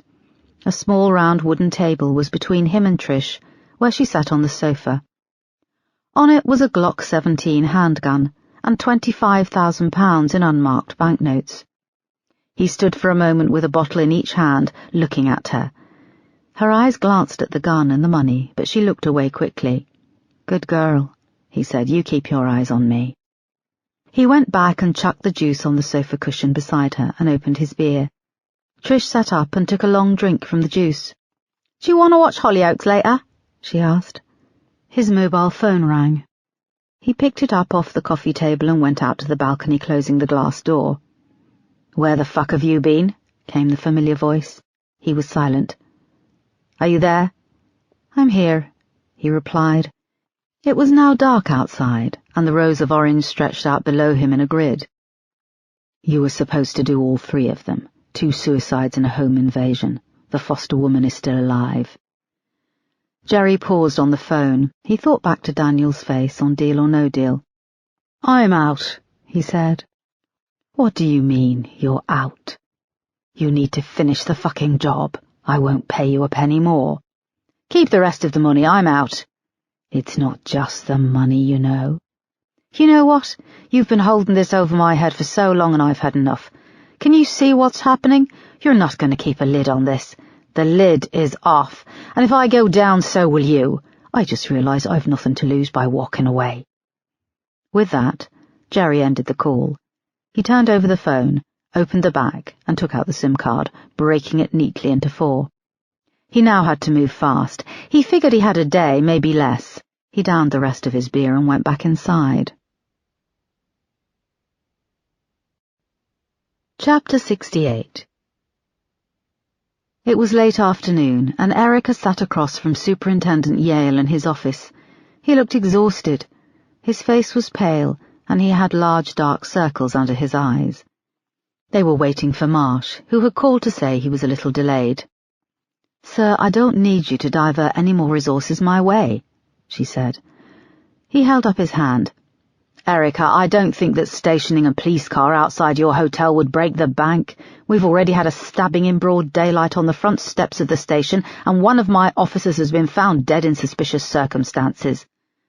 "It was 2 officers," said Erica. "One former, Amanda Baker." "Yes," he said reluctantly, acknowledging her. He rubbed his eyes. "I take it you've heard about Jason Tyler?" "What is it?" "When he was refused bail, they put him in Belmarsh, Cat A. People heard he was going to give evidence for a plea bargain, and they got to him. Last night he was shanked in the showers." "How did someone get hold of a shank?" "You're not going to believe this. Kit Kats." "Is that some new street slang?" "No," he said impatiently. "Actual Kit Kats, or should I say the foil the 2-finger ones come wrapped in. Some bright spark on a life sentence has been saving them up for months, and fashioned a lethal spiked shank with what must have been a few hundred foil wrappers. Tyler was stabbed in the thigh, bled out in the showers, and now his empire dies with him." There was a knock, and one of the support staff came in with cups of tea on a tray. She gave Yale his Who's the Boss mug, and Erica a mug with a picture of the Cookie Monster on it. "There we are," she said, "and I thought you could use something sweet." She placed 2 Kit Kats on the desk beside their steaming cups of tea and left. "For Christ's sake!" he shouted. Erica had a sudden urge to laugh. It took every bit of control to keep a straight face as Yale swept them off the desk and into the wastepaper basket. There was a knock at the door, and Marsh entered. "Sorry I'm late," he said. "That's okay, take a seat." "Bad state of affairs losing an officer, very bad for morale," said Marsh. "2 officers," said Erica pointedly. "Yes, of course," said Marsh. Erica went on to discuss what was happening with the case. "We've had D.C. Crawford's phone records back. They confirm he was in contact with Amanda Baker over the last few weeks. We've managed to find Amanda Baker's phone. It had fallen down the side of her armchair, so whoever was looking for it slipped up. The guys in the cybercrime unit have given it the once-over, and they found it was hacked in the last couple of weeks using a Trojan horse program. This was along with Crawford's mobile phone and my phone. Someone has been listening in and monitoring calls. They have also modified call records. Amanda phoned my mobile on the night she was killed and left a message. She also phoned D.C. Crawford. These voicemails were deleted remotely from both of our phones."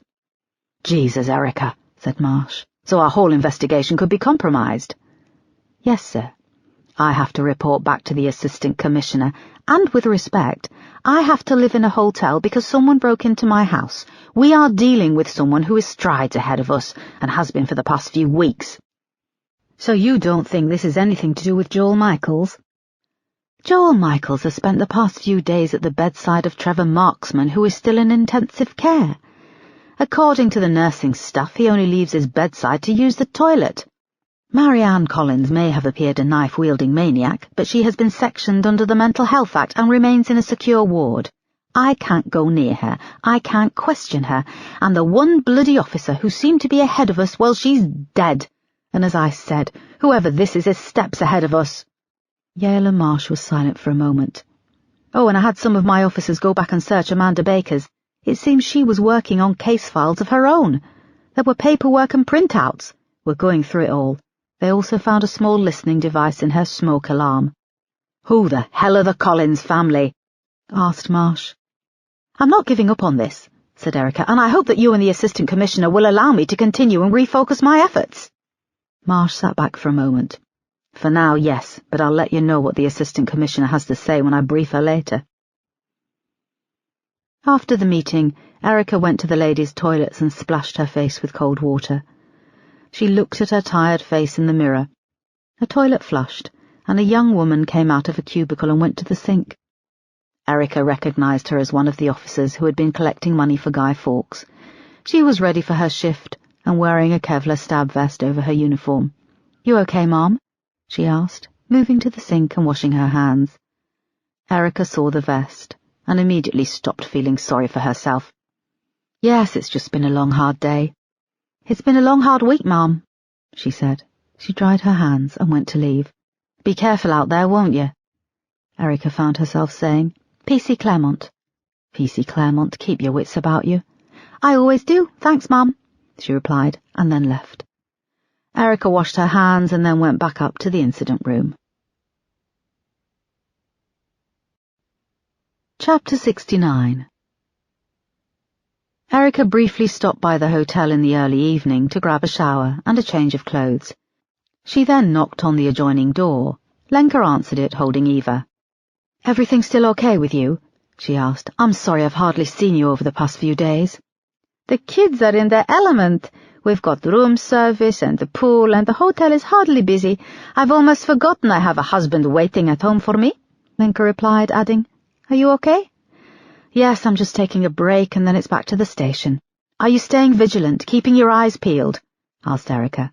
"Yes, we feel very safe here, and just in case..." She pointed to an EFIT image she'd worked on with the EFIT artist.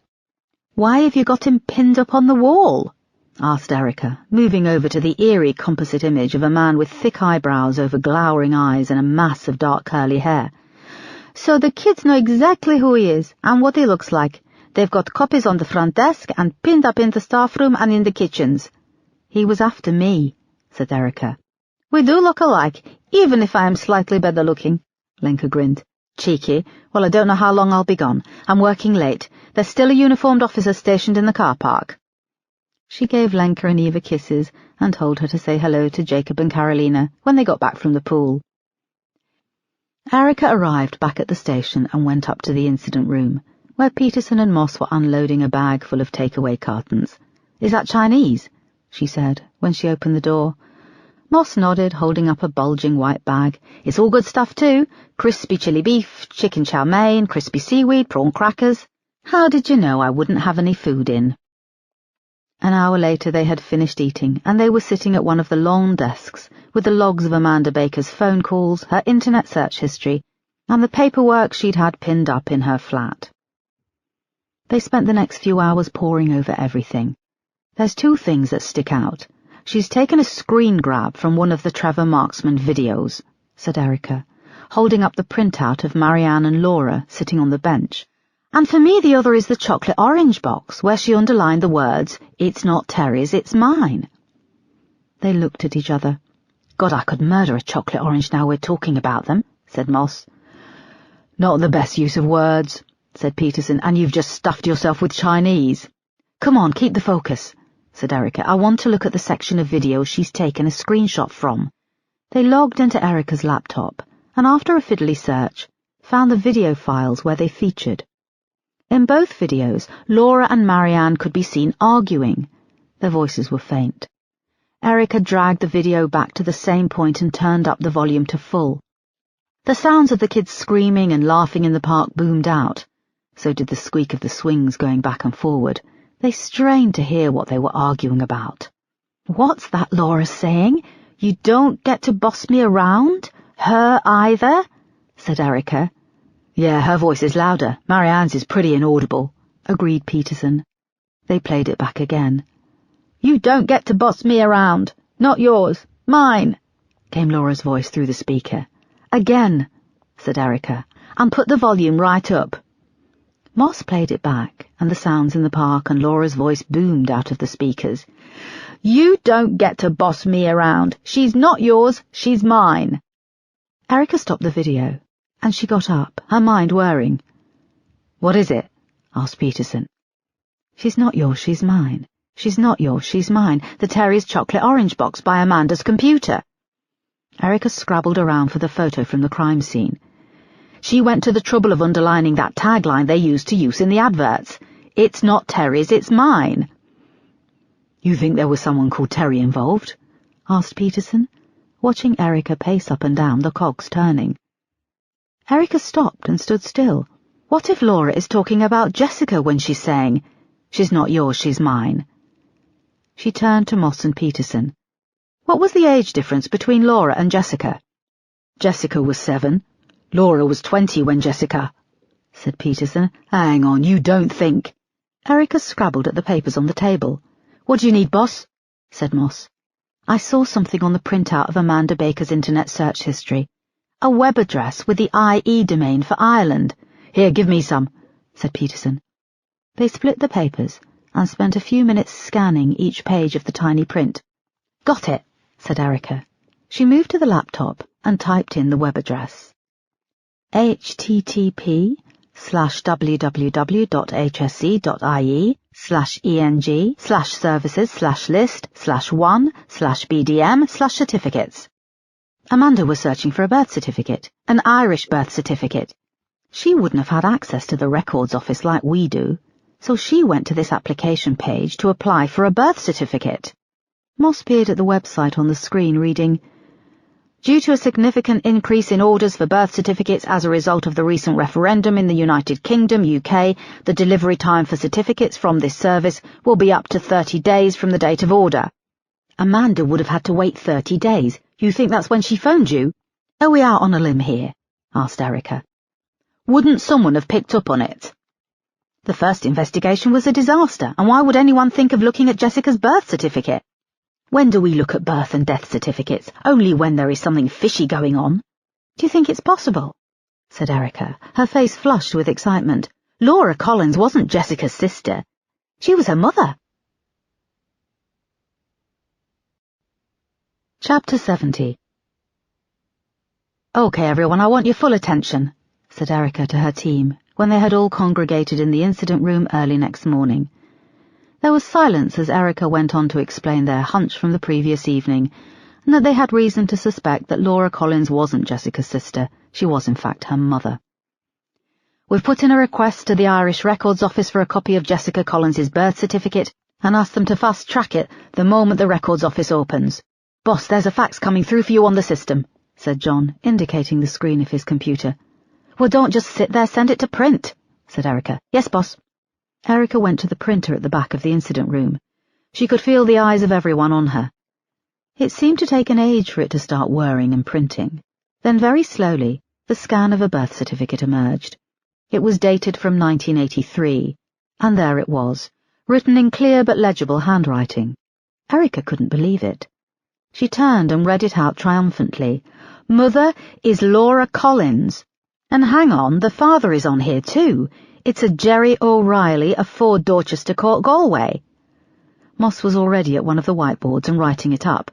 OK, we need everything we can get on a Jerry O'Reilly. We don't know the circumstances of this. He could be old or young, but we have a name and address. The officers in the incident room swung into action. 90 minutes later, they had managed to track down 2 men called Jerry O'Reilly, who were registered to the address at 4 Dorchester Court. They're a father and son who both share the same name, said Moss. OK, how do we find out which one was the father? Said Erica. Jerry O'Reilly Sr. was born 19th of November 1941, which would make him, started Moss. 42 years old when Jessica was born in April 1983, finished John. You're quick, Erica grinned. Moss went on. Jerry Jr. was born the same year as Laura Collins, 1970. He would have been 13 when Jessica was born. Damn, either of them could be the father, said Erica. Chapter 71. It had taken Jerry O'Reilly a little more time than he'd have liked with his preparations.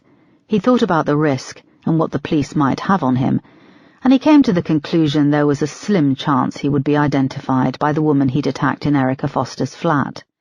She was the only one who had seen him, but that was during a brief struggle in the darkness. The 2 police officers who had seen him were dead.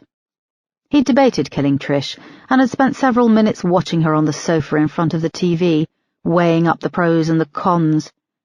Then he'd made a decision, and gone to the kitchen cupboards, pulling out rubber gloves and a large plastic bag. What are you doing? She said fearfully as he approached her. You're going to help me clean this place from top to bottom. I want every surface wiped down, no hairs left, no mess. Are you moving? Yeah, and I need my deposit back. They'd left the flat late that night, and he had been sorry to say goodbye to Trish at the railway bridge in Morden. She'd stood in the cold, vapour streaming from her mouth and nose, and watched as he walked away. If only he'd met her earlier, she would have been useful to work with. He'd boarded the tube with a baseball cap pulled down over his face, and taken the Northern Line to Charing Cross, and walked up to Goodge Street where he'd checked into a youth hostel. All he cared was that he had a bed for the night and decent Wi-Fi. He'd worked on his computer in the small coffee bar late into the night. Early next morning he showered and had a clean shave.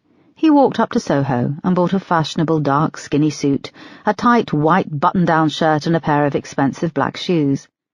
His next stop had been to a high-fashion barber in Neal's Yard, where he'd paid to have his unruly mop of curls cut short and blow-dried into a fashionable quiff. He'd then gone to Selfridge's and bought an overnight bag and taken it to a disabled toilet. He'd emerged a few minutes later in the new suit, the new bag packed with his belongings. He'd shoved his old clothes and shoes to the bottom of the bin. Jerry worked his way down to the ground floor, moving past the makeup displays until he found a young, slim guy with bright red hair working on the MAC makeup counter. "Hey," said Jerry, flashing the guy a smile. "Hi," he'd replied, looking Jerry up and down. Jerry pulled a picture out of his pocket of the American singer Adam Lambert. "Can you make me look like him?" he'd asked, looking the young guy in the eye and deliberately flirting. The guy had looked down at the picture and back up at him.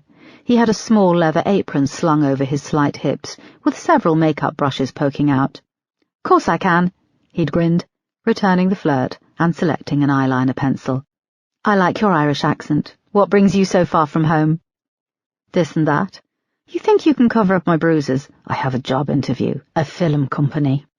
"You want to make an impression, do you?" "Something like that. Do a good job and I'll make it worth your while," Jerry had said with a grin. It was now just before 11 on Thursday. Jerry sat in a Starbucks at King's Cross St Pancras station with his laptop. He swilled the last of his coffee down and then finished the email he was writing. He attached a file, and then, activating the camera, he grinned, stuck up his middle finger, and took a selfie, before attaching it to the email. He then scheduled it to send later that evening. He dumped his takeaway cup in the small bin in the coffee shop and left. Crossing the concourse, he took the escalator stairs 2 at a time up to the Eurostar departure gate. His train was due to leave in 7 minutes, and it was now or never. With adrenaline coursing through his veins, he placed his bag in the security tray. The £25,000 on his kitchen table had been exchanged for a mix of €100 and €500 notes, which he'd divided between his carry-on bag, his wallet, and the pocket of his jacket.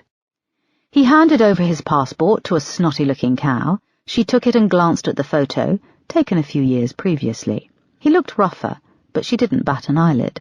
She swiped his passport, and there was a long, horrible moment where she stared at her screen, the passport held open in her tiny hand. The screen beeped, and she handed it back with a waxwork smile, wishing him a pleasant trip. Next he had to go through the security gate. He joined the end of the short queue, made up mostly of business travellers, and looked to see who was stationed at the metal detectors. Result: the guy on security looks like a textbook queer, he thought, as he approached the end of a short line waiting to go through the metal detectors. He had been sure not to pack anything to rouse suspicion, and he'd removed his belt and anything metal. The €35,000 he had was technically legal as he was travelling from one EU country to another, but he didn't want to be held up. When his turn came, he breezed through the scanners, waiting another minute for his bag to exit through. "Have a nice trip," grinned the guy on security. Jerry winked, and grabbing his bag he made it onto the train with 3 minutes to spare. He located his seat just as the train started to move out of the station. 30 minutes later the train left the UK and started its journey under the sea and into mainland Europe. Chapter 72. Just as Jerry's Eurostar train left the UK and began its 26-mile journey under the English Channel, Erica, Moss, Peterson and John waited impatiently by the bank of printers at the back of the incident room in Bromley. Out of the 2 Jerry O'Reillys, They had discovered that Jerry O'Reilly Sr. had died just before Christmas of 1982, just over a year before Jessica was born. There was a whir and a beep, and then a red light started to flash. "Who knows how to refill the bloody paper tray on this thing?" yelled Erica. John moved fast and quickly stuffed a block of paper into the drawer. It whirred to life, and then Jerry O'Reilly's passport image emerged. Erica picked it up and stared at the glowering eyes under thick eyebrows, the mass of dark curly hair. She looked at Moss and Peterson. "Where's that e-fit from the other night when my flat was broken into?" D.I. Knight came over and handed it to Erica. She placed them on one of the desks, side by side. "Jesus, it's him. It's the same guy," said Peterson. "Okay, listen up, everyone," said Erica, moving to the front of the incident room, holding up the printouts of the e-fit and passport photo. She stuck them in the centre of the whiteboards. "This is our prime suspect, 46-year-old Jerry O'Reilly. I want an arrest warrant put out for him. Contact the Transport Police Borders, airports, debit and credit card activity, you name it. We need to find this guy fast. He's murdered 2 of our colleagues. We also believe he is the real father of Jessica Collins. I want to know, what has he been doing for the past 26 years? Is he aware that he fathered a child? Laura Collins gave birth in Ireland in the early 80s, in a strict Catholic environment. I'm not saying that Jerry O'Reilly had a motive to kill his own daughter, but this is the most significant lead we've had so far. If he didn't kill his daughter, then he's been trying damn hard to stop us finding out who did. We find him, and we unlock this mystery. Now get to work." The incident room burst to life as the officers started to work their phones and computers. Shortly afterwards, Moss came through to Erica's office carrying a folder. "Jerry's criminal record has just been faxed through. It's extensive," she said. "Hit me with it," said Erica. "Okay, his first brush with the law was age 10 in 1980, said Moss, reading. "He was part of a gang of 6 kids who assaulted an elderly lady and stole her purse, arrest and caution. Arrested again aged 11 and 12 for shoplifting, arson and stabbing another kid at school in the leg. Age 17, he was convicted of ABH after he glassed a barmaid during a pub brawl and she lost an eye. He was sent to St Patrick's Institution in Dublin for 18 months. Then he seems to have turned his life around, joined the Irish Army in 1991. He was stationed in Kuwait following the Gulf War for 2 years, then Eritrea for another year, and then spent time as part of the peacekeeping force in Bosnia. Then in 1997 he gets into a fight with another officer, nearly kills him, and leaves the army with a dishonourable discharge. He worked several security jobs over the years, and apart from a caution for marijuana, he's kept his nose clean and stayed off the radar." Jesus, I know. Okay, but the most important question is, where was he during the summer of 1990, when Jessica went missing? "John is just waiting on his passport records. What do you want to do with all this, boss? Do you want to bring Laura Collins in for questioning?" "No, I want to confront her with this, catch her off guard," said Erica. Chapter 73. Erica, Moss and Peterson drove the short distance from Bromley Police Station to Hayes, the revelations of the last few hours playing heavily on their minds. When they turned the corner into Avondale Road, there were no cars, no people, and it was silent save for the wind, which slowly pushed a whirling pile of leaves towards them. Erica had spoken to Laura's husband, who had told them that the previous night she decided to stay at Avondale Road to sort some things out for her mother. From the tone of his voice, it sounded as if this was an odd decision on her part, but Erica didn't press him further. They had also discovered as they were leaving the station that Jerry O'Reilly had been renting a flat in Morden for the past few weeks, but he'd told his landlord 2 days earlier he would be moving out. Erica slowed the car to a stop by the curb, a little way from the entrance to number 7. Moss was beside her, and Peterson sat in the back. "Okay, we need to be careful here," said Erica, turning to them both. "Laura's not a suspect, but we need to talk to her. We can't rule out that Jerry O'Reilly is with her. We need to proceed carefully." Just then a large black Range Rover with tinted windows pulled out of the driveway of number 7 and turned left. With a squeal of rubber, it roared away from them along Avondale Road.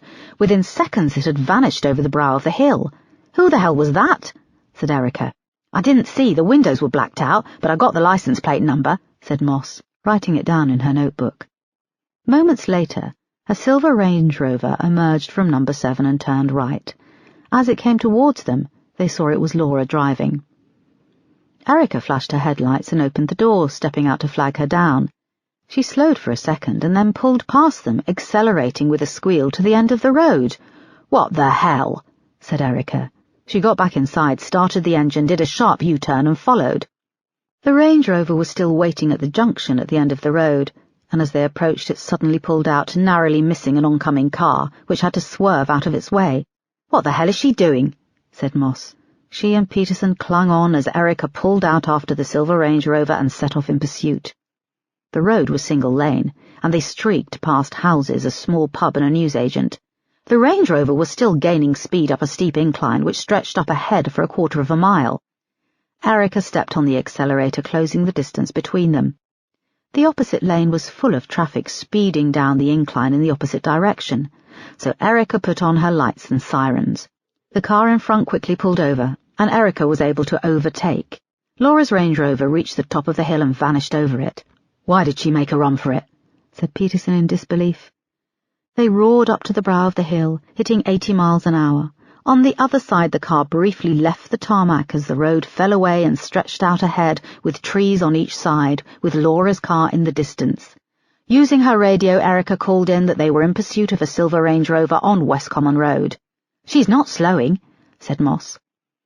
Erica could see glimpses of the common on each side through the trees. "Where does this road go?" she asked, flooring the accelerator. Peterson was busy on his phone in the back seat. "This crosses the common and leads all the way back to the station," he replied. Up ahead the Range Rover slowed. The brake lights flashed a couple of times and then the indicator. "She's going left," said Erica. "It's the junction with Croydon Road," replied Peterson. The car turned left and again vanished from view. Their sirens continued to blare as Erica approached the crossroads, slowing only slightly. Moss and Peterson braced as they shot out and turned left with a screech of rubber. "I can see her, she's up ahead," said Erica, as she started to accelerate again. "If we lose her," started Moss. "We're not going to lose her," snapped Erica through gritted teeth. Up ahead the Range Rover slowed, indicated, and then vanished behind a row of trees. "What's she doing now?" "She's pulling into the car park on the common," said Moss. They approached the gravel car park and slowed. Laura's silver Range Rover was the only car. They could see that she had come to a stop and was getting out. Erica pulled in with a roar of tyres on gravel. "She's running," said Peterson incredulously, as Laura set off across the grass and heather in the direction of the quarry.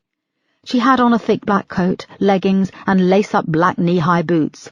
They crunched to a halt in a spray of gravel, and Erica jumped out. "Laura, stop!" she shouted, but her voice was carried away by the wind.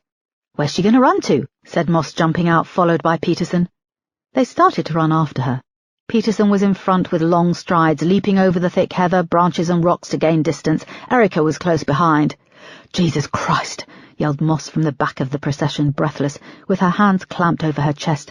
"I should have worn my bloody sports bra." "Laura!" Peterson was yelling. "Laura, stop! What the hell are you doing?" Laura turned, the wind whipping her long dark hair over her face. She brushed it to one side and then continued to run up and over the hill. Peterson and Erica were only a few meters away from her now. They reached the peak of the hill and the quarry came into view, the water a little choppy in the wind. "Laura, stop!" cried Peterson as he reached her and grabbed her arm. She went wheeling round and lost balance, falling onto the gravel.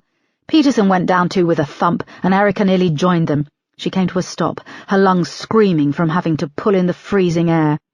Laura was scrabbling and kicking, her tights above one of her knees was ripped and she was bleeding. "Laura! Laura!" cried Erica as she managed to subdue her and get her hands behind her back. "Christ, Laura, why are you doing this? You leave me no choice but to arrest you for evading a police officer." "3 police officers," said Moss, coming to a breathless stop beside them. She pulled out a pair of handcuffs, and Peterson took them, cuffing Laura's hands behind her back. "I'm arresting you on suspicion of assisting an offender," he started breathlessly. "You do not have to say anything, but it may harm your defence if you do not mention when questioned something which you later rely on in court. Anything you do say may be given in evidence." Laura went limp, stared at the gravel, and started to cry. Chapter 74. They brought Laura back to Bromley Police Station, where her leg was cleaned up, and she was put in an interview room. Erica, Moss and Peterson watched her from the observation suite. She looked small and vulnerable, sitting alone at the bare table. There was a knock at the door, and John came in. "What's Laura Collins said?" he asked. "Nothing," replied Erica, looking at the bank of monitors. "She said nothing in the car. She's refused a solicitor." "Do you think we need to do a psych assessment?" asked Peterson. "If we call in a doctor, it will only delay me being able to question her," snapped Erica. "This is the closest we've got." "To what? She was obviously in distress, and it wasn't the sanest display of behaviour when she drove her mother to attack Trevor Marksman in broad daylight with a carving knife." "Peterson, when I spoke to her last Saturday, she said that she didn't know her mother would be carrying a knife. She seemed lucid and capable of holding a conversation, right up until I left when Oscar Brown arrived." Her voice faltered. "She's refused a solicitor, yet she knows Oscar." There was another knock at the door, and D.I. Knight came in holding a piece of paper. "Boss, the registration came back on the black Range Rover you saw leaving number 7, Avondale Road. It's registered to an Oscar Brown QC. A look passed between Erica, Moss, and Peterson. "Okay, thanks," said Erica. "When did you say you saw Oscar Brown at the house, boss?" asked Peterson. "Saturday. I asked her if he was helping with Marianne's defence, and she said no. But then just as I was leaving, he was there at the front door, and he contradicted her. I want to talk to him. Knight, can you find out where he is?" "Yes, boss," said D.I. Knight, leaving the room. Erica looked back at Laura on the screen. "Right, let's see if Laura will start talking." Erica and Moss went to the interview room as Peterson and John remained watching from the observation suite. Laura didn't react when they entered and sat opposite, remaining slumped at the table with her arms crossed, her eyes staring straight ahead. Erica read out who was in the room and the time and date. She finished by stating that Laura had declined a solicitor. Laura didn't break from her gaze staring down at the table. "Laura, how have you ended up here?" asked Erica. "You gave us no choice but to arrest you. Why were you running?" Silence. "On the day when your mother attacked Trevor Marksman, you told me that a journalist had called the house and tipped you off. We've had a look at phone records for the landline. There were 3 phone calls that day, 2 that morning from your husband's mobile, and another just before 1 p.m. from Oscar Brown." Laura remained silent, staring straight ahead. Erica opened a folder on the desk, took out the copy of Jessica's birth certificate, and slid it across the table. Laura stared at it, her eyes widening. "We know Jessica was your daughter. Why did your family hide this?" Silence. Erica took out the passport photo of Jerry O'Reilly and the EFIT image. "We know that this man, Jerry O'Reilly, is Jessica's father. We also suspect that he is responsible for the murder of 2 police officers. What can you tell us about him?" A tear spilled over from Laura's eye, and she wiped it with the back of her sleeve. Silence. "Have you seen him in the past few weeks? Why did you decline a solicitor?" Laura bit her lip almost defiantly, and she looked up at Erica. "No comment." "You know what, Laura? I'm tired. We're all tired. For years, police officers have worked around the clock to try and bring your daughter's killer to justice, although they were allowed to believe that she was your sister. Police officers have worked hard and made sacrifices, and they care deeply about finding her killer. 2 of them have lost their lives in the pursuit, and you sit here holding on to important information, and you say no comment." Erica slammed her hand down on the table. "No comment," she repeated. "Okay, Laura, you want to play it like that, do you? Have her taken down to the cells." Chapter 75. Peterson was waiting outside in the corridor when Erica emerged from the interview room. Moss followed moments later with Laura, who was led past in handcuffs with a grim scowl. He waited until she was led past and out of earshot. "Boss, Jerry O'Reilly boarded a Eurostar train out of London just before lunchtime." "Shit," cried Erica, slamming her hand against the wall. "And Oscar Brown has gone AWOL. He was due to appear in court this afternoon, but he was a no-show. His secretary says he's never done this before. He was defending a high-profile client in a fraud case. She doesn't know where he is, nor does his wife." Erica looked at her watch. "Find out if Jerry got off the train at Paris or if he carried on. God knows where, fucking Disneyland for all we know. Get in touch with Interpol. I want an international arrest warrant issued for him." "Yes, boss." "And put out an alert to UK airports and train stations in case Oscar Brown tries to skip the country." "You think he's going to skip the country?" God knows. We don't know anything, but obviously don't say that. Laura Collins knows something, though, and she's not leaving here until I get it. Even if I have to apply to detain her longer than 4 days, she can sit it out in a bloody cell. One more thing, boss. Her husband and kids have just showed up. He's in reception and demanding to see who's in charge. Erica and Peterson hurried downstairs and into reception. It was quiet. The duty officer was working at her desk, and the long line of plastic chairs was empty, apart from Laura's husband Todd and their 2 small boys. Pooled around them were several shopping bags from TK Maxx. The boys were kneeling on the floor playing with toy cars. Todd got up when he saw them approach. "What is the meaning of this?" he said, his American accent full of nasal indignation. "I had a call from one of the neighbours in Avondale Road. There was a car chase involving Laura. I was shopping, so I tried her cell, and your duty officer answered and told me that you've arrested my wife." "That's correct. What about her phone call? And you better not be talking to her until she has a damn good lawyer." The boys looked up from playing on the floor. "Mummy's been arrested?" said one. Todd ignored them. "Laura was offered a phone call and the chance for legal representation, but declined both," explained Peterson. "You gotta be kidding me," he said, pulling at his hair. "Why was she arrested?" "Earlier today we arrived at Avondale Road wanting to talk to her, but she left in the car at high speed. We had no choice but to arrest her for evading a police officer," explained Erica. "Why did you want to talk to her? Are you sure she knew that you wanted to talk to her?" "We followed in pursuit for several miles with lights and sirens," said Peterson. Todd shook his head. He had gone very pale. "But she has no record. She's never even had a parking ticket." "Daddy, I'm scared," said one of the boys. Todd bent down and scooped them both up, one in each arm. Erica and Peterson were faced with 3 sets of confused brown eyes. "Todd, what has Laura told you about Jessica?" asked Erica. "That her sister went missing. I know the full story, and we've been over and over it." A look passed between Erica and Peterson. "He doesn't know." "I'm going to ask you to wait here, sir," she said, and left the reception with Peterson. "Hey, you can't keep her locked up for nothing. You have to charge her," Todd yelled after them, still holding the boys. "What do we do now?" asked Peterson, when they had swiped their IDs and were through the security door into the main part of the station. "I want to see if she's willing to talk," said Erica. They headed for the cells housed in the basement of the station and accessed through a thick steel door. When they came close, they were interrupted by the sound of an alarm. They looked at each other and hurried down to the cells. At the end of the long fluorescent-lit corridor of closed metal doors, painted green and scratched and grubby, the door at the end was open. 2 officers crouched on the floor. When Erica and Peterson came level, they saw Laura lying on the floor, and one of the officers was frantically trying to unwind the thin black shoelace around her neck.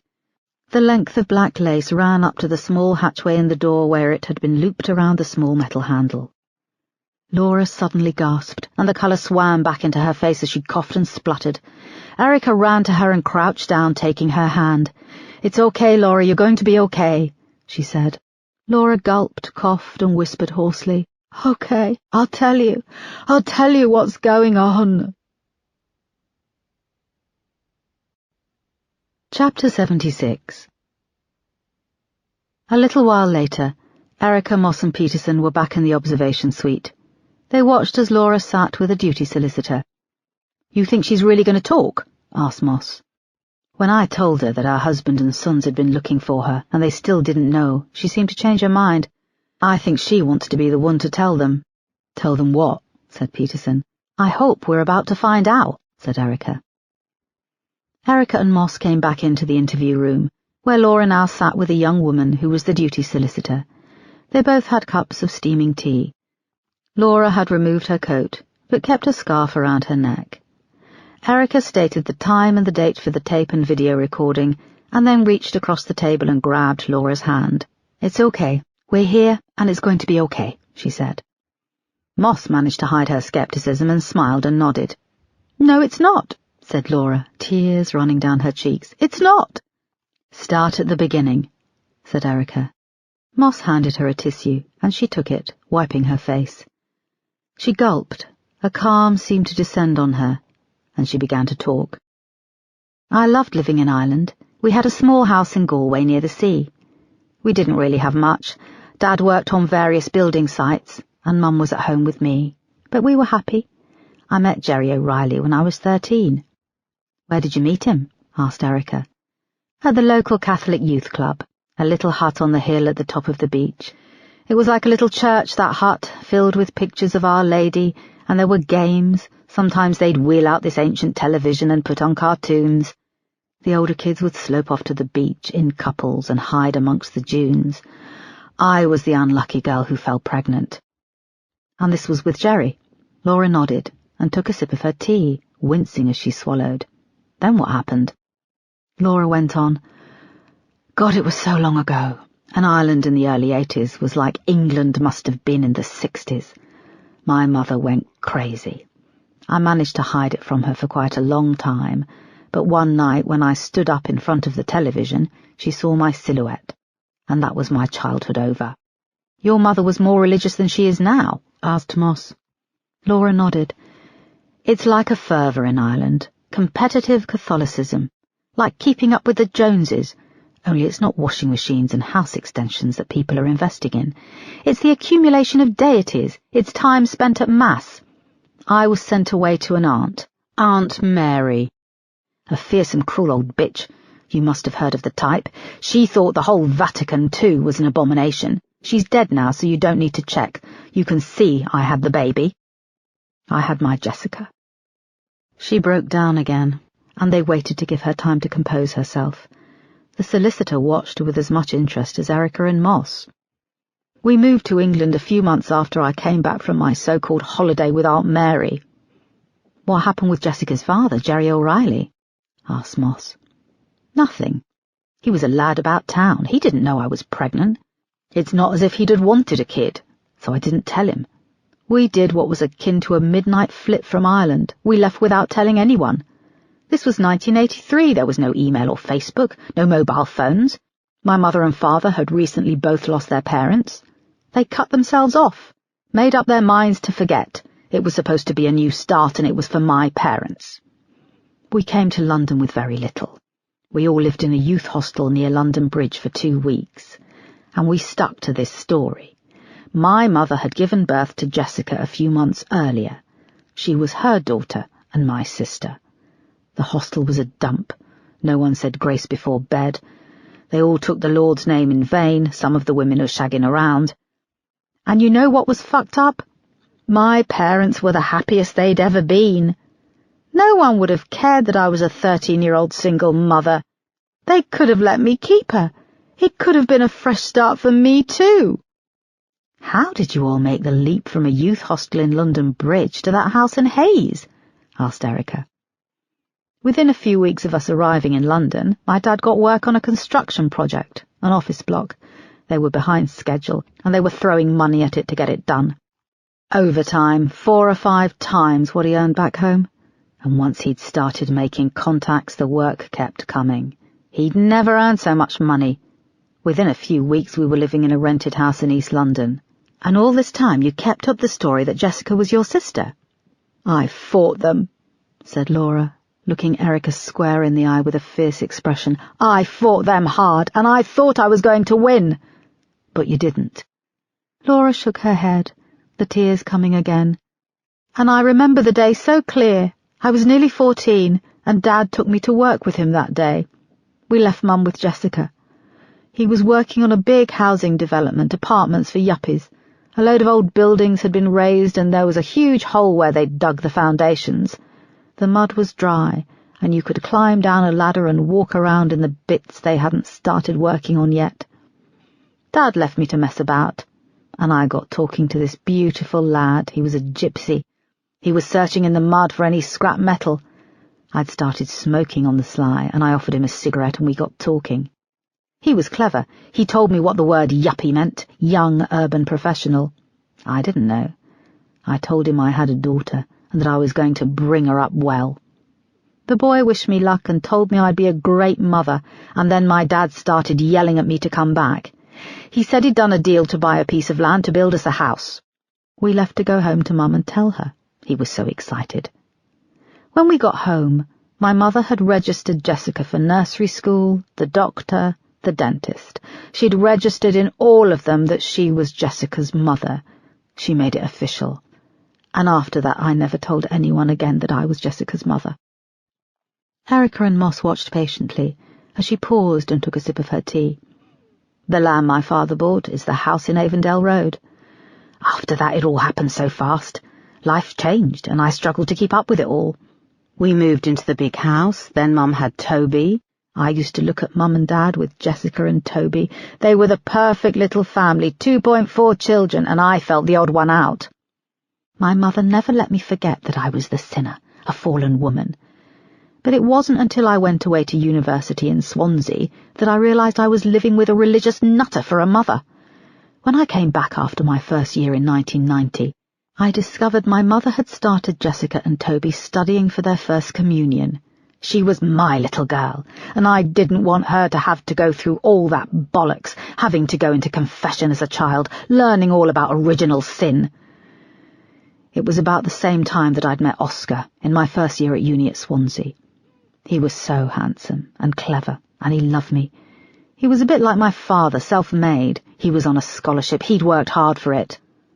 That's who you went camping with when Jessica went missing, said Erica. Laura looked down at the table for a long time. A minute passed, and then 2. She finally looked up and said, Jessica didn't go missing. I took her. Chapter 77. Tuesday, 7th of August, 1990. The air was warm and a breeze floated off the seashore towards Laura and Oscar Brown as they sat on the sand beside a flickering fire. It was a cool night, and the sky was a vast canopy of stars above them. They were the only people for miles, sitting on the beach in the small secluded bay in the Gower Peninsula near Swansea. She's sweet, your sister, said Oscar, poking at the glowing embers of the fire with a stick. Jessica has always been sweet, even as a baby. Most babies are quite ugly. Objection, Your Honour, he said playfully. I was a very cute baby. I'm sure you were, and now you're a gorgeous, strong, sexy man. Oscar pulled Laura towards him and they kissed. You ever want kids? She asked, looking up at him. Sure, someday, he replied. There was a pause, and he leaned over to a bottle of wine resting on a small rock. Do you want some more? He asked, holding it up. Laura leaned forward and let him top up her mug. She thought how beautiful he was, bathed in the firelight. He stood and stretched and went over to the pile of driftwood he had collected earlier in the day with the help of Jessica. You didn't ask me. Ask you what? He said, searching through the little pile and selecting a smooth, flat piece which had been bleached white. If I want kids. I take it you do, he grinned, chucking it on the fire. Course I do. I'll put it this way. When I get called to the bar, then we can think about babies, he chuckled. Laura looked out to sea. He'd said it in a jokey way, but he was serious. When they'd arrived in the secluded little bay, Jessica had been confused but excited to see the caravan with its view of the bay twinkling in the sunlight.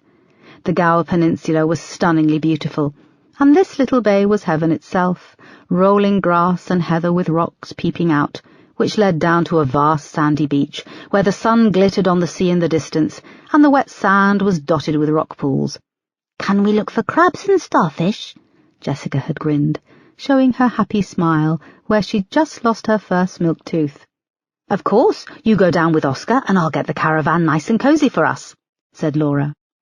She wanted everything to be perfect, and as Jessica and Oscar picked their way down to the beach with a little green net on a stick, Laura quickly set to work to make the caravan home. She made up the small bed for Jessica at the front of the caravan under the window, where she could see the sea, and at night look up at the stars. She'd tucked her favourite teddy bear in under the covers. Oscar had rented the caravan from an advert in the back of a guidebook, and being a woman who loved her creature comforts, Laura was pleased to hear the caravan had its own electricity. However, when they'd arrived with the ice cream and frozen beef burgers they'd bought nearby, they discovered that the electricity came via a noisy petrol-powered generator, which had taken some of the romance from the air when it roared to life, but outside the caravan it was surprisingly muffled. When Laura had finished, the caravan looked cosy, and she was secretly looking forward to snuggling up that night. She'd straightened up, brushed her hair from her eyes, and peered out of the window. Oscar and Jessica were now far down on the sand in bare feet, poking around in a rock pool. She jumped back with a scream and a giggle, holding up the net, and on the end of it was a large crab. Laura smiled. Then she noticed Jessica still wore the party dress, and a pang of guilt came over her. She would need clothes. She wished she'd packed some of Jessica's things, but she hadn't wanted her mother to catch them and spoil the whole plan. Laura had lied to her parents that she and Oscar were leaving to go camping on the 6th of August. And she lied to Oscar that her parents knew they were taking Jessica. These lies hadn't troubled her. It was how she'd engineered taking Jessica which made her uneasy. Was taken the correct word? Collected was better. They'd driven up to the house on the afternoon of the 7th and waited outside to collect Jessica. Laura knew she was due at her friend's birthday party at 2 p.m. She was an independent little thing and would want to go alone like a grown-up girl. When Jessica emerged from the top of the driveway, Laura was waiting, feigning nonchalance as she perched on the bonnet of the car. Oscar sat inside studying the map. "Hello, surprise!" Laura had cried. "I thought you'd gone away," Jessica had said, squinting up at her, clutching the small gift under her arm. "I've got a surprise for you. We're going to the seaside." "But I'm going to my party." "Oh, but this will be far more exciting. We can swim in the sea and eat ice creams and build sandcastles, and we're staying in a caravan right beside the beach. We can watch the sunset, and as soon as we wake up in the morning, we can go down on the beach. We can watch the sunrise." Laura was trying not to let desperation creep into her voice. "Does Mummy know?" asked Jessica, shifting the gift from one arm to another. "Of course she knows. I told her I wanted to surprise you, treat you. You can save that present for Kelly when we come back. I've told her you wouldn't be going to the party, and she was fine. This is a special trip. We're going to make a big fire on the beach tonight and toast marshmallows." Jessica had finally relented and become swept up in the excitement. She'd climbed into the car. Oscar had turned and grinned at her, and they'd driven away. No one had seen them. "I didn't take her. I'm her mother," Laura had repeated over and over in her head. They'd go into Swansea tomorrow and get Jessica something else to wear. It wasn't a problem. The most important thing was that she had her daughter for a whole weekend, and she got to be her mother, a role she had been denied and made to feel guilty about for so many years. When Laura had returned from university a month earlier, the powerful maternal feeling she'd had for Jessica had returned. She longed to spend some time with her daughter during the summer. Laura had broached the subject one afternoon when everyone else was out. She'd approached Marianne in the laundry room at the back of the house and asked if she could take Jessica out the next day into London. "No, now you need to get over this," Marianne had snapped, pulling clean laundry from the tumble dryer. "She's happy. If anyone is going to take her anywhere, it's her mother, and in case you've forgotten, I'm her mother." "You are not." "Yes, I am," Marianne had snarled. "You whine and moan about not seeing her, but you've been perfectly happy to take the freedom over the years, going out until all hours, whoring yourself with boys. I have not. Jessica is only a few years younger than you were when you fell, but she's not going to make your stupid mistakes. You were nothing better than a common whore. I hoped it was a mistake, a one-off, but your behaviour over the years shows me there's an evil in you." "By that you mean that Jessica is a mistake. If I made a mistake, then Jessica is that mistake." Marianne had turned with real fury in her eyes and slapped her hard around the face. She'd reeled back and fallen over, hitting her head on the edge of the door to the laundry room. She lay there for a moment in shock and reached up to her head. Her fingers had come away covered in blood. She looked at her mother. She was unconcerned and had gone back to unloading the tumble dryer and was humming, actually humming, as she removed the rest of the clothes. It was then that Laura had made her plan to take Jessica when she went away camping with Oscar. She'd lied to Marianne that they were leaving on the 6th of August, when in fact they were planning to go a day later. She hadn't told Oscar the full story either. He'd presumed her parents knew Jessica was going away with them, so he hadn't been hard to convince. He loved children. On the beach next to the fire in the darkness, Oscar and Laura lay back on the soft dry sand. The fire crackled at their feet, and the air was fresh with the smell of the sea and the far-off sounds of the tide. His arm was slung loosely around her neck, and she felt his hand begin to move over her shoulder and under the neck of her blouse. "What's that?" said Laura, slipping out from under him and sitting up. "What? I can't hear anything," he said, pulling her back to him. "Come on, I really want to do you on this beach. There's no one around."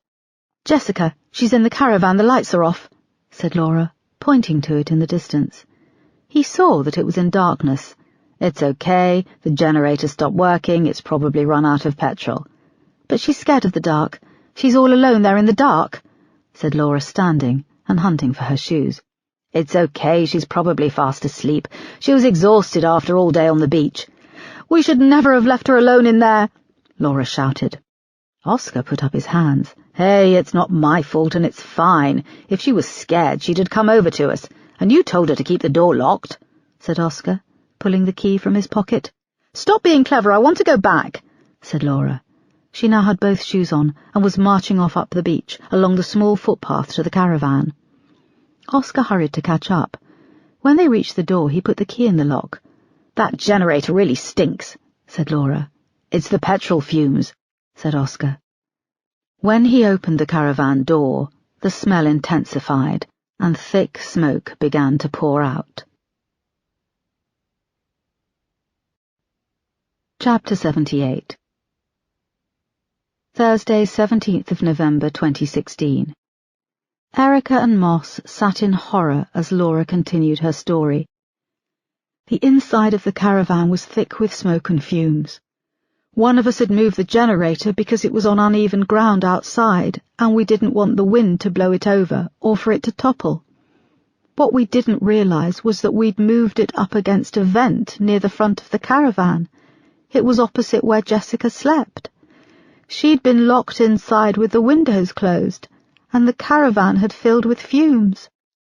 Oscar flung them all open and tried to get the air circulating again, but when I went to Jessica, she wasn't moving. She was still under the covers. Her skin was this terrible purple-grey colour, and she was dead. There was a long pause. The solicitor removed her glasses and wiped the tears from her eyes. "So it was an accident," said Erica, in disbelief. "Yes, we should have checked. I should have checked for things like vents and windows." "What happened next?" asked Moss. "We both freaked out. We couldn't remember who had moved the generator. I thought it was Oscar, he thought it was me.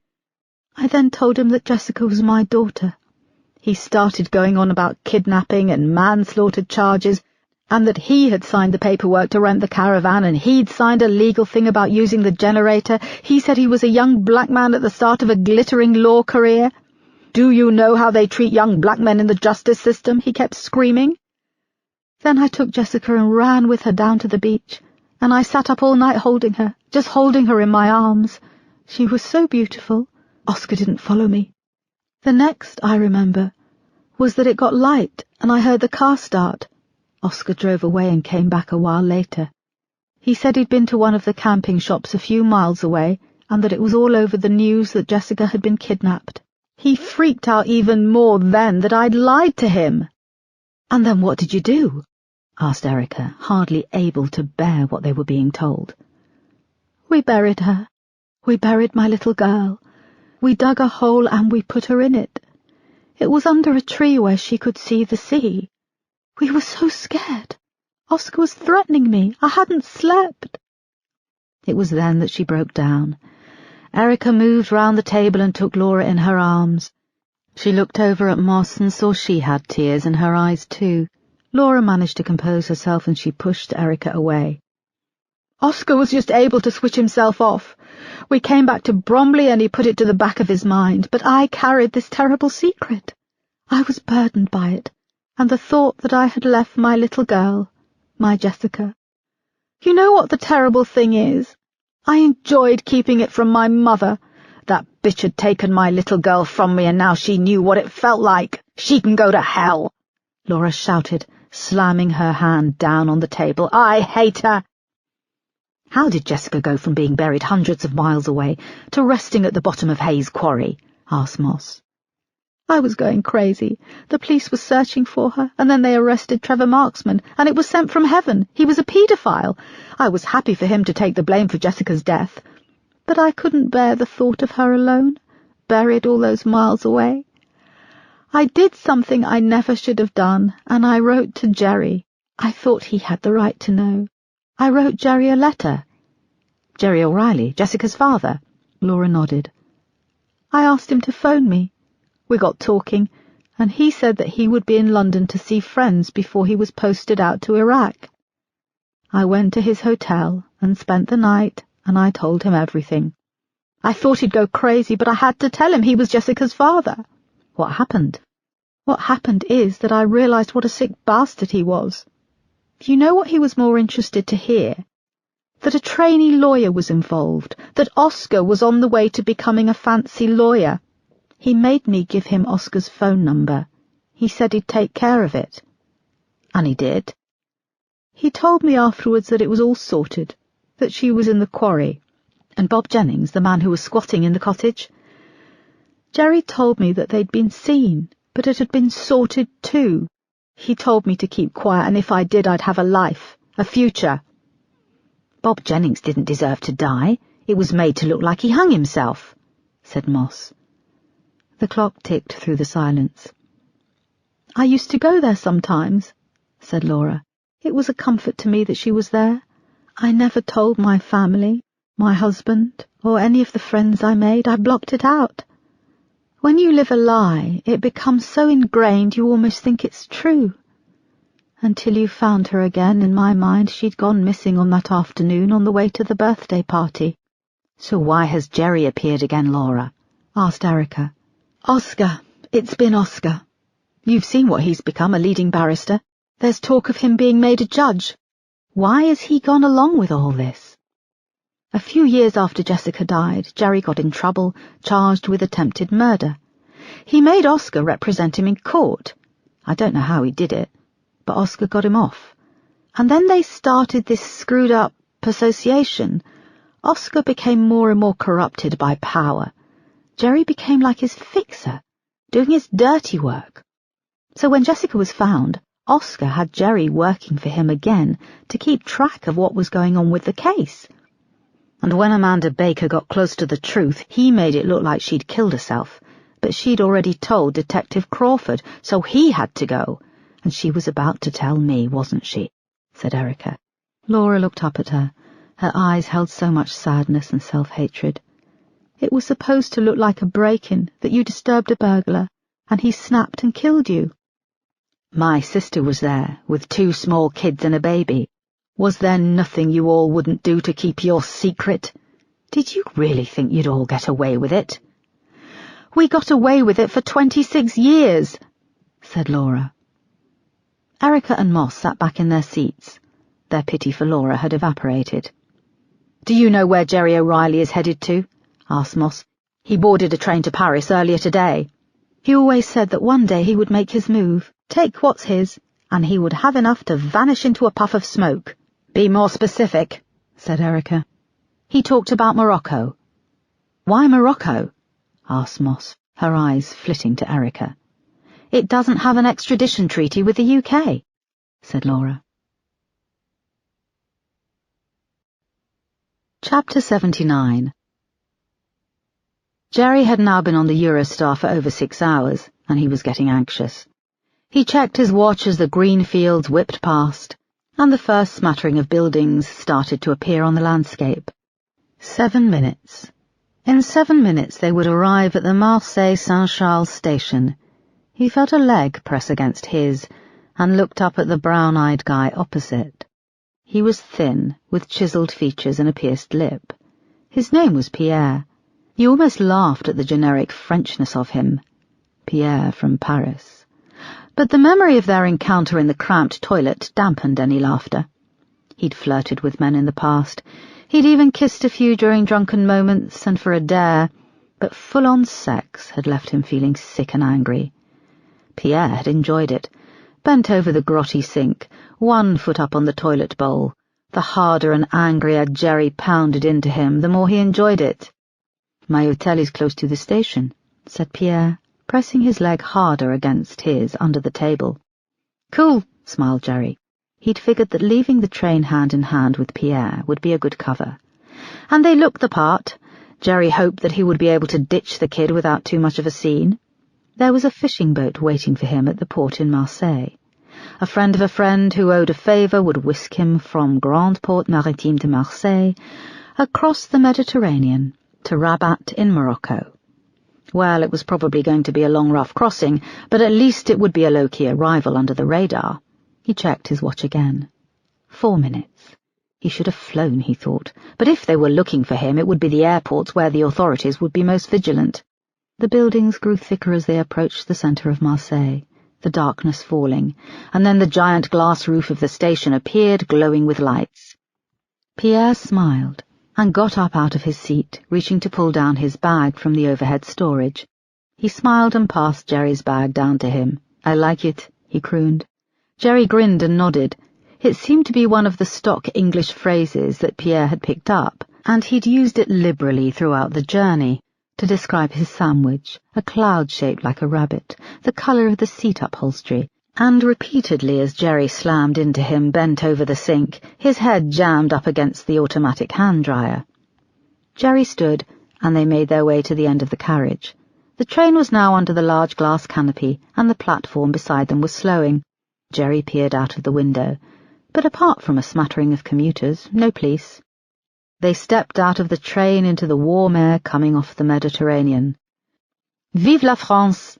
grinned Pierre, his brown eyes shining. He took Jerry's hand, and they walked along the platform and into the grand arrivals hall. The curved glass roof high above now showed the darkening sky, a deep blue with the first stars pricking through. It seemed to take them ages to cross the giant marble concourse, past a huge electronic arrivals board, an elegantly dressed woman with a poodle, 2 young lads absorbed in their iPhones. "You want to take a cab to my place?" asked Pierre. "Yeah," said Jerry, his eyes flitting from side to side as the exit approached. "You don't like?"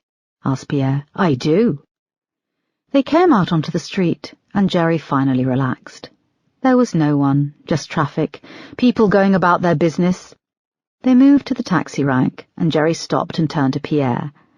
He was about to say it had been nice, but I have to go, when there was a shout, and a group of gendarmes were piling out of 2 delivery vans parked either side of the taxis. They surged at him, guns drawn. There was no time to fight, to move, and Jerry was thrown to the ground along with Pierre, who began to shout in a stream of French he couldn't understand.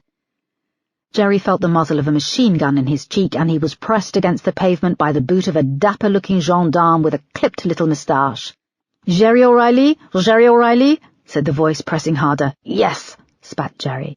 "A warrant was put out for your arrest. It seems you are what they call an English bastard, a murdering English bastard." "I'm Irish, you fucking French bastard," he said, inhaling a mouthful of dust. "It doesn't matter. You're still arrested." As Jerry was pulled away and piled into the back of a police van, the last thing he saw before the doors closed in on him was Pierre, deep in conversation with one of the gendarmes and holding his bag filled with 35,000 euros. Chapter 80. At the same time as Jerry was eating dirt outside the train station in Marseille, Oscar Brown, QC, sat at his desk at the Fortitudo Chambers legal firm looking out over London. It was growing dark, and the rain was hammering against the large floor-to-ceiling windows. He picked up his phone and tried to call Laura. Her number went straight to voicemail. He slammed it down and began to pace up and down his office, feeling sweat and dread prickling his back. When he'd left Avondale Road and seen the police, he'd panicked. He cursed himself for the fatal error. His nerves had finally got to him. He'd driven around for several hours, and to his horror, he'd missed his court appearance. He figured his chambers were secure, and he needed a place to think. He told his secretary to go home, and informed the front desk downstairs that he wasn't to be disturbed under any circumstances. This was an hour and a half ago. The silence disturbed him. No, he'd been driving fast, he hadn't been pursued, and it was the first time in his career he'd missed court. But where was Laura? Where was Jerry? There was an email alert tone, and he moved back round to his desk. He didn't recognize the email address, but it had the title, A Concerned Citizen. He opened it and read with horror. Oscar, dossier on all your scallywag business dealings was emailed to Met Police bigwigs earlier this afternoon, and everything I know about Jessica Collins. If the boys in blue are doing their job properly, you should be having a visit from them any time now. I'll sign off by saying cheerio. I always said I'd vanish in a puff of smoke. Jerry. Oscar began to really sweat. Then his phone rang. He snatched it up. "What is it? I said no interruptions." "I know you said no interruptions, sir, but there's a group of police officers on their way up. They wouldn't take no for an answer. I checked their warrant cards and—" His arm went weak, and he dropped the phone back into the cradle. He looked at the photo of his wife and his 2 children, and then around the office, the career he'd built. The double doors burst open, and DCI Foster stood with DI Peterson and 3 uniformed officers. Before they could say anything, Oscar grabbed his wallet, keys and phone and dashed through the door to the right and locked it. Erica moved to the door and bashed on it with her fist. "Open the door, Oscar. It's over. We know everything. We've spoken with Laura. She's now in custody at the station. Jerry O'Reilly has been arrested for the murders of Bob Jennings, Amanda Baker and Detective Constable Crawford." She bashed on the door again. "Oscar, with every minute you keep us locked out, your future becomes more and more bleak." The secretary rushed in after them, breathless. "Where does this door lead?" demanded Erica. Where?" "It's a small bathroom, an ensuite with an area for dressing, and it leads out to a small balcony," she said. Erica looked at one of the uniformed officers and gave him the nod. He moved forward and charged the door. It splintered easily and opened. They moved through into an elegant bathroom. Beyond it was a door to a small room with a sink, a fridge, a low sofa, and French doors. The doors led to the balcony, and they were open, flapping in the wind and rain. They moved out onto the balcony, and Erica looked down over the edge. It was a perilous drop. The rain fell away in sheets down to the road 13 stories below, lit up with rush-hour traffic. They looked up and saw an iron-rung ladder with protective hoops on the back wall of the balcony leading up 2 stories. Oscar was halfway up, climbing towards the rooftop. "God, I hate heights," said Erica. She looked at Peterson, and they went for the ladder. She pulled herself up first, then he followed. One of the uniformed officers followed Peterson, and the second stayed with the secretary. "He's almost at the top," shouted Erica, trying to quicken her pace, but the soles of her black shoes had very little grip, and she had to climb carefully, the rush-hour traffic stretching out far below them, a carpet of lights. There was a crack and a peal of thunder, and a flash lit up the sky. "That's all we need, thunder and lightning, when we're climbing up a metal ladder near the top of a skyscraper," shouted Peterson. "It's not a skyscraper, it's an office block," shouted Erica down to him. "Either way, it's bloody high," he shouted back. She glanced down at Peterson for a second and saw the road far below him. She blinked the water from her eyes and turned back, trying to stop her hands and legs from shaking. Oscar made it to the top of the ladder and climbed over onto the roof, vanishing from view. This spurred Erica on. Moments later she reached the top of the ladder and eased herself over the concrete lip of the building and onto the flat roof. Oscar was slumped against a fire exit in the centre. When he saw Erica, he rose to his feet. "Oscar, it's over," she said. She was joined by Peterson and finally the uniformed officer. "Come on, man," said Peterson. "Where are you going to go? We know everything about Jessica's death in the caravan, about you and Jerry. Just give it up and come with us." "You doing the brother act on me?" snarled Oscar. "You think 'cause we're both black I'm going to give up out of solidarity?" "Yeah, because we're both that stupid," said Peterson. Suddenly Oscar moved quickly across the smooth asphalt and ran to the opposite edge of the roof. He placed 1 foot on the raised edge. "Stop!" said Erica, as she and Peterson moved closer. "My life is over," he shouted. "What have I got to look forward to?" "You've got kids and a wife," said Peterson. As Peterson spoke, Oscar's body sagged. "My kids, my wife," he said, bowing his head for a moment and wiping his eyes. "My kids." "Please, just come with us," said Erica, inching closer and putting out her hand. "I never meant any of this to happen," shouted Oscar above the sound of the rain and thunder. "I know it sounds trite, but I didn't. I'm not a murderer. Things just got out of hand." He looked over at the drop and took his foot down off the edge. He turned to them. "Okay," he said, "okay." "Okay, good. Just come towards us," started Erica. The uniformed officer reached around and retrieved a pair of handcuffs. Suddenly Oscar seized the raised edge of the roof and hoisted himself up. He stood with his arms outstretched. "My wife and kids, tell them sorry. Tell them I love them," he said. Then he leaned back and threw himself off the edge. "Jesus, no!" cried Erica. They rushed forward to the edge of the rooftop and looked down at the road far below. The traffic had stopped, horns were honking, and there was a faint scream. Below they saw the small, broken body of Oscar Brown, lying in the road. Epilogue. 2 weeks later. The sun shone brightly as Erica, Moss and Peterson emerged from the church in Honor Oak Park. It was a beautiful day in early December. The air was crisp and the sky blue. This was the second funeral they'd attended that day. The first funeral had been in Bromley for Crawford. They had learned that his first name was Desmond, and that prior to his separation he'd kept tortoises. There had been a small turnout, and he had been put to rest respectfully, even if the congregation was sparse. Superintendent Yale delivered the eulogy and had struggled at times to paint a picture of who Crawford was. Then Crawford's daughter, who was no more than 10 years old, went to the lectern and read a poem. Her mother and younger brother looked on, silent in their grief. "If I should go tomorrow, it would never be goodbye, for I have left my heart with you, so don't you ever cry. The love that's deep within me shall reach you from the stars, you'll feel it from the heavens, and it will heal the scars." The poignancy of the poem took Erica off guard, and it touched her that this young girl was able to express so much in this short verse. The second funeral had been a brighter affair. The church in Honor Oak Park was beautiful, and the service livelier.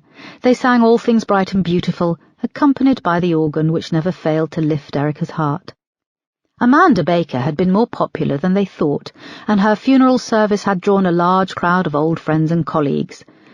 Erica had been touched to see that outgoing Assistant Commissioner Oakley had attended, sleek and smart as ever, as had his successor, Camilla Brace Cosworthy, who had delivered an amusing, heartfelt eulogy. She ended by saying, "Amanda Baker had a checkered history with the Met Police, but sadly her finest moments came just before her untimely death. It was thanks to Amanda that she never gave up on the Jessica Collins case, even when others thought that all was lost. She kept going, kept asking questions, and in the end she delivered the breakthrough that ultimately solved the case. I would like to publicly pay tribute to Amanda for her years of service in the Metropolitan Police." It was followed by a round of applause, and as Erica looked over at the coffin at the front of the church, she imagined that Amanda would feel incredibly proud.